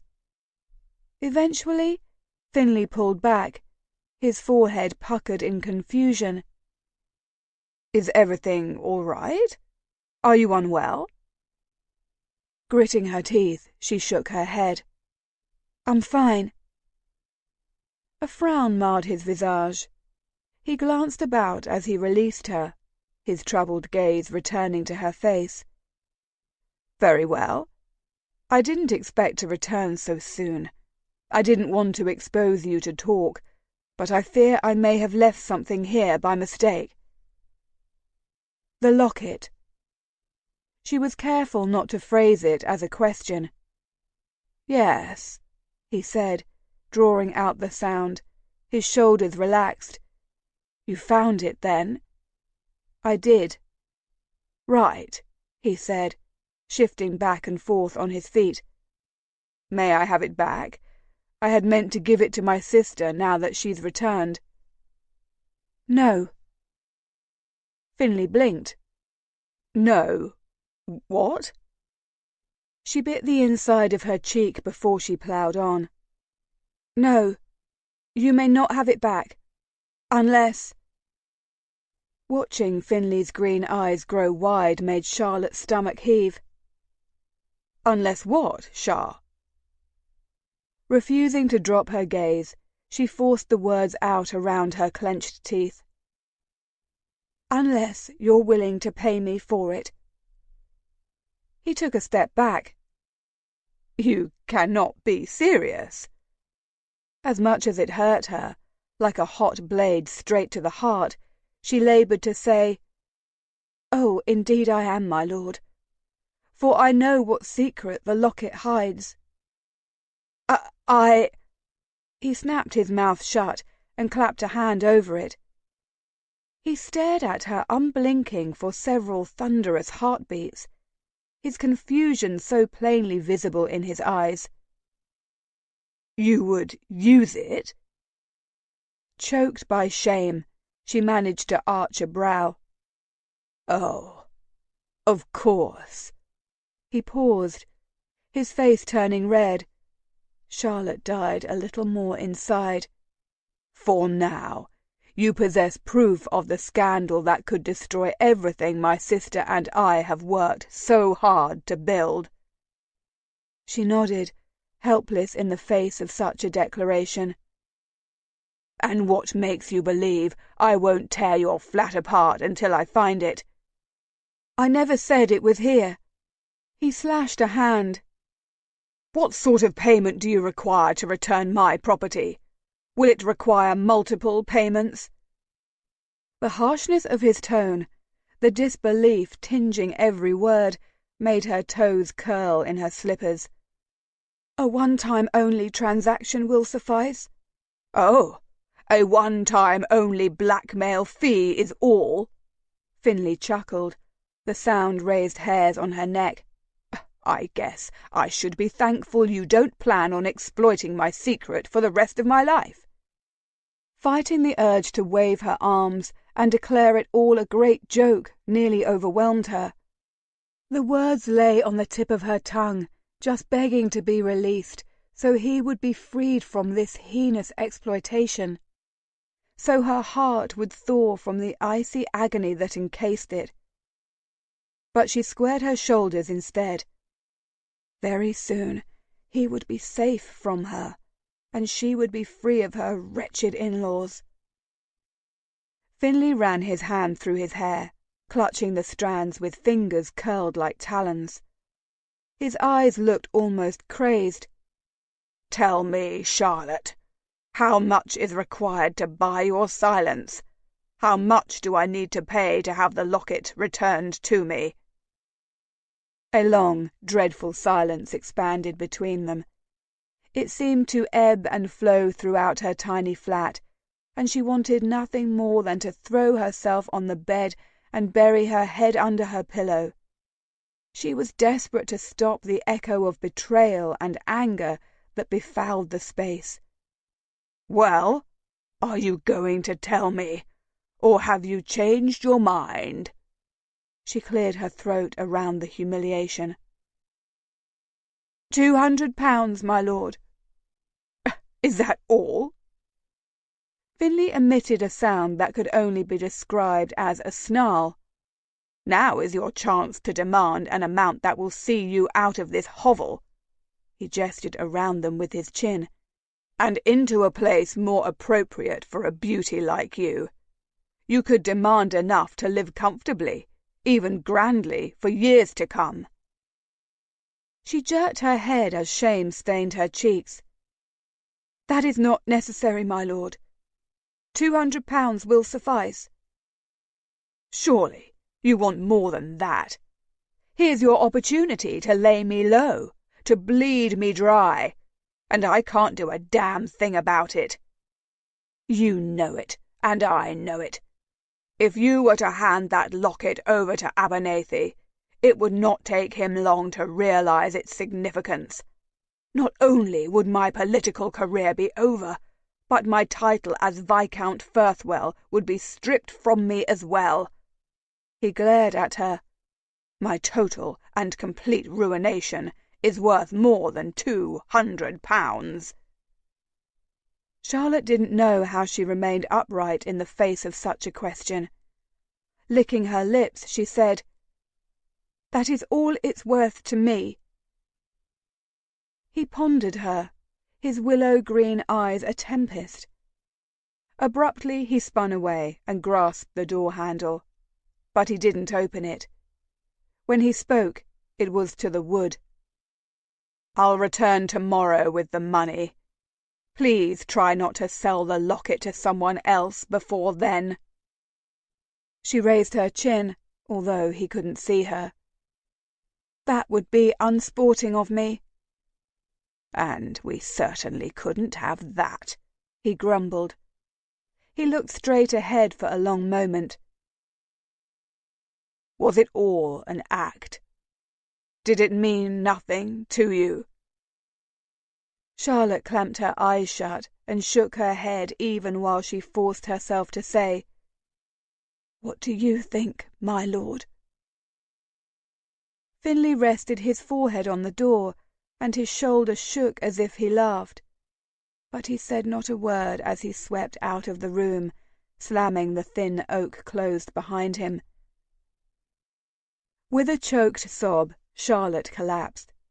She drew her legs into her chest and rested her head on her knees as she sobbed out the geyser of emotions she'd stored up by betraying the man she loved.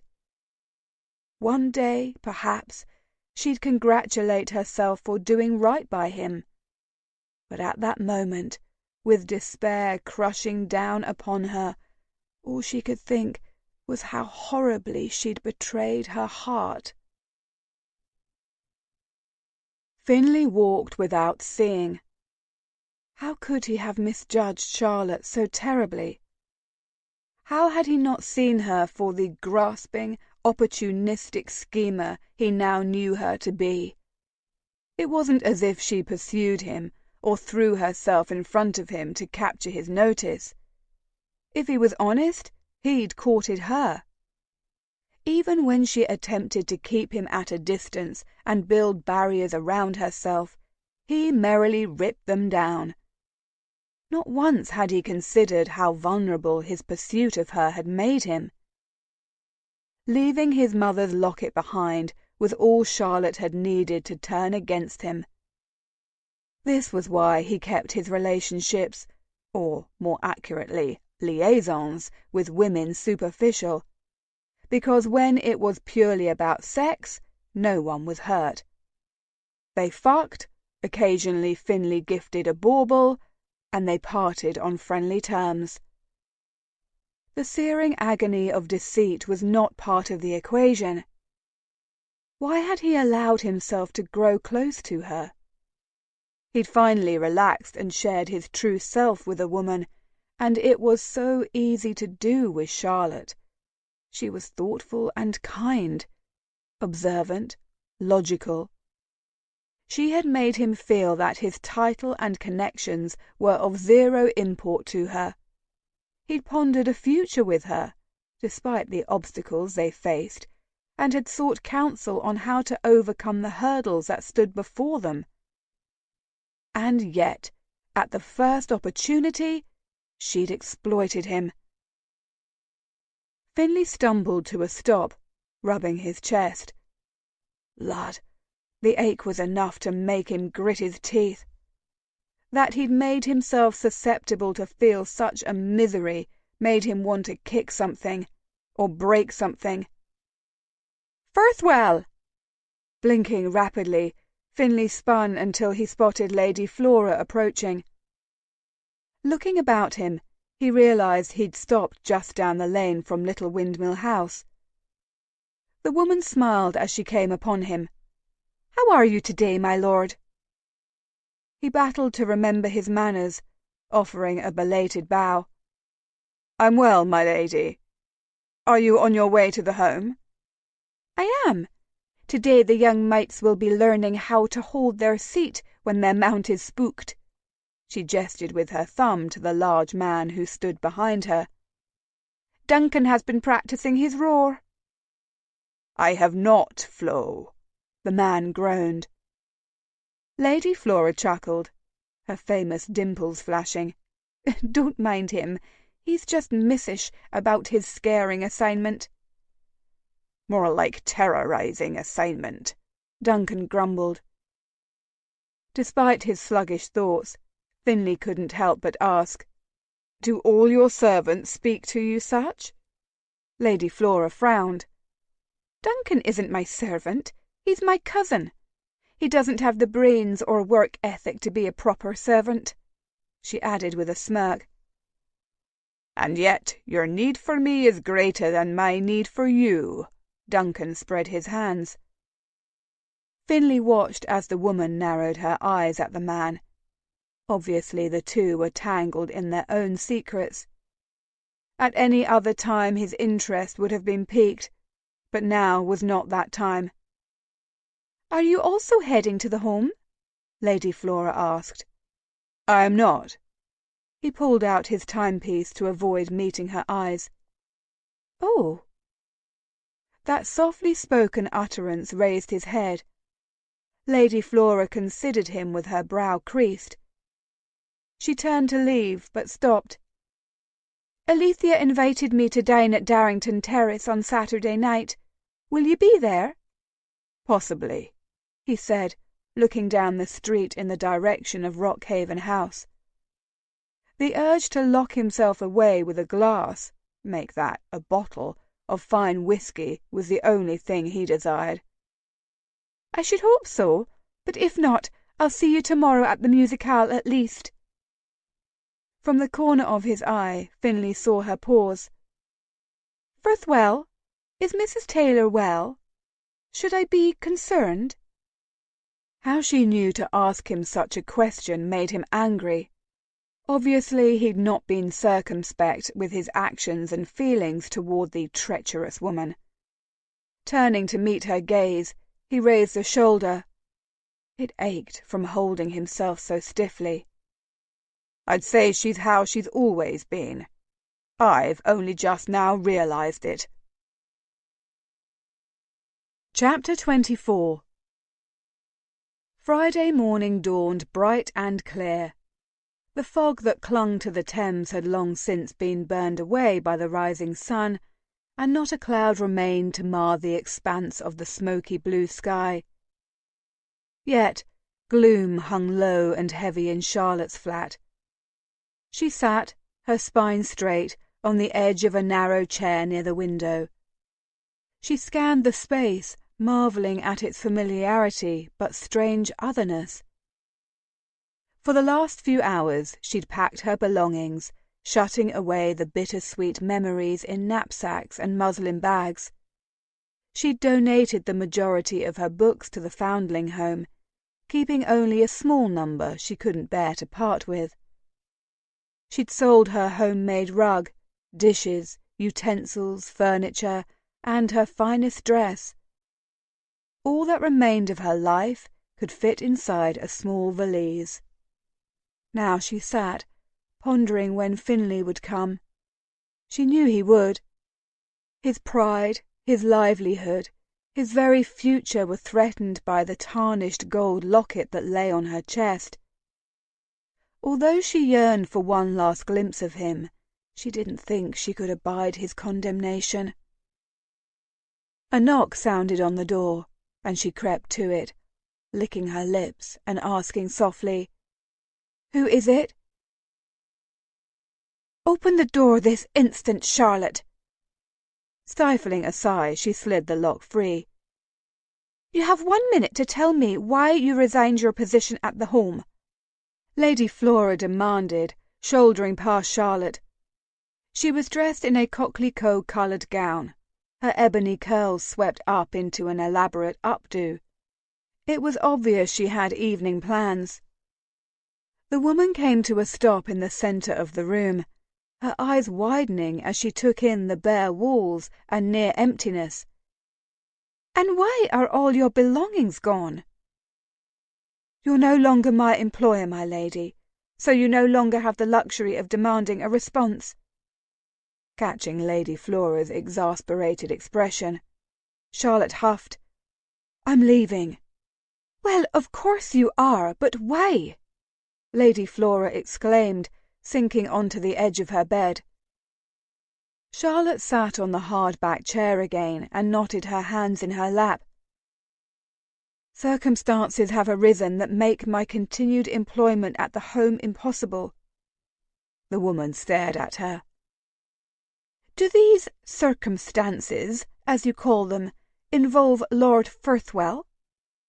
Charlotte sucked in a gulp of air. "What gave you the idea anything in my life involved Lord Firthwell?" "Do you really want me to answer that question?" Lady Flora tilted her head to the side. "I would be happy to list some examples." "Oh, sod off," Charlotte grumbled, turning her back to her. She wasn't sure what she expected after such an uncharacteristic outburst, but it certainly wasn't a deep-throated laugh. She frowned as Flora laughed so hard she had to brace her arm on the mattress to keep from falling over. "Faith, that was delightful." She adjusted the opal pendant around her neck as she considered Charlotte with shrewd eyes. Now, tell me what's wrong." For reasons she could not pinpoint, Charlotte found herself confessing the whole situation with the Townsends, their demands, and how she planned to use Finley's greatest secret against him to free herself from her former in-laws' clutches. And although she didn't divulge what that secret was, based on the way she clenched her jaw, Charlotte suspected the woman already knew. Lady Flora tapped her lips with a finger. After a tense moment she said, "I will happily give you the money. It's a small fortune, to be sure, but my sister would loan me the funds. Why would you use that?" She gestured toward the locket that rested heavy on her chest. "There was no reason to involve Firthwell." "I need him to hate me." She swallowed as if jagged glass filled her throat, mentally bracing for the question she knew was coming. "I don't understand. Why does he need to hate you?" "Because sooner or later he'll learn what a horrible hindrance I am to his chance to win the Webley seat, to climb the ranks of Parliament." Charlotte rubbed her fists into her eyes, desperate for an excuse not to meet Lady Flora's gaze. "And he's so far out of my realm. He's like Helios, bright, beautiful, lighting up the world with his noble ideas." She looked down at her red, chapped hands. "And I'm Icarus, destined to burn and crash to earth if I get too close." The room grew silent. Charlotte squeezed her eyes shut as her mind replayed the crushing moment Finley realized she was not willing to part with the locket. The shocked and then devastated expression on his dear face, the hitch in his voice when he talked, the memories threatened to choke her. "Oh, Charlotte!" Lady Flora sighed at last. Charlotte noted how she didn't dispute her assertion. "And I'm terrified. If I don't give the Townsends what they want, they will threaten Finley and his campaign. They know he was here. They can use my association with him to smear his name in the broadsheets. And he's worked so hard to overcome his ne'er-do-well reputation. I would be gutted if their hatred for me kept him from realizing the goal he's labored for." The woman scowled. "They also have had to see me, I assume. Surely they realize you have your own connections." "They'll blackmail you too. You are attempting to form a patroness group for the home, are you not?" Lady Flora gave a sharp gasp of "Bollocks!" Her gaze danced about in thought. "Let me speak with my brother. Between the two of us, I'm certain we will be able to come up with a solution that will benefit you, Firthwell, and the home." "No." The woman jerked her head back. Charlotte was sure Lady Flora could count on one hand the amount of time such a word had been directed at her. "I beg your pardon." She mentally planted her feet. "As much as I appreciate your concern, I do not need your help. My course is set. You may not agree with it, and that's all right. But it's what I have decided to do, and I will not be swayed from it." She swallowed. "I love him. I love him so much that the thought of hurting him makes it feel like my skin is on fire and I'm breathing in the sparks. But I have to do it. I have to. I will only bring him down if I don't. The Townsends may be content with £200 now, but what happens when that runs out? Will they return and demand more? Will they continue to use their knowledge of my clandestine relationship with the Viscount to hurt him? Will he demand Finley vote a certain way or support a certain cause merely because the man deems it? I will not take that chance." Lady Flora wrinkled her nose. "I think you're ascribing the man more power than he possesses." "Am I?" Charlotte leaned forward, her jaw firm. "He knows a viscount, the heir to an earl, has been conducting an affair with a schoolteacher at a foundling home, a home that relies on donations to operate, that seeks to place its children in positions of employment within the great homes of Mayfair and Belgravia. A campaign of whispers would hurt more than just Finley and me." Lady Flora's curses peppered the air. "So what will you do? You'll get your blackmail money from Firthwell, pay the Townsends, and just leave? Abdicate the life you've built here? Start over again, somewhere else?" "Yes." She squared her shoulders. "I don't want to leave. For the first time in my life, I have the promise of stability. A promise of permanence that is not dependent on anyone else. But I've rebuilt my life once, and I can do it again." "I thought we were friends. I would have helped you before it got to this point. Why didn't you tell me?" The laugh that rent the air jarred Charlotte to the marrow. "Only a person of your class would think it possible to be friends with a person of mine." She flung her arms wide. "You were my employer, a lady, the daughter of a duke. It's no surprise you would think you could just forge a friendship with whomever you wished. You are used to certain rules and protocol bowing to your whim, but heaven forfend if my class were to do the same. Just because you wanted to be friends didn't erase all the other factors that separate you so greatly from me. How can I be friends with someone who possesses so much more power than I do? I am surprised you would even deign to think it possible." Flora stared at her, her mouth a slash of displeasure. After a moment she exhaled noisily. "I had never thought of it that way.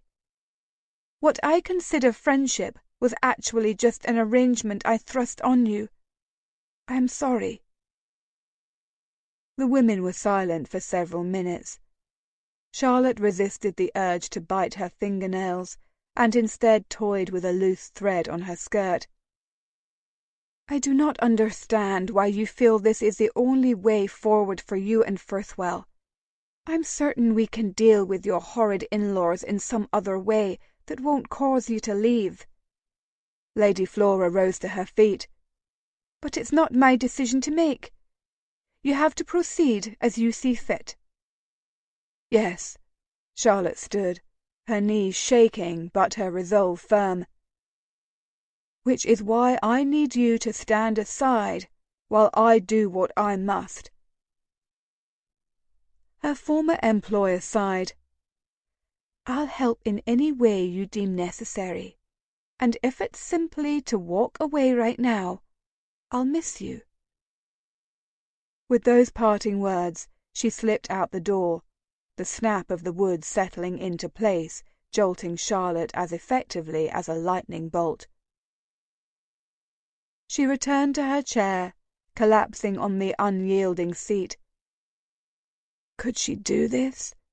Could she really exploit Finley's deepest secret? Making him hate her was the easiest way to protect his future and ensure she was able to free herself of the Townsends. But she wasn't certain her heart could take it. A few scant minutes later, a knock sounded on the door. Charlotte pressed her fingers to her brow as she willed herself not to cry. "You can do this. Once this is done, he'll be free to pursue the future he deserves, and you'll be free of the Townsends." With that thought, she rose to her feet. Her legs trembled despite her resolve, and she braced herself against the frame for support as she requested her guest's identity. Lady Flora's contrite expression came into view when she opened the door. "I forgot my crop," she said, gesturing with her hand toward where it sat on the bed. Charlotte sagged against the wall as a sob burst from her mouth. "Oh, Charlotte, please don't cry," Lady Flora crooned, wrapping her arms around her shoulders and drawing her toward the bed, kicking the door shut behind her. "It's just me." Jerking her head, Charlotte could not stop the tears from falling. She'd shored up her defences for this final confrontation with Finlay, only to have them swamped by the simplest of actions. "I can't do this," she gasped. She unclasped the locket from around her neck. Lady Flora glared at the necklace. "If you don't use it to get the money you need, and you won't let me help you, what will you do?" She pulled away, wrapping her arms about her waist as if she could hold herself together. "I think you know. You don't have to be a martyr." "I'm not dramatic enough to be a martyr," she flashed Lady Flora a crooked smile. "No, I'm tired of running." Charlotte gulped in a sustained breath. "I don't want to play their game any longer." "But why?"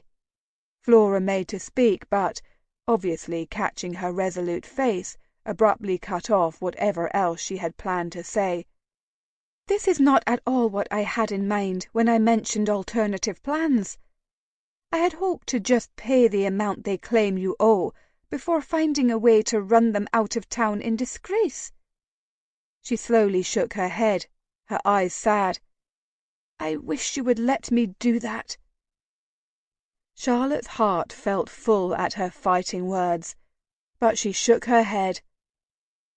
"They know I don't have the money. I refuse to start that vicious cycle." "And so this is how you'll make your stand?"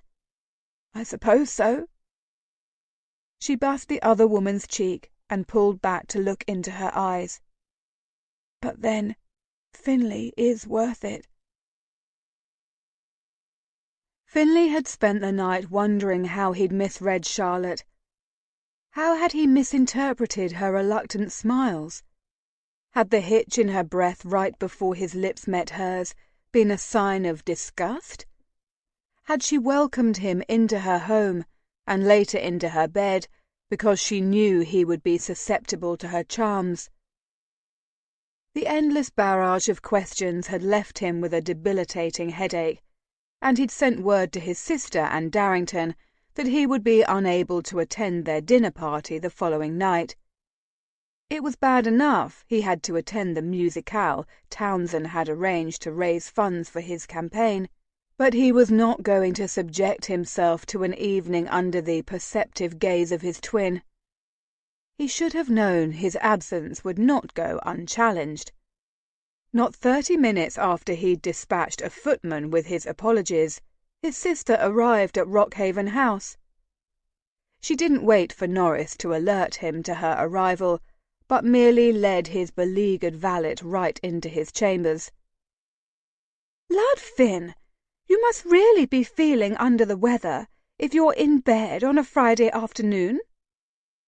He rolled over and glared at her from his cocoon of blankets. "You've been abroad for a year. Do you really think I would miss any time I have to spend with you?" She shrugged. "The Finn I remember might have, especially if there was some entertaining lark to be had." "I'm not that Finn any more." "I know." She sank onto the bed. "Which is why I am here." "Thank you," he mumbled, touched by her faith in him. "I'm assuming this megrim has been spawned by the locket," he grunted. "Partly." He sensed, more so than saw, his twin go still. After an uncomfortable pause, she said, "Partly?" Finlay dropped his head to the pillow instead of answering. Said pillow was promptly snatched away from him, his head hitting the mattress with a thump. "What do you mean by partly? Did you find it or not?" He growled as he snatched the pillow back from her, punching it into shape. "I did. I just don't have it yet." "And why not?" "Because—" He pulled himself into a sitting position. "Because it's complicated." "Well, tell me why it's complicated, and I will help you uncomplicate it." He told her of his relationship with Charlotte and how the unassuming, mild-mannered, quick-witted teacher had toppled his defenses and left him vulnerable. He told her about returning to Charlotte's flat, certain the locket had been left there, only to discover the treacherous woman would not release it. "Apparently, I cannot read people as well as I thought I could," he admitted, closing his eyes in disgust. "If your relationship with Mrs. Taylor was as close as you claim, why would she settle?" "Because she's an opportunist." "Perhaps, but—" "But what?" Finley opened his eyes and glared at Alethea. "Did you give her any reason to believe you wanted a relationship with her?" "Not in words, no." He knotted the bedclothes in his hand. "But as I could barely stay away from her, I do not see how she could have missed that conclusion." His sister furrowed her brow. After a moment, she tilted her head to the side. "Did you plan to make her your mistress?" "I planned to marry her." The words were uttered with all the grace of a lead bomb. If Finley could snatch back the words and rephrase them in a way better suited for a duchess's ears, he would.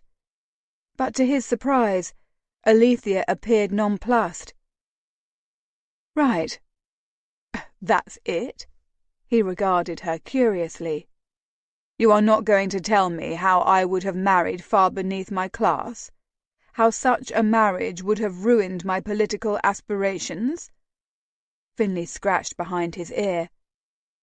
"How you would have refused to have us in your home?" A dreadful silence ensued, and he felt as if he waited for a firing squad to fire its first shots. "I'm offended you would even think I'd treat you and your bride in such an atrocious manner." Her scowl was menacing. "You may have behaved like a rake about town, but you have always been kind. Despite all your best efforts, you've always been the best man of my acquaintance." Inconvenient emotions strangled him, and he fixed his eyes on where he gripped the sheets. "If you felt strongly enough to want to make her your bride, I would never dream of standing in your way with my ill-placed judgment.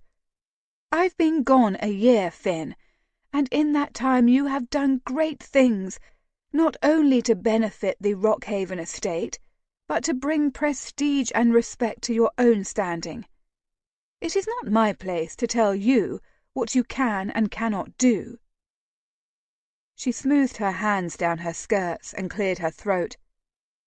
"Society would most definitely disapprove of such a marriage, but I would never. Some, no doubt, disapprove of my marriage. Still, I find Mrs. Taylor's actions peculiar." It was his turn to feel bewildered. "How so?" "Well, if you'd made your feelings to her as clear as you say, why wouldn't she hold out for a better offer from you? At the very least, she would have expected you to set her up as your mistress. That is worth far more than £200. She bit her lip. "Or so I imagine." "She said she would never be my mistress."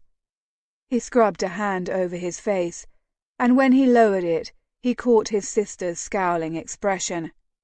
"Save your venom. I did not ask her. She simply said that the only way we could be together is if she were my mistress, and she refused to do that." "Good for her, although she would have been secure, for a time. If she thought the only way the two of you could be together was if you made her your mistress, Then she certainly didn't think you would ever make her your bride. Honestly, the thought only occurred to me recently, and Charlotte thought herself far below me.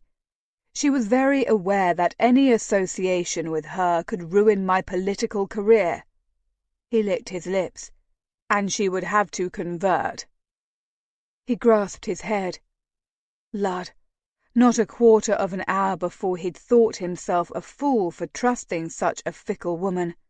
But now, with his sister's help, he was beginning to believe something else was spurring Charlotte's actions, besides greed and opportunity. Words she'd said to him the night they'd spent together suddenly came back to him.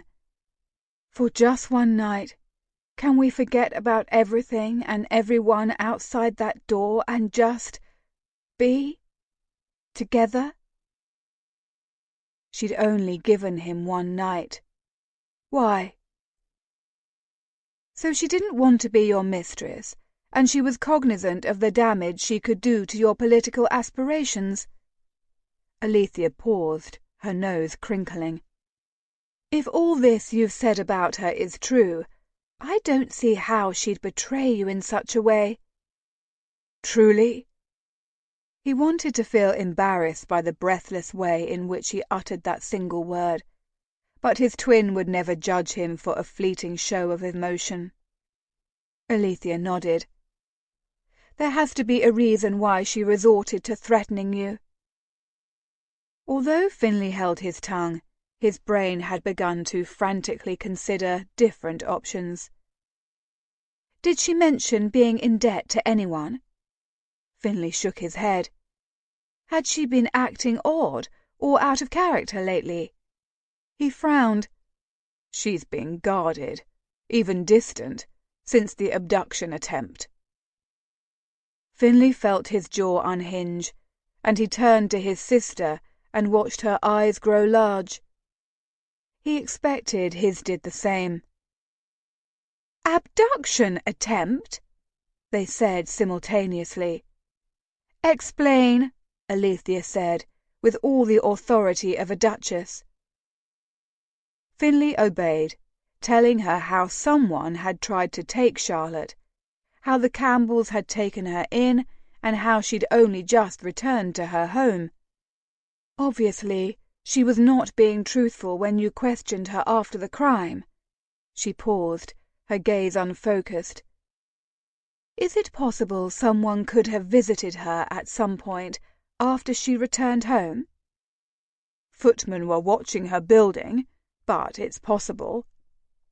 Has anyone asked questions about her, either to you or in your hearing? Finlay's lip curled. Townsend. Townsend? He has been assisting my campaign with fundraising. He ran a hand roughly through his hair. He's been asking questions about Charlotte, about her identity.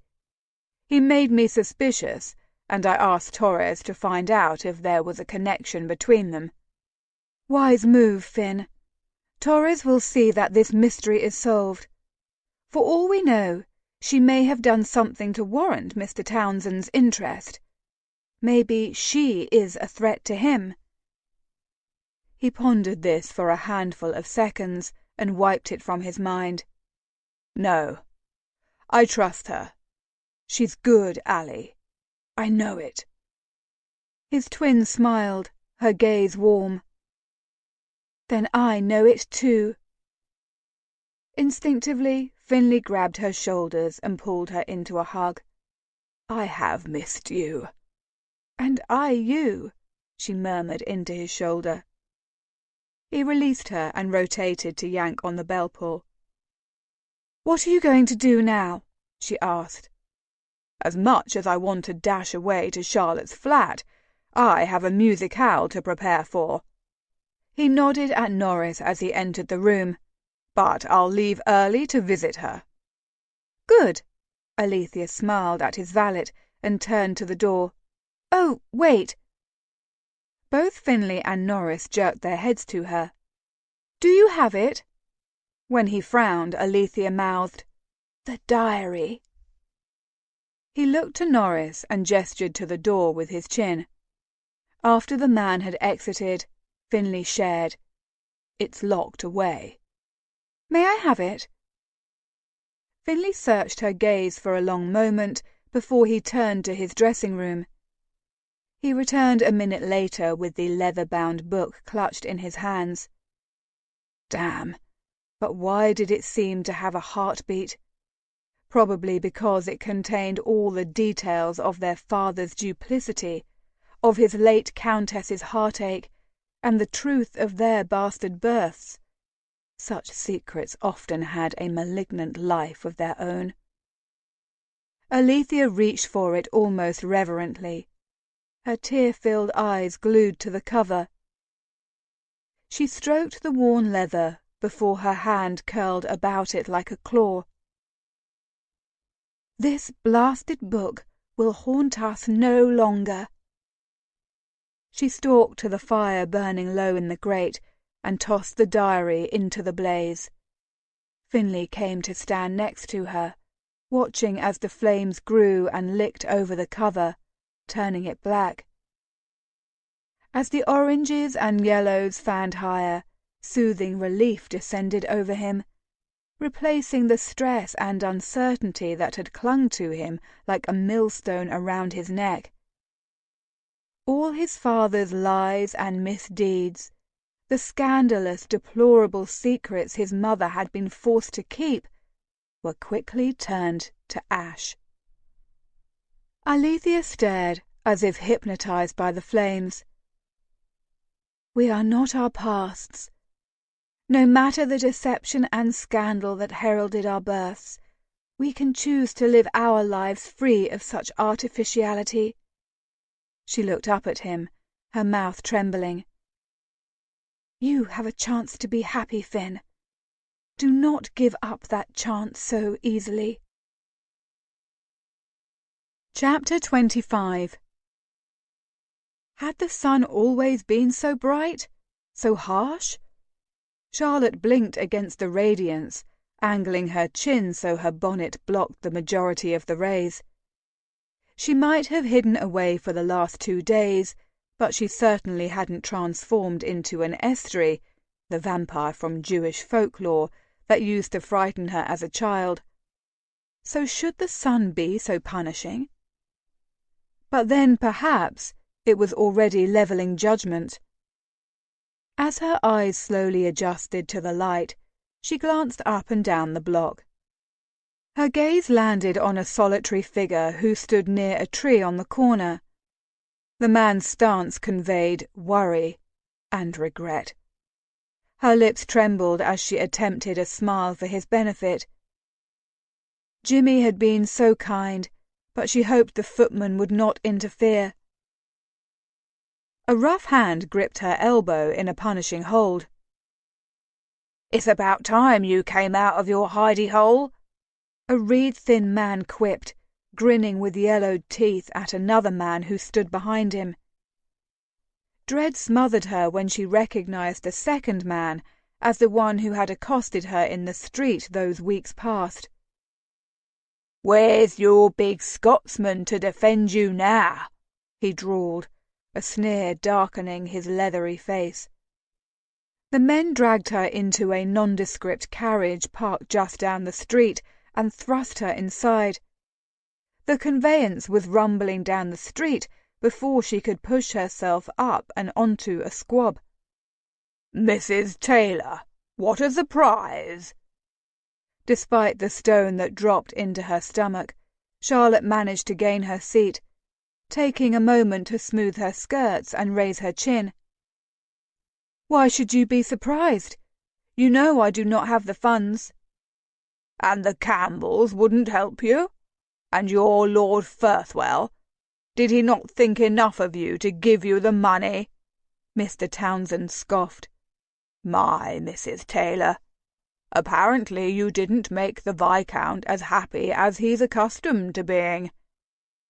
Disgust congealed in her throat, and she looked at him with narrowed eyes. "You are vile." He held up his hands in mock surrender. I just assumed you'd do what needed to be done to repay your debt."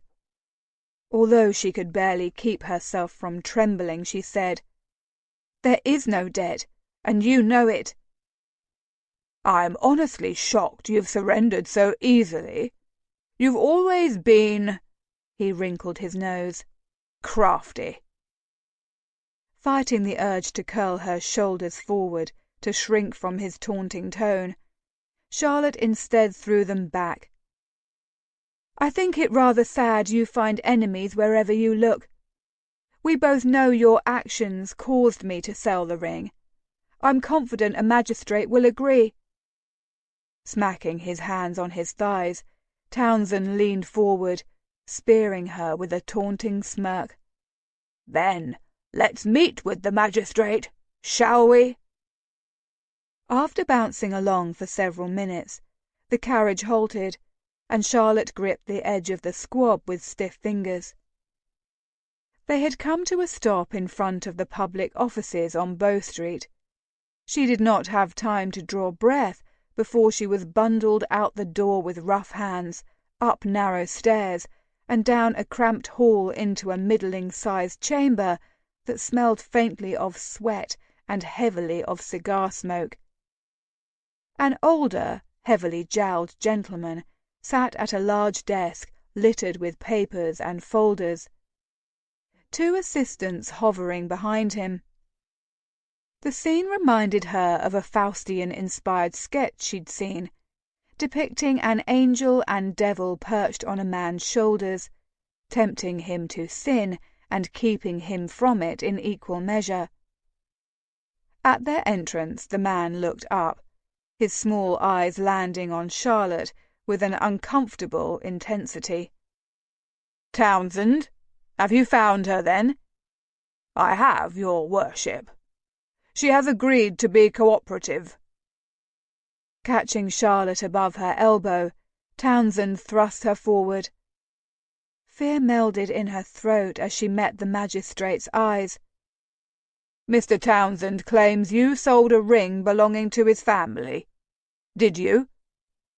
"My husband, Mr. Townsend's son, gave me the ring," she began, stopping when the old man held up his hand. "I asked if you sold the ring." "I did, but—" "Very well." Pointing to the door, the magistrate glanced at the secretary who stood on his left. "Have the constable see her to Newgate." Charlotte stumbled back a step, a sudden case of vertigo knocking her off balance. Newgate! Surely he would give her a chance to explain what had occurred after Roderick's death. But she was yanked backward, and she jerked her head to meet the cool grey eyes of a large man in a constable uniform. "Don't I have a right to explain what occurred?" she implored, struggling to free her arm from the constable's hold. He remained unmoved and soon grasped her other arm, twisting it behind her back. Tears filled her eyes as pain shot up her limbs. "Of course," the magistrate answered, not looking up from the papers on his desk. "There will be a trial, probably in a week, most likely more. You can present your argument then." "A week!" she exclaimed, her voice shrill. "That's what I said. Now, constable, if you don't mind, I have other business to see to." Gesturing with his chin to the door, he dismissed Charlotte as if she were a left-over bit of toast on his breakfast plate. As the constable hustled her out the door and back down the narrow corridor, Charlotte could barely see where they were going through the tears blinding her vision. But Mr. Townsend's voice was an irritant she could not block out. "I swore to Mrs. Townsend that I would see you punished for everything you did to harm our family." Her former father-in-law's heavy footsteps echoed ominously behind her. "For all the ways you took advantage of Roderick and separated him from us. Newgate is exactly where you belong." Charlotte had experienced desperate circumstances in her life, the memories of which shadowed every step she took and every move she made. The echo of that hopelessness was swept away in the rush of terror and despair she felt after she was pushed from the constable's carriage and looked up at the towering, rusty gate that served as the entrance to Newgate. How could you be so foolish? Her mind taunted her with this question over and over throughout the long minutes it took for the guards to admit her and then march her to a small, dank cell crammed with multiple other inmates. The lighting was so dim she could barely see her hand in front of her face, and the stench of sweat, mould, and desolation was so overwhelming her eyes watered as she gagged. Thankfully, the other occupants ignored her, but she knew her respite would probably be short-lived. She trembled to think of what her fellow cellmates, or even the guards, would do once they developed a curiosity for the newest prisoner in their midst. Locating a small patch of dry stone on which to sit, she drew her knees into her chest and wrapped her arms around her legs, cocooning herself as best as possible. Still, her position didn't stop the sounds. The curses, the coughs, the random shrieks, the moans. Every noise that met her ears was an arrow piercing the flimsy pieces of her ill-fitting armour. Faith, she should have known it was foolhardy to think Mr. Townsend would deal with her fairly. How she wished she'd listened to Lady Flora. Would Jimmy the footman tell her former employer what he had seen? Would Lady Flora come to find Charlotte, or had she pushed her away with her stubbornness? Pulling her coat tighter about her, Charlotte lowered her head and prayed for bravery. She had never felt so alone. Finlay longed for another glass of wine, but knew it was unwise. His previous 2 glasses told him a third would send him beyond comfortably numb, and he needed his wits to survive the evening. With a muffled grumble, he reached for a glass of lemonade from a passing footman and swilled a mouthful. It was awful.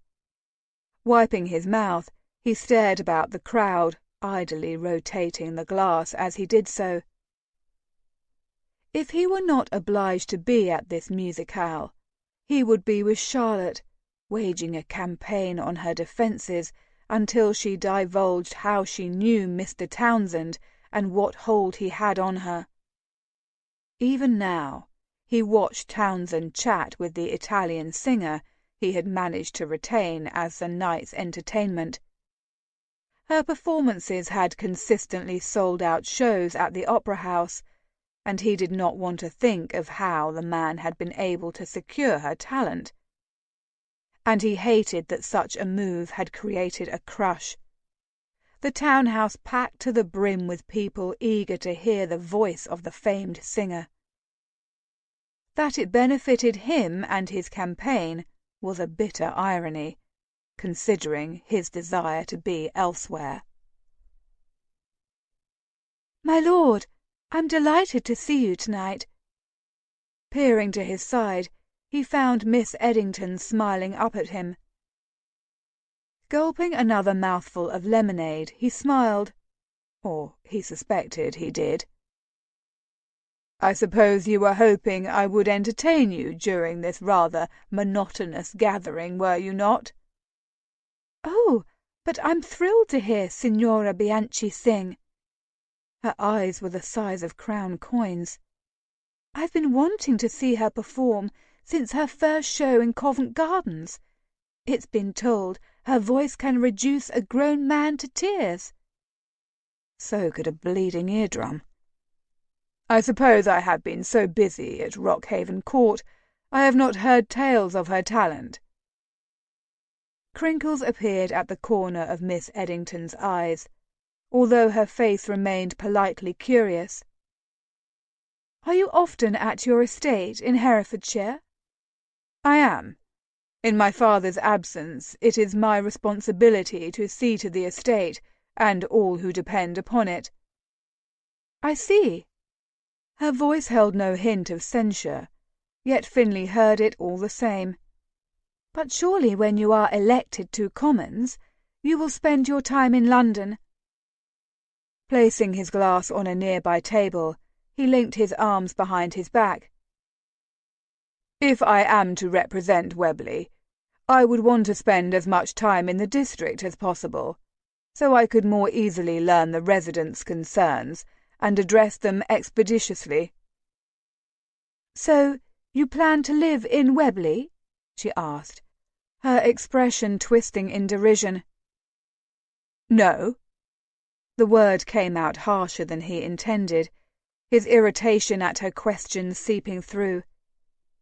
Taking a moment to straighten his cuffs, he tried again. "Webley is not far from the court.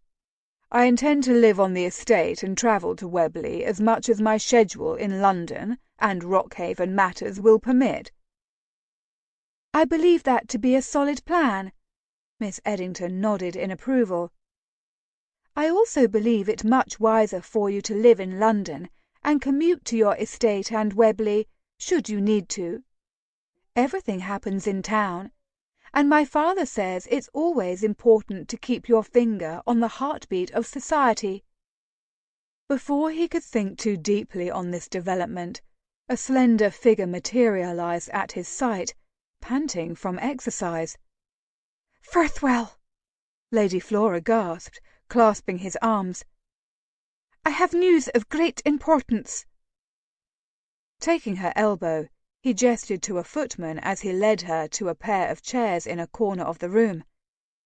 "What has happened?" "Charlotte has been taken to Newgate." He stumbled back a step.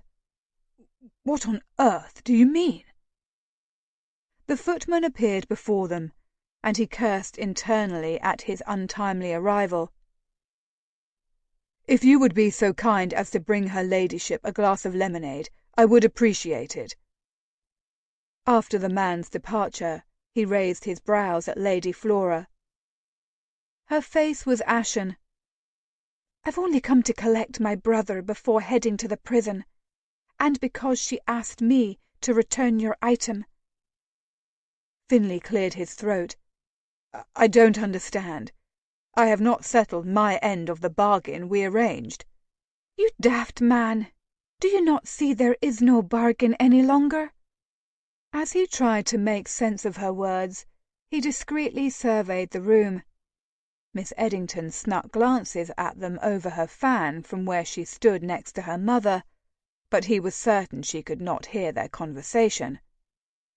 Cutting his gaze to the right, he spied Townsend in discussion with several party members. Dropping his voice, he asked, "Explain why matters have changed." "She was being blackmailed." "Damn!" He pounded a fist into his hand. "I knew something was not right. By whom?" Flora angled her chin in his direction. "The Townsends gave her an ultimatum that she either give them £200 as payment for the wedding band she was forced to sell when she left India, or they would have her arrested for theft." Anger erupted under his skin. "But I would have given her the funds. Why didn't she tell me?" "She wanted you to hate her, Firthwell. The Townsends knew about your affair. She warned you she would be a liability for your campaign. If word spread of your affair, your political aspirations would be ruined. If you hated her, you wouldn't wonder if you two could have more than a passing liaison. She was trying to save you from yourself and your damn noble sensibilities." The words hit him like a punch to the gut. Charlotte had tried to save him and his budding political career? It seemed like the sort of ridiculous thing she would think to do in the name of honor and friendship. Here he thought He could save her, and she was trying to save him from himself. Why would she turn herself in? She should have allowed us to draft a plan to ensure her safety and quick exoneration. She was adamant this was how it had to be. She's tired of running. She's tired of fearing the Townsends would reappear at any moment to harass her and dredge up painful memories. She didn't want to make anyone else vulnerable to blackmail.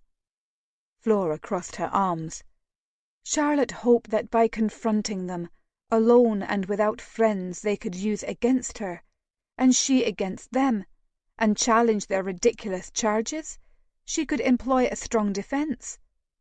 She was optimistic that once she provided testimony to explain what occurred after her husband died, a magistrate would dismiss the charges. Finlay snorted. She had to have known how naive that was. I told her as much, but she wanted to fight. She wanted to have a voice, and this was how she felt she could do that. Chances are high Townsend has a magistrate in his pocket, or the warden at Newgate. Finlay ran a hand down his face, glancing out the window to where the sun was dipping below the trees in the square. If we don't get her out of there before the end of the day, they may keep her for the weekend. Flora stood, pushing a curl impatiently from her cheek. As soon as I find Niall, I'll ask him to send word to our solicitor. Hopefully he can meet us at the prison. Excellent. He rose. I'll meet you there as well. She opened her mouth and shut it with a snap. He scowled. It's not like you to censor yourself. Very well. Do you think it wise for you to go? If you're seen, Flora whistled, it could ruin everything. He rubbed the back of his neck as the potential scenario played out in his mind. Various newspaper headlines shouted at him, each a crippling blow to his public approval. He could always let Inverray and Flora handle the situation. The man was a bloody marquis, with powerful connections most men only daydreamed of. The Campbells were her employers, after all. No. To the depths of his soul, Finlay knew he could not idly sip bitter lemonade and engage in trifling banter, while Charlotte was confined in such a terrible place. But if he chose to save her, he would be all but admitting his attachment to her.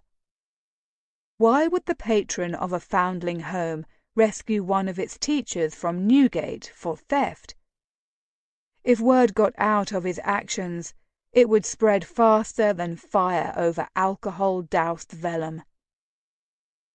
He had wanted to create a new future for himself, built by his own two hands and not dependent upon his birth, title, or family name. Those ties were fraudulent anyway. But a seat in Commons could not be stripped from him if his bastard birth were revealed. Was he willing to sacrifice that future for Charlotte? He thought of Alethea's words about happiness, about overcoming the unhappy circumstances of their births, and such thoughts made him think of his father. Finlay now knew the Earl had been unhappy because he was in love with another woman, Alethea's and his true mother. But rather than call off his wedding, the Earl had married the wrong woman and destroyed 4 lives in the process. Was he destined to make the same mistake? His gaze fell on the young woman watching them from across the room. When she met his eyes, she smiled sweetly. A political marriage to Miss Eddington would ensure him the Webley seat. If the thought left him numb now, how would such a marriage leave him? How would he feel in 5 years, or 10? Would he always remember Charlotte and wonder what could have been? Would regret eventually lead him to engage in the same sort of behaviour that resulted in his sister's and his scandalous births? For a striking, uncomfortable moment, Finley understood why his father had acted the way he had. He was still uncertain if a marriage between them would be possible, but by rejecting his chance to help Charlotte now, was he accepting short-term glory at the expense of long-term happiness? Glancing away from Miss Eddington and embracing the consequences, he nodded. "I'll be there." A smile cracked Flora's stoic expression. "I'm happy to hear it. Now, what is your plan?" "A plan? Right." He narrowed his eyes as he contemplated. "I need to see Darrington. After Charlotte shared her background with me, I asked his man Torres to investigate who her former in-laws could be. I suspected it was the Townsends, but was not certain. If I am to remove her from their influence, I need as much ammunition against them as possible." Flora patted his arm. "While you do that, we'll see to her release." Finley hated the idea of not rushing immediately to Charlotte's aid. Anxiety clawed up his throat at the thought of her sitting alone in some dark, dank cell by herself. But if he was going to secure her freedom and keep his political aspirations intact, he needed to proceed with caution. He frowned. Perhaps it would be best if she didn't know I was aware of her predicament. "Why?" "She's determined to distance herself from me out of a noble sense of protecting my future. If she knew I was working to see her released, she might not cooperate. It seems best to surprise her, along with Townsend." "That's true. She is inordinately stubborn." Flora's dimples appeared. "But won't she be surprised when you saunter into her little cell to rescue her?" Finley grinned. "I suspect she'll be angry." "Oh, livid!" Flora laughed. "But apparently Charlotte needs to be saved from herself just as much as I need to be saved from myself," Finley said, his grin compressing into a line of determination. With a nod, he set off to find his host and hostess and apologize for his sudden departure. Chapter 26. Finley thundered up the front steps of Darrington Terrace. He'd already sent a note to Torres's rooms, but couldn't bear to wait for the Spaniard to appear. He needed to tell Alethea and Darrington what had occurred, and if necessary, ask his brother-in-law to throw his ducal title around with as much force as possible. He hadn't had the chance to knock on the door before the butler opened it. As he stepped into the foyer, he glimpsed his sister bustling down the hall, her eyes glued to a piece of parchment in her hand. "Lockley, can you please have this delivered to—" She stopped, her mouth falling open. "Oh, thank goodness you're here. Come with me." Without another word, she pivoted and headed back down the hall. Finley followed closely behind. When they reached the study, she opened the door to reveal Torres speaking to the Duke in front of the fireplace. Both men turned to him with expressions of surprise. "My, that was quick," Darrington said with a nod of approval. "He arrived before I could send the note," Alethea explained. She turned an expectant look on Finley. "Torres has news for you." "And I have news for you," he exhaled. "Charlotte's been imprisoned in Newgate for theft." His sister gasped. "What? Why?" He briefly explained what occurred when he'd returned to Charlotte's flat, including what he'd learned of the Townsends' blackmail. Clenching his jaw, he withdrew the locket from inside his coat.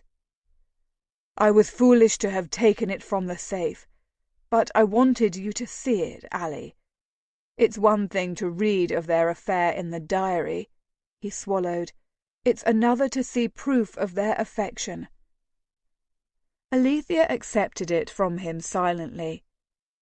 She inspected the outside before lifting the latch and glimpsing the portrait and note within. Her face grew pale. "How would Mrs. Taylor have even known the significance of the locket?" Darrington asked. Finlay brushed a hand across his mouth.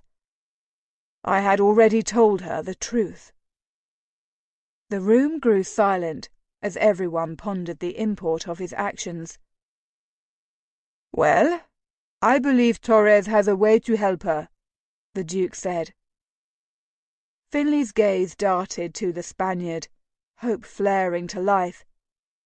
"Have you found anything?" The man's lip curled up. "Oh, there were many skeletons in Townsend's closet." Long minutes later, Finlay stood looking down at the information Torres had managed to collect on Charlotte, her late husband, and his family. So many lies. So much resentment. And for no other reason than Charlotte was Jewish and had married above her reach. "This should be more than enough to implicate Townsend." Darrington picked up a document, his eyes skimming it while his expression darkened. "Once you reveal what you know, I don't see why the warden wouldn't release her. You need to ambush him with the details." Torres leaned a hip against the desk. "He already knows you have a connection to Mrs. Taylor, so he'll probably be expecting you. If he thinks you might maneuver to see her released, there's no guarantee he won't try to have her moved or even transported. You want him to have his guard down, so when you make your move, he's vulnerable." "How do you propose I do that?" Finlay walked to the sideboard and grabbed a decanter of brandy, pouring himself a glass. He threw back the contents. "Leading Townsend to believe I'm not interested in Charlotte's well-being would mean waiting, and I refuse to wait while she's locked in that vile place." "I agree. We can't leave Mrs. Taylor there." Alethea nodded, as if she were the final word. "But there has to be some way to catch Townsend by surprise." A knock sounded on the door. The butler appeared. "Your Grace, a visitor is here looking for Lord Firthwell. A Mr. Duncan Campbell. May I show him in?"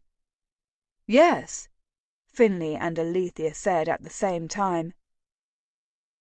Lady Flora's intimidating cousin walked through the door, his eyes immediately alighting on Alethea. "Your Grace, it's a pleasure to see you again." Alethea rushed forward to grasp his hand. "It's been too long. How have you been? How are the horses?" "Allie, love," Darrington murmured softly. Alethea pressed her palms to her cheeks. "Goodness, how easily distracted I am these days."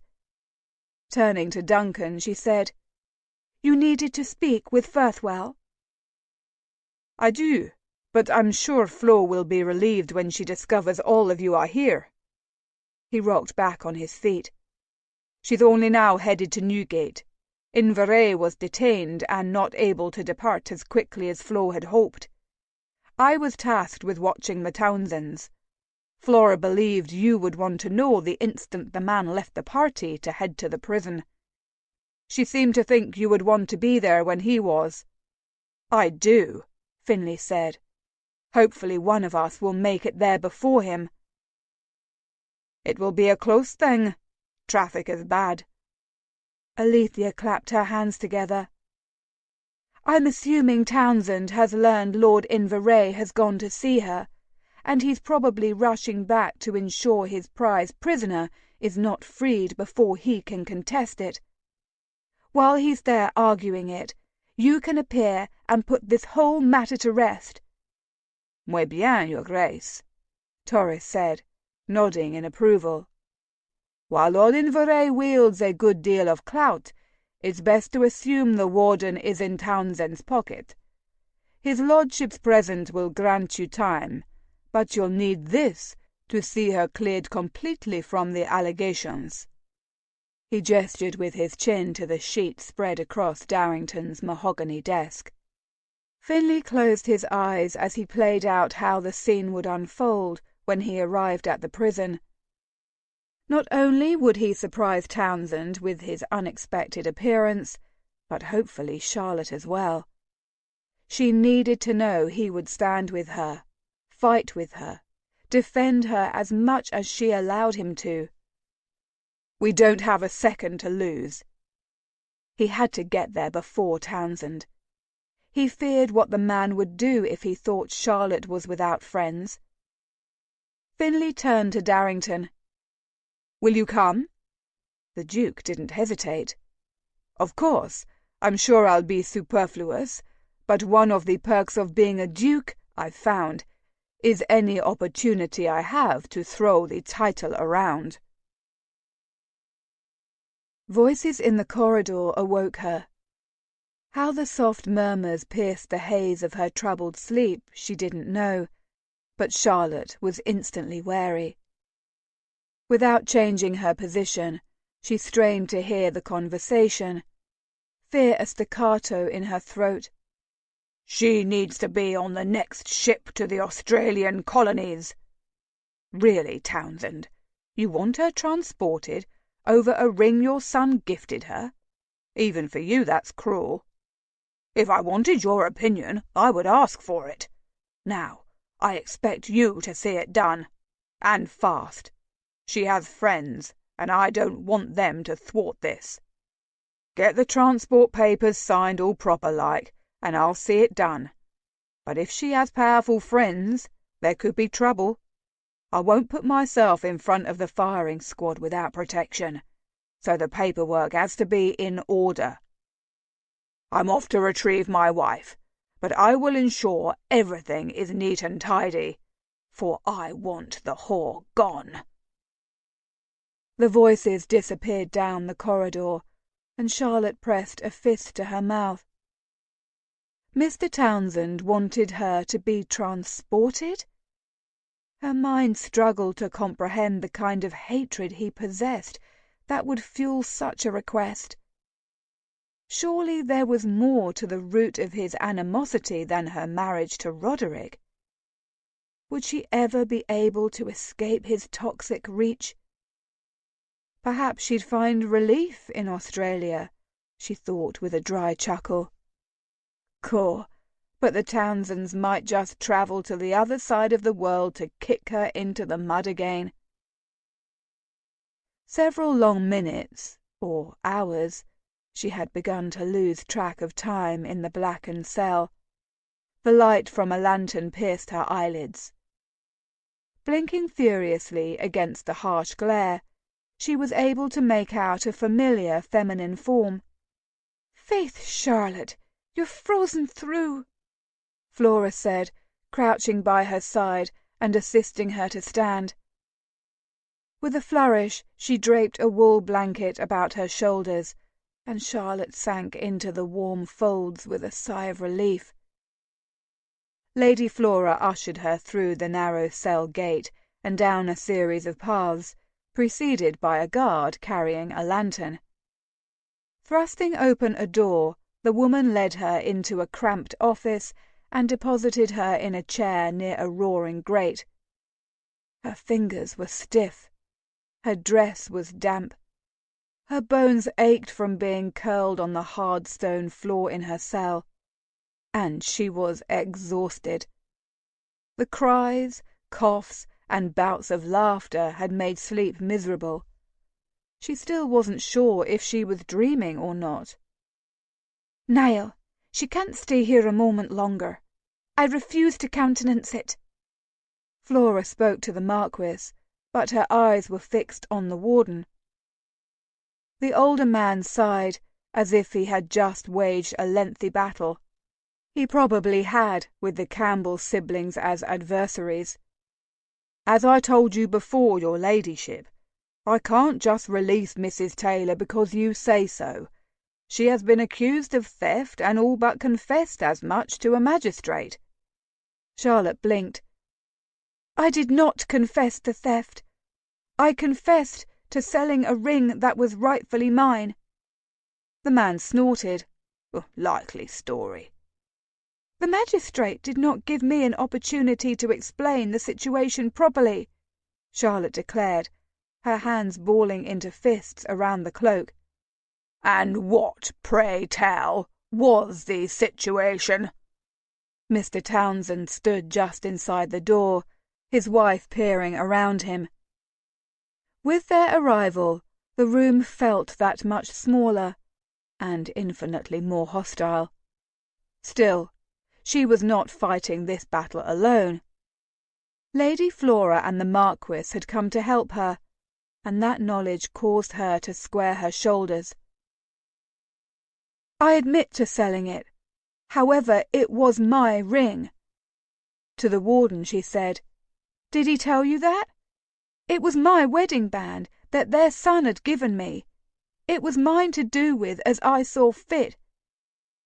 She stated this truth firmly, meeting first her father-in-law's gaze and then her mother-in-law's. Whether they had approved or not, Roderick had married her. No machinations on their part now could change that fact. "Ah, but see, when he died it was no longer your property. A woman is not allowed to own property outright. Her possessions are her husband's. Thus, when Roderick died, and it became clear he had not made provisions for you in his will, his property diverted to his beneficiaries." Townsend's grin was predatory. "My wife and me." "That's a rather predatory viewpoint, don't you think?" Lady Flora's voice dripped with contempt. "Mrs. Taylor's husband died in India, and you immediately turned her out.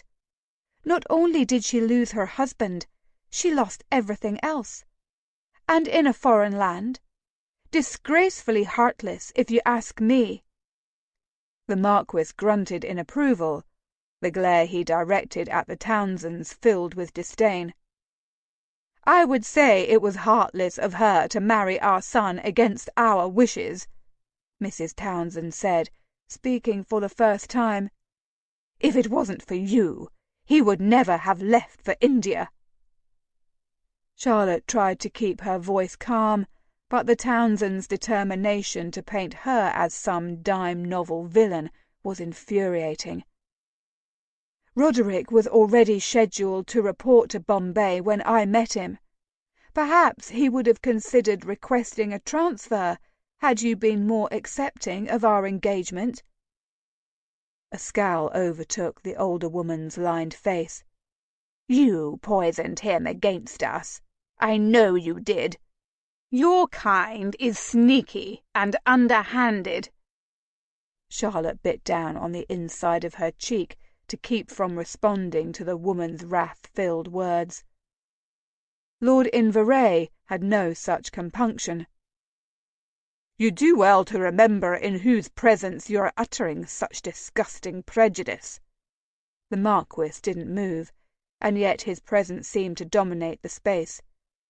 "There are many Jews in my acquaintance who work hard and strive to make England a better place for all. It's grossly unfair to reduce them all to a cliché." If Mrs. Townsend intended to argue Inverray's point, she quickly snapped her mouth closed when she caught her husband's eye. "I'm sure my wife is just upset. This whole situation has been very vexing." He turned to the warden, spreading his hand before him. "That ring has been in the Townsend family for 6 generations. For it to be sold, for no doubt a fraction of its worth, in some dusty, dirty Bombay market is insulting. She has to pay for this transgression." The warden wiped a hand across his brow. His gaze kept flitting between Lord Inverray and Mr. Townsend, deep grooves etched into his forehead. It was apparent he was not keen to thwart Lord Inverray, and yet his eyes kept returning to Townsend, his pupils wide, as if seeking guidance. In that moment, Charlotte was certain the man had received a handsome compensation to see her locked up, and he didn't want to forfeit it. The warden cleared his throat. "I think it would be best if Mrs. Taylor was brought before a magistrate for him to sort out the details. I'm not qualified to make such a judgment." The Marquis slapped his hand against his thigh. "Grand idea! Until such a hearing is convened, her ladyship and I will take Mrs. Taylor to Campbell House. We will ensure she arrives at the hearing at the appointed time." "I would prefer if she stayed here," Townsend interjected. "I'm sure you would," Flora grumbled, her teeth bared at the man. "Do you doubt my word?" Inverray's voice could have cut glass. "I do not." Townsend smoothed his hands down his lapels. "But Mrs. Taylor manipulated my son, and despite your best intentions, I'm convinced she'll try to use her wiles on you." "Crafty, I tell you," Mrs. Townsend added, thrusting her chin in Charlotte's direction. Lord Inverray rolled his eyes. "I assure you, I have the utmost respect for Mrs. Taylor, but I'll not have my head turned. Warden, may we have a moment to speak in private?" Mr. Townsend clasped his hands together, the picture of politeness. "Of course," the man said before he stepped out of the room, slamming the door behind him. Charlotte, Lady Flora and Lord Inverray slid their gazes toward Townsend. Unease threatened to choke her. Why had he requested to speak with them in private? Keeping his hands clasped in front of his large belly, he rocked on his feet. "I feel we are at a crossroads, my lord. You believe Mrs. Taylor should be allowed to return to your luxurious home in Mayfair, where she'll enjoy all the comforts your stately town home has to offer. I believe she should stay here as a punishment for her crime." "Only you deem it a crime." "Be that as it may," the older man conceded, "I feel we can come to a compromise." "Is that so?" The Marquis flexed his jaw. "And what do you propose?" "Here is my proposition. You leave now without Mrs. Taylor, and I won't disclose that a known thief is working for you as a teacher." "I beg your pardon." Flora's voice had risen an octave, the colour high in her cheeks. "Explain yourself," Lord Inverray demanded. "It has come to my attention your little foundling home is seeking additional donors." Townsend lifted a shoulder. "You certainly won't attract the illustrious patrons you desire with a criminal on your staff." Caw! It's what she had feared, except Mr. Townsend wasn't threatening to ruin Finlay, but her employers. She pressed a hand to her mouth and closed her eyes. After everything his lordship and Lady Flora had done for her, Townsend was intent on destroying their hard work for it. Gulping a breath of air, Charlotte affixed an approximation of a smile on her face and laid a hand on her friend's arm. "Perhaps it would be best if you and his lordship left. I will be all right. You know I've survived worse." "But you shouldn't have had to," a wonderfully familiar voice declared. With a gasp, Charlotte jerked her gaze to the door. There stood Finlay, a striking, dark-skinned gentleman behind him, but Charlotte processed this detail in passing, for her eyes wanted only to rest on the Viscount. She released a shaky breath, as if just his presence had reminded her heart to beat again.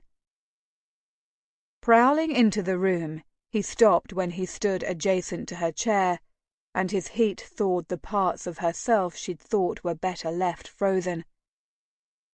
"Mrs. Taylor will be leaving this God-forsaken place today, and allow me to explain why." Chapter 27. It took every ounce of discipline Finlay possessed not to draw Charlotte into his arms and hold her close. Her skin was starkly pale, her eyes were haunted, her hair was lank and damp. She looked like she had just stolen across the River Styx and had not yet reclaimed her corporeal form. But if he was to free her from this place, and from the threat of her former in-laws, he needed to focus. After a surprised pause, Mr. Townsend dipped his head and offered him a benign smile. "Good gracious, Lord Firthwell, I did not expect to see you here." Sliding his gaze to Charlotte, he smiled. "Whatever would people say if they knew why you'd come?" Rage turned his vision red, but he didn't react to the taunt. He was saved from responding when Inverray crossed the room and extended a hand in greeting to him, and then to Darrington. "Your Grace, it's a pleasure to see you. I hadn't realized you'd returned." "Just yesterday, in fact." Darrington shook the Marquis's hand. "Once I learned what was happening here, I insisted on accompanying Firthwell. And I appreciate it, Darrington. This is the man I told you of, Mr. Townsend." Turning to the older man, he gestured to his brother-in-law with his hand. "This is his Grace, the Duke of Darrington." Townsend's head jerked back, but he quickly recovered, bowing politely. "Your Grace, I'm honoured to make your acquaintance." "We will see if you feel the same in a bit," Darrington drawled. Showing the man his back, he approached Charlotte. She scrambled to rise, but he held out a hand to stop her. "Please don't get up. You've been through an ordeal, but I am pleased to meet you. Firthwell has told her Grace and me much about you." Charlotte offered a tremulous smile, a small dusting of colour settling over her cheekbones. "The pleasure is mine, Your Grace." "Why exactly are you here, Firthwell?" Townsend planted his hands on his hips. "I understand Lord Inverray and Lady Flora's presence in this place, as they are Mrs. Taylor's employers, but I fail to understand why you are here." He tapped his chin. "Unless this is your way of showing that she's now under your protection." Lady Flora's sharp gasp punctuated the air, and Finlay clamped his jaw tight. If such an accusation were made publicly, he'd be sunk. He planted his feet. "I will not dignify your insulting innuendo with a response." He pulled a roll of parchment from his coat. "I'm here because I have some information I thought you might like to know before you commit to persecuting Mrs. Taylor for a charge you know is false." "False? No, my lord, it is not false." Mr. Townsend smirked. "She has all but admitted to selling the ring. And the warden agreed the full case should be heard by a magistrate before a sentence is enacted," Inverray said through his teeth. "Be that as it may, I would prefer for Mrs. Taylor to remain here until that can happen." The older man slicked his moustache with a finger. "I believe I've provided you with ample reason to agree with me." "And what reason would that be?" With a muscle ticking in his jaw, the Marquis dragged his gaze from Townsend to look at Finlay. "Townsend here has made it known He will tell others there is a thief employed at the foundling home, thus hindering our fundraising efforts." Finlay rocked back on his feet. "That is rather—" "Callous? Cruel? Underhanded?" Lady Flora offered, ticking the words off her fingers. "All of those things." Finlay raised his brow. "However, his threat should not concern you." Townsend snorted. "I would not take me and my connections for granted, my lord. I may not possess a title, but I have plenty of power." "Oh, I know you do. But I've come here with enough information to guarantee you leave Mrs. Taylor alone for the rest of her life." What do you mean, Finn?" Charlotte sounded breathless, as if she feared voicing the question. He dropped to his haunches in front of her and grasped her hands. "They lied to you. While you were tending to Roderick as he fought that horrible illness, Townsend located his will and tossed it in the fire." Finlay narrowed his eyes at the man over his shoulder. "Roderick's valet told us he helped you locate the paper in your son's belongings and watched as you cheerfully destroyed it." He squeezed her hand. "The valet tried to find you to tell you what he saw, but you had already fled." She was silent for a moment, her eyes large. "They wouldn't let me stay for Roderick's funeral." A low growl filled the small space as he rose and advanced on Townsend. "She was his wife. Whether you agreed with their marriage or not, your son loved her. He provided handsomely for her in his will. But in your bitterness and spite, you eschewed the opportunity to welcome a daughter into the family. You turned out your son's grieving widow in a foreign country without a farthing to her name." Townsend notched his chin up and looked away, but Mrs. Townsend seemed compelled to defend her husband. "Roderick has always been a dutiful, loving son, until she came along. Then he wanted nothing to do with us. Perhaps because he realized what vile people you are." Mrs. Townsend's face became a mask of indignation. Finlay expected her to fire an insult back at him, but she held her tongue. Apparently good breeding stayed her temper. "Thankfully, my man was able to locate a copy of the true will from Roderick's London solicitor, outlining how his entire estate would go to his beloved wife, Charlotte Townsend." He returned to her side and leaned close. "He loved you, Char, and did everything he could to provide for you. Don't ever doubt that." An odd silence ensued, as if the occupants of the room held their collective breaths. But Charlotte just sat there, expressionless, until he saw the tears filling her eyes. A sob wrenched free from Charlotte's throat, and she hunched over, burying her face in her hands. Deep, soul-cleansing cries tore from her chest, and tears singed their way down her cheeks. She tried desperately to contain her emotions, but now that she knew the truth, knew that Roderick had not abandoned her, as she'd convinced herself he had, there was no controlling the relief flooding all her extremities. It overflowed her heart. While she cried, Finlay held her hand, his finger sweeping across her knuckles in a comforting touch. Lady Flora sat close to her side, a warm and steady presence. Finlay continued.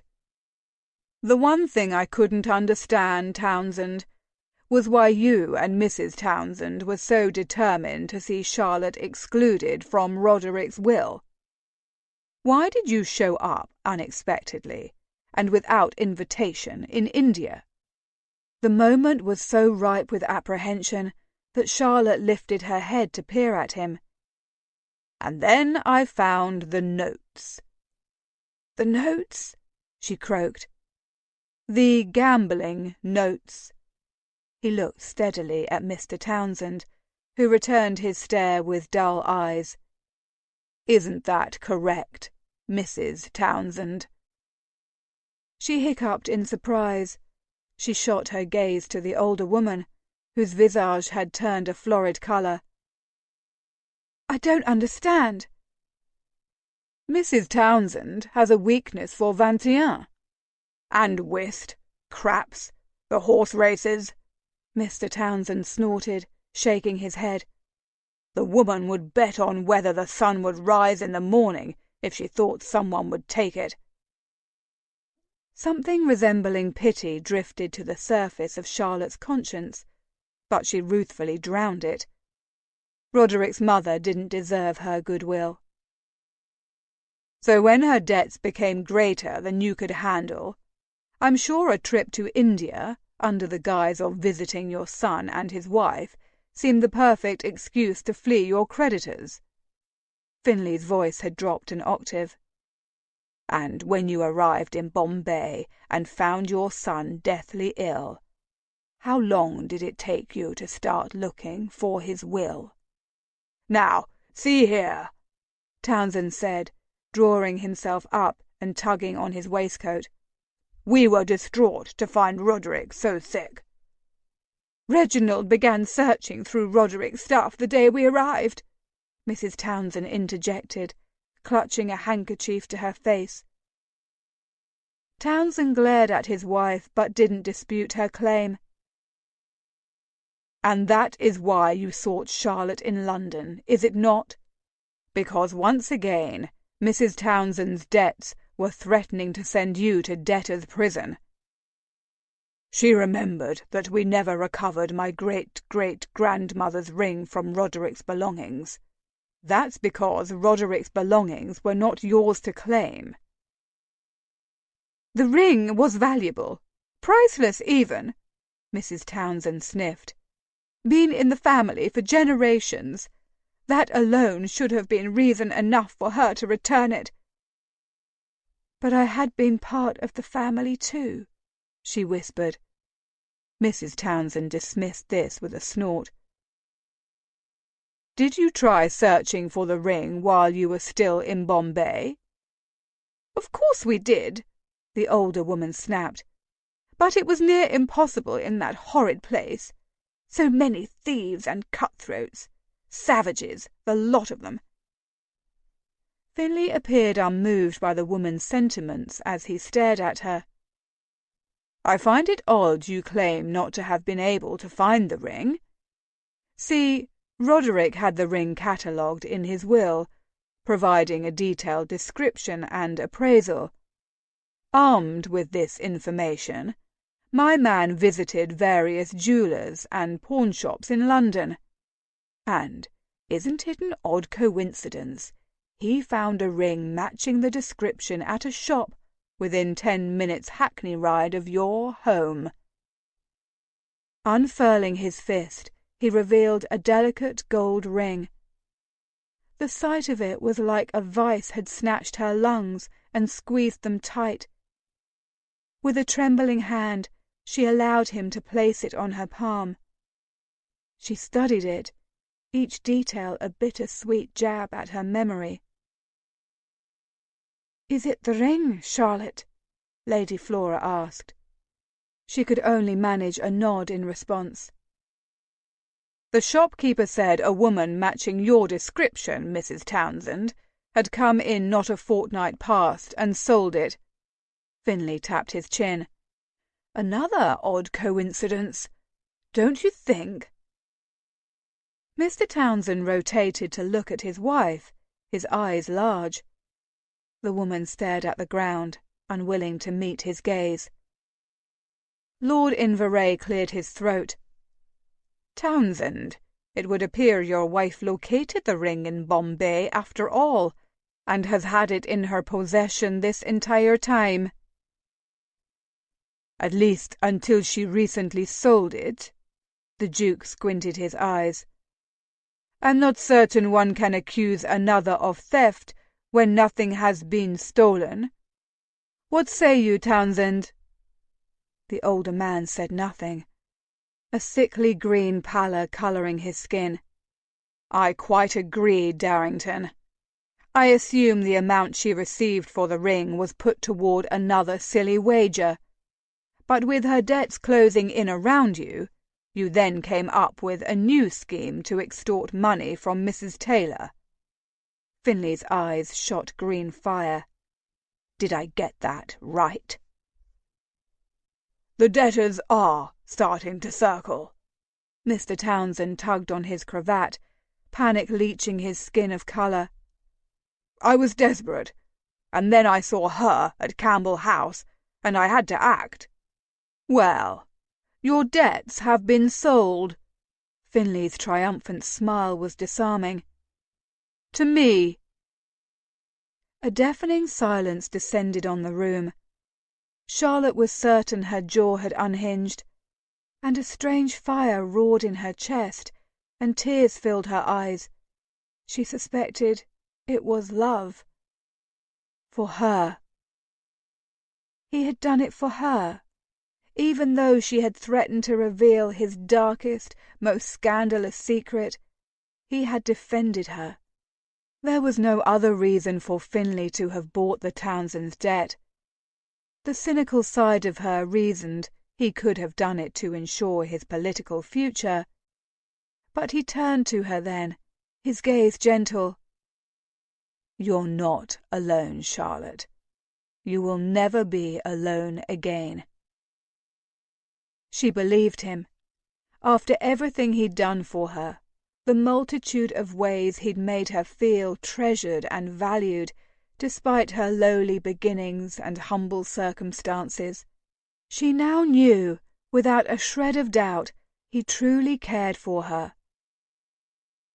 "So, you bought my vowels?" Townsend squared his shoulders. "What are your terms?" Finley tilted his head to the side as he considered the man. "I am content to leave the terms you're used to unchanged. Except," he slid his gaze to hers, "for a few conditions." "Such as?" "You'll resign your position. Immediately."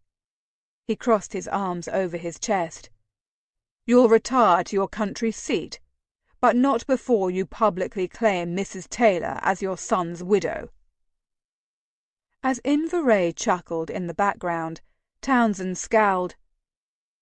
"Even if we do recognize her as Roderick's widow, she still won't win you, Webley. There are too many voters who will question your judgment. They'll be suspicious of her, like we are. Let them. I'll delight in watching her prove them wrong." Finley advanced on the man. "If I learn any negative word concerning Mrs. Taylor has fallen from your lips, I'll call your vows due immediately. If I hear you've returned to London, for any reason, I'll double your loan payments, and no sudden trip to India would be able to save you. Do I make myself clear?" Townsend swallowed, his eyes darting to his wife before he nodded. "Perfectly." "Excellent." Finley offered Charlotte his arm. "Let us leave this place, my dear." "Yes, let's," she agreed, pressing into his side. Before they swept out the door with the Duke, Lord Inverray and Lady Flora, Charlotte glanced at the Townsends. Mrs. Townsend was weeping softly into a handkerchief, but her former father-in-law observed her with a crinkle in his brow. When he met her gaze, he nodded. Charlotte suspected she was finally free. Chapter 28. Darkness shrouded Berkeley Square, but Darrington Terrace glowed bright with candlelight. Relief had tempered Finley's racing heart once he had rushed Charlotte out of Newgate and into the ducal carriage. Now she sat across from him, freshly bathed and in a dress Alethea had given her, a thick wool shawl draped around her shoulders and a steaming cup of tea in her hands. His twin sat on her right side and Lady Flora on her other, each woman murmuring low words to her and flashing warm smiles. He was thankful the people closest to him had been willing to come to her aid and embrace her so readily. But at that moment, Finlay wanted her to himself. "Firthwell, you played that masterfully." Darrington raised a glass in salute. "I was convinced the pair were going to have an apoplexy right there." "I wish they had. They're horrible people." Lady Flora scowled. "I'm just happy I no longer have to worry about them reappearing in my life." Charlotte tugged on the sleeve of her gown, and Finlay suspected she did it so she wouldn't have to make eye contact with him. "They should leave you in peace. I've provided them with plenty of reasons to." "You have. Well done." Lady Flora clapped her hands. "Now what are your plans?" The question seemed to startle Charlotte, for she jerked back, her eyes wide. I'm honestly not sure." She studied the wedding band that lay in her palm. "With your permission, I'd like to return to the home. I was so very happy teaching there." Inverray smiled. "The position will be yours for as long as you want it." Finlay was relieved she was surrounded by people who welcomed her back to her old life so easily. And yet, "Why the forlorn face, Firthwell?" Darrington had an unholy twinkle in his eye. Damn him. Sucking in a discreet breath, he crossed to where Charlotte sat and kneeled in front of her. He reached for her hand, unsure of what to think when he found it trembling. "I'd hoped you might take pity on me. Alethea has declared I'm in need of management, which we know means I need a wife." Her breath hitched, and hope bloomed in his chest. Before she could answer, Flora interrupted. "I'm sure we've been an ill-mannered, uninvited audience for long enough. Why don't we give our friends some privacy?" The group trooped out of the room, but Finlay didn't watch their departure. He couldn't look away from Charlotte's face. "Char, this is my chance for happiness, for in you I've found everything I want, and all that I need." Drawing closer, he lowered his voice so only she would hear. "I love you, Charlotte. I love how you're stoic and proper one moment and sipping whiskey with a stranger the next." As he'd hoped, she giggled. "You challenge me, force me to consider a world outside of what I've always known. As much as it hurt when I thought you'd betrayed me, the real pain came from the thought I'd lost the best friend I've ever had." She clasped his hand tighter. "I didn't want to do it. But Finn, you know any association with me could ruin your chances to win a seat in Commons." She touched his cheek. "You've worked so hard to write your own narrative. I would hate myself if I stood in your way." "Stand in my way? There is no way if you're not by my side."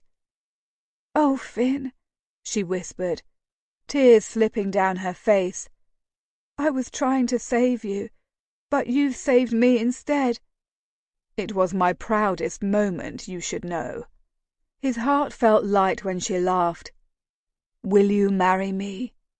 I don't want to face any challenge, any celebration, any sunrise or sunset without you."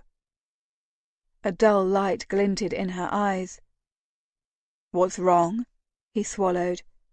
"Do you not want to marry me? I know you loved your first husband terribly. Is it possible you might have some love for me?" "Oh, Finn, you foolish man." She pressed her lips to his, her fingers finding purchase in his hair. I would be the luckiest woman in all of England to be your wife." She pulled back, but her fingers continued to stroke his jaw. "But you know I cannot. I'm still Jewish, and you're still Anglican." How did you marry Roderick?" he stuttered. She met his gaze. "He converted. We married in the synagogue." Finlay felt his mouth drop open. Roderick was proving to be a paragon of virtue. Recovering, he scrubbed a hand over his eyes. "Another source of contention with the Townsends, I'm sure." "Naturally." A wrinkle marred her brow. "But you can't convert, or you would risk losing—" "Everything," he exhaled forcefully. Charlotte turned her head to stare out the window, and Finlay allowed himself a moment to simply admire her. The contours of her face, the sweep of her sooty lashes, the pillowy lips pursed in thought. He loved her so much. That she couldn't be his was not an option. There had to be a solution. She had sacrificed her freedom rather than exploit his scandalous secret, and he now knew his dreams were colourless and hollow without her in them. For Charlotte had rearranged the puzzle pieces of his heart. They would never fit together without her, for she was the matrix that aligned them. "What if—" she hesitated, licking her lips. She slowly met his eyes. "I convert." He shook his head. "No, I won't ask you to do that. You've sacrificed so much in your life, and to ask you to convert seems appallingly unfair." Without a word, she threw her arms about his neck and kissed him, fiercely. After several long moments she pulled back. The colour was high in her cheeks, and she looked achingly lovely. "And that is why I'm willing to do it. Roderick had been in a different situation than you, Finn. You might not think you're entitled to, or even deserving of your father's title, but I know you are. Marrying me could kill your political career, but I won't let it destroy your birthright as well." Fire raged through him as he attempted to order his thoughts and emotions. When he'd managed to subdue his strongest instincts, he cradled her jaw in his hand. "I visited with Rabbi Davidman after I left your flat that morning. I wanted to marry you even then, but I knew this would be an issue. The good rabbi said you can convert in name only, like Esther did, and like her, your sacrifice will not be in vain, for as the future Countess of Rockhaven, you will be in a position to help those who need it most. We can champion causes together while we practice the customs privately. I will help you observe as much as I can." He grinned. "And I expect you to raise our children within the faith as well." "Truly?" Her eyes were bright with unshed tears. "Of course. I want them to grow to be as courageous, generous, and loving as their mother." "And you will fight to ensure they can openly observe their faith and customs, while still participating in public life?" "Absolutely." Charlotte considered him for a long moment, and Finlay thought he'd surely expire from the tension. "If you can consent to me practicing in private, I would practice with you." He dipped his head. "If you consented, of course." "I would be honored if you did." She pressed her palm to his cheek, her smile crooked. "If you are determined to throw your chances at Webley and threaten your standing with the ton, I am willing to convert, because I love you too, so much." And those words were a salve on an open wound. He drew her into his arms and buried his face in her hair. A week later. "My lord, there is a gentleman here to see you." Finlay blinked. The room fell silent. "Who is it, Lockley?" Darrington asked, rising to his feet. "It's Earl Matthews, your grace. He was told Lord Firthwell was here by the staff at Rockhaven House." Finlay exchanged a loaded glance with the Duke. "Please ensure a tea tray is delivered to the study. I find everyone is more reasonable after a cup of hot tea." Alethea's mouth quirked.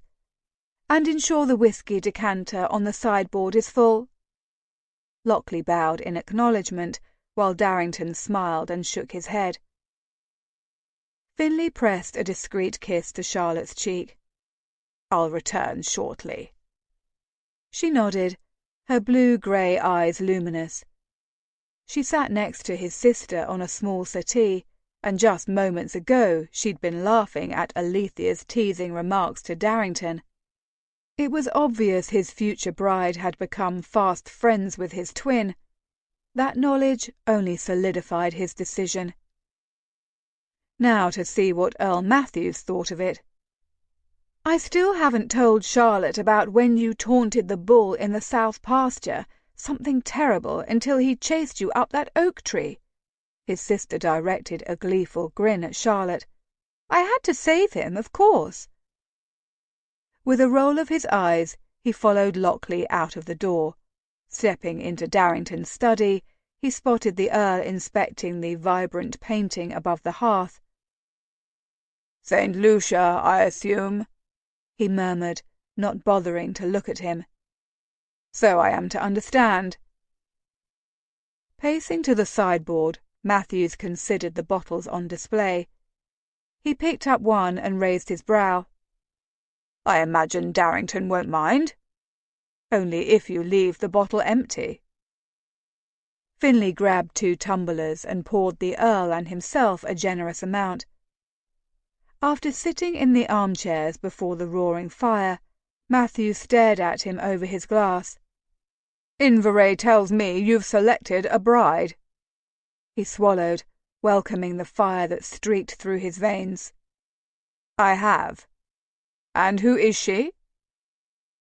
Setting his glass aside, he folded his hands over his knee. "Her name is Charlotte Taylor. She's a teacher at Little Windmill House, the foundling home Inverray founded. She's the widow of Mr. Roderick Townsend, the former Under-Secretary to the Governor of India." "Townsend's son?" Matthews sat up straighter, his gaze keen. "The one who died in India?" "The one." The Earl studied the liquid in his glass. "What has become of Miss Eddington? I was under the impression you were going to ask to court her." Finlay raised a shoulder. "Miss Eddington is a lovely young woman, but she is not meant to be my bride." "So it is a love match, then?" Matthews swung his finger back and forth. "This relationship with Mrs. Taylor." "Why do you say that? Why else would you forego a stellar political match with Miss Eddington, who would no doubt aid you as you climb the ranks of Parliament, for a widow with tenuous connections?"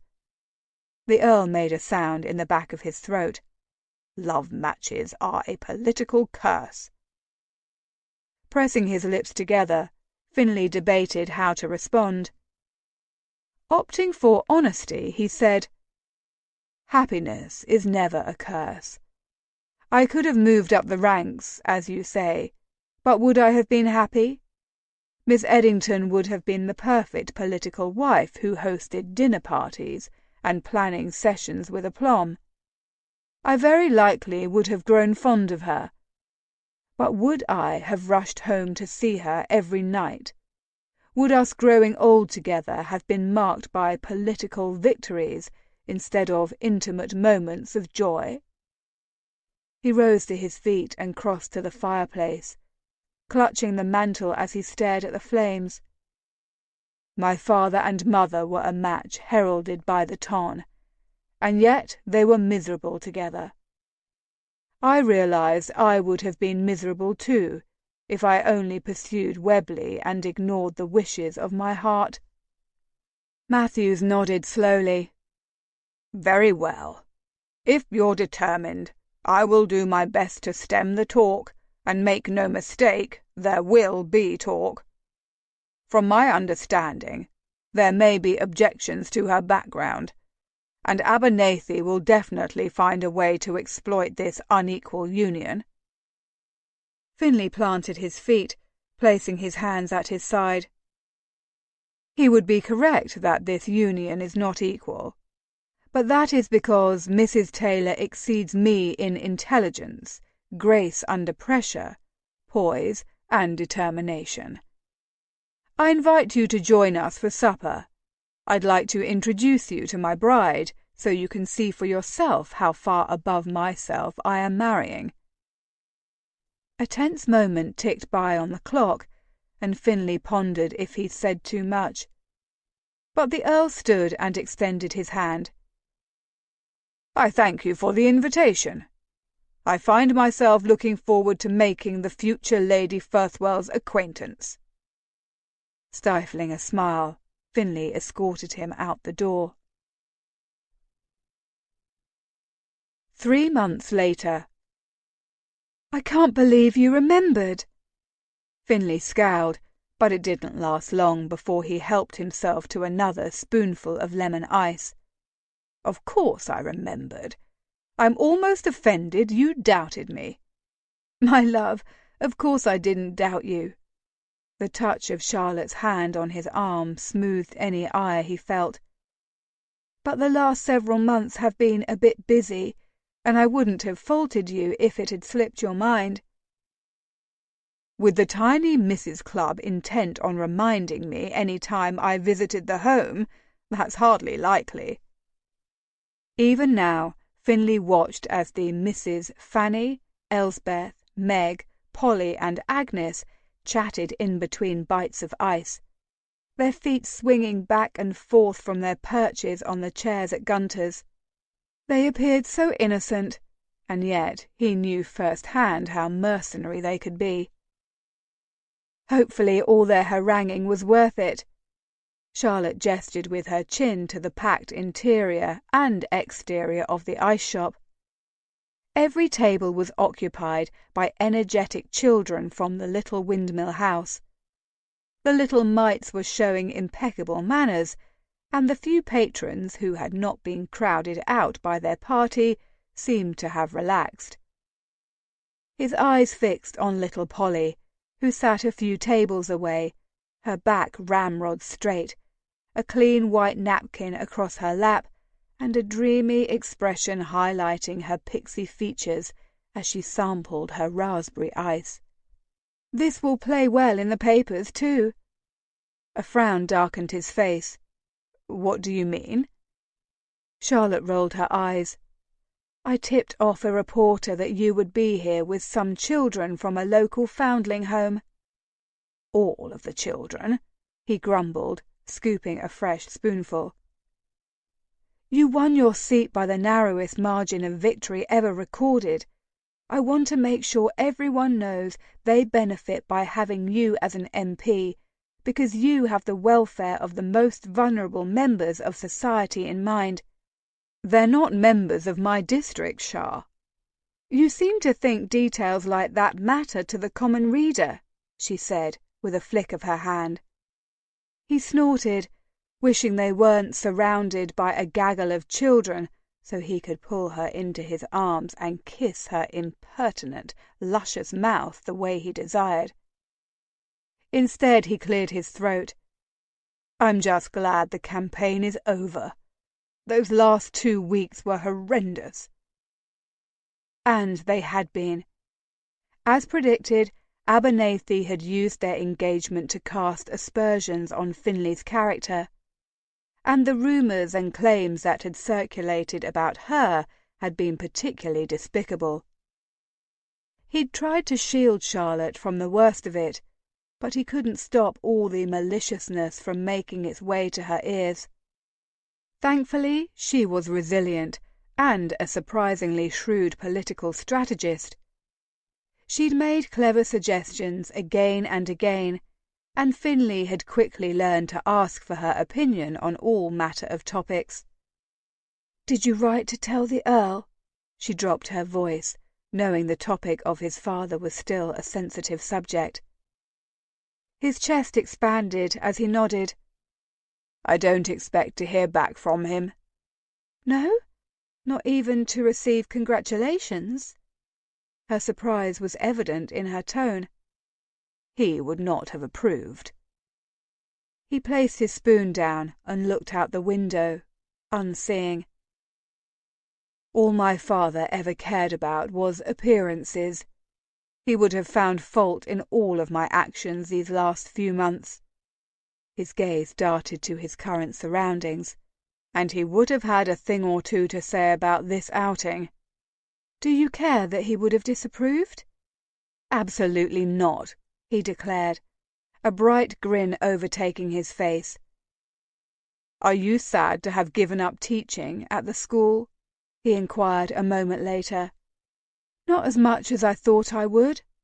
Her gaze fixed on a young woman who chatted with a group of children several feet away. "Miss Connor has proven herself to be a kind but firm teacher, and the children are fond of her." Although Charlotte had never admitted it to him, he knew she had been struggling to balance her teaching responsibilities with the time she insisted on spending with his campaign. Her duties as a patroness in the new group Lady Flora and the Duchess of Ashwood formed added to the load. "Plus, I'm still very much involved with the home, just in a different aspect. Flora tells me they expect interest in the group to increase with me as a patroness." She waggled her brows. "Apparently, I'm quite the curiosity." "Heaven knows you piqued my curiosity, and other things, the night we met," he said, his tone low and suggestive. Before he could expand on his flirtations, a small body appeared next to their table. "Mrs. Tay?" Elsbeth's eyes grew large as her mouth fell open. "I do beg your pardon, your ladyship." Charlotte nodded, laughter lurking in her gaze. "It's quite all right, Elsbeth. My title is still new and a little foreign to me as well."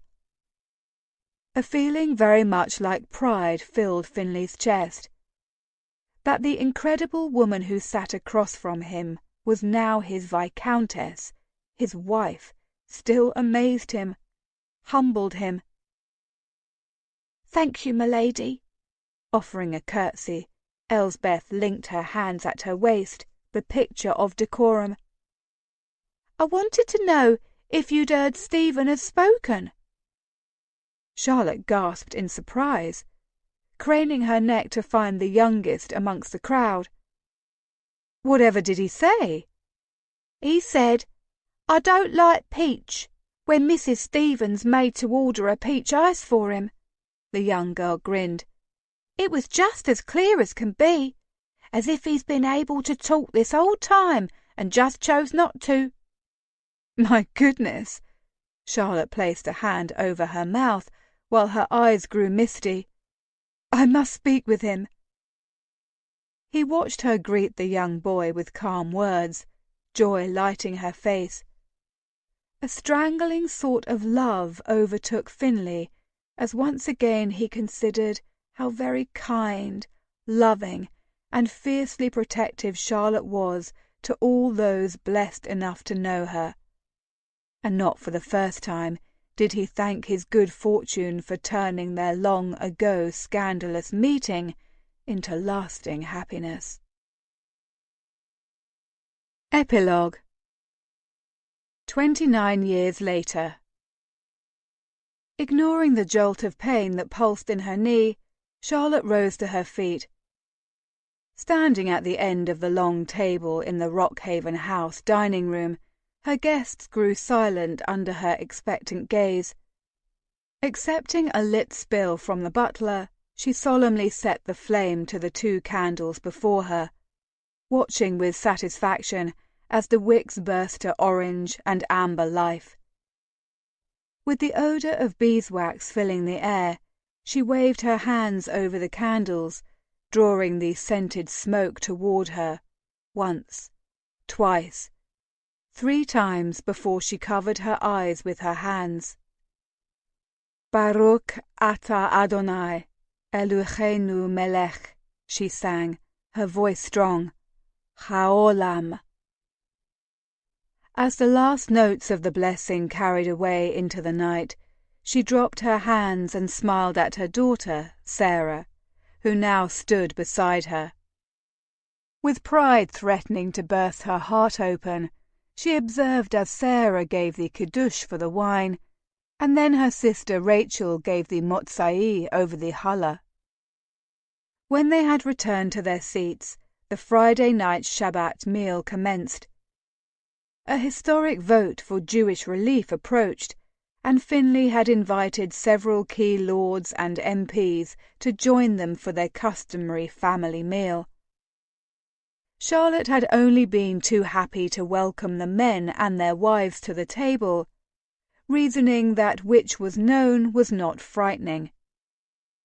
The Rockhaven House staff had gone above and beyond preparing the feast, and she looked about the room with satisfaction. Even now, laughter echoed about them, guests chatting animatedly as they sipped chicken and matzo ball soup, sliced into roasted chicken, and savoured a delicious stew-like dish called cholent, which was Finley's personal favourite. She smiled and dipped her head when Benjamin Disraeli raised his glass of wine in salute to her. All manner of topics, including the fight for Jewish emancipation, were discussed at length. Her gaze landed on Rachel, who quietly explained to the gentleman sitting next to her, Lord John Russell, the meaning behind the blessings that opened the meal. Catching the eye of her sister by marriage, she smiled as Alethea sheepishly accepted a second helping of chocolate babka, smacking her ducal husband's hand when he attempted to steal a bite. Charlotte had quickly learned one of the many benefits of her marriage to Finley was Alethea. The Duchess had not only become her sister, but a dear and trusted friend.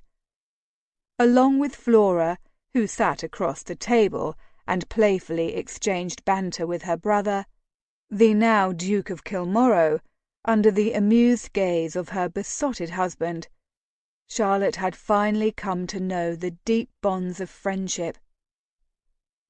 When her attention turned to her son, Noah Roderick Swinton, Viscount Firthwell, she paused. He'd won a parliamentary seat 2 years prior after campaigning for various reforms, including Jewish relief, and she knew he was nervous about the upcoming vote.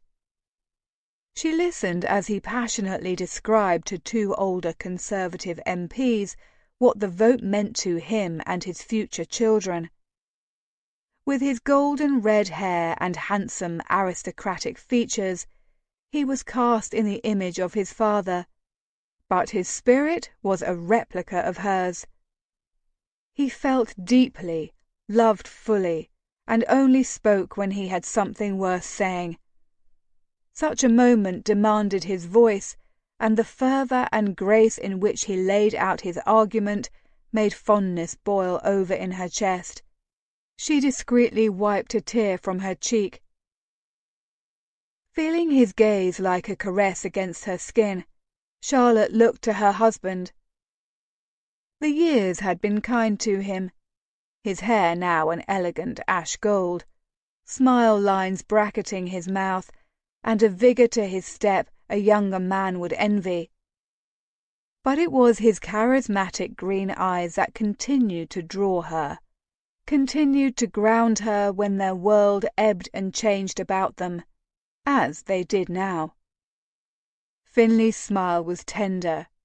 As always, it sent a spark of awareness down her spine. But time and intimacy had deepened her response to it. Charlotte returned it with all the love that filled her being. For throughout their marriage, again and again, he showed that her trust in him was never misplaced. The evening represented how Finlay had not forgotten his promise.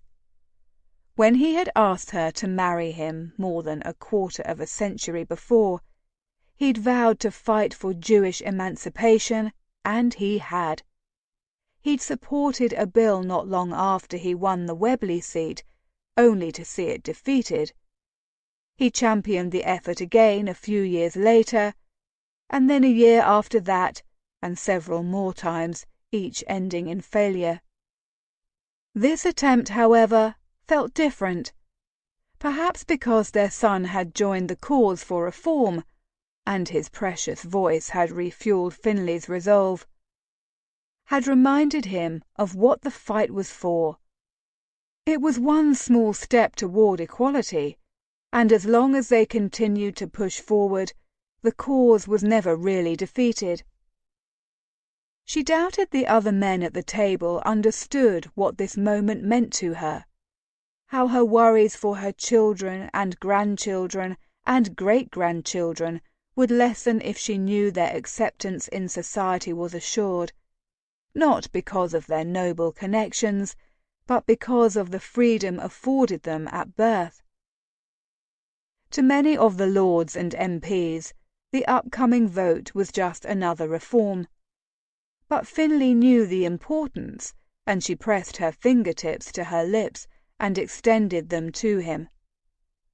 Gratitude and love flowed through her, and once again she offered thanks that he had interrupted her solitude that evening so long ago in the garden, and brought her out of her dark world of fear and mourning, and welcomed her to a blessing-filled life.